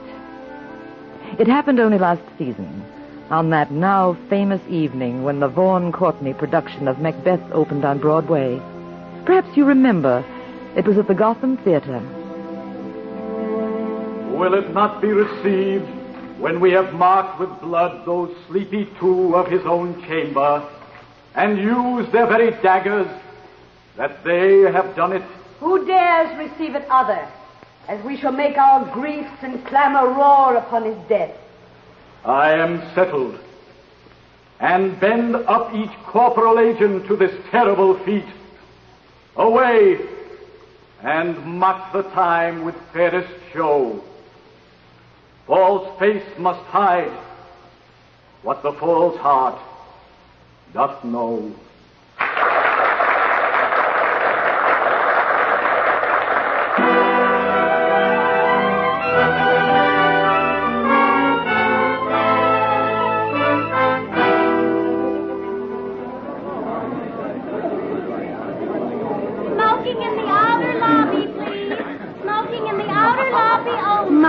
Isn't it thrilling? Marvelous, simply marvelous. What do you think, Sam? I'll give you odds it doesn't run a week. Well, someone gave Reg some tickets, and we've seen everything else. But didn't you love the dirty old ladies with beards? He may be hot stuff in the movies, but on the stage, oh, brother. But you must admit he's beautiful. What happens in the second act? Darling, do you think we can bear another act? Good thing Shakespeare never lived to see it. I can't wait to read the critics. Oh, there goes one of them now. Oh, where? Benson Todd just going out the door. Oh, the one with the inscrutable look. Benson Todd, eh? Boy, I'll bet he gives it a roasting. Brother, you can say that again. Mr. Todd. Mr. Todd, wait a minute, please. Excuse me, please. Pardon me, please. Mr. Todd! Do you happen by any chance to be speaking to me? Yes, I am. I saw you leaving the theater, and I wanted to have a word with you. What about? Well, I don't blame you for leaving, Mr. Todd. One act of this thing is plenty. Mr. Todd, I'm Mrs. Vaughn Courtney. Really? Well, I don't blame you for leaving, Mr. Todd. You said that once. But I just wanted to explain. Just a moment, Mrs. Courtney. Did your husband notice my leaving? Did he send you out to waylay me and ask me to... Of course he didn't notice you leaving, and he'd be furious if he knew that Then I I suggest you go back into the theater before he finds out you're asking me to change my opinion of his performance. I wouldn't think of asking you to alter your opinion, Mr. Todd. I know quite well that Vaughn is inadequate tonight. Inadequate? My dear Mrs. Courtney, your husband's acting this evening is inexcusable. Oh, no, not altogether. That's why I followed you out. You see, Mr. Todd, for the past few days, Vaughn hasn't been at all well. In fact, his doctor ordered him not to go on tonight. Then why did he? Oh, well, he had to. All the publicity was out and the advance sale, and Vaughn insisted that he go through with it.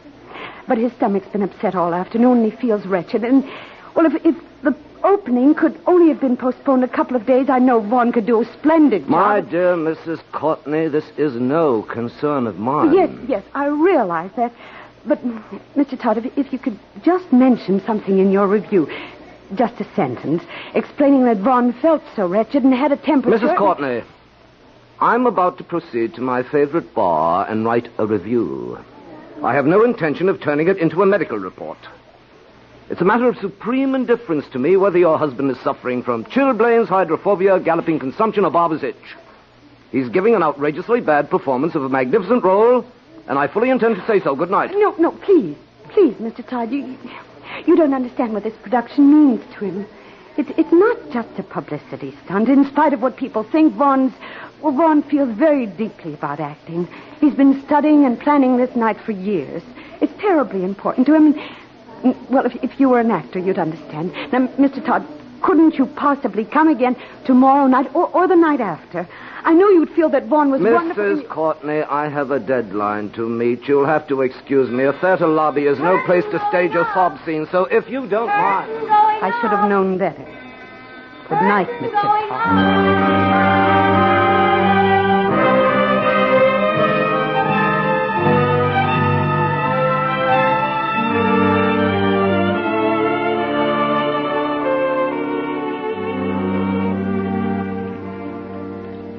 Evening, Mr. Todd. Evening, Gus. I thought you were covering Macbeth tonight. One act was as much as I could stand. Not so hard, huh? Well, what'll it be? Same as usual? Please. No, better make it a double. Double it is. I beg your pardon, sir, but, you're Benson Todd, aren't you? Yes, why? I thought so. I wasn't quite sure. Well, now you are. Yes. I hope you don't mind my butting in like this, but my name is Edgar Fish. You have my sympathy. Thank you. I mean, yes. Mr. Todd, I've just been reading your new book. You know, Criteria. I seem to recall it. I just want to say how much I enjoyed it. Thank you. Yes, as a matter of fact, I think it's the best book on the American theater that I've ever read. Really? Oh, yes. I read through it twice. Didn't you understand it the first time? What? Oh, yes, I understood it all right. Although there were one or two points where I didn't quite see eye to eye with you. You don't say? Yes. For instance, in your chapter on the catharsis of comedy, you said that Shakespeare's idea of comedy is insulting to a modern intelligence. Did I? Oh, yes, very pointedly. Don't you remember? Of course, I'll grant you that the values of comedy are transient, but the basic elements of comedy haven't changed. Well, that's why I feel that... My dear young man. Yes? Oh, nothing, never mind. Gus, take my check out of this, will you? Yes, sir. Oh, Mr. Todd, you're not leaving, are you? I am indeed. But I wanted to ask your opinion I about never this. express opinions unless I'm paid for But, them. Mr. Todd, you... Thank you. Good night, Gus. Good night, sir. But, Mr. Todd, Look, young man, the fact that you happen to have read one of my books does not constitute an introduction, nor does it entitle you to bore the pants off me. Good night.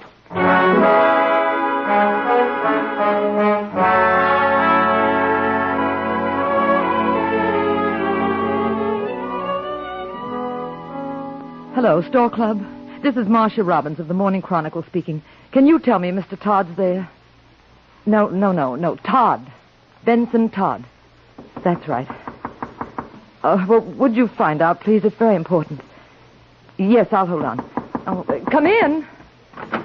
Hi, beautiful. Oh, it's you, Jerry. In the flesh, my sprite, in the flesh. Well, take your flesh somewhere else. I'm busy. Oh, come now. Is that any way to welcome the man you love? Please, Jerry, I'm in no mood for fun and games. What's the matter? Plenty. We go to press early tonight. Well, so what? So, I haven't got Mr. Todd's copy yet. Why not? Because he hasn't come in yet, you dope. Okay. Don't have to bite my head off. Well, don't ask me stupid questions. I'm not asking stupid questions. Quiet. Hello? Yes. He isn't.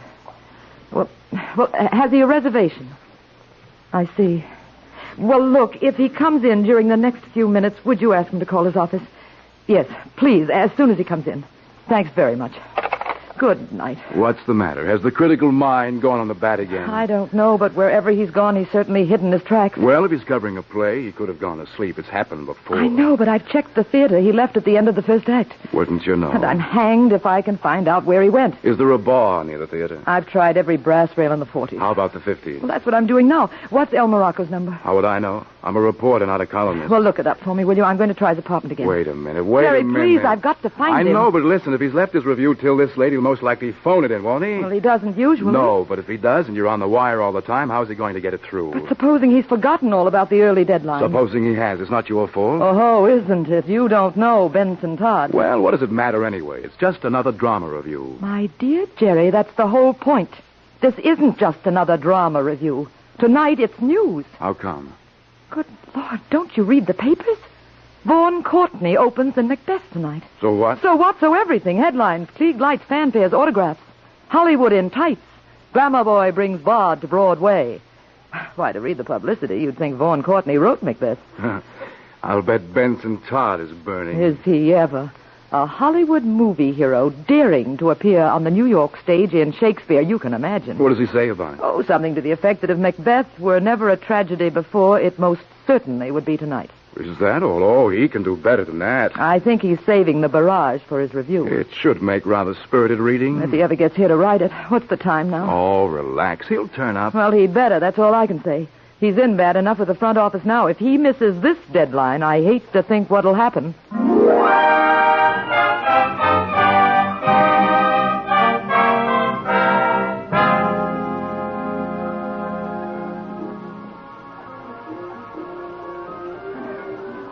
Good evening, Mr. Todd. Hello, Johnson. Got a table? Yes, sir. How many are there? Just myself. How would you like the corner in the bar? Good. This way, sir.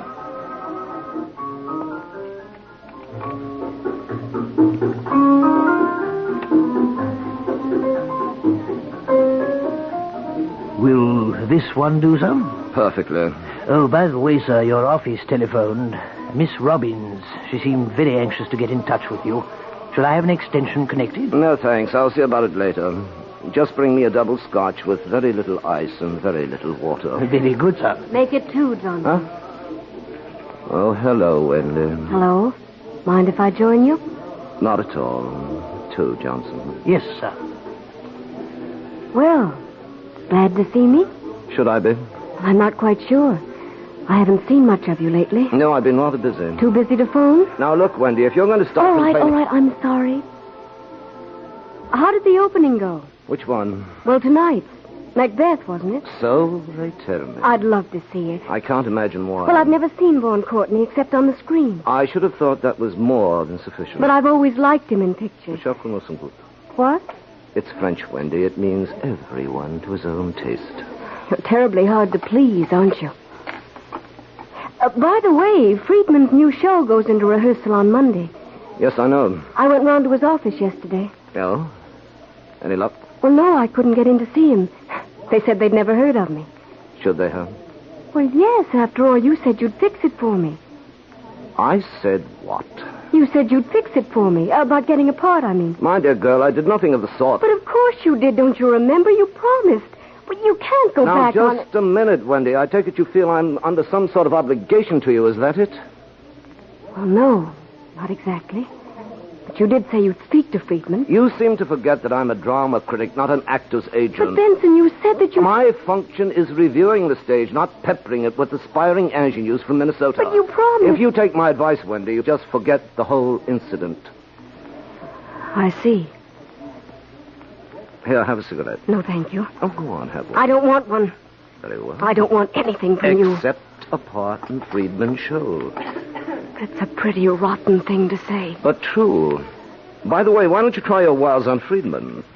I wouldn't have believed you could be so completely callous. You'll have to work fast, though. He goes into rehearsal on Monday, remember? I won't be here on Monday. Oh?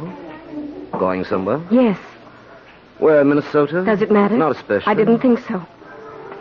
Well, have a nice trip. Thank you. Well, I guess that's my exit cue. You should know. You claim to be an actress. Yes. Well, goodbye, Mr. Todd. Goodbye, Wendy. Better luck next time. Yeah, you are, sir? Thank you, Johnson. I'll take them both. Yes, sir. Isn't the young lady coming back? I hardly think so, Johnson.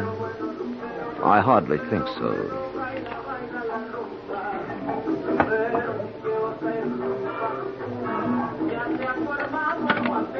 Well, if it isn't Fancy Boy Todd himself. Hello, Max. How's the world's greatest producer? Why aren't you at the opening? When they let you in? Unfortunately, yes. Walked out on it, huh? One act was plenty. You know, you got a lot of nerve, Todd. So have you, judging by that last little stinker of yours. Oh, yeah? Well, what makes you think you can review a show like Macbeth when you only see the first act, huh? My dear Max, it isn't necessary to eat a whole egg to find out it's putrid. Very funny. You ought to use that sometime. I probably will. When is your next production? What do you care? You won't get in to see it. Uh-huh. Still licking your wounds, eh? You can call it that if you like.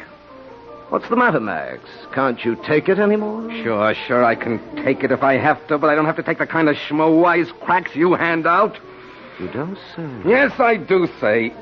You know, you're going to wake up and find yourself looking for a new sheet one of these days, Todd, and you can take it from me. There are plenty guys around town who'll make a point of seeing you don't find one. I see.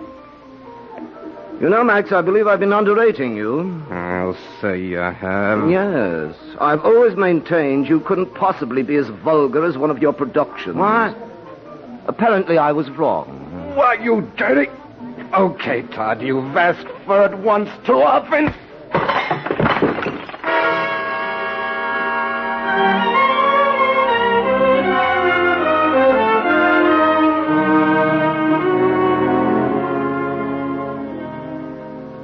But where on earth do you suppose he can be? Look, you've asked me that 14 times, and I still don't know the answer. He should have been here a half hour ago. All right, but there's no need to get yourself into a dither about it. It won't be the first time he's missed a deadline. No, but it may be the last. And if he gets the axe, I'll probably get it, too. Good. Then you can marry me. We'll buy a nice little rose-covered cottage in Brooklyn and live happily ever after. Oh, go to... Ah, there he is. Hello. Yeah. Oh, no. No, he's not. Well, I couldn't say for sure. He's supposed to be here now. Is there any message? Well, who shall I say was calling? Hello? Hello? You know, that's funny. That's the third time she's phoned in the last hour. Who? I don't know, some woman. Oh, what's so funny about it? Nothing, only each time I ask her who's calling, she hangs up on me.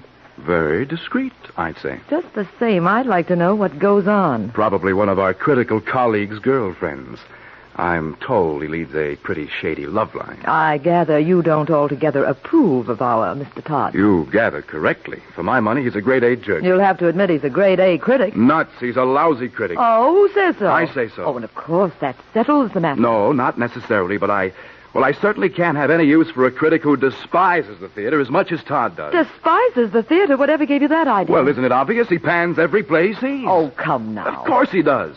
I've never read a review of his yet that didn't flay the hide off the author or insult the actors or sneer at the producer. Well, maybe they deserved it. But that's not the point. Well, what is the point? Simply that a critic should be constructive, not destructive. Oh, my God. Well, it's true. A critic's job is to contribute something to the theater, not sit back and make cheap cracks at it. After all, it doesn't take any great brain to write the sort of stuff Todd does. Any fool can jeer. Including yourself, I suppose. Oh, for the love of Pete, the female mind. What's that? I said the female mind. Why is it that a woman can never discuss any subject for 3 minutes without making a personal issue of it? For exactly the same reason that a man can never discuss any subject for 3 minutes without being patronizing about it. Who's being patronizing? You are. I'm not being anything of the kind. I simply stated that a dramatic critic should be constructive and not destructive. And I simply state that you don't know what you're talking about. Now, who's being patronizing? Oh, shut up. I beg your pardon. I said shut up. Now, look here, Marcia. Oh, there's Mr. Todd. Quick, hand him a pencil. Say please. Oh, all right. Please, come on, give it to me. Hello? What? No, it's not. Well, I haven't got it yet. Mr. Todd hasn't come in. I don't know. Well, all right, you don't have to yell at me. It's not my fault. Yes, I heard you. Okay, you'll get Todd's copy as soon as it's ready. Who was that, Sloan? Oh, yes, he's raising the roof. What'll I do? Let him rave. But, Jerry, he's not kidding. They're holding space. I've got to do something. Well, I guess there's only one thing you can do. What? Write the review yourself. Don't be funny. No, I'm serious. If Sloan's yelling for copy and Todd's not here, somebody's got to write it. Well, it won't be me, I can tell you that. All right, I will. What? Get your pencil. I'll dictate a loop. Now, just a minute, not so Come fast. on, there's no time to waste. Sloan's waiting. But, Jerry, this is crazy. Don't argue. Jerry, we'll never get away Why with not? it. Come on, make with the pencil. Oh, okay, my impetuous young friend. But don't say I didn't warn you. Are you ready? Yes, I'm ready. Okay, now, let's see.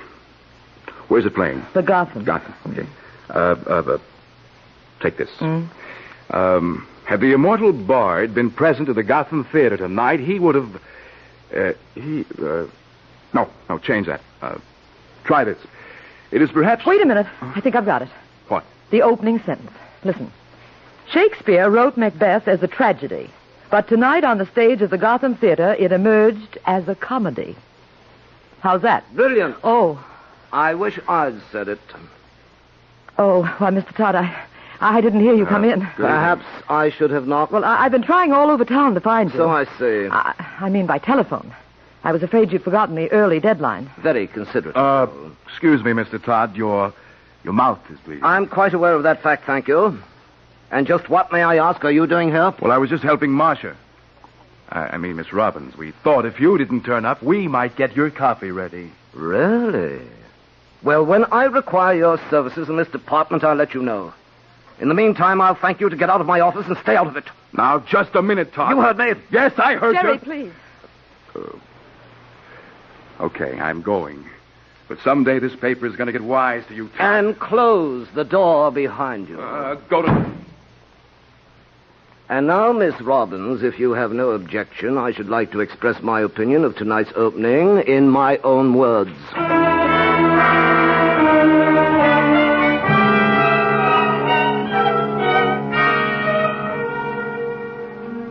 great play becomes entirely meaningless through the garbled mouthings and idiotic posturings of this presumptuous Hollywood heartthrob, period. See who the devil that is and tell him I'm out. All right. Hello? Who's calling, please? Just a moment. It's Mrs. Vaughan Courtney. She seems rather upset. Give me that phone. Here you are. Mrs. Courtney, you've already bothered me quite enough for one evening. Now, in the vernacular of the pool room, will you and your husband please go away somewhere and drop dead? Now, where was I? Idiotic posturings of this presumptuous Hollywood heartthrob. Ah, yes. In fact, Mr. Vaughan Courtney's Macbeth is unquestionably the worst performance of that role it has ever been my misfortune to witness on any professional stage, either here or abroad.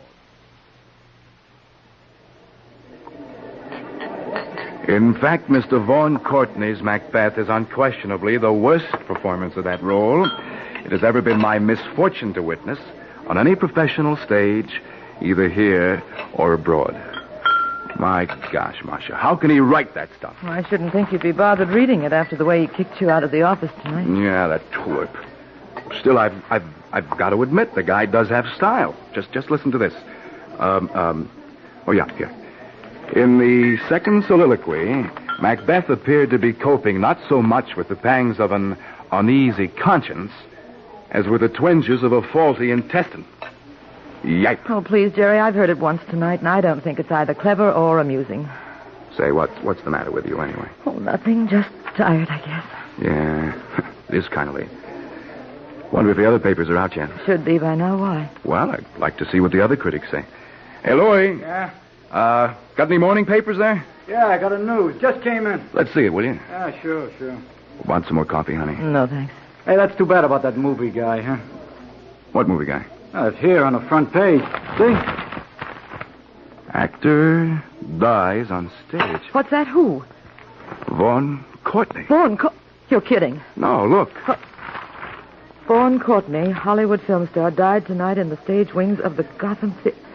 Oh, no. That's too bad, huh? There's appendix busted. Appendix? Yeah, it says, stricken with acute appendicitis during the first performance of Macbeth, the idol of movie-going millions collapsed before a horrified first-night audience and was carried from the stage by members of his company. Holy Peter, when did it happen? Right in the middle of the show, during the third act. Oh, brother, this is the payoff. Todd's really done it this time. He wasn't even there. Holy cat, but he reviewed the whole show. Exactly. Oh, my aching back. Will this raise a stink? Wait till the chief reads that bit about the faulty intestine. Wait till he reads the last paragraph. Why, what does that say? Read it yourself. All right. Since the text has been so obviously mutilated to veil the star's shortcomings as an actor, we can only regret that they didn't follow through. Why prolong Macbeth's demise for 5 acts? Mr. Courtney would have done us all a great favor had he arranged to meet his maker in the middle of the second.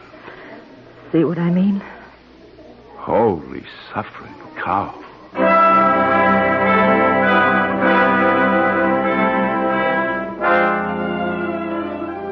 Well, that's the story. Not exactly an edifying tale, but I think if you scratch between the lines a bit, you'll detect a certain moral tinge.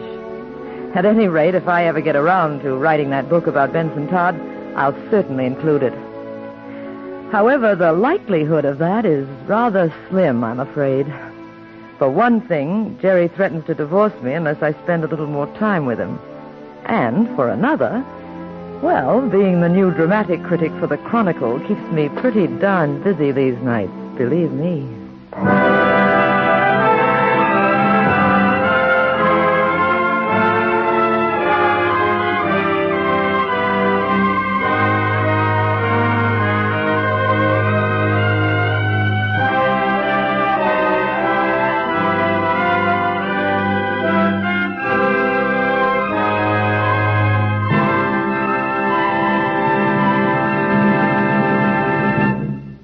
You have just heard Deadline, Attraction 27 on Radio City Playhouse.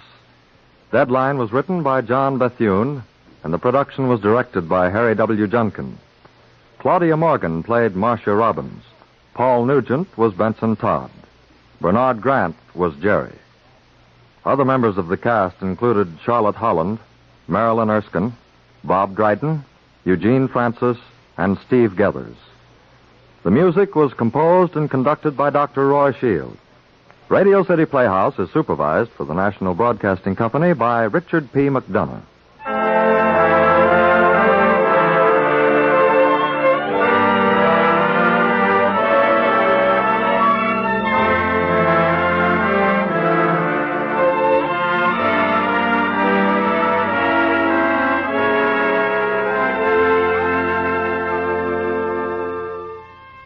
This is Harry Junkin again. Next week, a radical and complete departure from our regular format.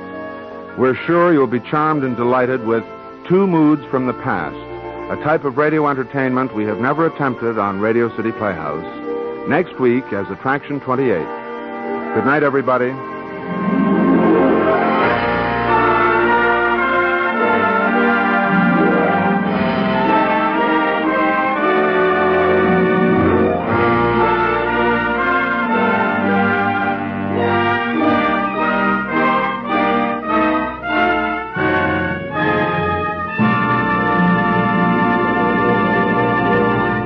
This program came to you from New York. Bob Warren speaking. This is NBC, the national broadcasting company.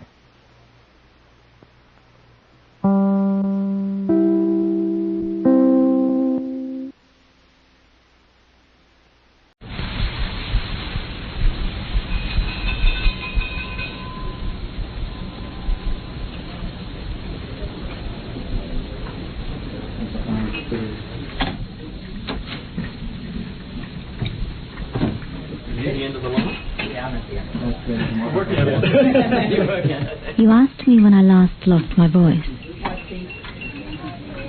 It was some time ago, in the midst of some very strange events, which began one afternoon in my home.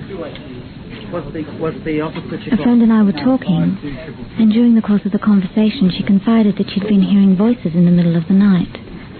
But when she awoke, there was no one there. At times she had the uncanny feeling that it was she who was speaking, but in a voice not her own. 11. I must admit, I didn't really know how to react to this, and so was relieved when a phone call interrupted the telling of this bizarre and quite disturbing tale. As I picked up the phone, the call was terminated, as often happens when not all payphones are working. So I wasn't particularly worried. I turned up the radio and forgot all about it.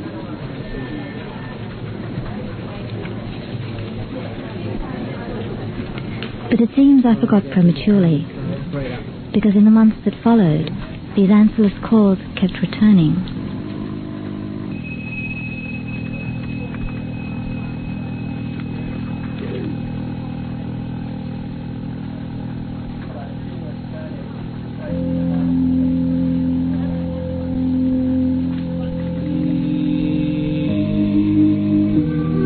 I began to wonder who was calling and where they were calling from. There is no one call, but a calling. A call really, which is always a return. Calling to silence. My friend's story continued to haunt me, and I simply could not understand the meaning of this daily telephonic routine. The call of the other is essentially anonymous.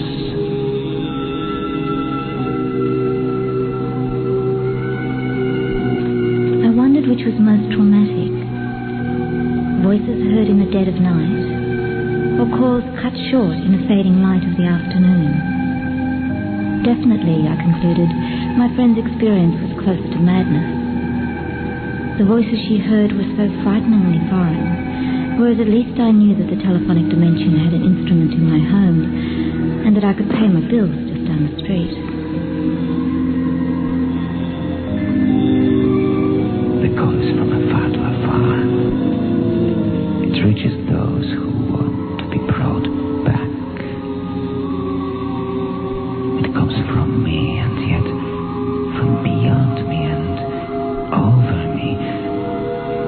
It calls me to a place I have never been. A place so unfamiliar that I feel it as myself.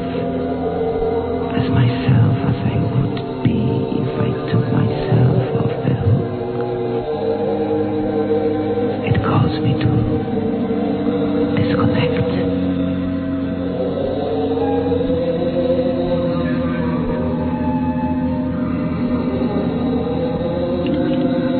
Voices without bodies, calls without callers. I had the impression of a massive but anonymous switchboard, dialing in perhaps to check on my continued existence. At times I wondered if my telephone wasn't also an instrument put to excessive use by a mass of free-floating entities, able to vocalize but not materialize their ghostly presence.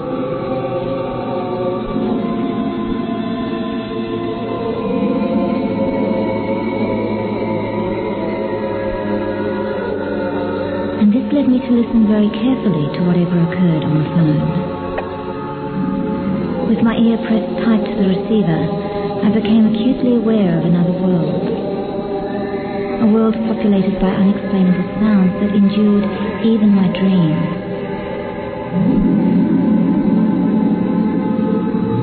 At times, growing to recognize that space eclipsed by the dead tone of a hang-up, I experienced a kind of security. The static and buzzings developed a soft, muted feel, as if I was privy to an enclosure, a vast electronic stadium which, as long as I held the receiver, held me off the hook. I would then be in a state of suspension, similar to that mixture of anxiety and pleasure felt when happening upon a crossed line. Do you make your presence known? Because a gift and a burden. Do you make your presence known? In hearing, we are haunted by the other voices, lost, and calling from the other side. Do you remain anonymous and eavesdrop? You try to wide away this fear. Slowly you speak to yourself, over and over again. You say your name, but you are not called by your name.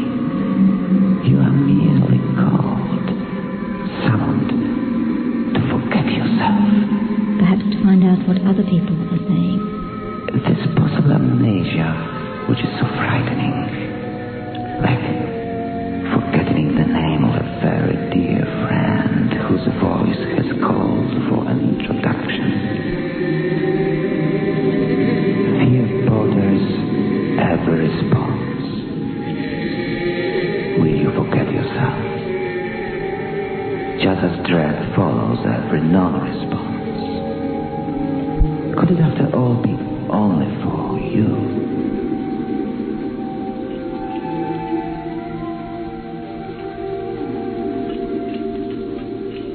While waiting for unknown others to make a move, to notice my presence and call me into action, such questions would arise, often silencing the inscrutable sounds I so wanted to place.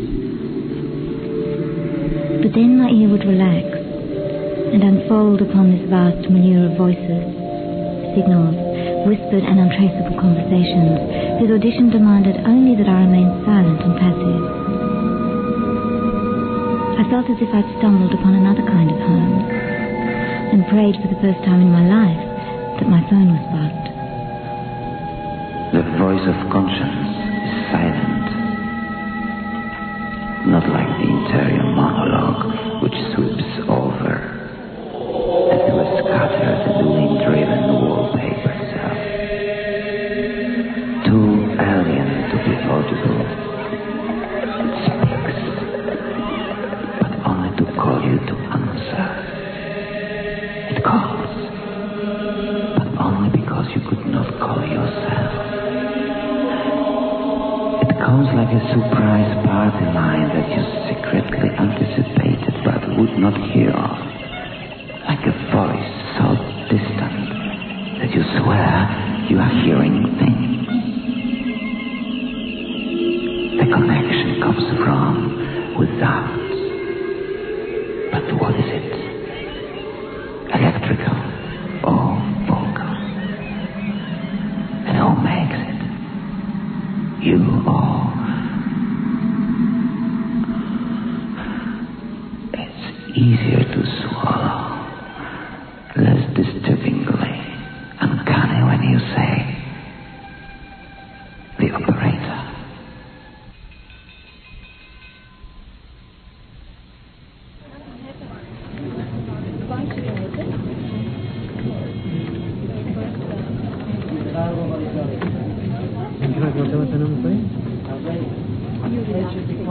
Eventually I decided to put down the phone.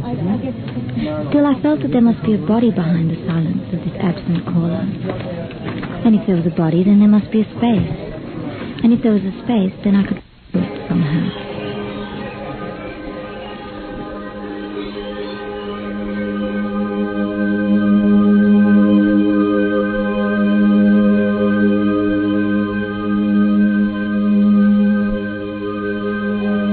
Through the telephone, they can cross vast distances and times.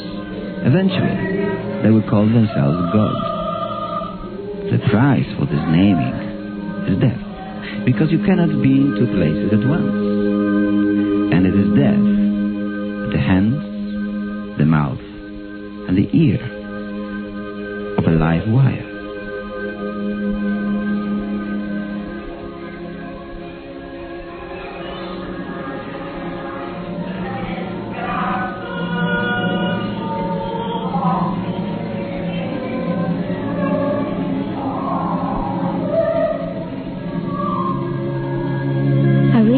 Establishing a connection with this elusive networker would be difficult.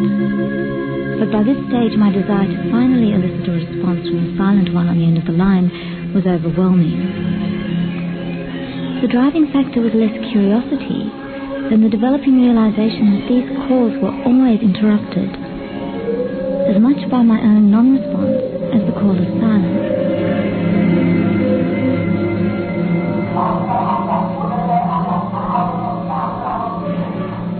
I was as implicated as the caller in the non-execution of these calls, guilty of not hearing whatever was there or not there to be heard.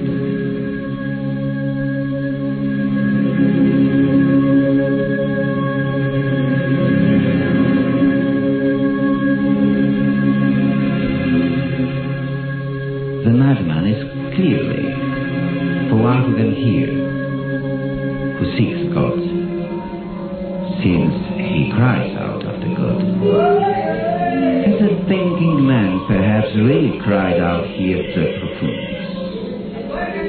And the ear of our thinking, does it still not hear the cry?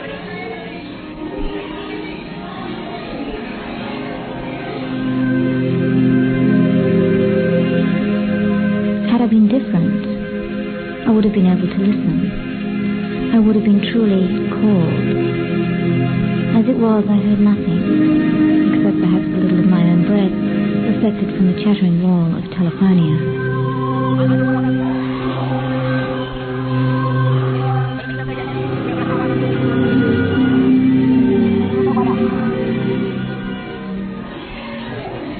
What's the area code? Yes, the Hong Kong number.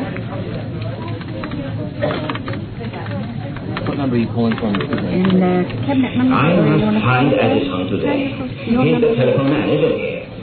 He has stuck telephones all over my house and one on the deck. They keep ringing all the time, day and night, so nobody can rest or sleep. Okay. We're all metal. Everything's metal in my house. Where are you calling from? I'm metal, and so is my son. And there's a gutter in the basement which has charges every one of us. And you want to speak to Mr. Smith?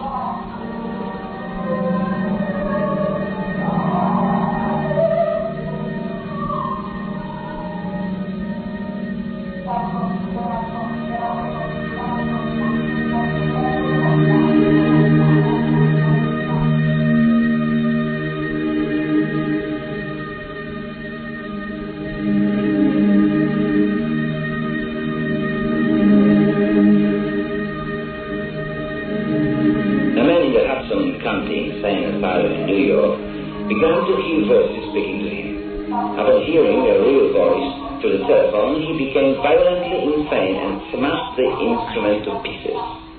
Subsequently, he claimed to have a telephone in his stomach, through which someone periodically talked to him. H E R Ether.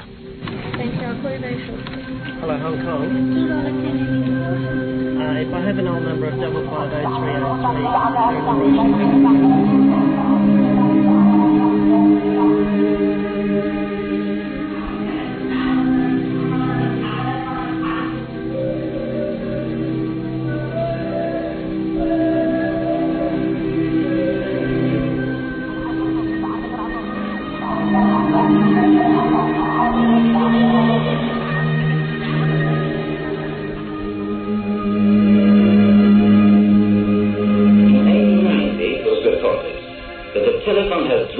Cincinnati citizen insane. The victim had always been excessively nervous. The constant ringing of a telephone in his office finally drove him mad. His symptoms were peculiarly manifested. He rushes into drugstores, rings out the central, and calls for his departed sweetheart.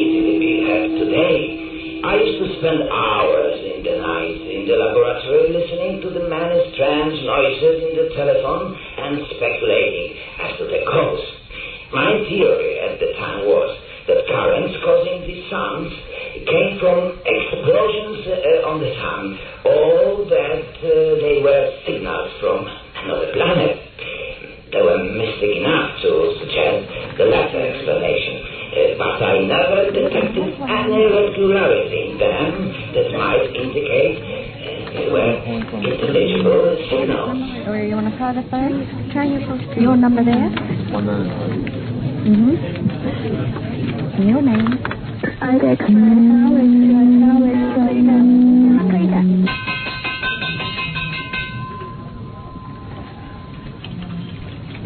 It's odd how things come your way. Strolling through a bookstore selling old and out-of-print books, a friend pointed me in the direction of a small hardback entitled The Wireless Telephone. Its pages brimmed with documentary evidence of a type of clairaudience known as voice boxing. Intrigued, I began to research this phenomenon and was eventually put in touch with a medium who agreed to be interviewed. Paul and I visited her one sultry afternoon. It's an odd thing. When voices come through, you could liken it to a telephone.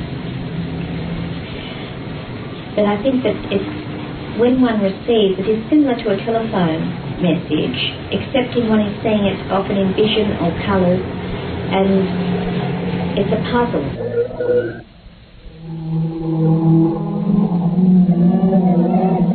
So there are lower levels that you don't particularly want to have out, because thought is form and the other side. Voices from the darker side. How do you prevent them from coming in? Well, usually they hang around, light attracts light. And if you go into a state of meditation wanting to help the higher levels, they will in fact come through you. If the person over the other side hangs around often in the place where the accident happened, it can be difficult for them. So there's a lot of work done by a lot of the Christian churches to do it, you know, a type of exorcism. It is a letting the person go over to their friends on the other side and letting them go. So but those people you can usually tell because they're not lovely and peaceful and glowing. The high spirit is glowing, they're full of love and compassion, and you can feel that love and compassion flowing through you when you're speaking to them. There's nothing to be scared of with those. A lesser form, and I've only once encountered that with such a horrible experience, and that was extremely unpleasant, and you wouldn't do that. And it's all in the motive. Everything is the motive that we do, because even if we mightn't do it, the fact that we consider doing it is halfway to doing it.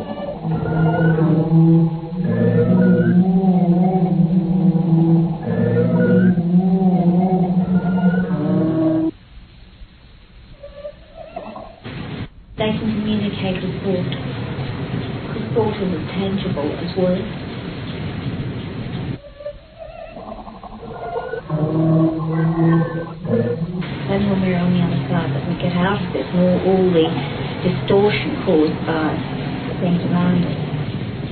As you think, so you are, is the old saying. Thoughts are thought on the other side.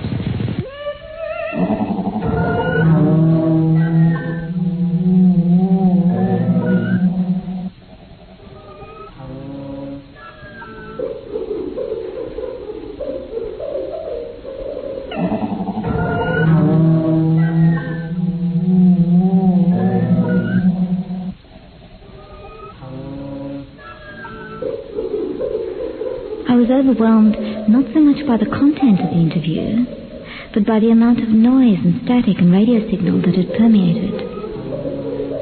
I couldn't help sensing an insubstantiality to the voice, as if it were merely the auspices through which these signals and tappings could obtain a hearing. This event, it seemed, was both wireless and telephone, and its peculiarities demanded an additional confirmation. Ringing Denise the following day, I wanted to be sure I wasn't simply hearing things.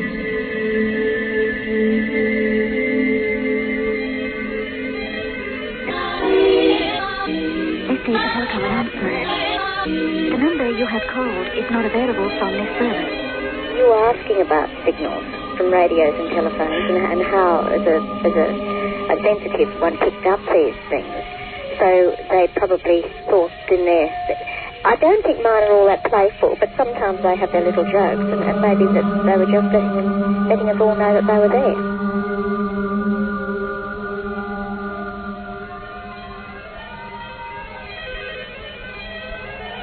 This is a telecom announcement. The number you have called is not connected. To answer the call, you must stop what you are doing, what you have been, and become what you are. As a thing which answers, an answering machine, you are automatically indebted for your very existence to the caller.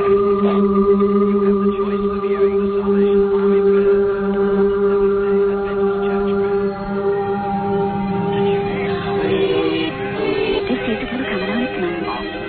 There is a fault in your service. Why is it that I never get to answer? As if I'm not at home, when in fact you're not there. You're not at home.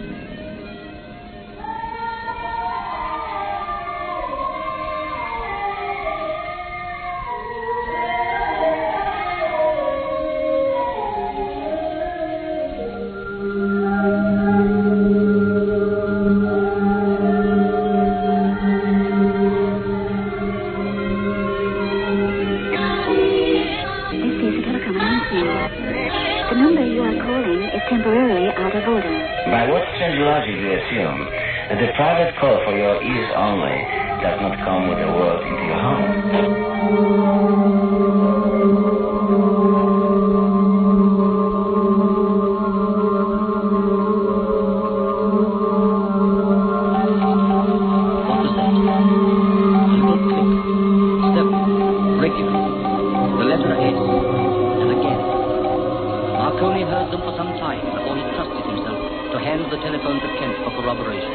Could he hear anything?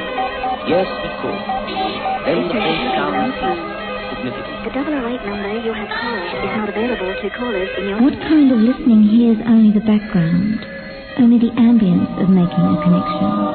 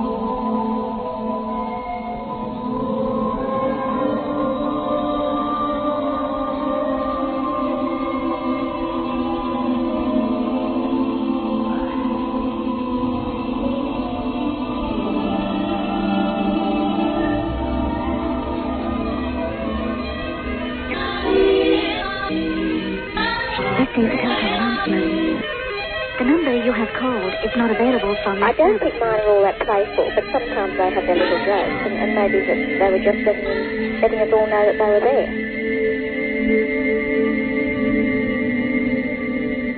Really, these phone calls. Sometimes I feel like I'm just ringing myself. A bell was necessary. An unseen pulse of energy leapt across the young Marconi's threshold and made a bell ring. A bell. Not a peal of victory bells that might more fittingly have marked such a triumph. Not the deep... Hello? Note of a bell. Are you there? Awaken and listen, you solitary ones. Winds are coming from the future with mysteriously beating wings, and good news is reaching sensitive ears.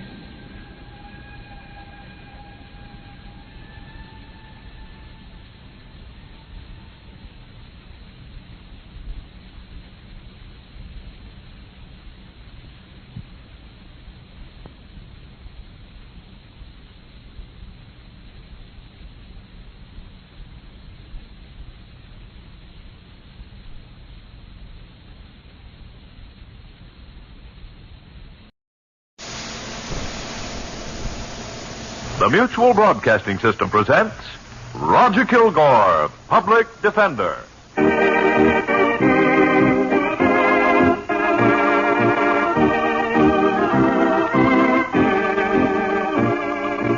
We hold these truths to be self-evident, that all men are created equal, that they are endowed by their Creator with certain inalienable rights, that among these are life, liberty, and the pursuit of happiness.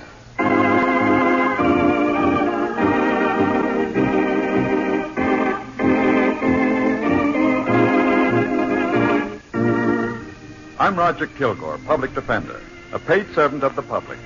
It's my duty to defend any person accused of a crime who is unable to pay for his own defense.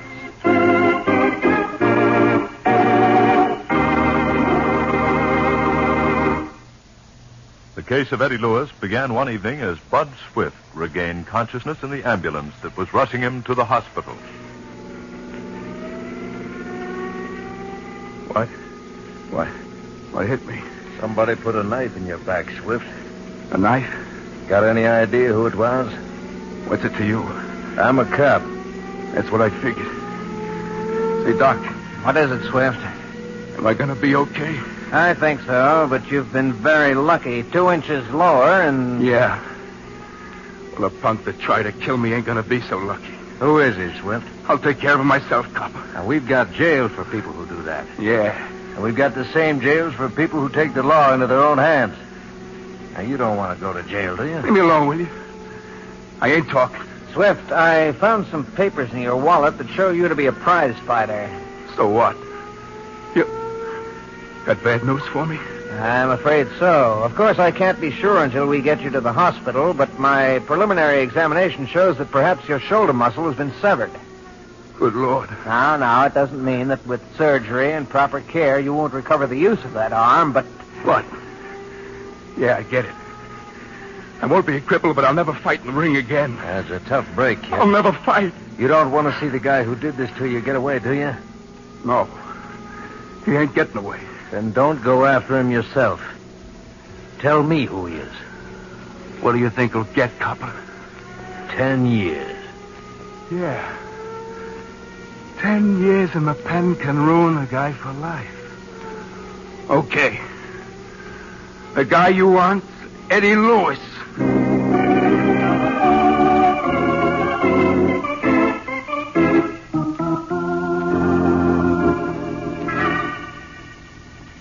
All right, Captain. I'll give the public defender your message as soon as he comes in. Yes. Thank you. Bye. Morning, Miss Carpenter. Oh, Mr. Kilgore. Court phone just this minute. What did he want? Well, the police judge has referred a new case to you, the Eddie Lewis case. What's the charge? Attempted murder for stabbing someone by the name of Bud Swift. Bud Swift. That name's very familiar. He's a prize fighter, Mr. Kilgore. Oh, yes. I saw him fight one of the preliminaries at the arena the other night. He knocked out his opponent in the second round of a scheduled 6-round bout. Well, he's in the Midtown Hospital now. When was he stabbed? Last night, around 8 o'clock. Did the captain tell you where Lewis is being held? Yes, sir. It's the city jail. Okay, thanks. That's where I'll be if you want me.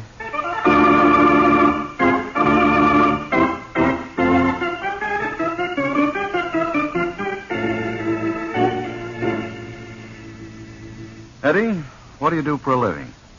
Nothing. Haven't you got a job? No. Why not, Eddie? Don't you want a job? Sure I do. I want one bad. Well, don't tell me you haven't been able to find one these days. I found plenty, Mr. Kilgore.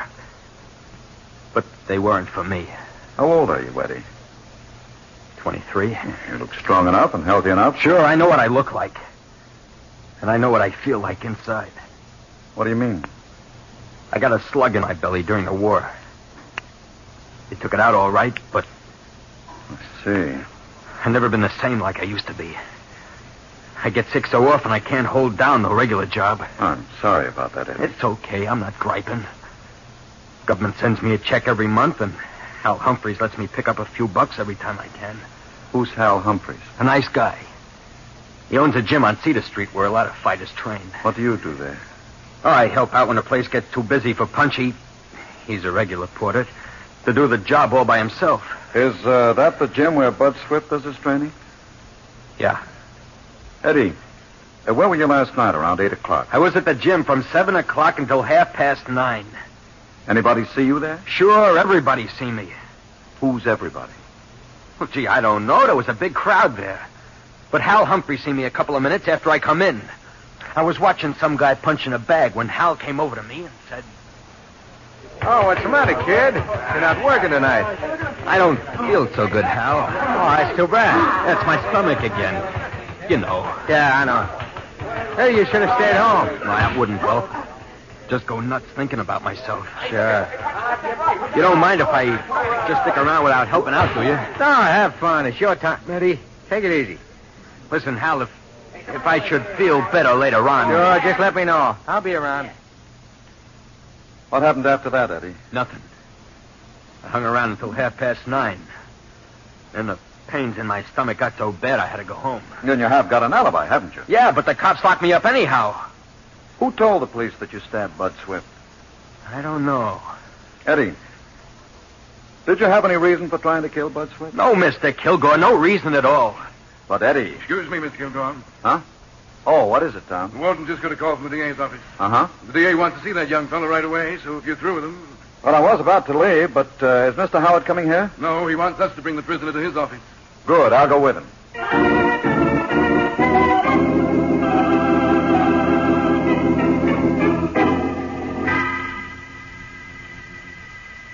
Sit down, Lewis. Thanks, Mr. Howard. Roger, I'm glad you came here. Maybe we can settle this matter right now. What do you mean, Sam? Well, Lewis told you he was innocent, didn't he? Yes. I suppose he also told you that he had no motive for stabbing Bud Swift last night. That's right, Sam. Well, he hasn't told you the truth, Roger. He had a strong motive for wanting Swift out of the way. That ain't so. And last night he tried to kill him. No, I didn't. Roger, this fella told the police that he was in Hal Humphrey's gym last night from 7 o'clock until 9:30. Well, the police questioned every man that they could find who was in that place last night, and not one of them remembered seeing him. What? But I was there, I tell you. I was even talking to Hal Humphreys himself. You were not there, Lewis. You were outside the restaurant on Pine Street, where Swift was having his dinner. I was not. Swift says he saw you there as he was going inside a few minutes before 7. And I think you hung around until he came out at 8 o'clock. No, I didn't. It was pretty dark by then, and you followed him to the parking space next to the restaurant. That's crazy. You waited until Swift was getting in his car, and then you stabbed him in the back. No. You got it all wrong. Eddie, were you outside that restaurant on Pine Street a few minutes before 7 last night? Well, maybe I go by on my way to the gym. Did you stop there? Well, maybe I stopped to light a cigarette. How can I remember? But you say you didn't wait for Bud Swift to come out. I didn't even see him, Mr. Kilgore. If I had, I'd have stopped to talk to him. Like you talked to him a week ago? Huh? What happened a week ago, Sam? Lewis and Bud Swift had an argument over a girl, Judy Nichols. And Lewis threatened Swift. Threatened him? What about that, Eddie? Well, apparently he'd rather not talk just now. But here's the story, Rogers. The police got it from Bud Swift and Hal Humphreys. Humphreys? What does he know about it? Well, the incident took place in his office at the gym. He and Bud were talking when Lewis came in and slammed the door. Hey, what's the idea? I want to see Bud Swift, Hal. Oh, we're busy. The next time, try not. Take it easy, Hal. Can't you see the guy's mad? You bet I'm mad. You've been making some lousy cracks about Judy, Bud. Me? Yeah, you. You've been telling guys she'll go out with anybody anytime. Now, listen, You've been you don't saying know that what all the guy's got to do is take her to a movie or buy her a soda and she'll... Why, you dumb palook. If you weren't all busted up inside, I'd lay one right in your... Go on, take a swing at me. Why don't you? Ah, beat it, will you? Listen, Bud, Judy's my girl. And if I find out you've been talking about I'm her... not. Or if I ever find you're going out with her Yeah? again, what'll you do? Well, maybe I can't trade punch for punch with you. But there are other ways I can pay you off, ways that'll hurt a lot more. And I ain't kidding. And that, Roger, happened just last week. Well, Eddie, what about it? The truth, Mr. Kilgore. But it don't mean I tried to kill him for that. No, but you did try to kill him because he took your girl away from you, didn't you? No, who told you that? Your ex-girlfriend, Judy Nichols, told a detective I sent to question her. Look, Mr. Kilgore, I've been in love with Judy for about 6 months. But I never got up the nerve to ask her to marry me. I had nothing to offer her, no job, no decent future. I see. Well, the other night, me and Judy had a date. We went to a cheap movie, and then when I brought her home, we stopped outside the house. And she said... Well, goodbye, Eddie. Goodbye? You mean good night, don't you? No, I can't see you anymore. What's the matter? Bud Swift has asked me to marry him. Bud? Yes, and I accepted him. Oh. I'm sorry. I hope... Oh, Eddie, I know how you feel about me, but I never said I loved you, did I? No. You never said it. I've always liked you, and I still like you. A lot. You don't have to make it easy for me. But I want you to understand. I can't help it if I'm crazy about Bud, can I? Why, I had no idea it was like that, Judy. I thought he was just another guy you were going out with. I'm sorry, Eddie.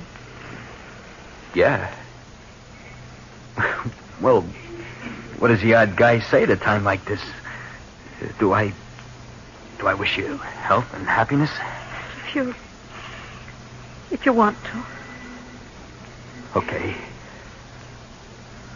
I wish you health and happiness. And when I see Bud, I'll tell him the same. No, don't say anything to Bud, Eddie. But why not? Well, we sort of decided not to tell anyone for a while, except our folks, and I don't want Bud to know that I told you. He might misunderstand. You know what I mean, Eddie? You see, Roger, he was sore at Bud Swift because he took his girl away from him. No, I wasn't sore at him. I felt pretty lousy when Judy told me about her and Bud, but I didn't blame him. Afraid I don't understand, Eddie. Look, I knew Judy didn't love me. I knew I didn't have a chance, so... So when she told you about Bud, you just calmly accepted it? Yeah. It was tough, but I wasn't sore at anyone.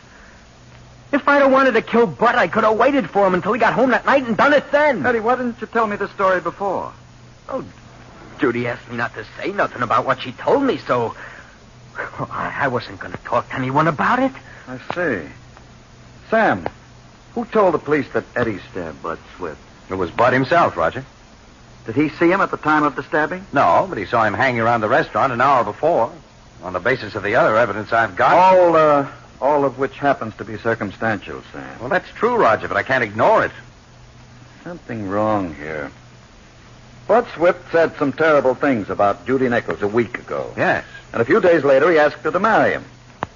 Also, he didn't know that Judy had told Eddie about it. And still, he named Eddie as his attacker. Yes, he did. Sam, I'm going to the hospital to find out what's what.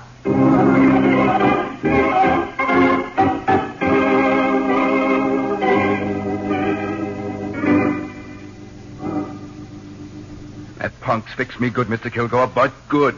The doctors think you'll be all right, Bud. Yeah, sure. I think you'll even be able to fight again. Oh, stop kidding me. I know what the ambulance doctor told me. Well, he made only a quick examination. Okay. We'll see who's right when I get out of here. Bud, why did you tell the police that Eddie had stabbed you? Because he did.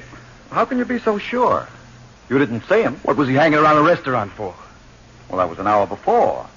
He claims that he wasn't hanging around, that he was just passing by. Then why did he make out like he didn't see me? Are you sure he made out? Yeah. Was coming toward him when he turned the other way and started to light a cigarette. I figured if the guy didn't want to talk to me, to heck with him. So I went into the restaurant. Did you see him when you came out? No, but that don't mean he wasn't hiding someplace. Look, Mr. Kilgore. The guy said he'd get me if I ever went out with Judy again. Well, I went out with Judy again, and he got me. And you think that just because he threatened you, he had to be the one who stabbed you? Yeah. I got no other enemies. I see. Thought you said some pretty awful things about Judy. I didn't say nothing, Mr. Kilgore. Then why was Eddie sore? Look, all the guys in the neighborhood know how that palooka feels about Judy. And some of them are wise guys. They were just kidding when they told him I said lousy things about her. When do you and Judy expect to get married? Huh? Judy told the police you and... What? Holy smoke, is everybody nuts? Bud, are you saying that you aren't planning to marry Judy? I'm saying I never even thought about it. We just been friends. Why, I never even kissed her. What's she trying to do? I don't know, Bud. But I'm going to try and find out.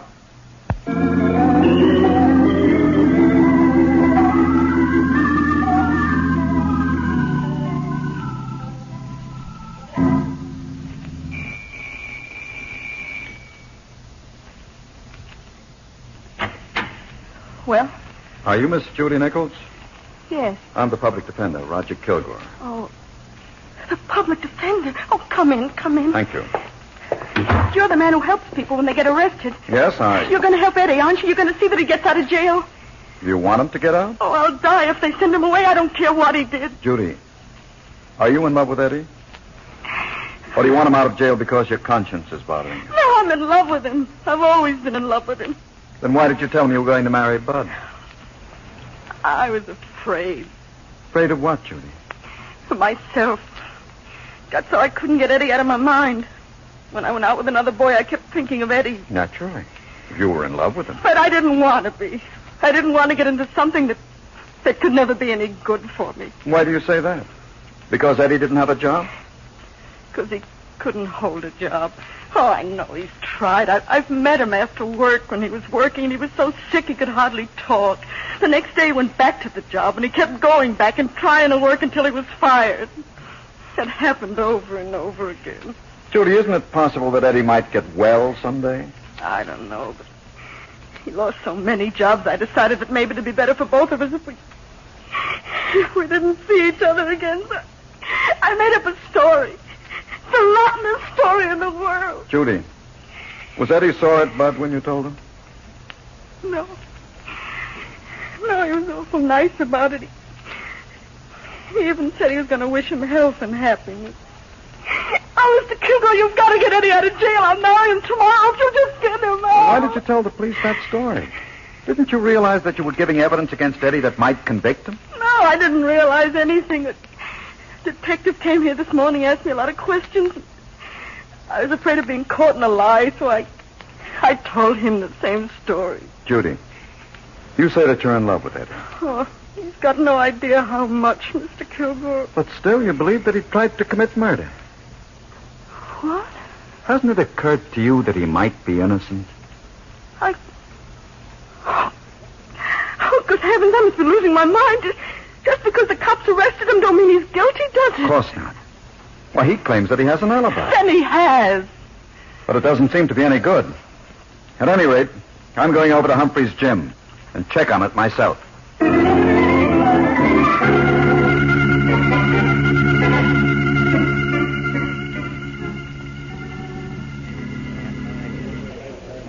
Look, Kilgore, I told the cops all I know. You don't remember seeing Eddie Lewis here last night? No, he wasn't here, Kilgore. But Eddie claims that he talked to you a few minutes after 7. He's a liar. Why should he give you as an alibi if he knew you wouldn't back him up? Look, mister, you... Now, wait a minute. Hey, Lefty. Yeah? Come here. What do you want, Hal? Lefty, this is the public defender. Okay. He wants to know if Eddie Lewis was in here last night. What time? Say, Hal. What's the matter, Punchy? I heard you say public defender. Is it this guy? Yeah, take a good look at him and scram. Okay. What time, mister? Between 7 o'clock and 9:30, Lefty. No, he wasn't. Isn't it possible that he could have been here without you seeing him? Not a chance. I was all over the joint.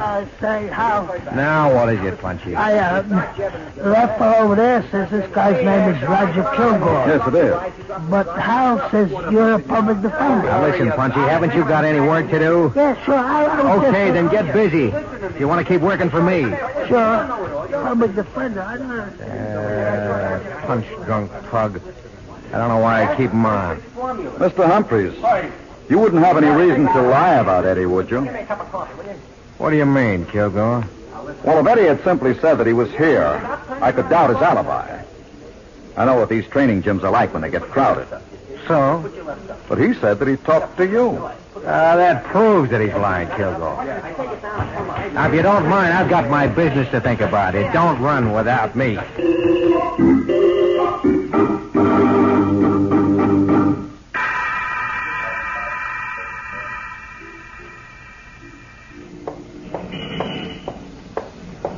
Hey, Mr. Kilgore. What?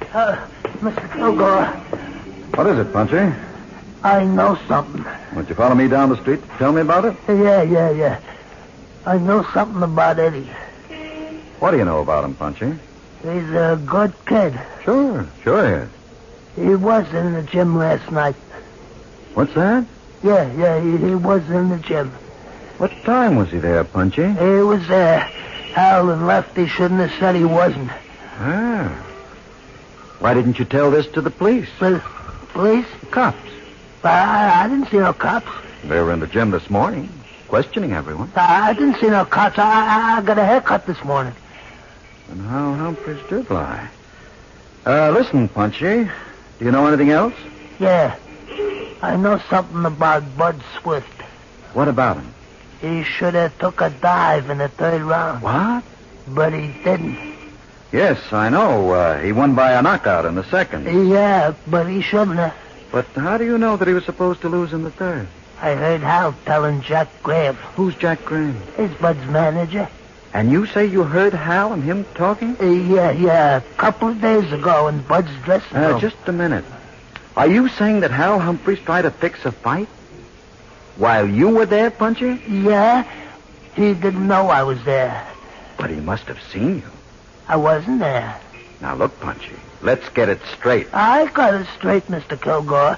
Here's the dressing room, see? Hal and Jack was in there. All right.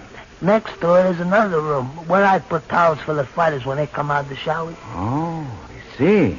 I was in there. Where was Bud Swift? He was in the shower. Now, Punchy, you're sure you heard Hal Humphreys tell Bud's manager that Bud would have to lose in the third round? Yeah, he said that to Jack Graham. All right, Punchy. Suppose you and I get down to the DA's office. But I don't want to see the DA. I just want you to tell him your story. The DA's trouble. He is for people like Hal Humphreys, but not for you. Come on. I'll drive you down there myself. And then I'll find Jack Graham.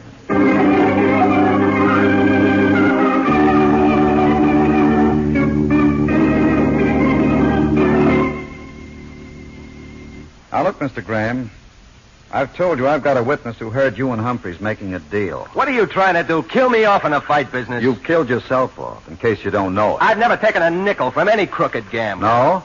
And I've never told one of my fighters to lay down. And anybody says I did is just a dirty, framing double-crosser. We'll see about that. Who told you I made a deal with Hal? Was it Bud? No. Well, then who is the rat that's trying to squeeze me out of the fight business? You're going to tell me, Mr. Kilgore. And if I don't? Well... You'll what, Mr. Graham? Which are you more afraid of? Losing your license as a fight manager?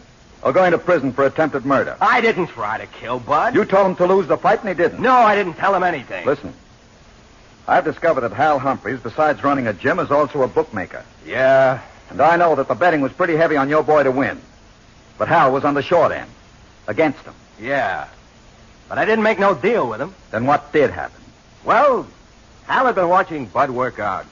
The kid went in for a shower. Hal said he wanted to talk to me. So we went into the dressing room. That kid looks very good, Jack. Yeah. He's in the pink right now.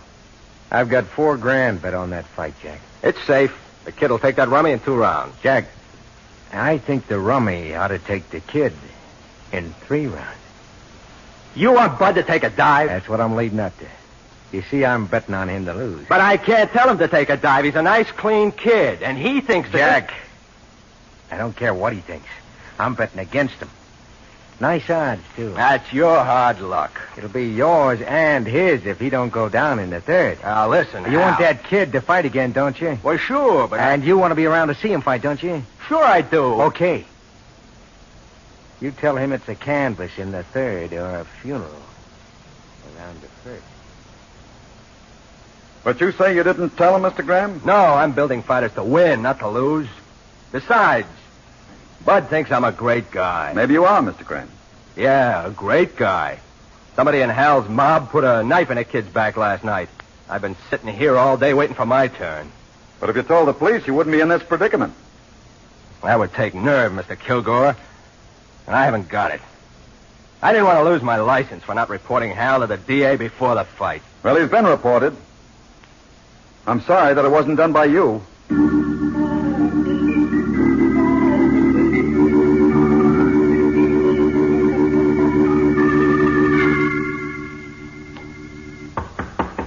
That's Humphreys now, Roger. Come in. Are you... Yes, I'm the DA, Mr. Humphreys. What's Kilgore doing here? Come in and close the door. We'll explain everything. And Punchy. How'd you get here? The public defender gave me a ride in his car, Hal. What for, Punchy? Suppose you let me ask the questions, Humphreys. Now, look, Mr. Humphreys, Howard. you told the police that Eddie Lewis was not in your gym last night. Yeah, and he wasn't. They checked. But Mr. Humphreys, Punchy remembers seeing him there. What? Yes. And he remembers something else. A conversation you had with Jack Graham in Bud's dressing room. A conversation? Yes. You told Graham to be sure his fighter lost in the third round so you could collect your bets.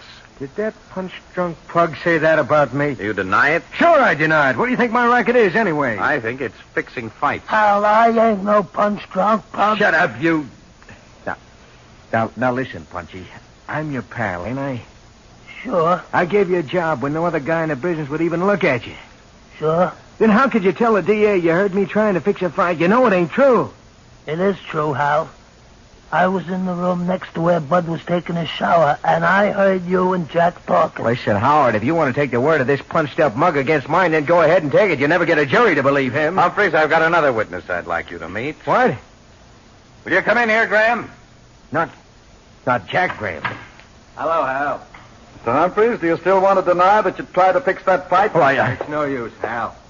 I've told him the whole story. Well, so okay. So I was trying to protect my bets. By dictating when Bud Swift had to lose? Well, so what? And when he didn't lose, you or one of your gang went out to pay him off.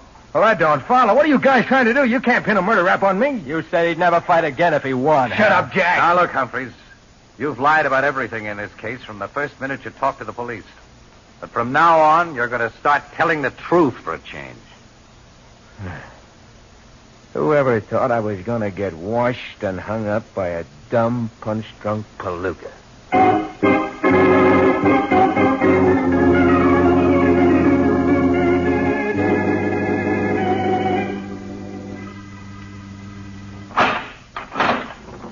Hello, Eddie. Hello, Mr. Kilgore.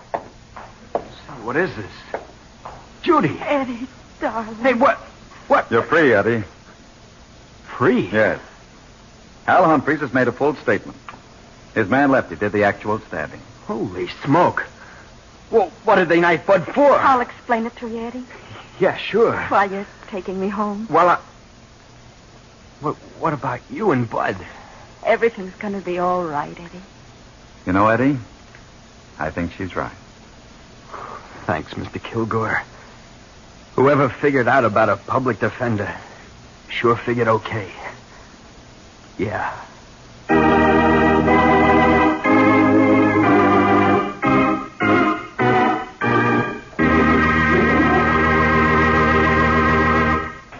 We hold these truths to be self-evident, that all men are created equal, that they are endowed by their Creator with certain inalienable rights, that among these are life, liberty, and the pursuit of happiness.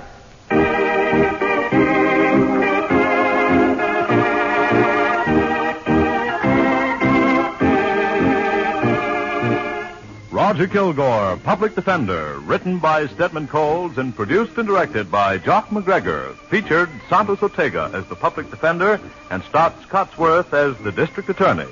Others in the cast were Bill Lipton as Eddie Lewis, Bernard Grant as Bud Swift, Bryna Rayburn as Judy Nichols, Lawson Zerby as Hal Humphreys, Bob Dryden as Punchy, and Whit Vernon as Jack Graham. Original music was played by Milton Kay. All names, places, and dates used in this program were, for obvious reasons, fictitious. This is the last of the current series of Roger Kilgore, Public Defender. We hope to be back with you in the near future. In the meantime, remember that justice, equal justice, is the sacred right of all people in a democracy.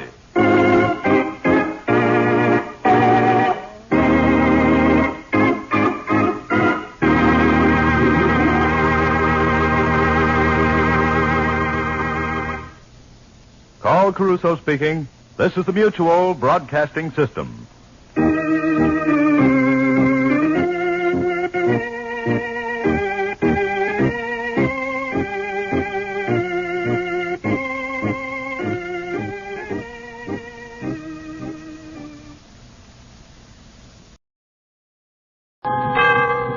Autolite and its 96,000 dealers present Suspense.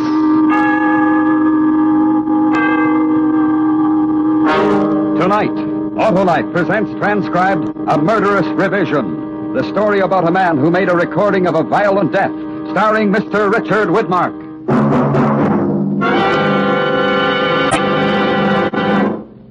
Hi, Hap. Meet the team. Where? Why, right under your car's hood, Hap.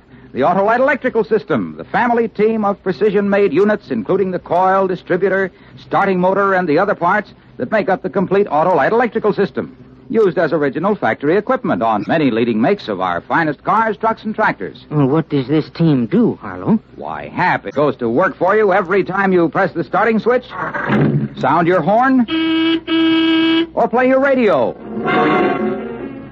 The Autolite Electrical System does all that, huh, Harlow? Right, Hap, because all its units are related like a family team by Autolite engineering, design, and manufacturing skill for the smoothest performance money can buy. So, friends, when your Autolite-equipped car needs replacement parts, insist on Autolite original factory parts, because from bumper to tail light, you're always right with Autolite. And now, with A Murderous Revision and the performance of Mr. Richard Widmark, Autolite hopes once again to keep you in suspense.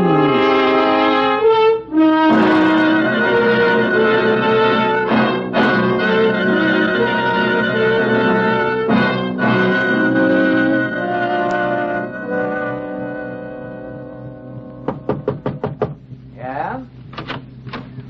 What did you want to see me for? Oh, Chris. Come in. Sit down. Did you get to hear the show Sunday? I don't like to listen to the show. Oh, why not? Because I don't, that's all. You missed a good one. I put some zip in that closing scene. I want you to hear it. Got the playback ready. Now, hand me that record marked Part 2, will you? Thanks. I don't know, Chris. I don't make you come to rehearsals. You don't have to sit in the control room all day. The least you can do is listen to the show at home. Well, listen to this now. George. Honest, I didn't mean it, George. Get this, Chris. Get this. Do you mean to say that you didn't really mean it when you told my brother you did love him? You forget, Doris, that I heard you every word while I was hiding behind the Davenport the night my mother was here. George, I beg you, don't do this thing. Put down the gun, George. Now, this is only what you deserve. You tricked me for the last time, Doris. You tricked me for the last time.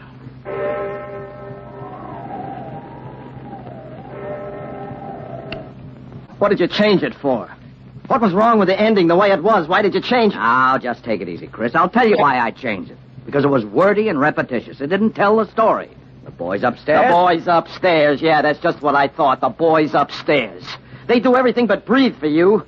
Did it ever occur to you that maybe people are wordy and repetitious? Chris, I'm trying to tell you the scene the way you wrote it just didn't play. Yeah, that's right. All the trade cliches, drag them out. It didn't live. It didn't play. It didn't make the right goosebumps come out on your left elbow. How did you ever get into this business? Who ever let you into a radio studio? I'll tell you what's wrong with you. What you need is a good psychiatrist. Don't you tell me I need a psychiatrist. Let go of me. I said let go. Why, you're nuts. Now, you listen to me, For 2 years now, I've turned out a murder a week for you, week in and week out. A murder a week. I eat murder, I talk murder, I dream murder, and for what? Every time I turn in a decent script, you chop the heart out of it. Your contract's up next week, Chris. You've got only one more script to do. Well, write it and get out. You'll get better than a script. You'll get everything you deserve. I'm going to show you what a real murder sounds like. I'm going to show you if I have to kill you to do it.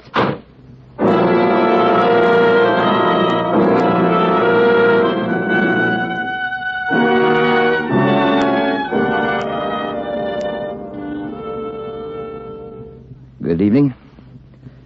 This is a recording of an actual murder.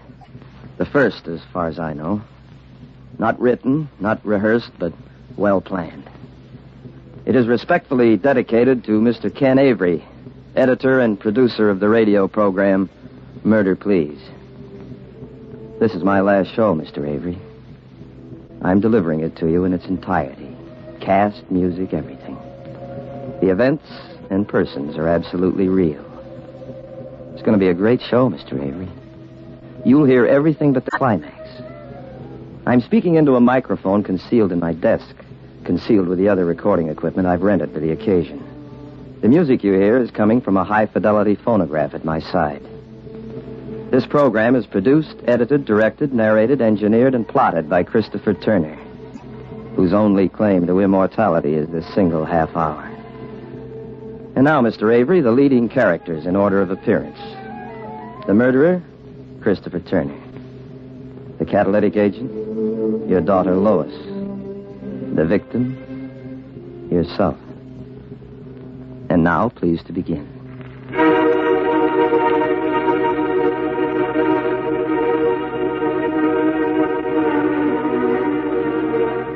Murder, please.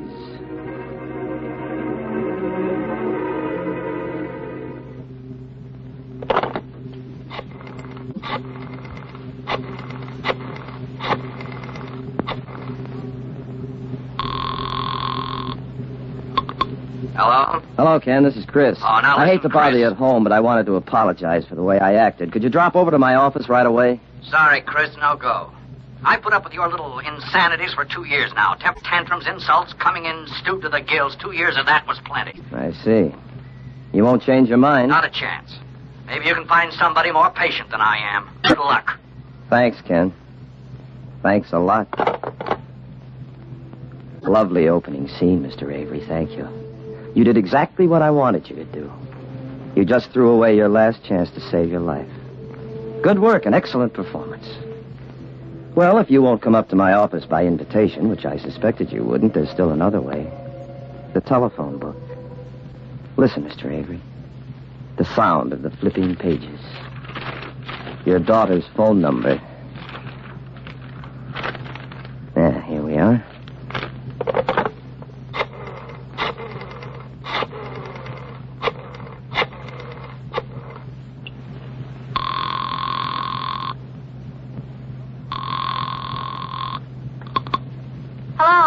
Hello, Lois. It's been a long time. Bet you don't even know who this is. I don't recognize the voice. This is Christopher Turner. Oh, sure, Mr. Turner. How are you? Fine, just fine. Well, how do you like living alone? It's all right, I guess. Rather be living with the folks? No. It's kind of independent this way. Yeah. How's the writing coming? Oh, not so good, Mr. Turner. I've written 5 scripts so far, and every one of them has been rejected. I don't know what's the matter. Well, the reason I called was your dad and I had a talk this afternoon about you. He thought maybe I could pass on a few tips. Oh, I wouldn't want to bother you. Oh, now, this isn't an obligation on my part, Lois. I like to help young people. Say, what are you doing this evening? Well... You see, here's the point, Lois. This is the only free night I'll have this week. Things are sort of piling up. And maybe you're doing some little thing with your writing that I could straighten out in an evening. Well, all right, Mr. Turner. Good. You know where my office is? I don't think so. It's right across from the broadcasting studios, the Brown Building, room 208. I'll be right over. Fine. And bring your scripts with you, huh? I will. I certainly appreciate this. Not at all. Bye. Bye. I'll be right over and bring your scripts with you. I certainly appreciate this, not at all. You see, that's how people talk, Mr. Avery. Let's see, what else? Oh, yes, sound. Drawer opens. Gun taken out. Click of breech. Whirl of chamber. Bullets inserted in chamber. 2, 3, 4, 5, and 6. Gun in drawer, drawer closed. And now we must wait. And you see, Mr. Avery? Fate is a better dramatist than either. Just when things start getting dull, the phone rings. Hello? Hello, Chris. Hank. Oh, what's up? I tried your place all night. I tried your sister's place. Finally, I called your office. I wouldn't let myself believe it, but here you are, slaving away for old man Avery again. Say, when are you going to tell him to go take a flying leap? I did that just today. No kidding? Yes.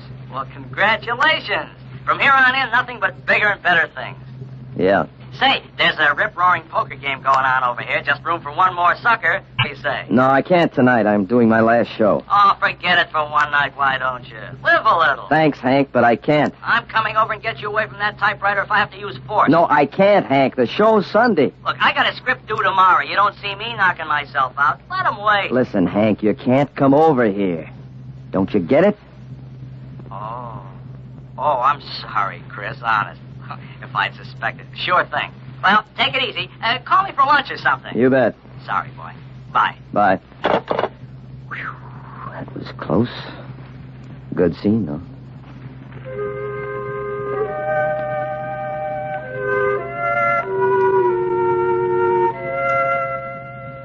Lois Avery has just driven up in front of the building. She's getting out of the car, carrying her scripts. She wears a cardigan sweater, tweed skirt, flat shoes. She's young, she's very pretty.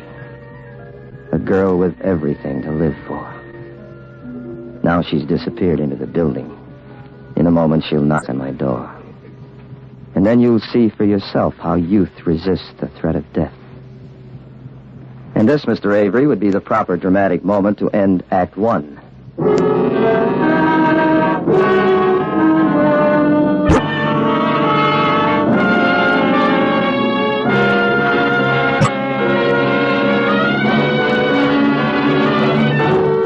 Autolite is bringing you Mr. Richard Widmark in A Murderous Revision. Tonight's production in radio's outstanding theater of thrills, Suspense.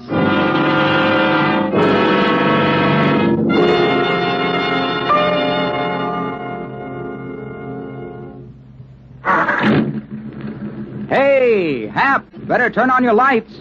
Press doing they're on. Thank you. And thank Autolite. Why, Harlow? Because in your Autolite-equipped car, the lights, as well as the power for your radio and power to crank your motor, are all provided by the Autolite electrical system. It has to be good, huh, Harlow? You bet, Hap. And that's why complete Autolite electrical systems are used as original factory equipment on many leading makes of our finest cars, trucks, and tractors. And that's good enough for me, Harlow. You bet it's good, Hap. And that's why it pays to treat your car's electrical system to a periodic checkup at your authorized Autolite service station or the dealer who services your make of car. You can quickly locate your nearest authorized Autolite service station in the classified section of your telephone directory, or by calling Western Union by number and asking for Operator 25. And remember, from bumper to tail light, you're always right with Autolite. And now, Autolite brings back to our Hollywood soundstage Mr. Richard Widmark in Elliot Lewis's production of A Murderous Revision, a tale well calculated to keep you in suspense.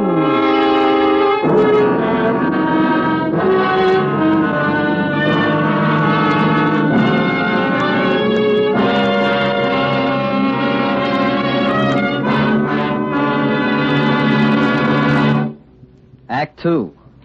This is Christopher Turner once again, Mr. Avery, bringing you by transcription the first recording of an actual murder ever made specifically for broadcast.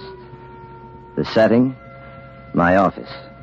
The music, recorded. The time, night. The victim, yourself. Your daughter has just entered the building. And so concludes the usual resume with which we begin the second act of every Murder Please program. I hear footsteps in the hall. Your cue, Lois. Sound, knock on door. Come in. Hi, Lois. Come on in. Thanks. I brought the scripts with me. Wonderful, wonderful. Sit down. I hope I'm not putting you out. I always tell Dad to stop imposing on my behalf, but I guess he'll never learn. Now, look, you're here because I want you here, and for no other reason. Cigarette? No, thanks. This is a nice office. It serves. Just a hole in the wall, but quiet, nothing fancy. I like it. Well, how long have you been scribbling? 6 months, Mr. Turner. Well, let's just make it Chris. Huh? What sort of things? Murder, mostly. Somebody told me that's what sells best. True. Well, let's just start talking about murder. Maybe something interesting will come out. Question number 1. Why do you think people kill? Lots of reasons, I guess. Money, love, revenge. Not really. Only for survival. They kill for money only when money means life. Their idea of life. They only kill for love when life depends upon that love. They only kill for revenge when life is intolerable without it. You see? That's very interesting. Could you kill? I don't think so. Well, maybe you could. Here. See? A gun. And loaded. Please put it away. Take it. No, I'd rather not. It's very obedient. It won't fire unless you press the trigger. Take it. That's it. Now point it at me. Please, Think now, think. One touch of your finger and you kill me. One little touch. A very delicate instrument, the trigger. There's a sense of power there. You feel it? I'm afraid. Fear, yes, but exhilaration, too. Like the second drink. I feel it, yes. All right, you can give it back to me now. Well, so much for the murderer. Now, what about the victim? Afraid of death? Sometimes. What is death to you? Death? I don't know. No idea? Emptiness. Blackness. Nothing. Is that so terrible? Yes, because you really don't know. Like the dark. That's it. Do you know any more about death than you do about me? You? Yeah. Well, I know you work for Dad. Yes, but you've never even spent 1 hour with me. Once at lunch, you and your father sat down with me, yet you come up here alone. How do you know you can trust me? I suppose I don't, really. Look at this. Please put it down. It makes me terribly nervous. Do you have any money? A little. How much? $10, maybe, some change. Give it to me. Here. Why did you give me the money? Because you asked me for it. No, because you were hoping I'd put down the gun. And if I'd said, a kiss, one kiss, and I'll put down the gun, what would you do? I suppose I'd give But it... a kiss, that would be harder to give, wouldn't it? Yes. Kiss me. There. Thank you. Now put down the gun. Please. I know it's a lesson in writing and all that, but it scares me. No. But you said you would. I said nothing of the kind. And if I had said it, you'd have been foolish to believe me. You can't trust a man with a gun. You feel helpless, don't you? Yes. While you could give me money, there was hope. While you could give me love, there was hope. But if all I wanted was revenge, there'd be nothing you could do to save yourself. Nothing. And if I told you that right now, right this moment, I'm going to pull this trigger and blow you to bits, tell me, what would you say? I'd try to talk you out of it. What would you say? I wouldn't know what to say. Then I'd shoot. I'd tell you about the electric chair. Very little threat to a man about to kill. Later, maybe, when he's running away, then he'd think about consequences. But not now. Now it's only kill. Now, what else? What else would you say? I'd beg him. He wouldn't listen. I'd plead with him. I'd say, please don't kill me. And if he still wouldn't listen? Then I'd die.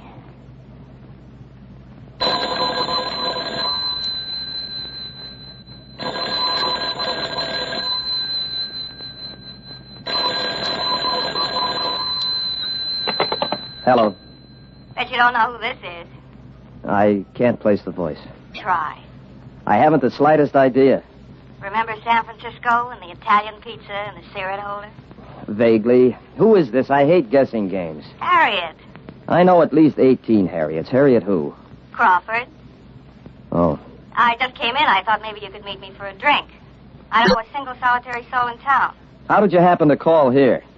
I shouldn't tell, I suppose, but Hank said you were working late at the office. Hank, huh? He gave me the number and said to be sure to call. Bless his heart. What was that? I said bless his heart. Yeah. Well, I'll call you tomorrow. Yeah, you do that. Well, bye. Guess I'd better get going. Why? We're not even started yet. Well, if you don't put down that gun, I'm going. I don't like it. Sit down. I want to tell you a story. Now, listen. Please. Please sit down. Now, this is just a sample plot. You can have it if you want it. It's about a writer who had great novels in him, great plays. But he was broke. So, for the sake of a place to stay and a meal to eat, he started turning out radio mysteries. He turned them out until every drop of originality was squeezed out of him. And all the greatness he might have been ate into him because he'd leave nothing to the world, nothing but scripts to be swept up by studio janitors after the broadcast. Well, the writer made his decision one day. He'd do a last radio play. A radio play with an actual murder, the only chance he had for permanent survival. And he selected his victim, the man who had ground him into the dust. He selected his editor and producer, Ken Avery. Please. I like you. I like you very much. I wish this could be happening to almost anyone but you. Get to the phone. What? The telephone. What for? You're going to call your father. No. No, I won't do it. You'll call your father and you'll tell him to come up to my office. Now pick up the receiver. No, wait. I'll do it.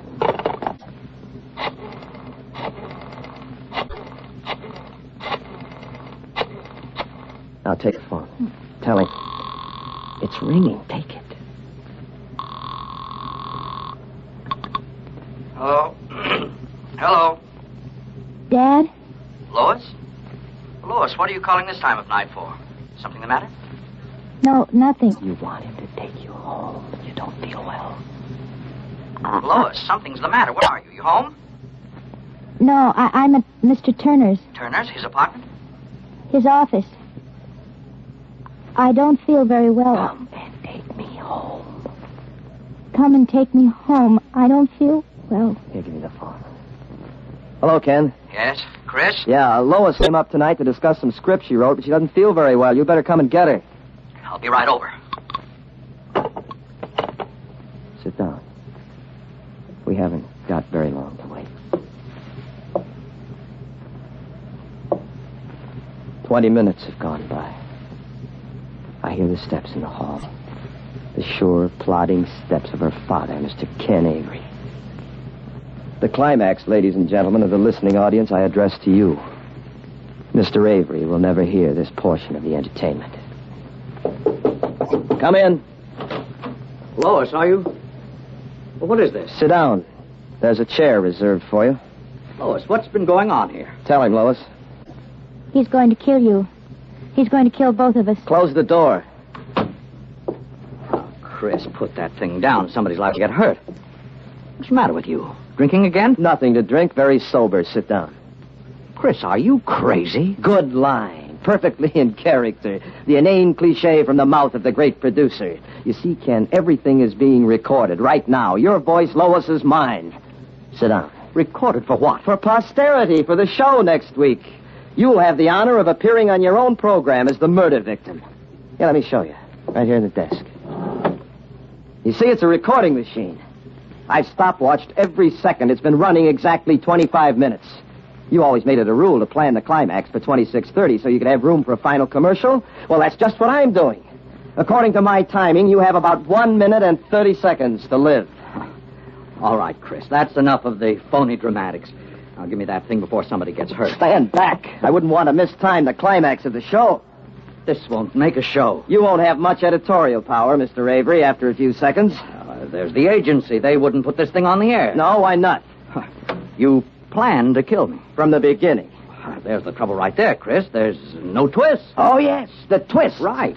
The surprise ending. You told the audience to expect the murder to be successful. But our shows have to have some kind of surprise for the audience, Chris. You know that. Where's the twist? Still the editor right to death's door. All right, Ken, perhaps you can provide the surprise ending that's going to save your life. I don't have to. Oh? You provided the twist yourself, but you didn't know it. And yet the twist was part of the story all the time. Where, Mr. Editor Avery? You, Chris, you're the twist. Me? That's right. You're a flop, Chris. You're so used to dreaming on paper you can't live anymore. You wrote about love because you never had it. You wrote about fortunes and you're still 2 bits. You wrote about murder, but you haven't got the guts to pull the trigger. Now, give me that gun. You think I won't shoot? I know you won't. Give me that gun, you hack. What did you say? I said you were a hack. Now give me that gun. Stay away! Give me that gun, you hack. No, I'm not! Dad! Let go! Let go of my hand! Drop it, I said. Drop it! Let go! Chris. Chris! You always like to change the ending. Dad. It's all right, Lois. Dad, take me home. The records. They're all we have to clear us. Take me home, please. As soon as I see what's on those records. Oh, this must be part 1. Let's see.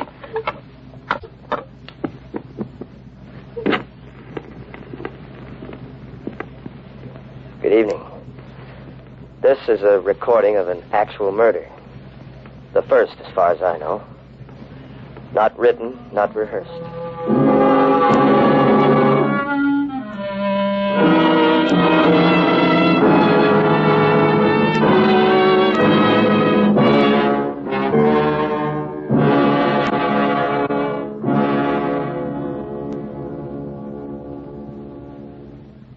Suspense.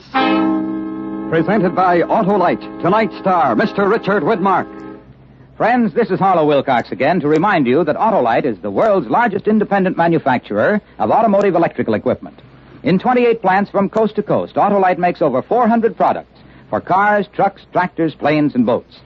These include complete electrical systems, a complete line of ignition-engineered Autolite spark plugs, both standard and resistor types. Autolite batteries, including the famous Autolite Stay Full.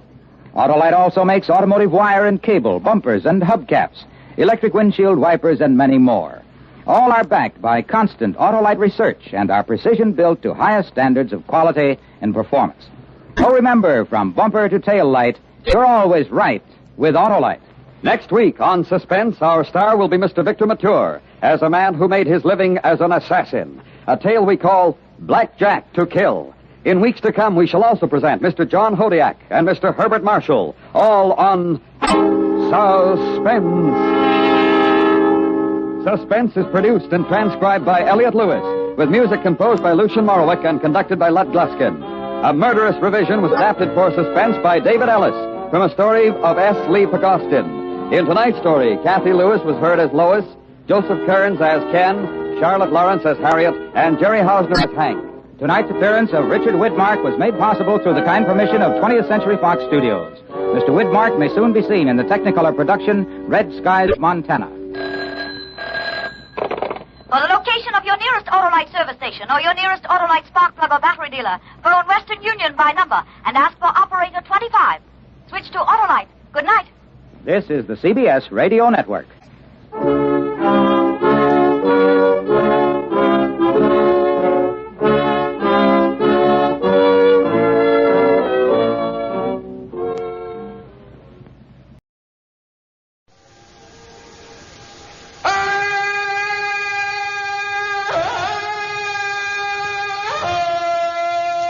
From the heart of the jungle comes a savage cry of victory. This is Tarzan, Lord of the Jungle.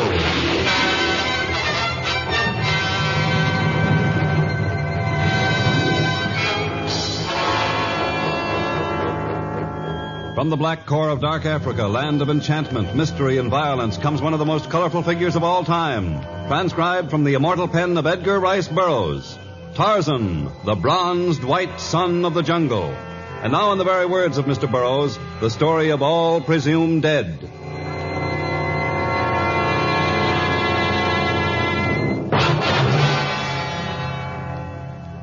The jungle near the Miyugu village had been abnormally quiet all that day. And yet there was an intense quality in the air, a threat of impending disaster. And then, as the jungle night suddenly descended, it began, the panicked stampede of the frightened animals. There were no signs yet of the hurricane, which was soon to vent its destructive anger, but the beasts of the jungle knew of its coming, and they swept westward to escape its fury.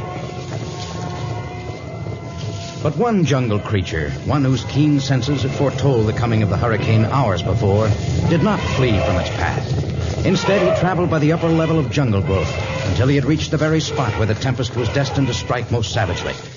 Tarzan had come to warn the people of Miyugu. All of your belongings must be weighted down with heavy rocks or stored in caves, and your people must run for their lives. We know, Tarzan.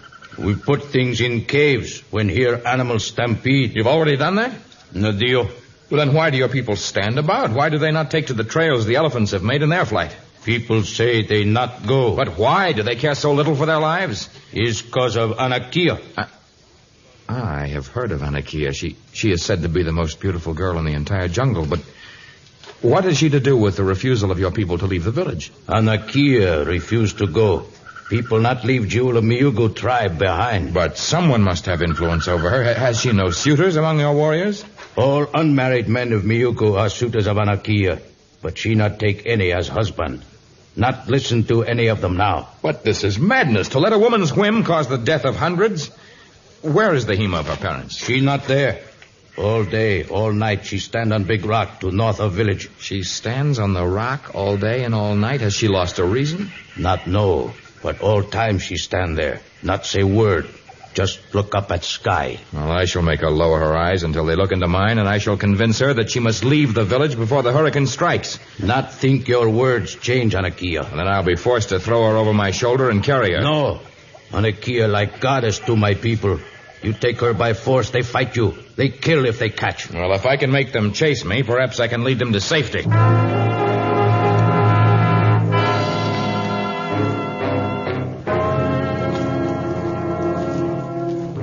The people of Miyugu stood about in confused knots as Tarzan crossed the village and headed for the big rock that had long served the tribe as a lookout post.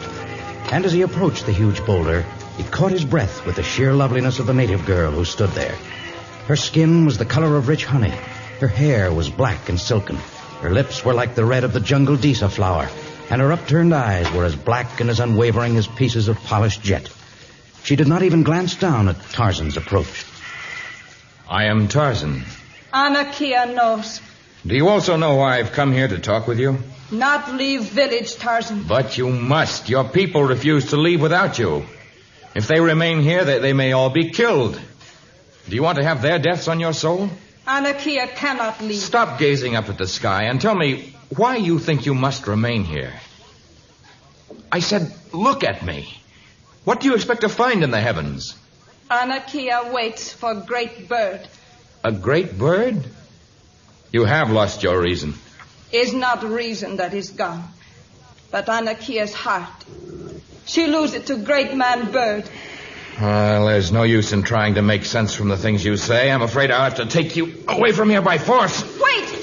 Listen! That's just a plane that's been driven off its course. They probably received a storm warning, and they're trying to get away before it's too late. We'll have to do the same. Can't you see that, Anakia? No. Please, Tarzan. I'm sorry, but I haven't time to argue anymore. I have no intention of waiting here until the hurricane strikes. Oh, but Tarzan, Anakia cannot leave. Now more than before, she must stay. Oh, it's too late to leave now anyway. The hurricane is on us.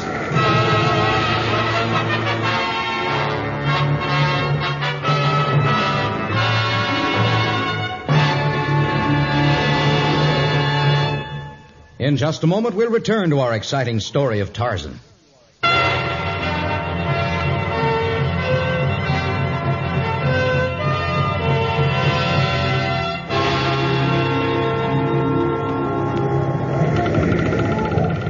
The jungle hurricane twisted and turned and spiraled like some great serpent intent on destroying all in its path. Great Trees splintered and crashed. Native huts sailed through the air like grotesque kites, and death rode savagely through the village of the Miugu. The plane that had circled overhead but a moment before the tide of destruction swept through the village had escaped. Neither the stewardess nor the passengers were aware of their danger, but the pilot and the co-pilot exchanged nervous glances. There was a tension present that not even the danger of the hurricane could explain. You must be crazy circling around this way. What's the big idea, Rex? I wasn't aware I had to account to you for my actions. No, the great Captain Rex Haken doesn't have to explain a thing to a green co-pilot. Well, I can tell you this. I want to live to be a veteran pilot. If you keep flirting with that hurricane... That's enough, Bob. I pulled out of it all right. Yeah, you made it that time. Hey, Rex, the oil quantity in number 4 engine's dropping. We'll check it for a few minutes. There. It's backfiring now. Feather number 4, Bob. Right. Want me to get your clearance back to Cairo? Just stay away from that radio. We're continuing on. The hurricane's reported right on our course, and with one motor, I think... You heard me. I'm running this thing. Okay. Only you look beat. Why don't you let me take the controls for a while? If you'll just pipe down, maybe I won't look so beat. I was only figuring that if you let me take over... Jack. What are you trying to do? Talk your way across Africa? Okay, I'll button my lip only... Listen to that rain. She must be entering the hurricane now. Really, Rex, I think we ought to turn back. We'll detour. I can get around the hurricane. Yeah, I suppose the mighty Rex Haken can. Hey, you're turning in the wrong direction. We'll run straight into headwinds to the east. If you detour west, we'll run into tailwinds and we'd be okay. Just sit back. I've been flying this route for 6 years. Yeah, I know, but if we try to buck this wind, we'll run out of gas. You must be nuts. I'm going to... Get your hands off that wheel. There are 40 passengers aboard, and I'm not going to let you...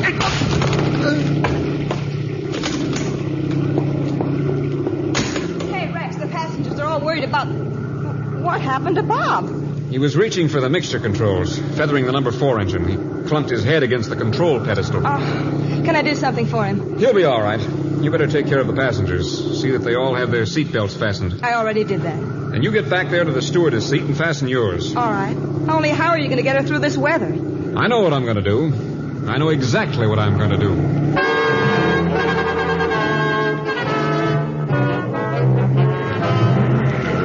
The plane shook violently as the turbulence of the hurricane increased. Inside the cabin, 40 frightened passengers clung to their seats, and the stewardess offered a silent prayer. But inside the cockpit, Captain Rex Haken proceeded with his carefully worked-out plans. He feathered the number 3 engine, for he had no intention of being cut by its propeller. Then he set the plane on automatic pilot and reached for his suitcase. His jaw was tense as he extracted a parachute and slipped into the harness. Then he unscrewed the compass from the instrument panel, tucked it in his pocket, and patted his shoulder holster reassuringly. He cut the other 2 engines, stepped to the cargo door, and swung it open. Trembling hands grasped the parachute's release ring as Rex Haken threw himself clear. And a moment later, the giant airliner went into a spin and plummeted downward toward the storm-ravaged jungle.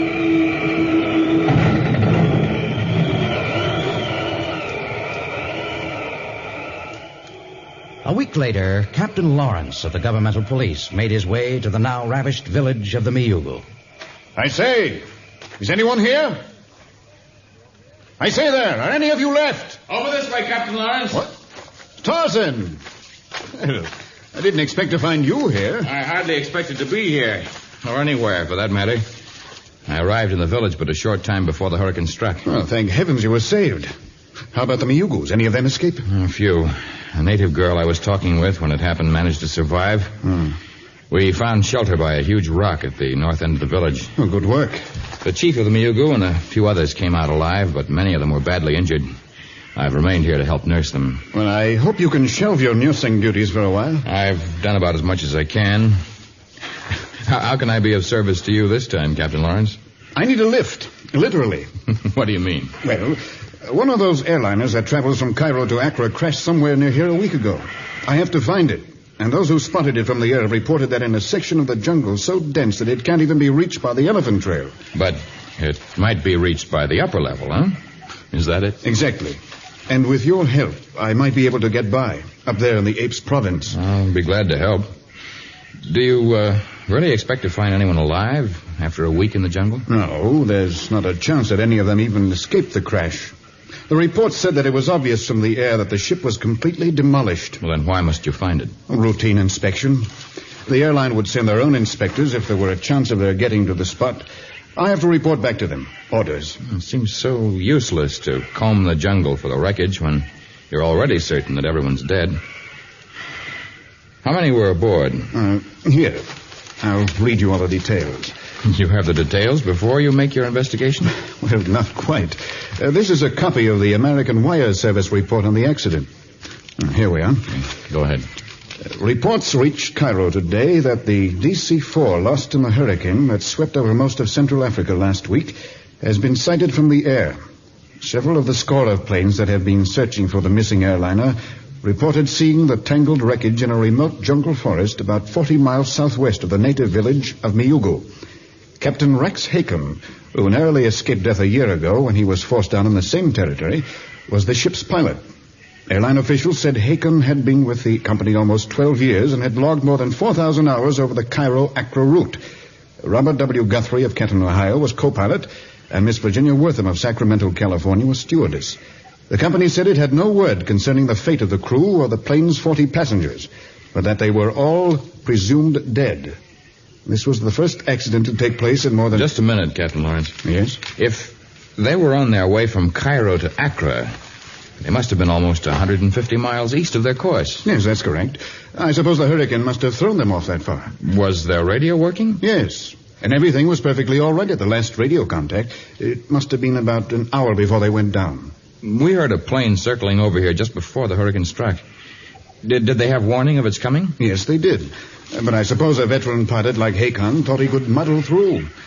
I know very little of aeronautics, Captain Lawrence, but I know the ways of Usha, the wind. And an airline pilot would also have known that a hurricane in this hemisphere travels counterclockwise. Yes, I believe that's right. But I don't see what you're getting at. Just this, Captain Lawrence. If the man at the controls had wanted to outrun the hurricane, he would have turned west.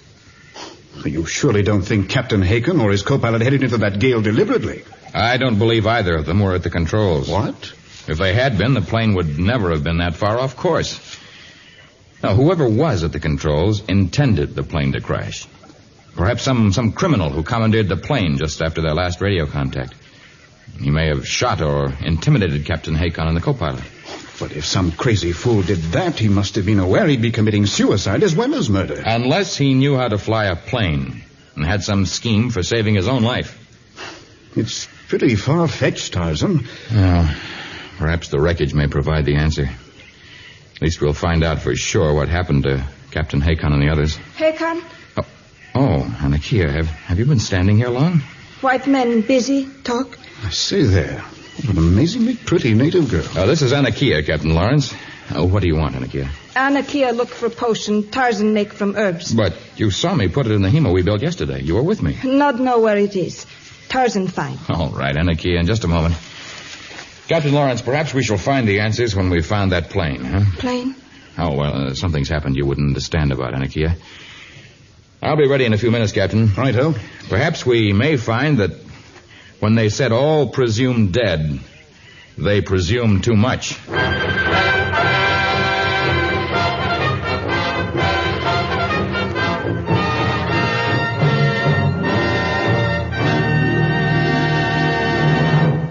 In just a moment, the exciting conclusion to our story of Tarzan.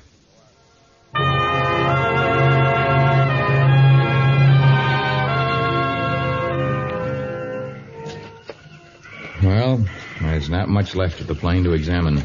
No. I can't see a sign of any bodies either. No, the carrions must have taken care of that. How ghastly. Well, at least it's obvious no one could have escaped from this crash alive. Yes, that's true. I guess I've been letting my imagination run away with me. Well, that looks like a fairly large piece of the plane right over there. The instrument panel. And it's comparatively whole. Better start with that, though. Frankly, I'm hardly an expert at this sort of thing. It still seems strange that an experienced pilot should have chosen to detour to the east. I say, this is even stranger. One of the instruments seems to be completely missing. Well, how can you tell? The instrument panel is little more than a mass of twisted metal and splintered glass. Yes, but if the force of the crash had ripped the missing instrument from the panel, the edges of the screw holes would be jagged and distorted. They aren't. Not a thread's been marred. Well, then it must have been removed before the crash. Probably some instrument they could do without and left behind for repair. I hardly think so.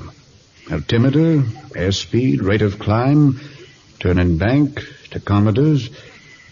I don't see a compass. That's what's missing.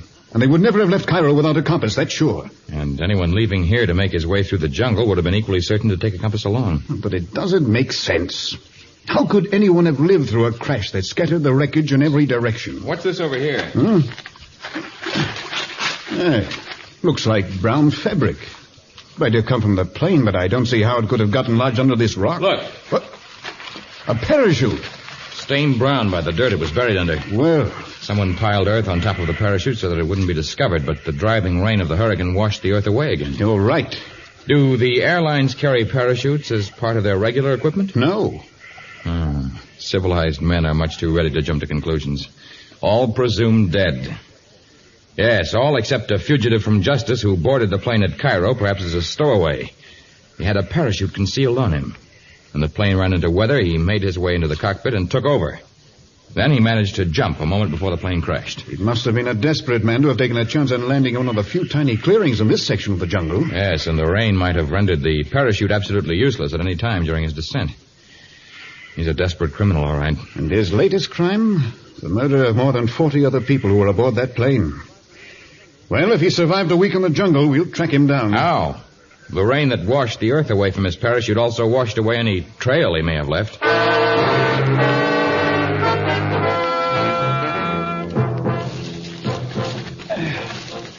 I guess it's no use, Tarzan. You're right. There's little sense in going on this way day after day. Whoever it was either perished in the jungle or got away with the most hideous crime of recent years. I hate to admit defeat. But I suppose I'd better start leading you back to civilization, huh? Yes. I'll just have to make my report of my findings and then Just a moment, Captain Lawrence. What? I thought I saw a slight movement in those bushes up ahead. Who's there? Who's there? You're very tired. Perhaps you only imagined. Well, there is someone. Speak before I send an arrow crashing into the bush. No, not shoot arrow, Tarzan. Anakia, what are you doing here? You're far from the Miyugu village. Miyugu not have meat left. No animals near since storm. Men dead or sick. So now Anakia is Muendachi. What's she saying? She says that she's the hunter of the tribe now. Well, you won't find much to hunt Who's around. with you, Anakia? Someone else is concealed behind the foliage. There's only Kugodo, warrior of other tribe. See? A sorry-looking specimen I never saw. Anakia find him while she hunt. His people all dead from big wind that kills. What tribe do you belong to, Kugodo? He not speak tongue of white man. Manani Kugodo? Kiveno Kuwapi? Also, he not speak tongue of this land. Come from jungle, far away. If those natives ever settle for one dialect, we might be able to converse with them. Well, it's plain that he's been through many hardships, Anakia. I wouldn't spend too much time hunting. He should be taken back to your village. You come back, Miyugu village, Tarzan? No, I'm afraid the Miyugus will have to do without my help. I'm going to take Captain Lawrence as far as the Casalia Railway, and then I shall go to my seacoast cabin to see how it weathered the storms. And do you think it's safe to let this girl and this sick-looking man travel alone? Anakia safe in jungle. See? Anakia's knife. I shouldn't like to be on the receiving end of that blade. I guess a panther would think twice before attacking you. They'll be all right. Travel well, Anakia and Kugodo. Nendi, Upesi. Travel well, Tarzan. Captain Lawrence.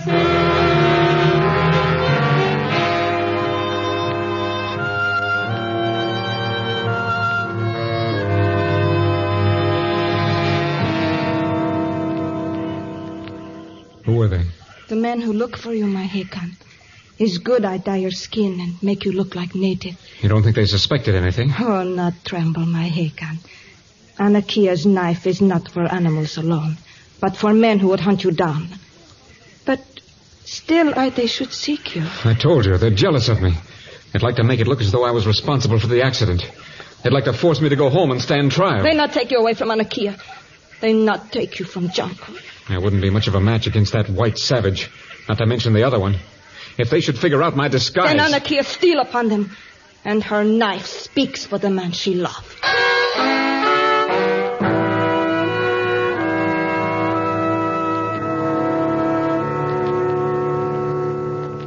Well, Captain Lawrence, this is where we part. Yes. The end of our first unsuccessful mission together. And we're not even able to bring back Captain Hacon's body so that his wife will be convinced that he really died in the jungle this time. This time? He was flying his own plane over here about a year ago when he ran out of petrol. Had to make a forced landing. It was in that news dispatch I read you. I didn't pay any attention to it at the time. What did you mean when you said something about convincing his wife that he'd really died in the jungle this time? Well, it was a bad joke, I guess. One shouldn't repeat gossip anyway. What gossip? Tell me. Well, I never knew Rex Hakon or his wife personally, but they say she's something of a shrew. According to rumor, he tried to let on he'd been killed when his plane came down. He didn't want to go home to wifey. The devil of a row with the chaps who found him. Why? Oh, well, it seems the natives who spotted his plane as it was coming down thought he was some sort of a god from the heavens.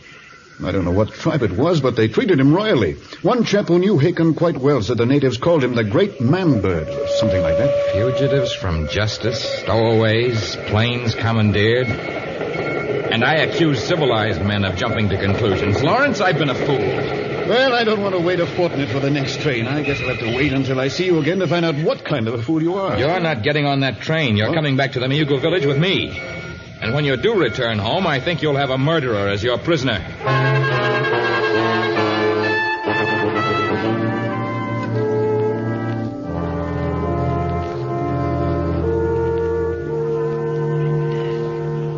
What did you find out? All of the natives who escaped the hurricane are still here in the village. No more and no less. And Anakia and the others are all busy in that large building preparing food and placing it on trays. Mm-hmm. Where do you think he is? Well, there's a light in that new hut just ahead. It's the only place he could be. Have your gun ready, Captain Lawrence. Right. Rex Hakon wouldn't hesitate to take 2 more lives.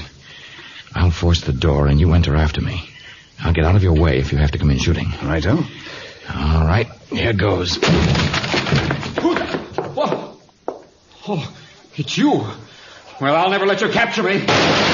Good work, Lawrence. You shot the gun right out of his hand. Well, gun or no gun, I won't let you take me back. All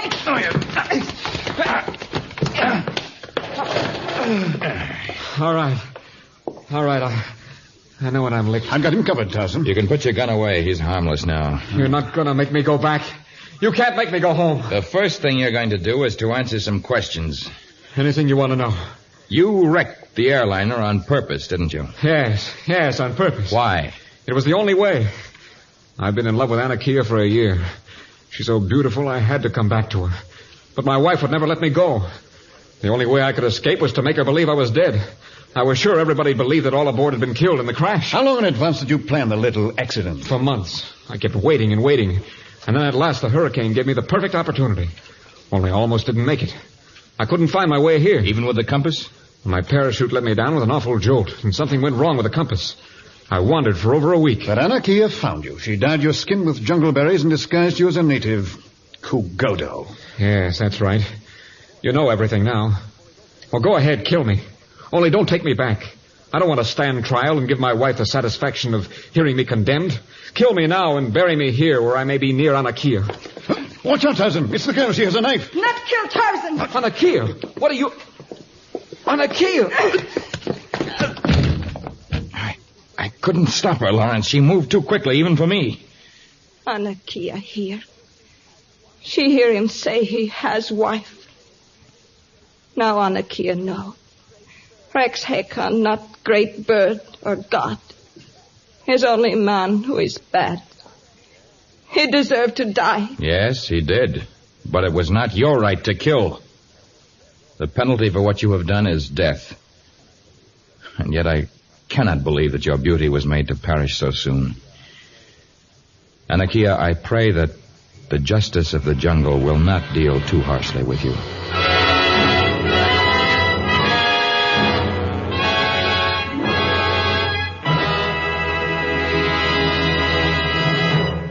In just a moment, a preview of our next exciting story of Tarzan.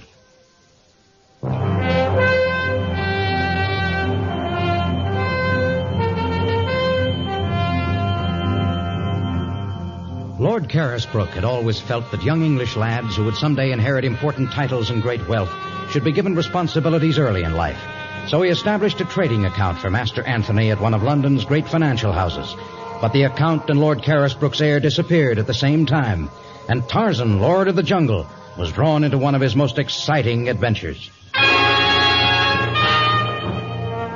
Tarzan, a transcribed creation of the famous Edgar Rice Burroughs, is produced by Walter White, Jr., prepared for radio by Bud Lesser, with original music by Albert Glasser. This is a Commodore production.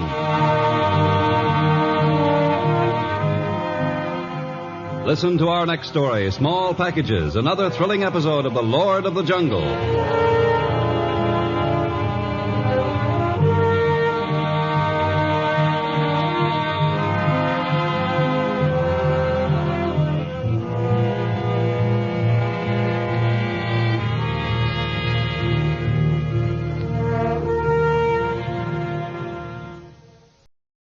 Signal Oil Program, The Whistler.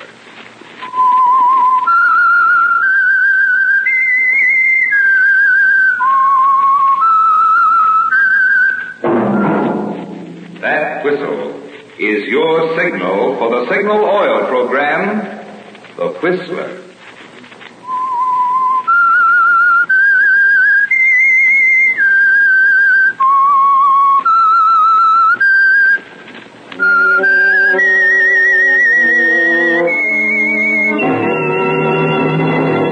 I am the Whistler, and I know many things, for I walk by night. I know many strange tales hidden in the hearts of men and women who have stepped into the shadows. Yes, I know the nameless terrors of which they dare not speak.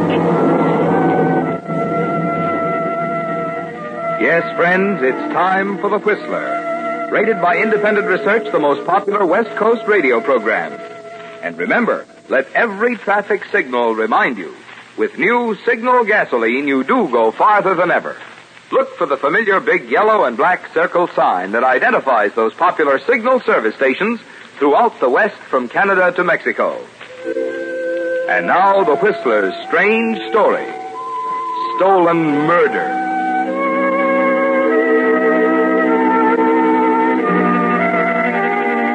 Ken Broderick and Tom Barton had grown up together and were fast friends until Ken married Helen Johnson. Helen had never liked Tom, not only because he was pasty-faced and sickly, but principally because of his influence in keeping her husband Ken in St. Augustine, Florida. According to Tom, they were going to write great American novels and bring the world humbly to their door. But Helen had other ideas. A letter to her brother, who was an important literary agent in New York, and she wangled a job for Ken as copywriter in a small Manhattan advertising agency. And so on that night of February 23rd, they were ready to say goodbye to Florida and to Tom Barton. Thank heavens, Ken, this is the last time we'll drive down this street. Look at it. 11 o'clock and everybody, absolutely everybody in bed. Yeah, I suppose. But you know we're liable to miss this old town after we've been in New York a while, don't you? Oh, Ken, that again, for heaven's sake. I can't help it. If Tom would only go along with us, it'd be different. Tom, will you do me a favor and forget Tom? When we got married, we were going to travel and meet people and do exciting things. Well, this is our chance. Sure, this is our chance. Okay, here we are. We say goodbye to Tom, and that's that. Well, I'll be glad to get this over. Well, coming with me, aren't you? Do I have to? It's the least you can do, Helen. All right. If it'll make you feel any better.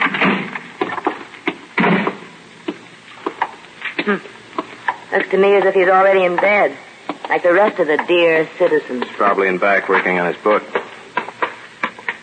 Look, Helen, try to be halfway decent to him, will you? Of course. Funny, I don't hear him. Helen. What? Suppose he had one of his attacks? He's probably only sleeping. I don't know. Door's unlocked. Tom? Hey, Tommy! Tom! Helen, I don't like this. Wait a minute before you wake up the neighbors. Look, coming up the walk. Huh? Oh, Tommy. Hey, we were beginning to worry about you. Ken. Helen. What are you doing here? Oh, how do you like that? We leave tomorrow and you ask me... Tomorrow? Oh, I forgot. Tom. Hey, what's the matter with you? Oh, it's... Helen, going to get some water, quick. Hey. Here, you better sit down on the step. I'm sorry, Ken. I'm all right now. Oh, the devil you're all right. Tom, this is crazy. What you need is a good specialist. You can't go on like this. Now, if you'd only use your head and come to New York with us. New York? Well, sure, there's plenty of room in the car. We could get a good doctor for you and find out what this is all about. Yeah. How is he? I guess you're right, Ken. You are right. I will go with you tomorrow. You will? Oh, that a boy. Helen, did you hear that? Tom's going with us. Yes, I heard. Here, drink your water.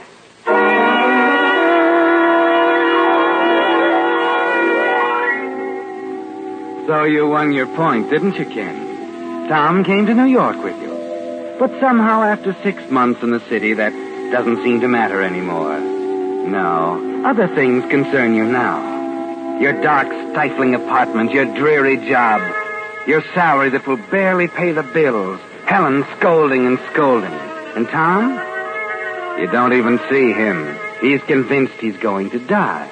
And he sits in his little room frantically writing day and night. Writing the great American novel, remember? And then late one night he calls and insists that you come down to see him right away. It's nearly midnight when you get there. What gives, Tommy? You're sick again, right, Ed? No. Sit down, Ken. Got something to tell you. You seen Dr. Hanson? No, it's not that. But that's why you came to New York in the first place. Listen, Hanson's the best there is, and you haven't even been near Look, him. I'm sick of doctors. Anyway, it's too late now. Oh, don't say that. It's true, and I want to talk about it. Ken. Yeah? I finished it. Finished it? My book. No. Yes, but you're going to be surprised. It's not the kind of thing we always talked about writing. It's a mystery story. Oh, great. I decided since I didn't have much time, I decided I'd write a book that would sell fast, and mysteries sell fast. So that's it, Ken. And, well, would you take it down to Helen's brother? Helen's brother? Yes. You said he was one of the biggest literary agents in New York. Oh, yeah. Well, if he likes it, he can get it read fast and published fast. If I just send it in cold, it'll take weeks, maybe months. I haven't got time to fool around, Ken. Oh, stop. I'm lucky if I last a month. Listen, will you cut out that kind of talk? If it'll make you feel any better, I'll take it to Bill tomorrow. Well, not tomorrow. It's in longhand. It'll have to be typed first. Oh, that's all right. Listen, I know where I can get a rush job done. Oh, swell. Now, listen, kid. You take care of yourself and just leave it to me. Oh, thanks, Ken. Thanks a million. And so you take poor, sick Tom's book and you get on the bus to go home. You decide to glance through it. But after the first page, you can't put it down. You ride past your stop, excited and amazed. Tom has done what all good writers do, written about the places and people he knows. He calls the town in his book Centerville, California. But it's St. Augustine, Florida, down to the last duffer sitting in the square. Somehow you manage to get home, and toward dawn as you turn the last page, it hits you. This is a bestseller. This book means money, fame. But Tom's going to die. And he hasn't any relatives. Such a pity, isn't it? All that money and fame and nobody to enjoy it.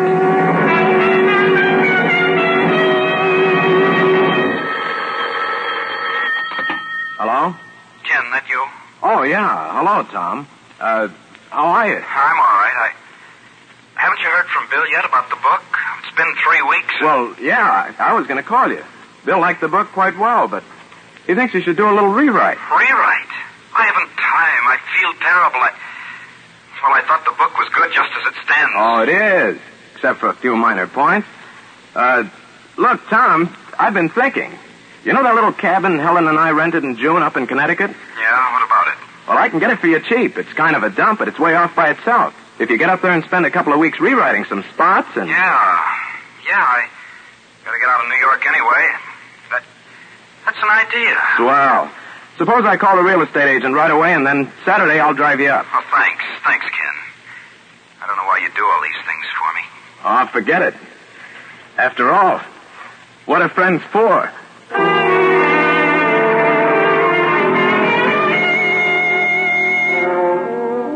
Yes, that's a question, Ken. What are friends for? Tom is grateful, of course, when you make all the arrangements and drive him up to Connecticut. He appreciates it when you spend the day helping him get comfortable in his new surroundings, and he doesn't suspect anything. But what would he say if he knew copies of his manuscript had gone to the publisher with your name on it as author? Yes. What would he say if he knew you had stolen his work, perhaps the last work of his lifetime? What would he say if he could see you now in the office with Helen's brother? $1,000, Ken, and that's just the advance. I don't know why the devil Helen never told me you could write like that. Well, it takes time to get going. You're going now, all right. I don't know if I ought to tell you this, but, what's up? Well, I sent copies of your story out to Hollywood, and I got a tip-off. It's just grapevine so far, but one of the studios is interested in the book for their biggest star. Pictures? Oh, my gosh, I never dreamed They of... thought the characterization of the victim DeWitt was out of this world. In fact, all the characters. Oh, gee, when will you know definitely? Probably tomorrow. Better stay by your phone because we want to close the deal quick. And if we get the answer I think we'll get, you're practically a rich man.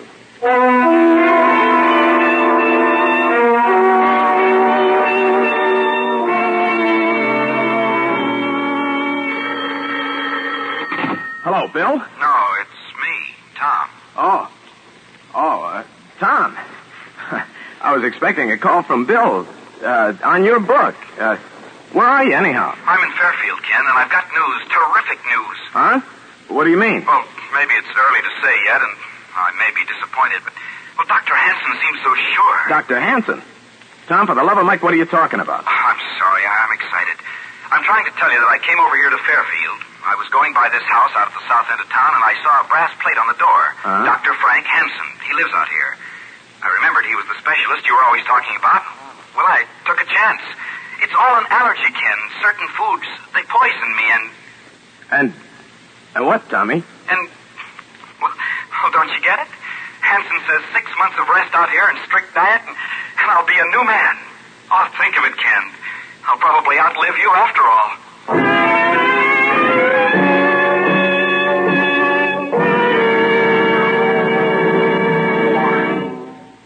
With the prologue of Stolen Murder, the Signal Oil Company brings you another strange story by The Whistler.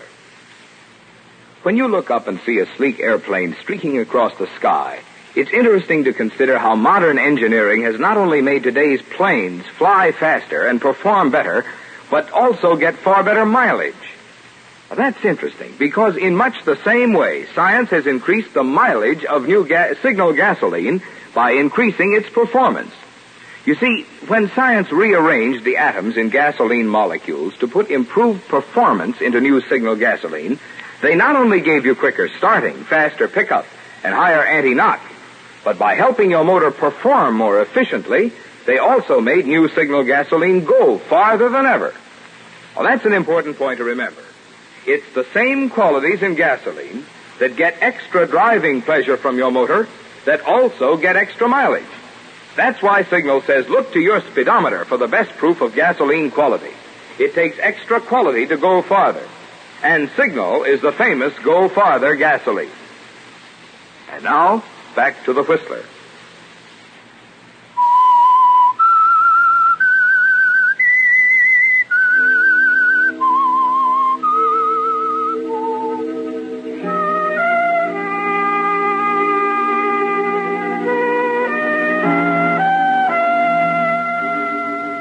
Well, there it is, Ken. There's your terrific news. Tom is going to live. And now what happens to you? You've signed contracts. You've accepted money on the stolen book. Hollywood beckons. Or is it the penitentiary? Well, perhaps you can squeeze out of the hole with the law, but not with Helen's brother or with Helen. The disgrace, Ken, the scandal, the humiliation. You can almost hear Helen nagging you now as you hang on to the receiver half-dazed. Nagging. Ken, are you still there? Huh? Oh, sure, Tom, yeah. Oh, I thought you'd hung up. Well, no. It's just the news. I'm so happy for you, I don't know what to say. Listen, there's something else important. Another favor. Would you get my book back from Bill for me? Get your book back, Tom? Yes, I've changed my mind. I mean, after thinking it over, I know it's not ready for publication. I've written a lot of new material. No. I'm not sure I can get it. But it's important to me. I'm coming down tomorrow. I'll get it myself. No, you can't do... didn't the doctor tell you to stay there and rest? Well, yes. Well, then you can't start running all over the place right away. The noise of New York and all, Tommy. Listen, I'll bring the manuscript up to you myself on Saturday. Meanwhile, you stay right there. You're sure you can get the book back right away? Yes, I'll get it. Don't worry. Listen, I'll see you Saturday. Okay. And, Tom. Yes? We'll take the day and celebrate the good news, huh? Maybe a little hunting?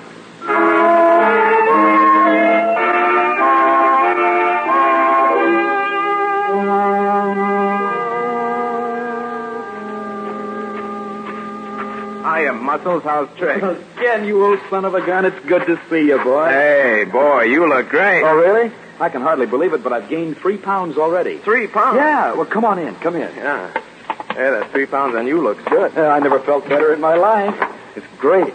Oh, well, here, sit down. Yeah, sit down. thanks. I was watching for you down toward the road. Oh? Oh, I guess I got lost. I came the back way. You mean you walked all the way from town? Yeah, I thought the walk would do me good. Oh, is that my book? Yeah, here it is. Good. Wait. This is just my original in longhand. What about the copies you had typed? Oh, I didn't think you'd want that. Look, I want all the copies. These revisions, Okay. I'll send them to you after I get back. Helen said to say hello. Oh? How is she, anyhow? Fine, just fine. Heat's been bothering her a little. In fact, I was glad for an excuse to get out of town myself. Then you are going to spend the day? Spend the day? Sure. We're going after rabbits, aren't we? Oh, like sure. the good old days down in St. Augustine. Well, I don't know if we'll really find any rabbits. Don't remember seeing one since I've been up here. But no harm in looking. Swell. You've got your shotgun up here, haven't you? Uh-huh. It's on the mantel. I'll get it. Oh, unless you want to rest a while. No. Let's get it. Let's get all the fresh air we can. I don't get out much, you know. Okay. We can't go far, though. Doctor's orders. That's right. We won't go too far. Well, here's to old Betsy. Guess we're all set then. Ready? Sure. It's been kind of warm up here the last couple of days. Well, walking up that road, I sure felt it. I bet. What do you say? This way, down by the meadow? No, let's go back in the woods. I saw some rabbits there in June when we were up. Okay. Ken. Yeah? Something the matter? Something on your mind? No, I was just thinking. Tommy, it's been a long time since we've done this, huh? Yeah. A lot's happened. Gun loaded, Tommy? No, not yet. Fine thing, hunting rabbits with an empty gun.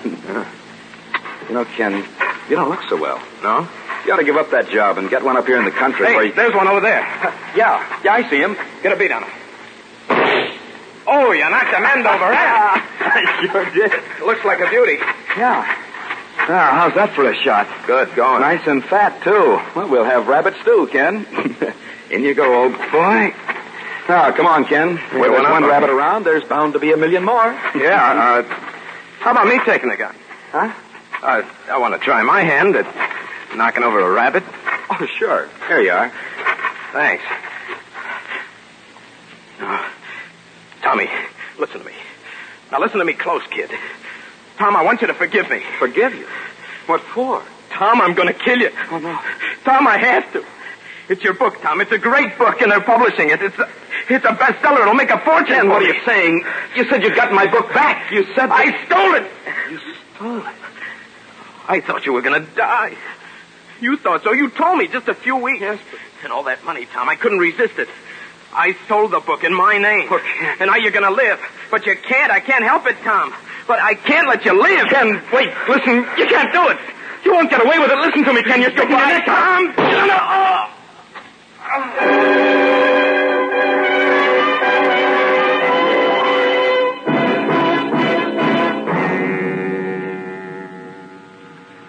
So it's done, Ken. All over. And you put the gun under the body just as you'd planned. But you're weak in the knees, and you don't know if you can get back into town unseen or not. And then suddenly you find strength you didn't know you had. Because through the brambles there's a sound. Hey! And a voice. Hey! Who is it? Did you get a rabbit? Hey! You dive for the embankment of a little stream and press yourself hard against the ground behind a rock. Hey! Good Lordy. You can see him now. A tall kid carrying a shotgun. And you hang onto your heart as he stops, looks at the body, and gazes slowly all around. Then he suddenly leans over, fumbles at Tom's jacket a moment, picks up the rabbit Tom shot, and sticking it under his belt, hurries off in the direction he came. And you, Ken, you lie there wondering if you'll ever breathe freely again.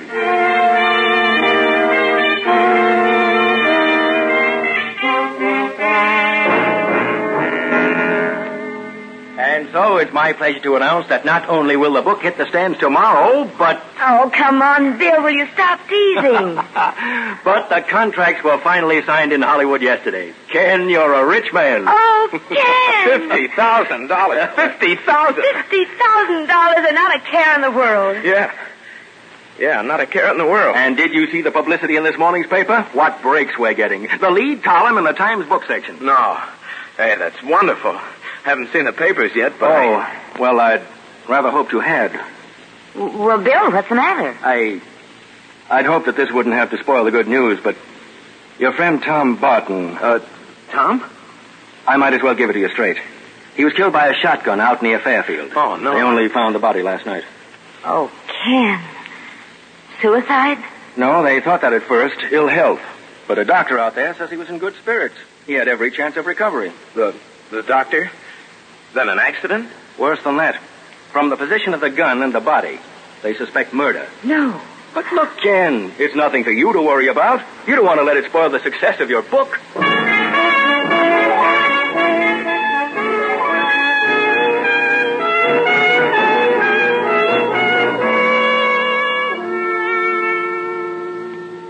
What was it you were thinking about, Ken? Breathing easily? No, not yet you can. The delay in finding the body gave you some hope. But now you know exactly what will happen. Question, his best friend. Do you know anyone who would have reason to kill him? You have to go out to Fairfield to identify the deceased.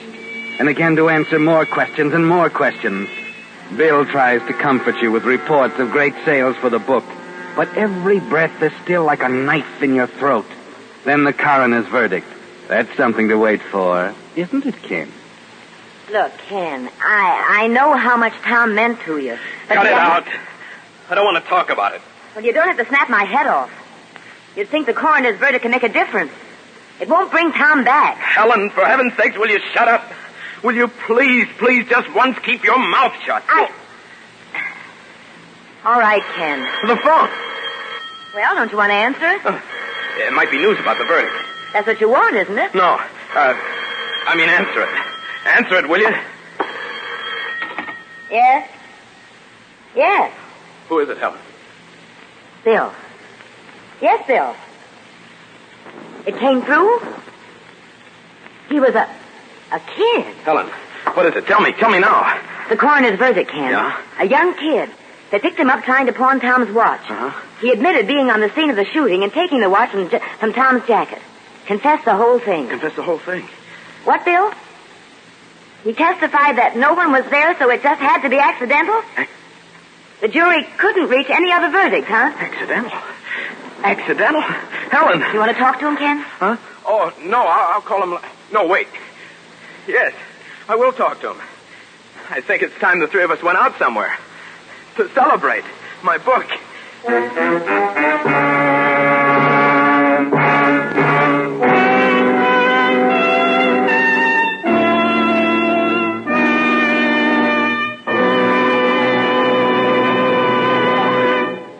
The Whistler will return in just a moment with the strange ending of tonight's story. Meantime, a word about that extra something you get when you have your car serviced at independently operated Signal gasoline stations.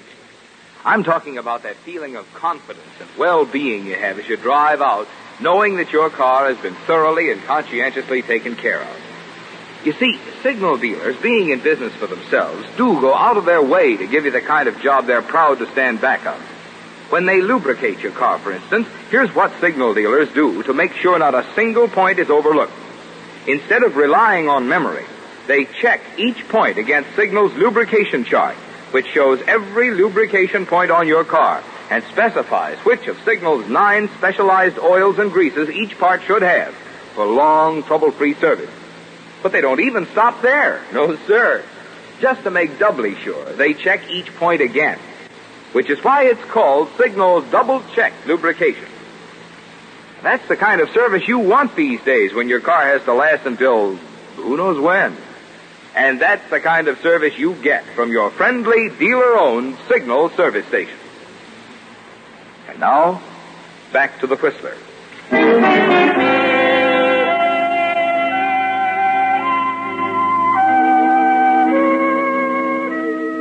Well, Ken, it's all over. The whole chain of events that began on that night you left St. Augustine with Helen and Tom has come to an end. And as much as it surprises you, you find that you can breathe easily. You can breathe deeply the refreshing air of success and security. No more sleepless nights. No more prying. No more questions. Well, no more, that is, except from the publicity men who are eager to make the details of your life into interesting reading for their columns. Well, I think that should give you all you need, Mr. Doherty. Good writer can always make something out of nothing, can he? Oh, sure. Sure, of course, Mr. Broderick. But there are just a couple of details about your life in St. Augustine. Can't you give him that bill? I've got some work on. Well, no, Ken. He wants exact dates and, All right. What do you want? Well, let's see. You left St. Augustine about a year and a half ago. I don't suppose you remember the exact date. Matter of fact, I do. It was February 23rd, 1945. Uh-huh. Well, that's all I needed. That's the exact date that Donald Dewey, or Donald DeWitt, disappeared.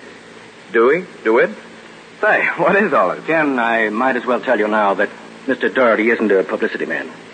He's from the St. Augustine police. Police? Look, if this is somebody's idea of a joke. Joke? Not quite, Mr. Broderick. The minute someone called your book to our attention, we recognized the locale as St. Augustine, Florida, not Centerville, California. Well, what about it? We recognized the murder victim as Donald Dewey, not Donald DeWitt. We followed the directions in the book down to the last detail, and it led us straight to Dewey's missing body. Only the actual murderer, the author of that book, could have known where it was hidden. Murderer? Oh, no. So that's why he changed his mind about leaving Florida. That's why he didn't want the book. Ken, you'd better not say any more until we get you an attorney. But for the life of me, I'll never know why you did this. To sit down and write about an actual murder. Like the confession of a dying man. Like the confession of a dying man? Oh, that's funny, Bill. What you just said is very funny.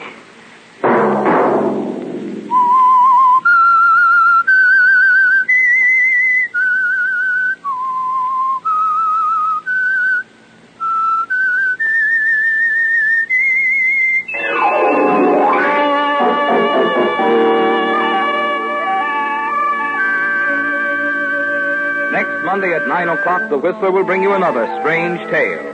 The Whistler is broadcast for your entertainment by the marketers of Signal gasoline and motor oil and fine quality automotive accessories, and by your neighborhood Signal dealer. Featured in tonight's program were Paul Frees and Howard Culver. This program, directed by George W. Allen, with tonight's story by Eleanor Beeson, music by Wilbur Hatch, is transmitted to our troops overseas by the Armed Forces Radio Service.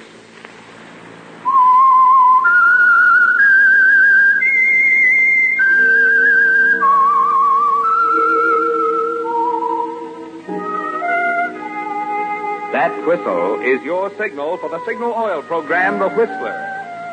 This is Marvin Miller speaking, reminding you to look for those familiar yellow and black circle signs that identify those popular Signal Oil stations throughout the West from Canada to Mexico. This is CBS, the Columbia Broadcasting System.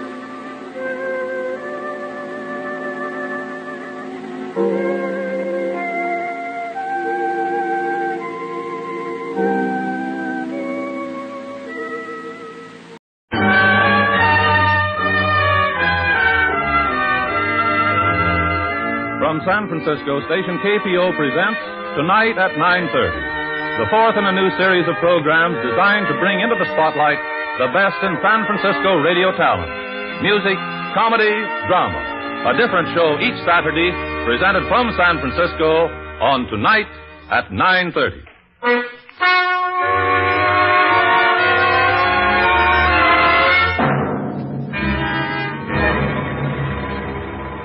Tonight at 9:30, we present an original radio drama, a story of suspense and fear, of crime and remorse, titled The Devil is a Woman, written and directed by KPO producer George Snell. Our drama features in the stellar roles two of San Francisco's outstanding radio personalities, KPO announcer John Grover and the versatile young actress Yvonne Patey, heard on many local programs. Later we shall talk to them about their work. But now, the lights dim. The curtain rises, and the spotlight's on The Devil is a Woman.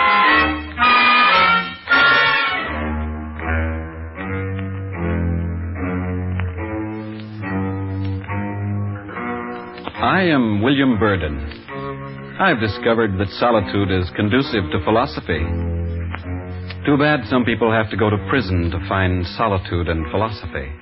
Like me. Yes, in prison a man has time to think. Plenty of time. And I've thought a good deal.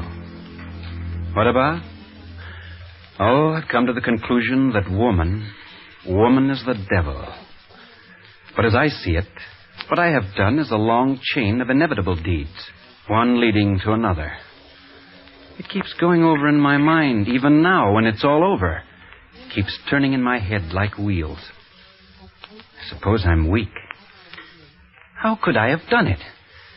Sometimes I still can't believe that I really killed a man.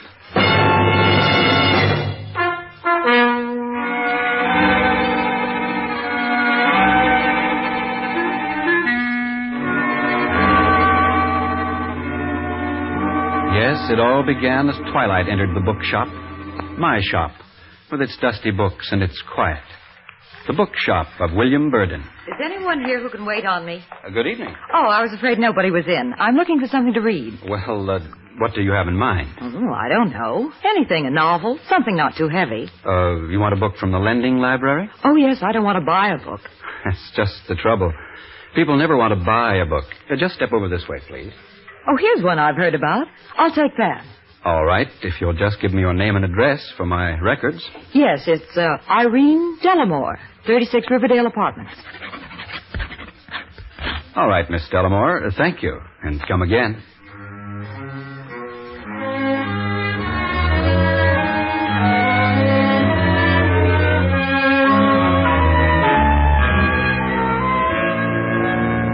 Come again?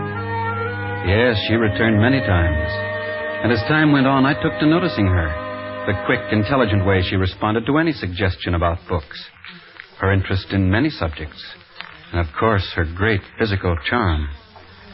I'd been trying to study. I planned to write a book. But it became impossible. I thought of her. It was wrong, but I thought of her. Then one day she called me on the telephone. Hello, Will? Yes? Who is this? Irene. Oh. I'm so sorry to trouble you. I haven't been feeling well. Oh, I'm sorry. I have 2 or 3 books that are terribly overdue, and I hate to keep them. Well, that's all right. You don't have to worry about a little thing like that. I know, but it's against my principles. Would it be too much to ask? Could you drop over for them? Why... After all, it would be nice to see you. Well, all right. Yes, I'll come.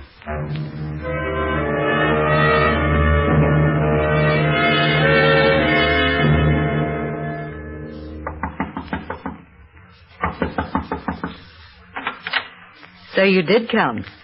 Yeah. Come and sit down. I'd like to talk to you. You're not in a hurry. No? Sit down. Well, here we are together. Yeah. Well, for a man who reads and writes, you don't say much. Yes, no, yes. Well, I'll admit I'm not exactly scintillating. You have beautiful hands. No, they serve their purpose. They're so well cared for. You don't use them much. What do? Pass the time as painlessly as possible. Why? Do I look like a woman with a past? Frankly, yes. You're certainly not usual. What do you mean by that? Well, for one thing, you come straight to the point. I'm clairvoyant, too. I see you're a man who wants, maybe the moon. I don't know about that. Yes, you do. I can read you so easily. I wish I could say the same about you. Who are you? Where do you come from? What do you do? What is there to tell? I live here. I'm single, though I have been married. Well, what else do you want to know? Oh, just a minute. I better answer it. Hello? No, not at all.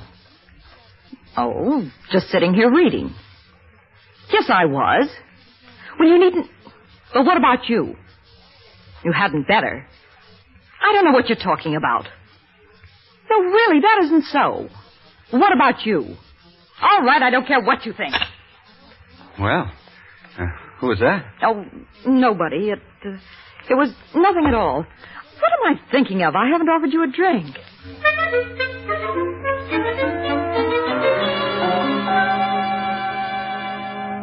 Well, it's been very pleasant here with you, but I'd better be going. Have you the books? Oh, yes, the books. See, where did I put them? I'll get them for you, but why leave so soon? It's early. You'll make me think you didn't like it here. Not at all. On the contrary, Well, isn't this cozy? Pete! Who's your boyfriend? What kind of a game is this? Let go of my arm. Who do you think you are? You know. And if you don't, I'm going to teach you fast. Why, you keep your hands off her. So I got to keep my hands off her, huh? The little man tells me I gotta. That's a laugh. I'd advise you to leave her alone. He advised me to leave her alone. Who is this fellow, Irene? Ask her, little man. Now I'm going to take you apart.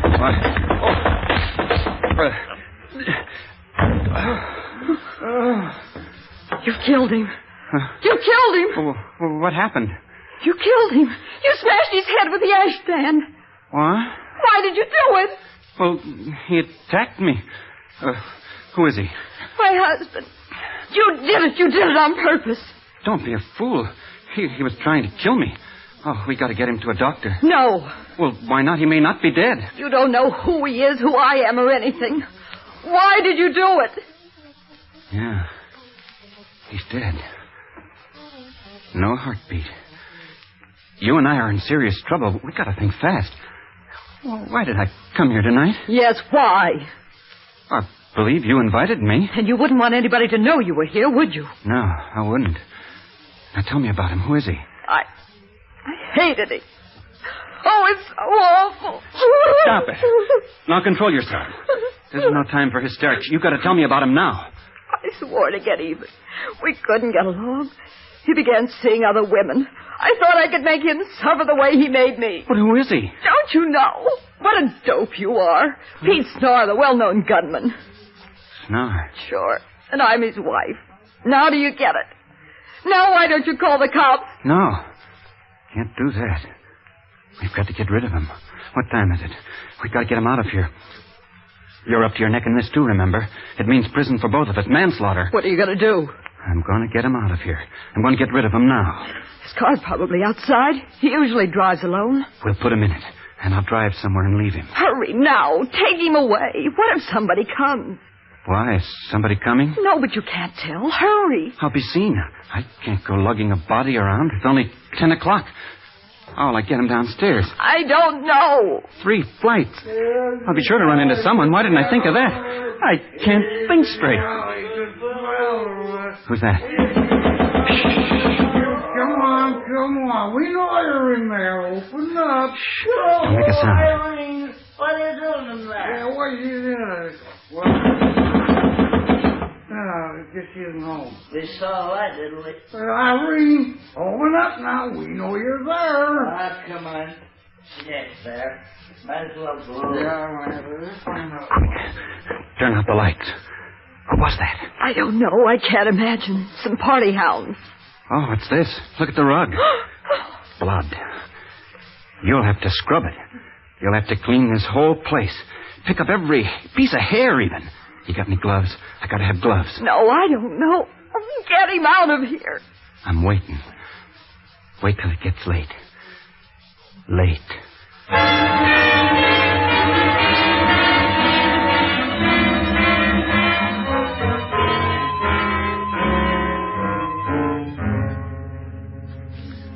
I smashed Snarr with the ashstand.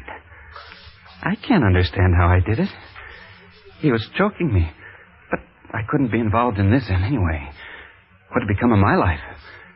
I summoned strength from the reserve I didn't know I had. Snar had driven up in his car. About 1 o'clock, Irene and I carried the body down. I put it in the back of his car and instructed Irene to keep away from me. Under no circumstances was she to get in touch with me. I drove away with the body. I was with Irene. Had she loved her husband, that hideous thing, Black... Oh, I couldn't trust her, could I? I was in her hands. But she was at my mercy, too. An accomplice. I could deny that I'd done it. As I drove, I felt easier. I would outwit them. I'd cover my tracks.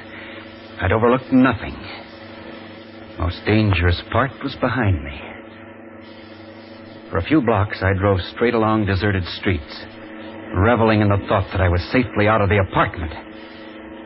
A red stoplight loomed ahead. I jammed on the brakes. It seemed forever until the light turned green. But at last it did. I let the clutch out. The motor died. Oh, what if I couldn't start it? What if it wouldn't start? I tried to start her again. Nothing happened. I broke into a cold sweat. I tromped on the starter. And then I saw strolling toward me, swinging his club, a policeman. Well, what's the trouble, buddy? Can't get her started? No. Well, probably flooded your carburetor. Well, you might as well get out.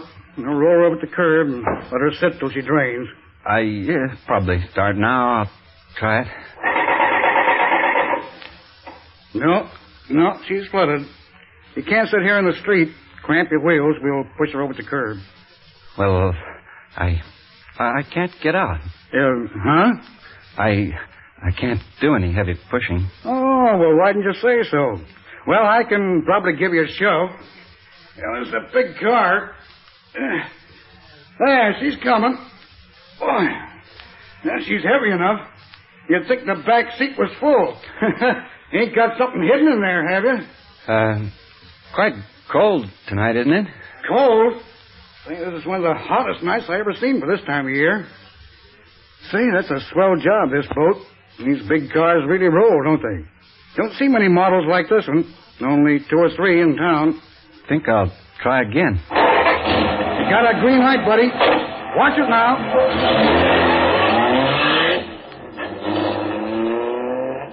I was trembling so I could hardly hold the wheel. Where should I go? I remembered Pinewood Road up in the hills. Swung the car into Hillcrest Boulevard and began to climb. As I looked down into the canyon, my scalp crawled. One swerve, and I could imagine how the car would catapult end over end, mangling its quick and its dead in a heap at the bottom. But what if it rolled? Rolled without me. That was it. I slowed down, looking for a likely place. Soon in the path of the headlights, an observation point loomed, a place where sightseers stopped to look down the valley. I drove the car to the edge of that precipice and got out. I know what I'll do. I'll get it done. Then I won't be afraid anymore. Got no time to lose. What's that? Oh, thought there was a car coming. Gotta hurry. I'll look and see if the car will hit anything as it goes down. No, there's nothing but a shed or two. Now the body. Oh, it's getting stiff. I'll put my hand under the arms like this and pry the body out. Oh, the feet, they're tangled. Oh, this thing's horrible. Horrible and unwieldy. Can't manage it. Gonna do it. Can't let it help think. Here, I'll shoving in the front seat like this, under the wheel. The arms, they won't go in. Get in there. Oh. Get in. Get in there. There. That's it. In now. Now take the brake off. There it goes. There. It's moving. It's going. Got to shove. There. There it goes.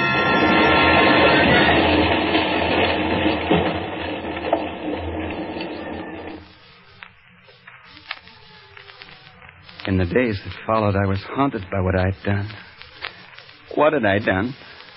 I killed a man. Had I left a clue? Had Irene kept faith with me? I lived through every moment of that horrible evening 1,000 times. Feverishly, I read the newspapers. They reported that a car had been found smashed up in the canyon. The driver had been killed in the accident. I breathed with relief, but only momentarily. Fear came back. What about Irene? I never wanted to see her again. I hoped she'd disappear forever. Then I remembered the library card. I'd destroy it. Where was it? Searched frantically. I'd lost it. I must have dropped it in her apartment. I turned the shop upside down. The card was not to be found. It was, I can't remember, 2 days, I think, after the thing happened, that she appeared in the shop. Well, you don't seem very glad to see me. What are you doing here? Don't talk so loud. Didn't I tell you not to come? I must say you're not very polite. Right. Come in here. It's just as well you came after all. I must have dropped a card with your name on it at your place. Did you find it? Do you mind if I smoke? Have a cigarette? Did you find the card? Take it easy. Guess who came to see me last night? Oh, this is no time for guessing games. All right. With Sonny Prandtl. But you wouldn't know him. Go on. I don't like snoopers, do you? What do you mean? Oh, people who go poking their noses into other people's business. Irene, for heaven's sake, take this seriously. Talk straight. I can do that, too. Only you may not like it. I don't like any of this. I didn't ask for any of it. All right, big boy. Sonny Prandtl broke in on me and found your precious card. That's not all. He found a pencil with WB on it. Only I don't suppose it was yours.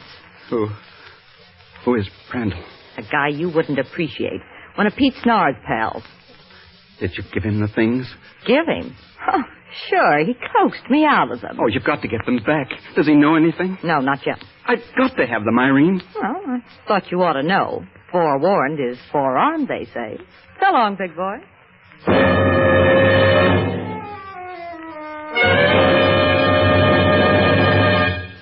After she left, I was terrified. What had caused this change in her? I locked up the shop and walked. I walked miles. Should I pack and leave town? I was tempted to do that. But wouldn't it be better to confess and take my punishment? With time off for good behavior, there might be a few years left in which I could have peace of mind again. When the evening edition was on the street, I rushed to buy a copy. There it was. Police believe canyon accident may be murder. My eyes burned through the paper. Body and car identified as Pete Snar, notorious underworld character.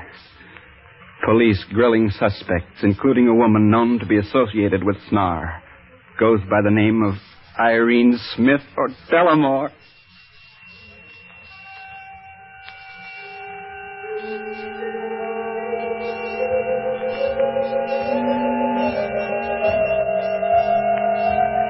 I had to get away. I walked in a daze through crowded streets back to the shop. Should I run? Should I? I couldn't tell. I couldn't think. Yet I had to appear natural to anyone who might be watching me. And perhaps Irene would be stronger than I had thought.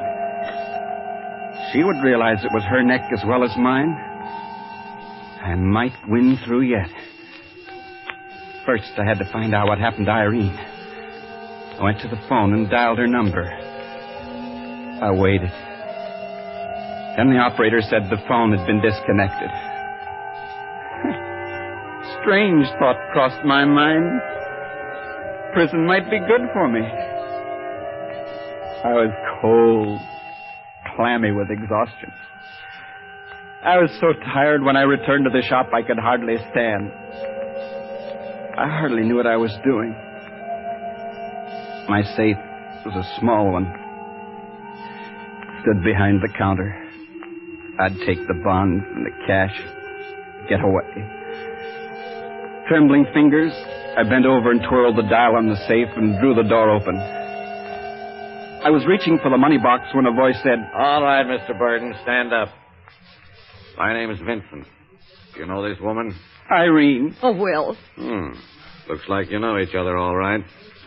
This dame is taking a murder rap.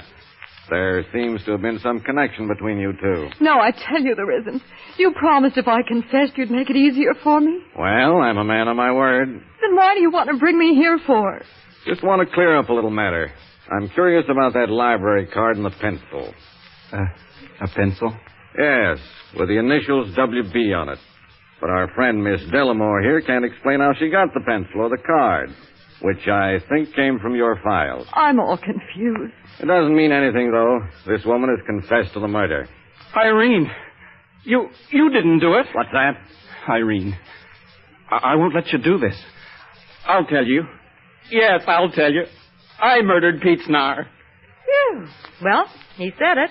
You see, Cowper, I told you he was the kind of screwball who wouldn't let a woman down. You're as hard-boiled as they come, sister.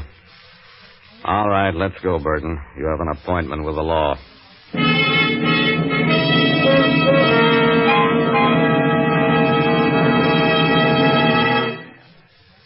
And that's the story, or almost all of the story. Later on, when I could think straight again, I found out what had happened. Vincent said, "Burton, it's always been my principle to go the shortest way to my objective. After we traced Miss Delamore and subjected her to grilling, she agreed to turn state's evidence. Yes, she pinned the murder on you. But it occurred to me we could save ourselves a great deal of trouble if we could get a confession from you. By having Irene pretend she'd committed the murder and taking advantage of your strong moral sense, we went the shortest way to our objective." Irene hadn't taken the guilt on herself? She was lying all the time? Yes.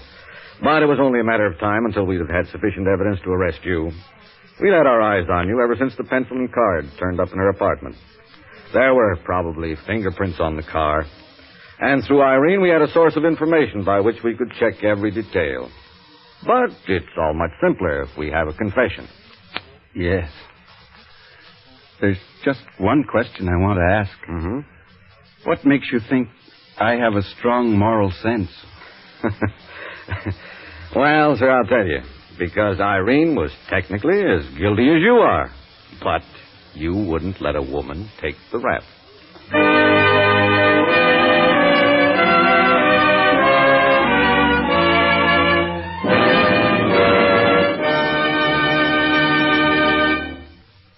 And now the lights are on again, and we have just a few moments in which to talk with our stars this evening, Yvonne Patey and John Grover.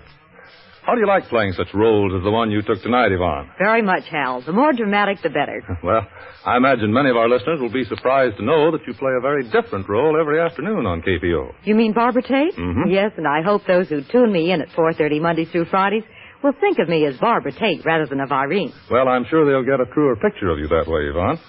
And now, John Grover, how did you like your part as William Burden, the conscience-stricken bookseller? Well, I felt sorry for the man, Hal, but it was a nice fat part. You're right there. And for the record, we want to tell everybody that you do the smooth announcing job on the Standard Hour, the Standard School, and, let's see, aren't you the one with the peculiar family, Uncle Bagsaddle, Wilberforce, Hysteria, and all the rest? Sure am, Hal. You've been listening to Barbara Tate, too, I think. Well, who doesn't?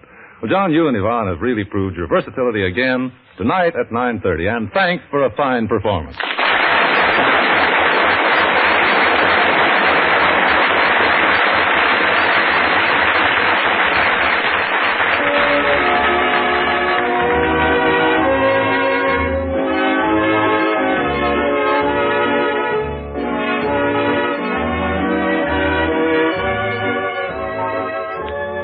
Tonight at 9:30 has featured an original radio drama, The Devil is a Woman, written and produced by George Snell, with Yvonne Patey and John Grover in the starring roles. Included in tonight's cast were Lou Tobin, Dick Ellers, and Bert Horton. Next Saturday night, we will present a special dramatic program celebrating the 99th anniversary of the birth of Thomas A. Edison. A feature will be a demonstration of Edison's earliest phonograph record. Be sure to listen. Friends, the war years have taught us that human life is expendable with tragic ease. With the return of peace, we are apt to think that no longer will life be wasted so cheaply. Yet the fact is, more lives are lost through accidents on our streets and our highways than are or have been lost in war. A little care, a little forethought can reduce this appalling toll of life. When you drive your car, drive carefully. Observe traffic regulations. Make sure that the safety factors of your car have been checked. Then drive safely. We can defeat the specter that haunts our highways if we will join with determination in an all-out effort to drive safely.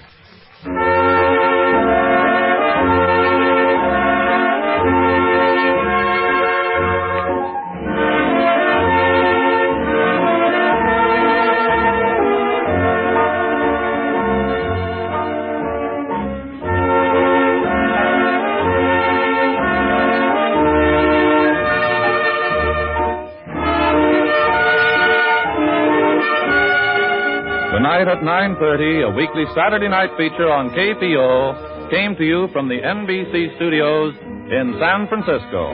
Al Wolf speaking.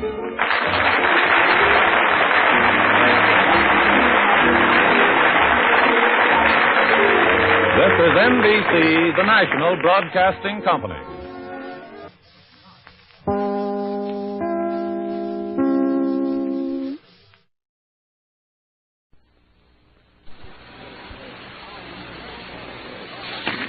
Get this and get it straight. Crime is a sucker's road. And those who travel it wind up in the gut of the prison of the grave. This time a nervous breakdown in a driving rain. A cape with a high collar and a tiny sliver of glass led me from the ballet and a beautiful dancer to the edge of a cliff and death. It happened like this. From the pen of Raymond Chandler, outstanding author of crime fiction, comes his most famous character in The Adventures of Philip Marlowe.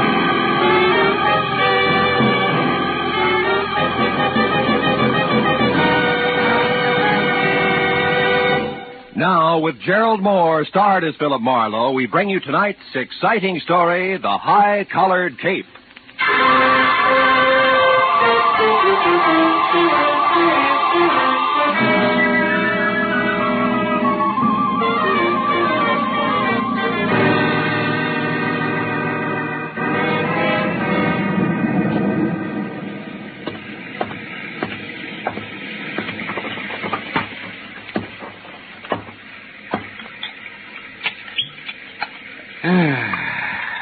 Nothing like a drink and a good book on a rainy night. And what a night. Oh, no. All right. Don't sprain your finger. I'm most sorry to intrude on you this time at night, but I may have waited too long already. Yeah, well, look, miss, my office hours are 9 to... Poor Andre, I felt something dreadful was going to happen to him, and now I'm sure that you must find him for me, the poor man. Lady, wait a minute. Hold it, will you? Who is Andre? And for that matter, who are you? I am Vivian Ordway, prima ballerina ballet du monde. Prima ballerina? The impresario of the company, my dear, dear old friend, my teacher, the man who's been like a father to me. That is Andre Ledoux. We must help him at once. Well, listen, Miss Ordway, why don't you... Mr. Marlowe, I feared for some time that Andre was on the brink of losing his mind. Yeah, I can understand it. He's a genius, tormented by 1,000 frustrations. He will never dance. He isn't crippled, but he is consumed with a passion for dancing and drives himself to express his genius to the clumsy feet of water. Yeah, well, that's very interesting. You've no idea, but I don't see why you came to me tonight, Miss Ordway. What can I do? Help me to find him. Yesterday, so something else happened to Andre. I don't know what, but it upset him. Then today at noon, when this awful rain started, he disappeared and... Oh, good heavens. Huh? 8:05. Yeah, what about it? I'll be late for the performance. Here, take this ticket and please come to the theater, Mr. Marlowe. I beg you. I'll pay you anything you ask. Only promise me you'll come. Well, please. Okay, Miss Ordway. I'll be there as soon as I can.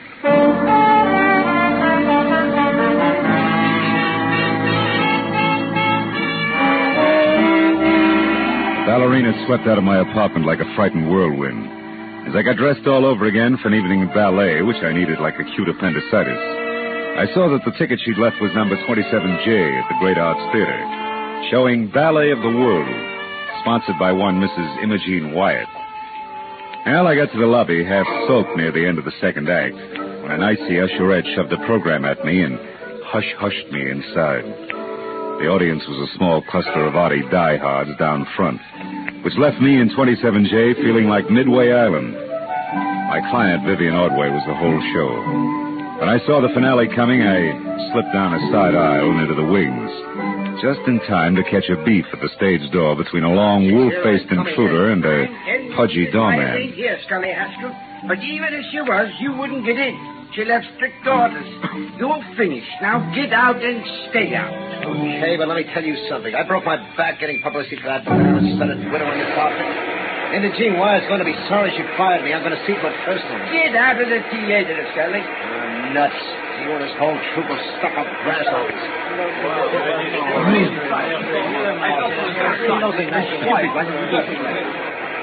Oh, Mr. Marlowe. Yeah. Here.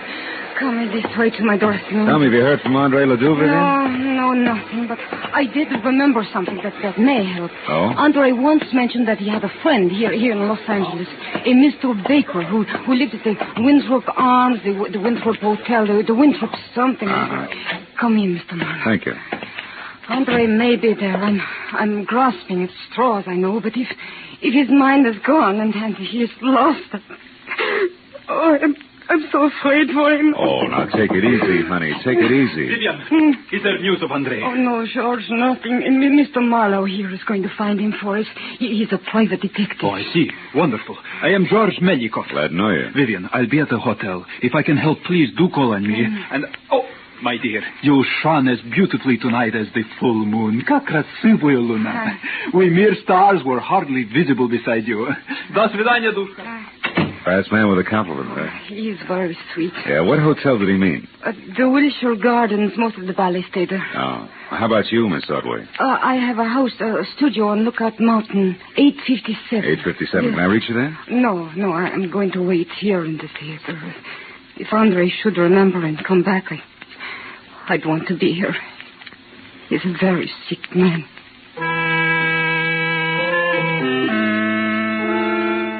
After I left the theater, a quick check in a phone book showed a Winthrop Arms apartment hotel on Havenhurst Drive. It's just below Fountain Avenue. And when I got there, I found the name Baker stuck over the mailbox to apartment 1A. I went inside and up to the door.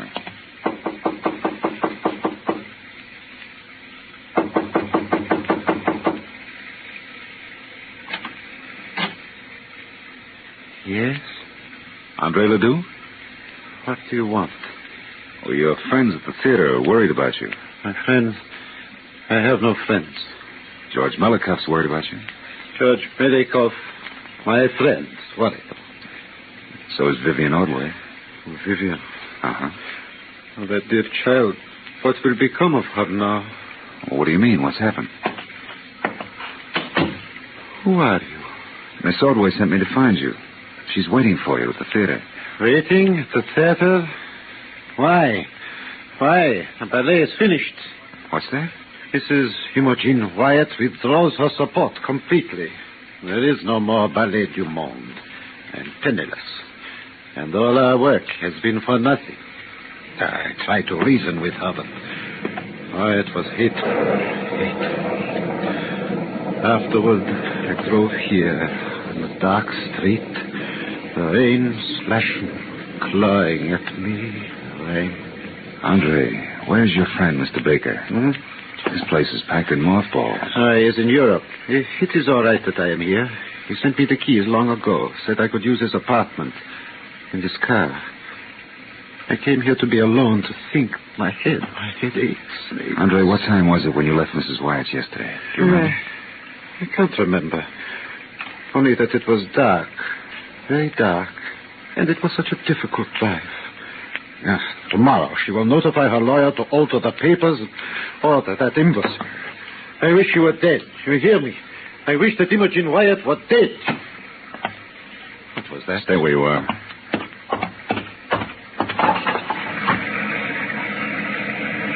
What is it? You see anything? No. Now, look. Andre, about your headache. Wouldn't you like to see a doctor? Doctor, no, I'll be all right. I am all right. Understand? Yeah, sure. Well, do me a favor for your own sake. Stay here tonight, inside. I want to check a couple of things, and then I'll be back. Yes, I'll stay. Where else would I go now?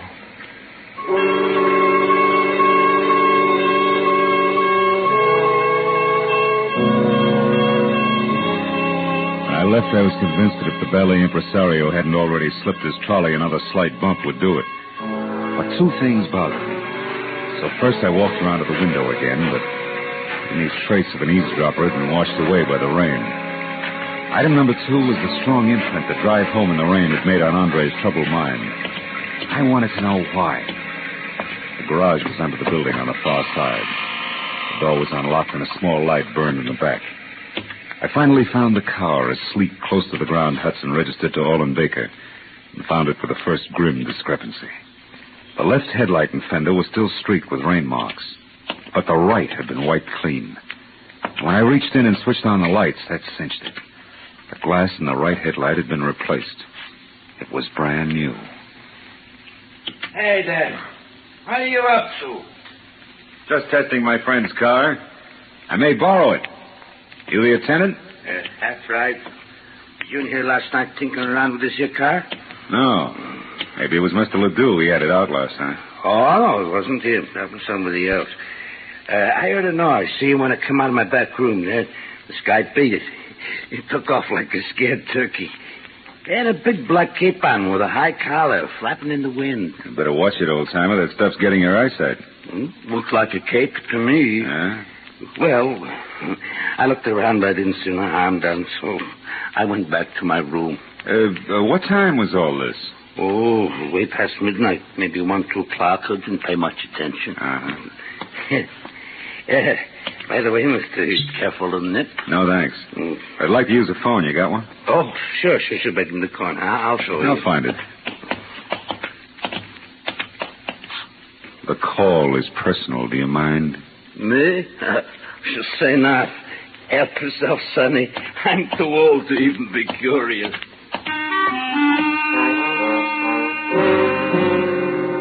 My first call was to a desk sergeant in the police traffic bureau. When I identified myself and asked about a hit-and-run accident possibly on Fountain sometime before midnight yesterday, there was a pause while he checked the record. And then... On the button, Mr. Marlowe. We identified him by his Blue Shield medical card. Oh? One Lyle Kretschauer. Apparently stepped out from between parked cars on Fountain Avenue between Orange Drive and Roxbury. Was struck by an unidentified vehicle at about 11:10 last night. Condition serious. Now, what do you know about this, Mr. Marlowe? I'll get in touch with you later, Sergeant. Thanks. Stepped out from between parked cars.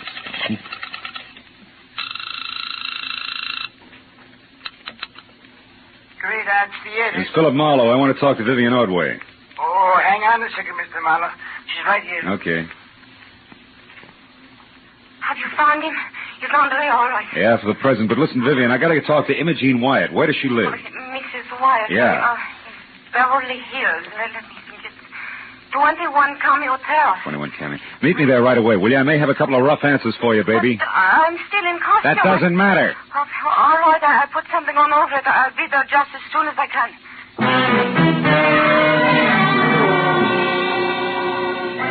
Between slick streets and visibility zero, it was a solid half-hour drive from the Winthrop Arms out to the swank Cameo Terrace. When I pulled up at number 21, I wondered what the wealthy widow had spent her money on. The house was so small it must have been shingled with $20 bills to meet the zoning restrictions. I just started up the soggy gravel path toward the door when it came. As I started to run for the house, a green convertible I hadn't noticed before roared to life suddenly and disappeared down a side street. But I didn't have time to worry about it. Inside, I found Mrs. Wyatt on the dining room floor, fighting a losing battle with the distance to the telephone. Last night, I was going to ruin it all. Now, Andre left it for me.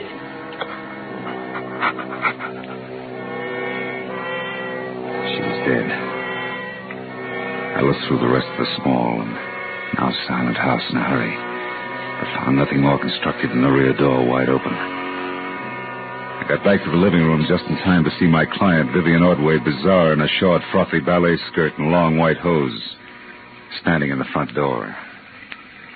Something's wrong, isn't it? It's one way to put it.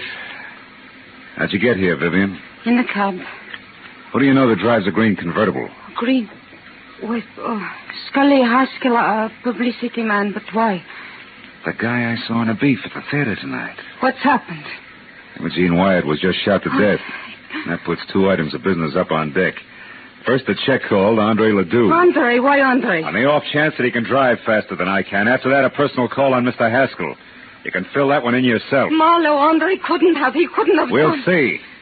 Now, hang on tight, baby. Let's get it over with.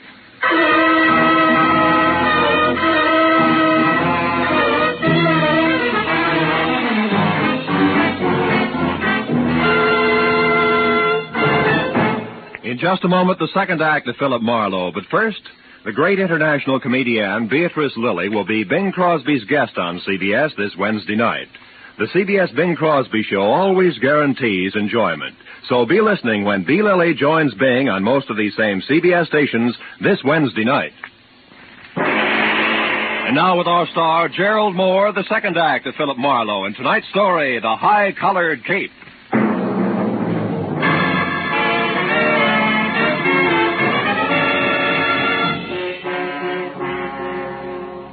Made a cockeyed picture. A beautiful ballerina miles away from the stage, yet in full color-drenched costume and gaping through tear-streaked grease paint. Sudden death. It's a good time for me to start checking up. Andre Ledoux, the high-strung impresario, was first. If he was still at the apartment, I could cross him off as having done it personally.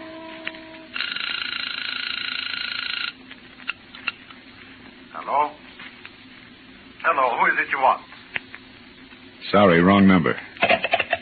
Marlowe, he was home, wasn't he, Andre? I mean, you couldn't suspect him. Marlowe, why, Andre's the sweetest man in the world. Take it easy, honey. I didn't say Ledoux did it.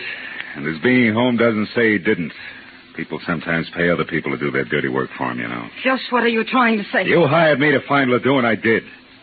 But also I found he was suffering from shock, and has been since last night when Mrs. Wyatt told him she was going to fold the show. Fold the show? Yeah. And that Vivian would ruin him. And half a dozen more I could name. You're so right, so you've all got plenty of motive. But what about Haskell? We know he hated Mrs. Wyatt. Isn't revenge motive? Revenge and the fact that you saw his car. Why do you insist on defending him? I don't. Only there's another angle.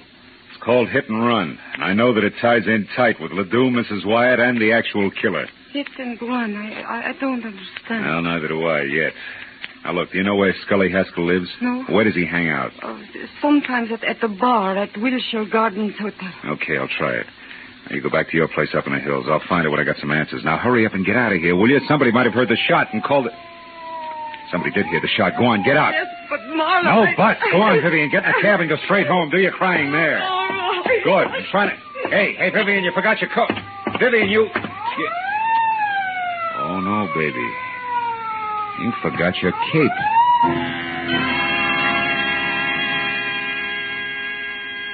For a long second, I just held it tight and stared. High Elizabethan collar, enough gathered cloth to rig old Ironsides. It could have been what the garage attendant thought he had seen running away from the car Ledoux had used. But the garage attendant could have been mistaken, too. I told myself that leaping high to conclusions was strictly for ballet dancers. I jammed the cape into a small bundle and leapt via the service entrance just as the police sirened up. I took the Great Circle route back to my car, tossed the cape on the seat next to me, and drove fast to the bar at the Wilshire Gardens Hotel.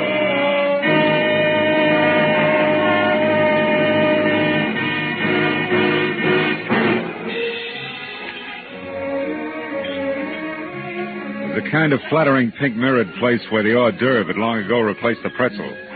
But Haskell wasn't in sight. And the only person around who could possibly be of any help to me was the delicate George Milikoff. Mr. Marlowe, have you seen Vivian? I am beside myself with worry. She's all right, Milikoff. She's not. I know. It is Monsieur Ledoux that she still worries about him. Yeah, him and a little bit more, George. Now tell me, you know where I can find Scully Haskell? Why, yes, I do. He was just here for a drink. Where'd he go? You're being very brusque, Mr. Marlowe. Being very what? You're brusque. Yeah, well, now look, George. Without grand jetting out of your satin loafers, get this. There's been a murder, and Vivian's in it up to her pretty fluff skirt. A murder? How is Vivian concerned? Come on, Butch, let's get out of here. Where are we going, Mr. Marlowe? Out to my car where we can talk. The rain stopped. Come on. Over here. You said somebody was murdered. Who was that? Mrs. Wyatt. She was shot, and it might have been Haskell. Because she discharged him? Maybe. Or maybe something more complicated, like a hit-and-run accident that belongs to Ledoux, but somebody wants to cover. Does that make any sense to you? Here's a car. No. Should it? No. What's more, it shouldn't to Vivian, either. What are you getting at? There isn't time to explain. Call it thinking out loud. Thinking about this cape, for example, that belongs to Vivian. And about the testimony of a whiskeyed garage attendant. All of which makes me hope real hard that Haskell's the boy. More thinking out loud? Yeah, maybe. Now, look, where can I find Haskell? The Paradise Court Motel on Vine. He has a bungalow there, number 3. Oh, thanks. Now, if you're really worried about Vivian, George, go on over to a place on Lookout Mountain Road. She's not in good shape. Now, here, take this cape with you, Jim. Ooh. What? Why, you cut yourself. Your finger's bleeding. Yeah. And a sliver of glass, George. Glass that could have come from a broken headlight, huh? From a broken what? What are you talking about, Mr. Marlowe? The benefit of the doubt, George. Keeps getting harder to give it away. Bring this back to Vivian, will you? Tell her she left it at Mrs. Wyatt's, and then I'm positive Haskell's our man. So long, George.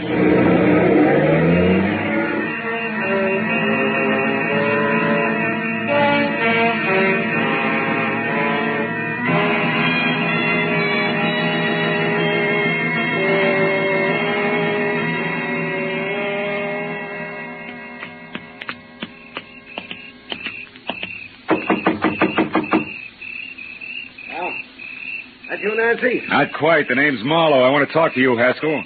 Don't waste your breath, Skip Chaser. I'm broke, and I'm going to stay broke until the 1st of next month. After that, you can get in line. Who are you funny for, the finance company? Imogene Wyatt's dead, Haskell. What did you say it? What's the gun for? Your lousy temper. Get back. Hey, wait a minute. I saw you at the theater tonight. Yeah, and I heard you, which puts me out in front. Now, do we talk, Haskell? About what? Mrs. Wyatt's murder. You were sloppy. And you're off your nut. I didn't shoot her. I didn't even... Slips, huh, kid? How? I know she was shot. Doesn't prove I did it. Come on, why'd you kill Mrs. Wyatt? I didn't. How'd you know she was shot? Because it happened just as I got out of my car and started toward her place. I was going up there to read her off. The shot scared me away. Use your head, Marlowe. I was sore, but I didn't kill her. No, but interference on that hit and run you were covering was plenty of reason. What are you talking about, hit and run? Hit and run. Don't move, Haskell. Nuts. I said don't move. Congratulations, handsome. That's just what I had in mind. Close the door and stand still. Sure. Now what? The name's Nancy Connick. Occupation? Ex-friend of the unconscious. Don't look so worried, handsome. I'm on your side. I had something in mind exactly like that left cross you just threw. That cold, Yeah. What's your beef? I took this louse to a party with me last night, and he got so stinking drunk that I'm still apologizing to people. He was with you last night? Me and a couple of fifths of bourbon. From 8:30 till 5 a.m. And on Malibu. He never left? Not for a second. The loudmouth was positive. Nobody could get along without him.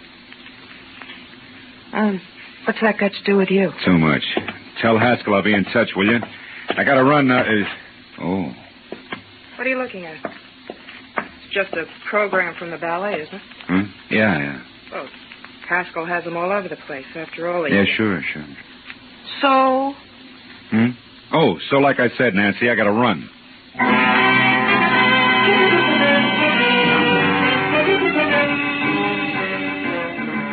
It was 15 stop-and-go minutes from Haskell's place to the Hollywood Hills, and another 5 screeching up the paved snake that was Lookout Mountain Road. Finally, I was there out of my car and running toward number 857, which was a collection of windows and a rustic log frame half jutting out into space. And around in the back, there was a wooden sun deck. Below it, on either side, huge rocks that line the edge of the cliff. Directly below, only the dark, bottomless canyon. On the end of the porch near me, there was a long flight of stairs. I started up, one careful, noiseless step at a time. My hand tight around the 38. Suddenly, in the weak light of the thin slice of moon, I saw Vivian Ordway. Her back to the flimsy porch rail, her face an ugly knot of terror. No, George. And only inches away from her and brandishing the gun he'd used to kill Mrs. Wyatt. Listen was the half-crazed answer to everything. The delicate jaw, melancholy. It's too late, Vivian. Marlowe knows this cape was what the garage attendant saw. And do you know how? Because of a stupid little thing. A sliver of glass that was caught in it, which came from the broken headlight that the wearer of the cape replaced. The wearer who was covering up Andre Ledoux's hit-and-run accident so that he could have the pig where he wanted it. You're wrong, George. Marlowe was after Haskell. He thinks Haskell killed Mrs. Wyatt. He only hopes that. And he'll find out one way or another that the beautiful ballerina is guilty. Then he'll be forced to come back here after you. Oh, George, I'm not guilty. Of course you're not, Vivian. I am. The cape is mine, not yours. You only used it tonight. That's the only thing he doesn't know, and never will. Because you will have killed yourself after confessing to me. No. It's the only way, Vivian. You or me. But it's always been that way, hasn't it? Even in the ballet, where one or the other of us had to be stars. Too bad it wasn't I. Yeah, crying shame, Melikov. Get away from that rail, Vivian. He's going to the other end of the porch, Marlowe. He's going to jump at the ground there. Melikov, no!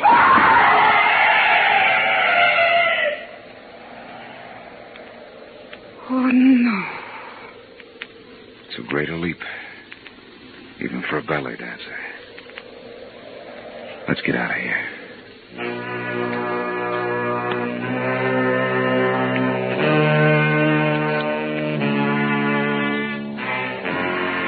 A long time at police headquarters, but finally all concerned had made their statement. The law was more or less satisfied, and Andre Ledoux never knew he'd hit anyone, was cleared of hit and run. That left me and the ballerina driving to a friend's house, where she was going to spend the night.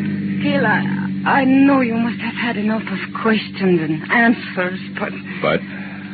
Yes. The reason George killed Mrs. Wyatt. Well, you see, Vivian, it started last night when George went to see Andre Ledoux because he was so bitter about his part in the show being cut down. And that was when he saw Andre returning from Mrs. Wyatt, shaken up and half-dazed. And with a broken headlight and other signs of having hit someone, huh? Yeah. And from there, George thought fast, covered it all up, found out exactly what had happened from this morning's paper, probably, and waited. When you hired me tonight, he must have followed me to Ledoux's and overheard Andre tell me that Mrs. Wyatt was going to pull out. Oh, so he went to her, tried to stop her, and couldn't. Yeah. Anything else? Oh, yes. Oh, one thing. Oh, that's the house door, Phil, the white one. Oh, okay. What made you hurry back to my place from Haskell's motel when time meant so much? A hunch, honey. As I was leaving Scully Haskell's, I saw a stack of ballet programs on a table in his living room.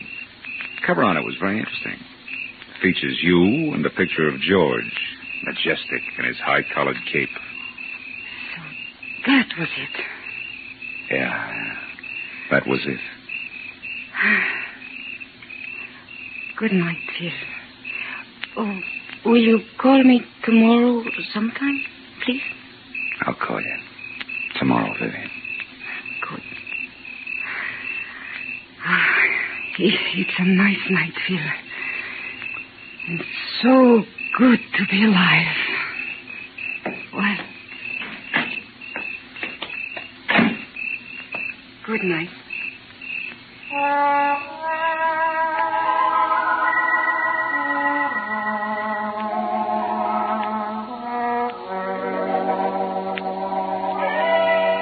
Well, I drove straight home in the quiet, empty hours through the quiet, empty streets, thinking all the way about ballet, which to me had always been something very delicate. You know, for the long hairs, strictly the arty side. And I thought about the people I'd met who were connected with it. ballerina with a lot of courage when courage counted. The high-strung Andre Ledoux, Haskell the muscle man, and George.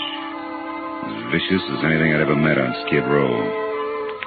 And I was still thinking about them when I got out of my car. But then for the first time I noticed a little white envelope on the seat next to me. Had my name on it. And inside was a ticket for tomorrow's matinee. Same seat I had before.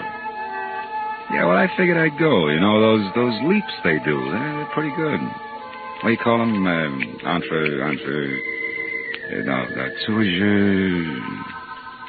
Yeah, they're pretty good.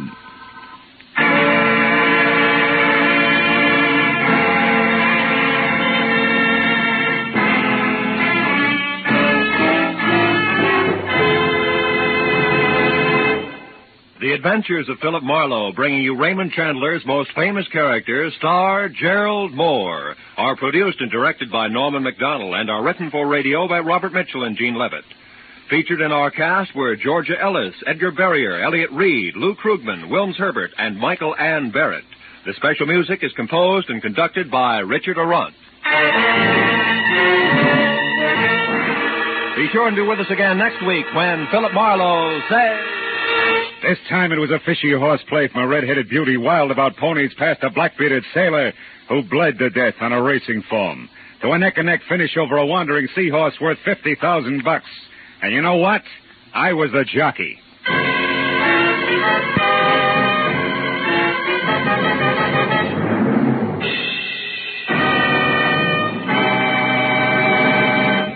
Remember, every Wednesday night, CBS brings you Groucho Marx with his wonderful quiz, You Bet Your Life. It's one of the brightest, most spontaneous, most genuinely funny shows on the air, so be listening this Wednesday night on CBS. This is Roy Rowan speaking.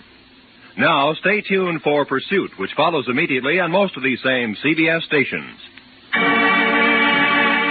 This is CBS, where Burns and Allen are heard every Wednesday night, the Columbia Broadcasting System.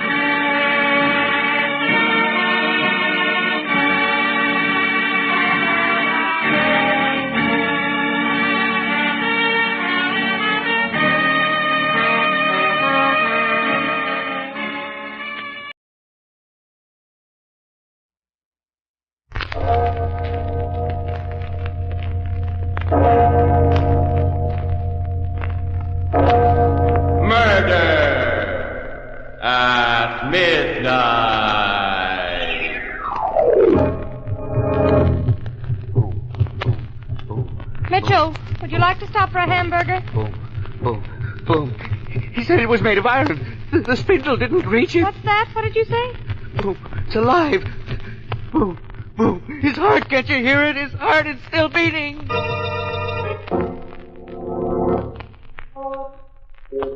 Midnight, the witching hour when the night is darkest, our fears the strongest, and our strength at its lowest ebb. Midnight, when the graves gape open and death strikes. How? You'll learn the answer in just a moment in Death is No End.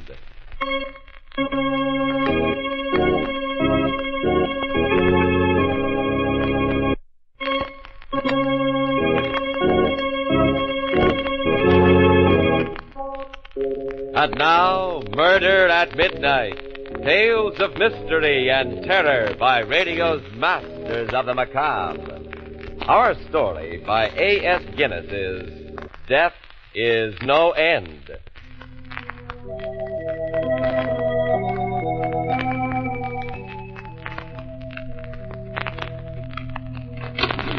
Check. May 31st next.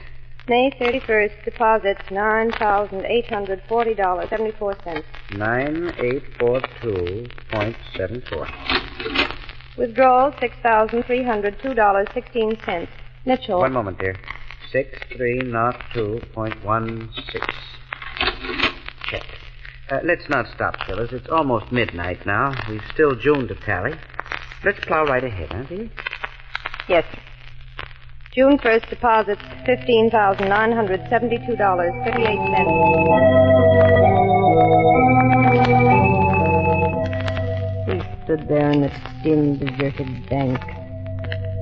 Two middle-aged clerks checking other people's money. Behind us loomed the wire cages, two of them with their doors flung open. Mitchell and Phyllis Bagley, respectable employees. Mitchell and Bagley, new kind of animal, confined to their cages by day and let out at night.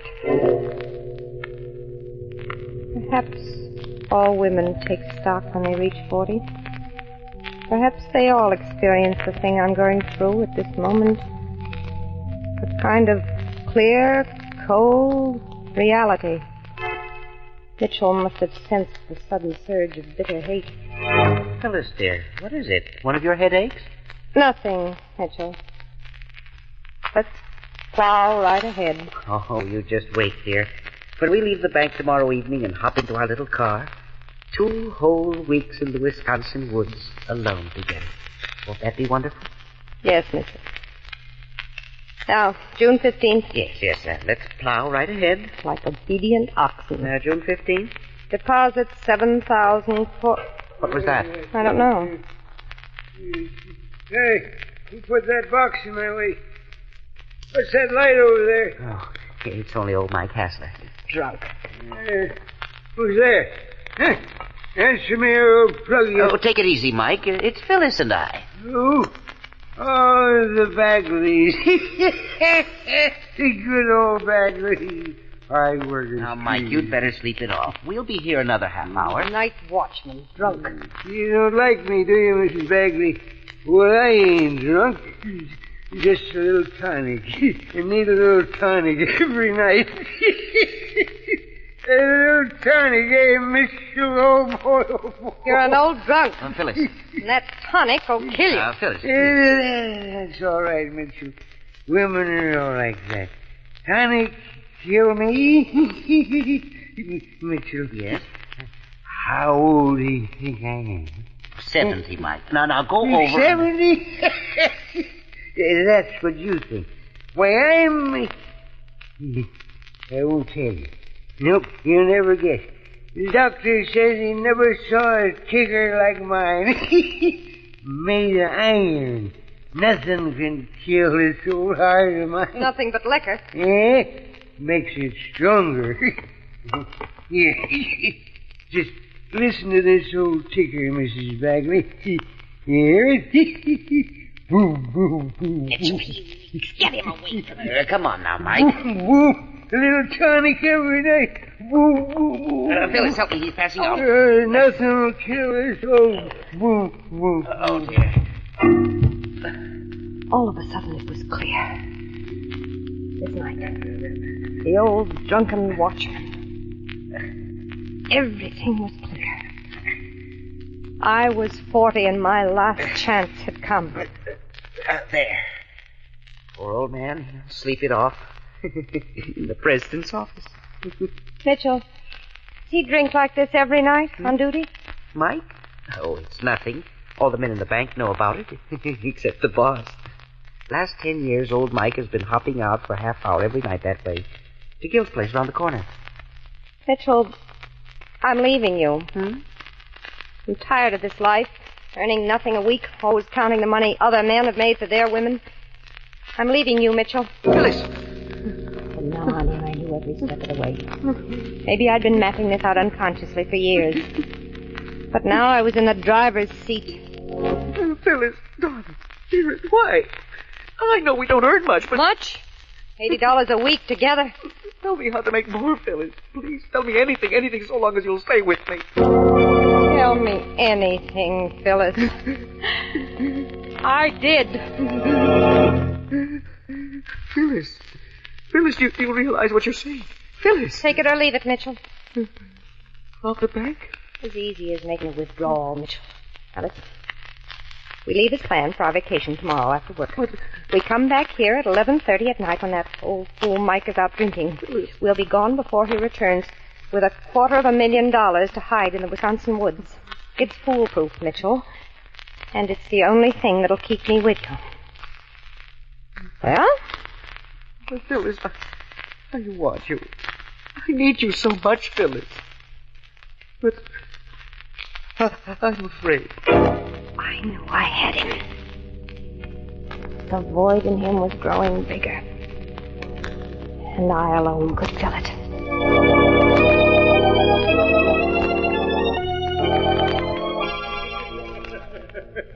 Well, Phyllis, you lucky girl. I'll make good use of these next 2 weeks. Put the roses back in your cheeks. Well, thank you, Mr. Whalen. I didn't know you cared. And you, Mitchell, forget the bank. Yes, sir. You're sure that... Oh, positive, Mitchell. I give you permission to forget the bank. Phyllis, you know what this old workhorse of yours asked me earlier today? No, what? He said,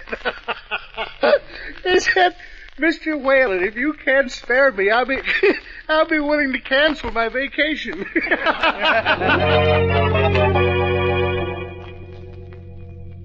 Mitchell's panic was rising as the hour drew close. I'd expected that. I knew that once up in the Wisconsin woods, I could calm his fears. 11:25 at night. We were a block away from the bank. At 11:30, we saw the old watchman leave by the back entrance. 1 minute later, we were parked in the alley beside the bank. And at work disconnecting the burglar alarm on the big safe. It's all right now, Phyllis. The alarm's off. Start on the 6th. What time is it? Stop worrying about the time. We've got 20 minutes before he returns. 20 to 12. There it is. Phyllis, it's all yours. Oh! Please, Phyllis, take it. What was that? What time is it, Phyllis? Control yourself. It's not 12 yet. I don't understand. He came back. Well, tell me what to do, Phyllis. Quick, Phyllis. Act like we're checking our books. All right. He's drunk. He won't remember anything. He didn't remember last night's business when he said goodbye to us this afternoon. Come on, stand. Yes. Push the adding machine. Right behind you. Oh. That. The hard-working Bagleys, Mike. Oh, they really keep you busy, don't they? Oh, yes. What do you think of the crust of that guy, Gil? Gil? 10 years have been going there, and just because I'm out of cash... Hey, aren't you two supposed to be going on your vacation? Vacation? Why, Now, that's safe. It's open. Hey, what goes on here? Nothing, Mike, nothing. Put up your hands, both of you. Now, Mike. I'm taking no chances. Mike, you're acting silly. Stand back, Mrs. Bagley. You've known us for a long time, Mike. Well... We wouldn't do anything wrong. Nothing except... Phyllis! You stabbed me. Phyllis! You can't kill me. You can't. Where's my gun? Stop! The spindle! Die! You missed my heart. You missed it. My heart.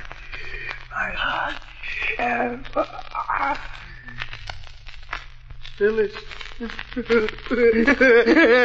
Stop it, Mitchell. Go on up. The burlap bag in the trunk. I'll clean this place up. We'll take his body to Wisconsin with us.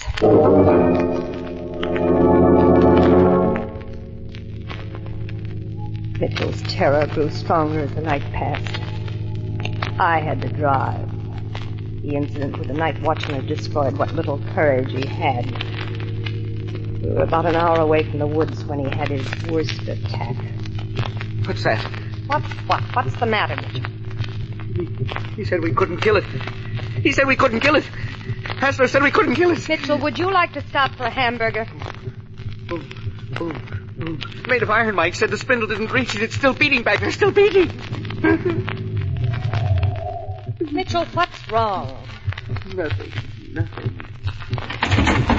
Where are you going? I thought I heard some of the tools rattling in the trunk. As long as we stop, I'll take a look. No, don't. Phyllis, he's alive! Can't you hear it? It's still beating! Stop your hollering! You're talking about Hassler. He's dead. And we're going on.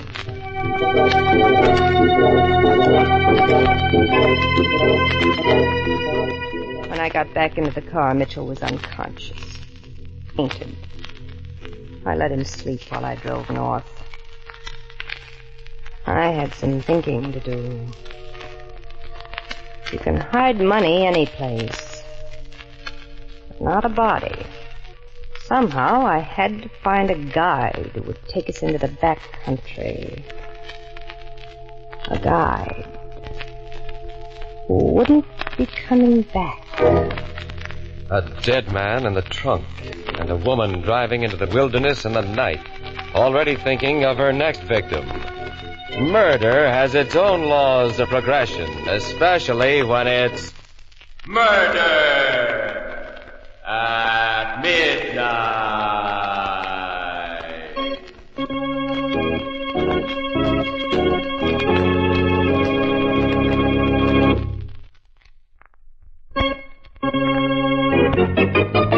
And now back to Murder at Midnight and Death is No End. In the depth of night, Phyllis Bagley drives towards the Wisconsin woods with her grim cargo. As the car crawled over the dirt roads, I kept staring through the windshield, watching for a lighted shack. Here in Indian Territory at 5 in the morning, I had to locate a guide to lead us into the woods. I see a light, Phyllis. Light where? Through the trees up ahead. Turn off the headlights. Like a lantern or a flashlight coming this way. It's an Indian. Hello. Hello? You lost? Yes, we arrived a little later than we expected, not sure of the way. No good with our guide. Fishing? Yes, but we're different. We'd like a place where nobody else goes. Once I best guide up here. Now I old man. Too bad. Oh, you don't look old at all. I'll bet you're still the best guide in this territory. You very kind lady. How old do you think I am? Not more than 60, I'd say. I don't tell you. Nobody know. I got secret. Really? How to keep heart young. I tell you what. You so nice lady to me. I be your guide. You like? Well, that would be wonderful, but... We go now. Well, are you all prepared? I always ready, lady. Sleep blanket on back. Ears, eyes in head. I prepared. I coming, machine. Open the door, Mitchell. Mitchell. No, not again. My husband doesn't feel well. That's why we're up here. Oh, maybe I help him. Maybe I tell him secret of strong heart.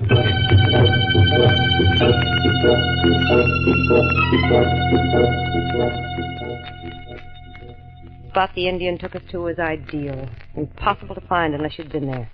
And it had a fast-flowing deep stream close by. Deep enough and fast enough to swallow 2 bodies forever.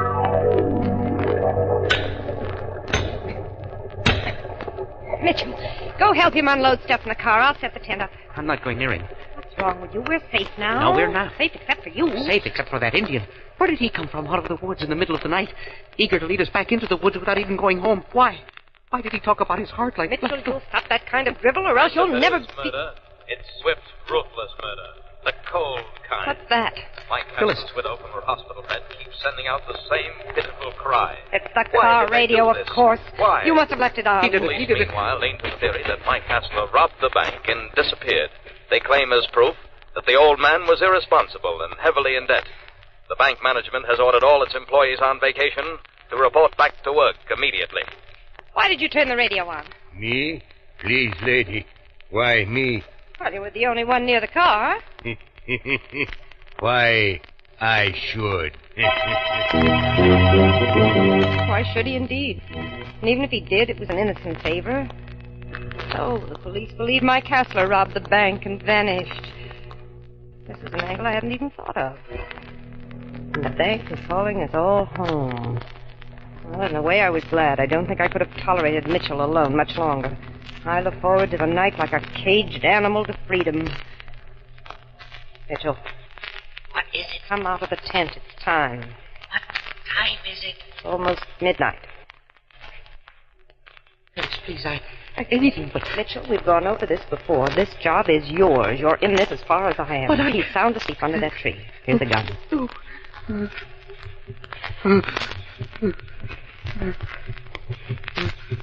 Mitchell shook like a man with feet. Every step closer to the Indian seemed to weigh him down further. I was determined that as long as we were involved in murder, Mitchell must not remain only partly guilty. gun hand rose slowly, then... I can't! I didn't mean to. I didn't want to. But you did. Come on. We've got to get them into the stream, both of them.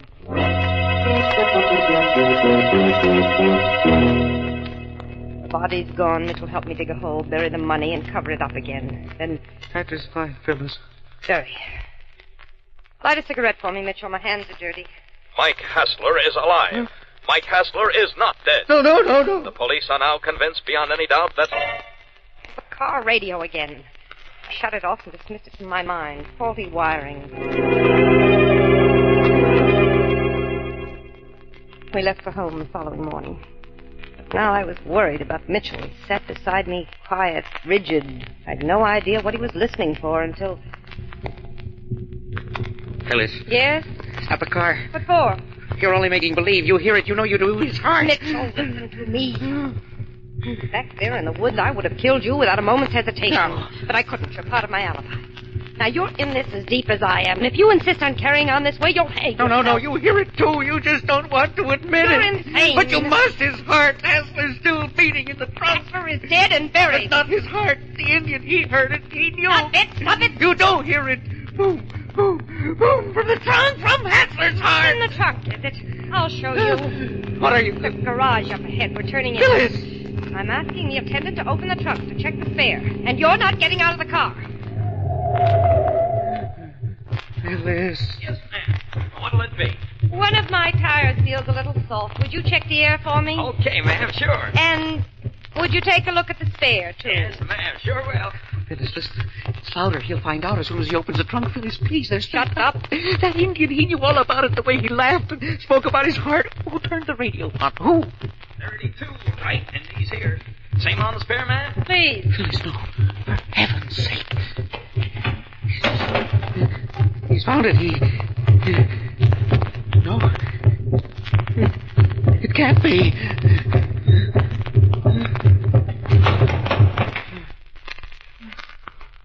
They're all okay, ma'am.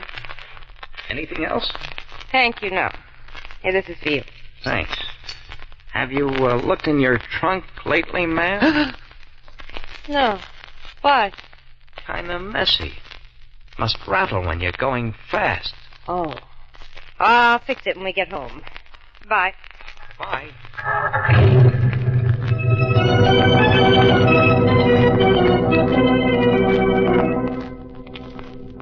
Well, there's your heartbeat. You heard him, didn't you? A rattle. Tools rattling. Where's your beating heart now? I don't hear it. I don't hear a thing. Phyllis, you better pull over. Let them pass. What is it, an ambulance? Police. Pull over, lady.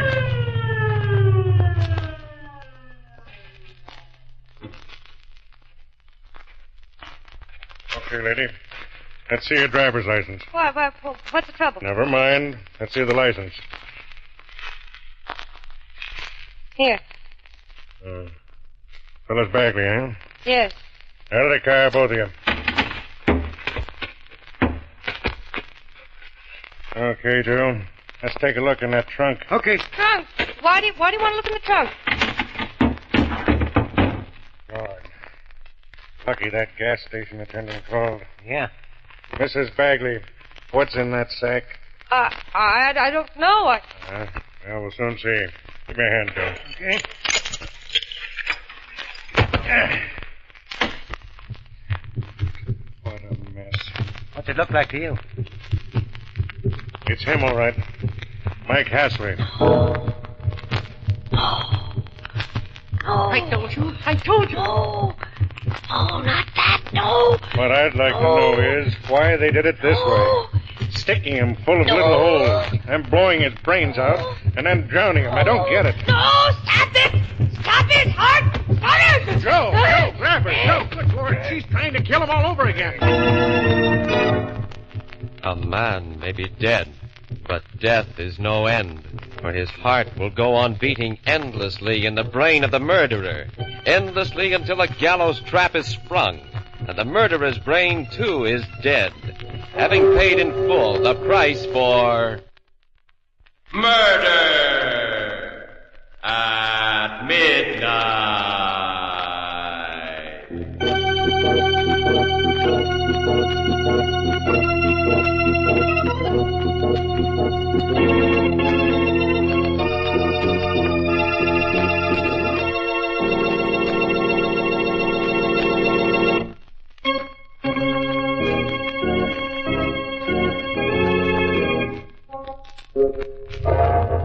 Remember to be with us again when death's footsteps echo in the deserted streets and the clocks strike 12 for murder at midnight.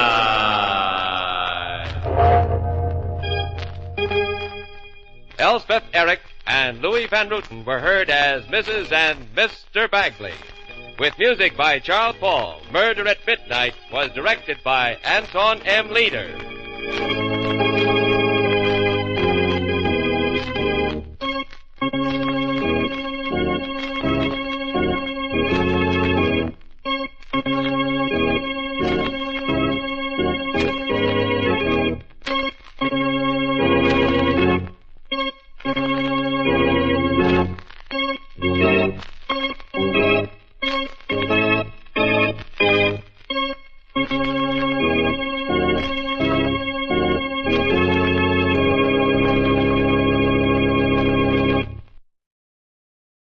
This has been a Radio Vault presentation.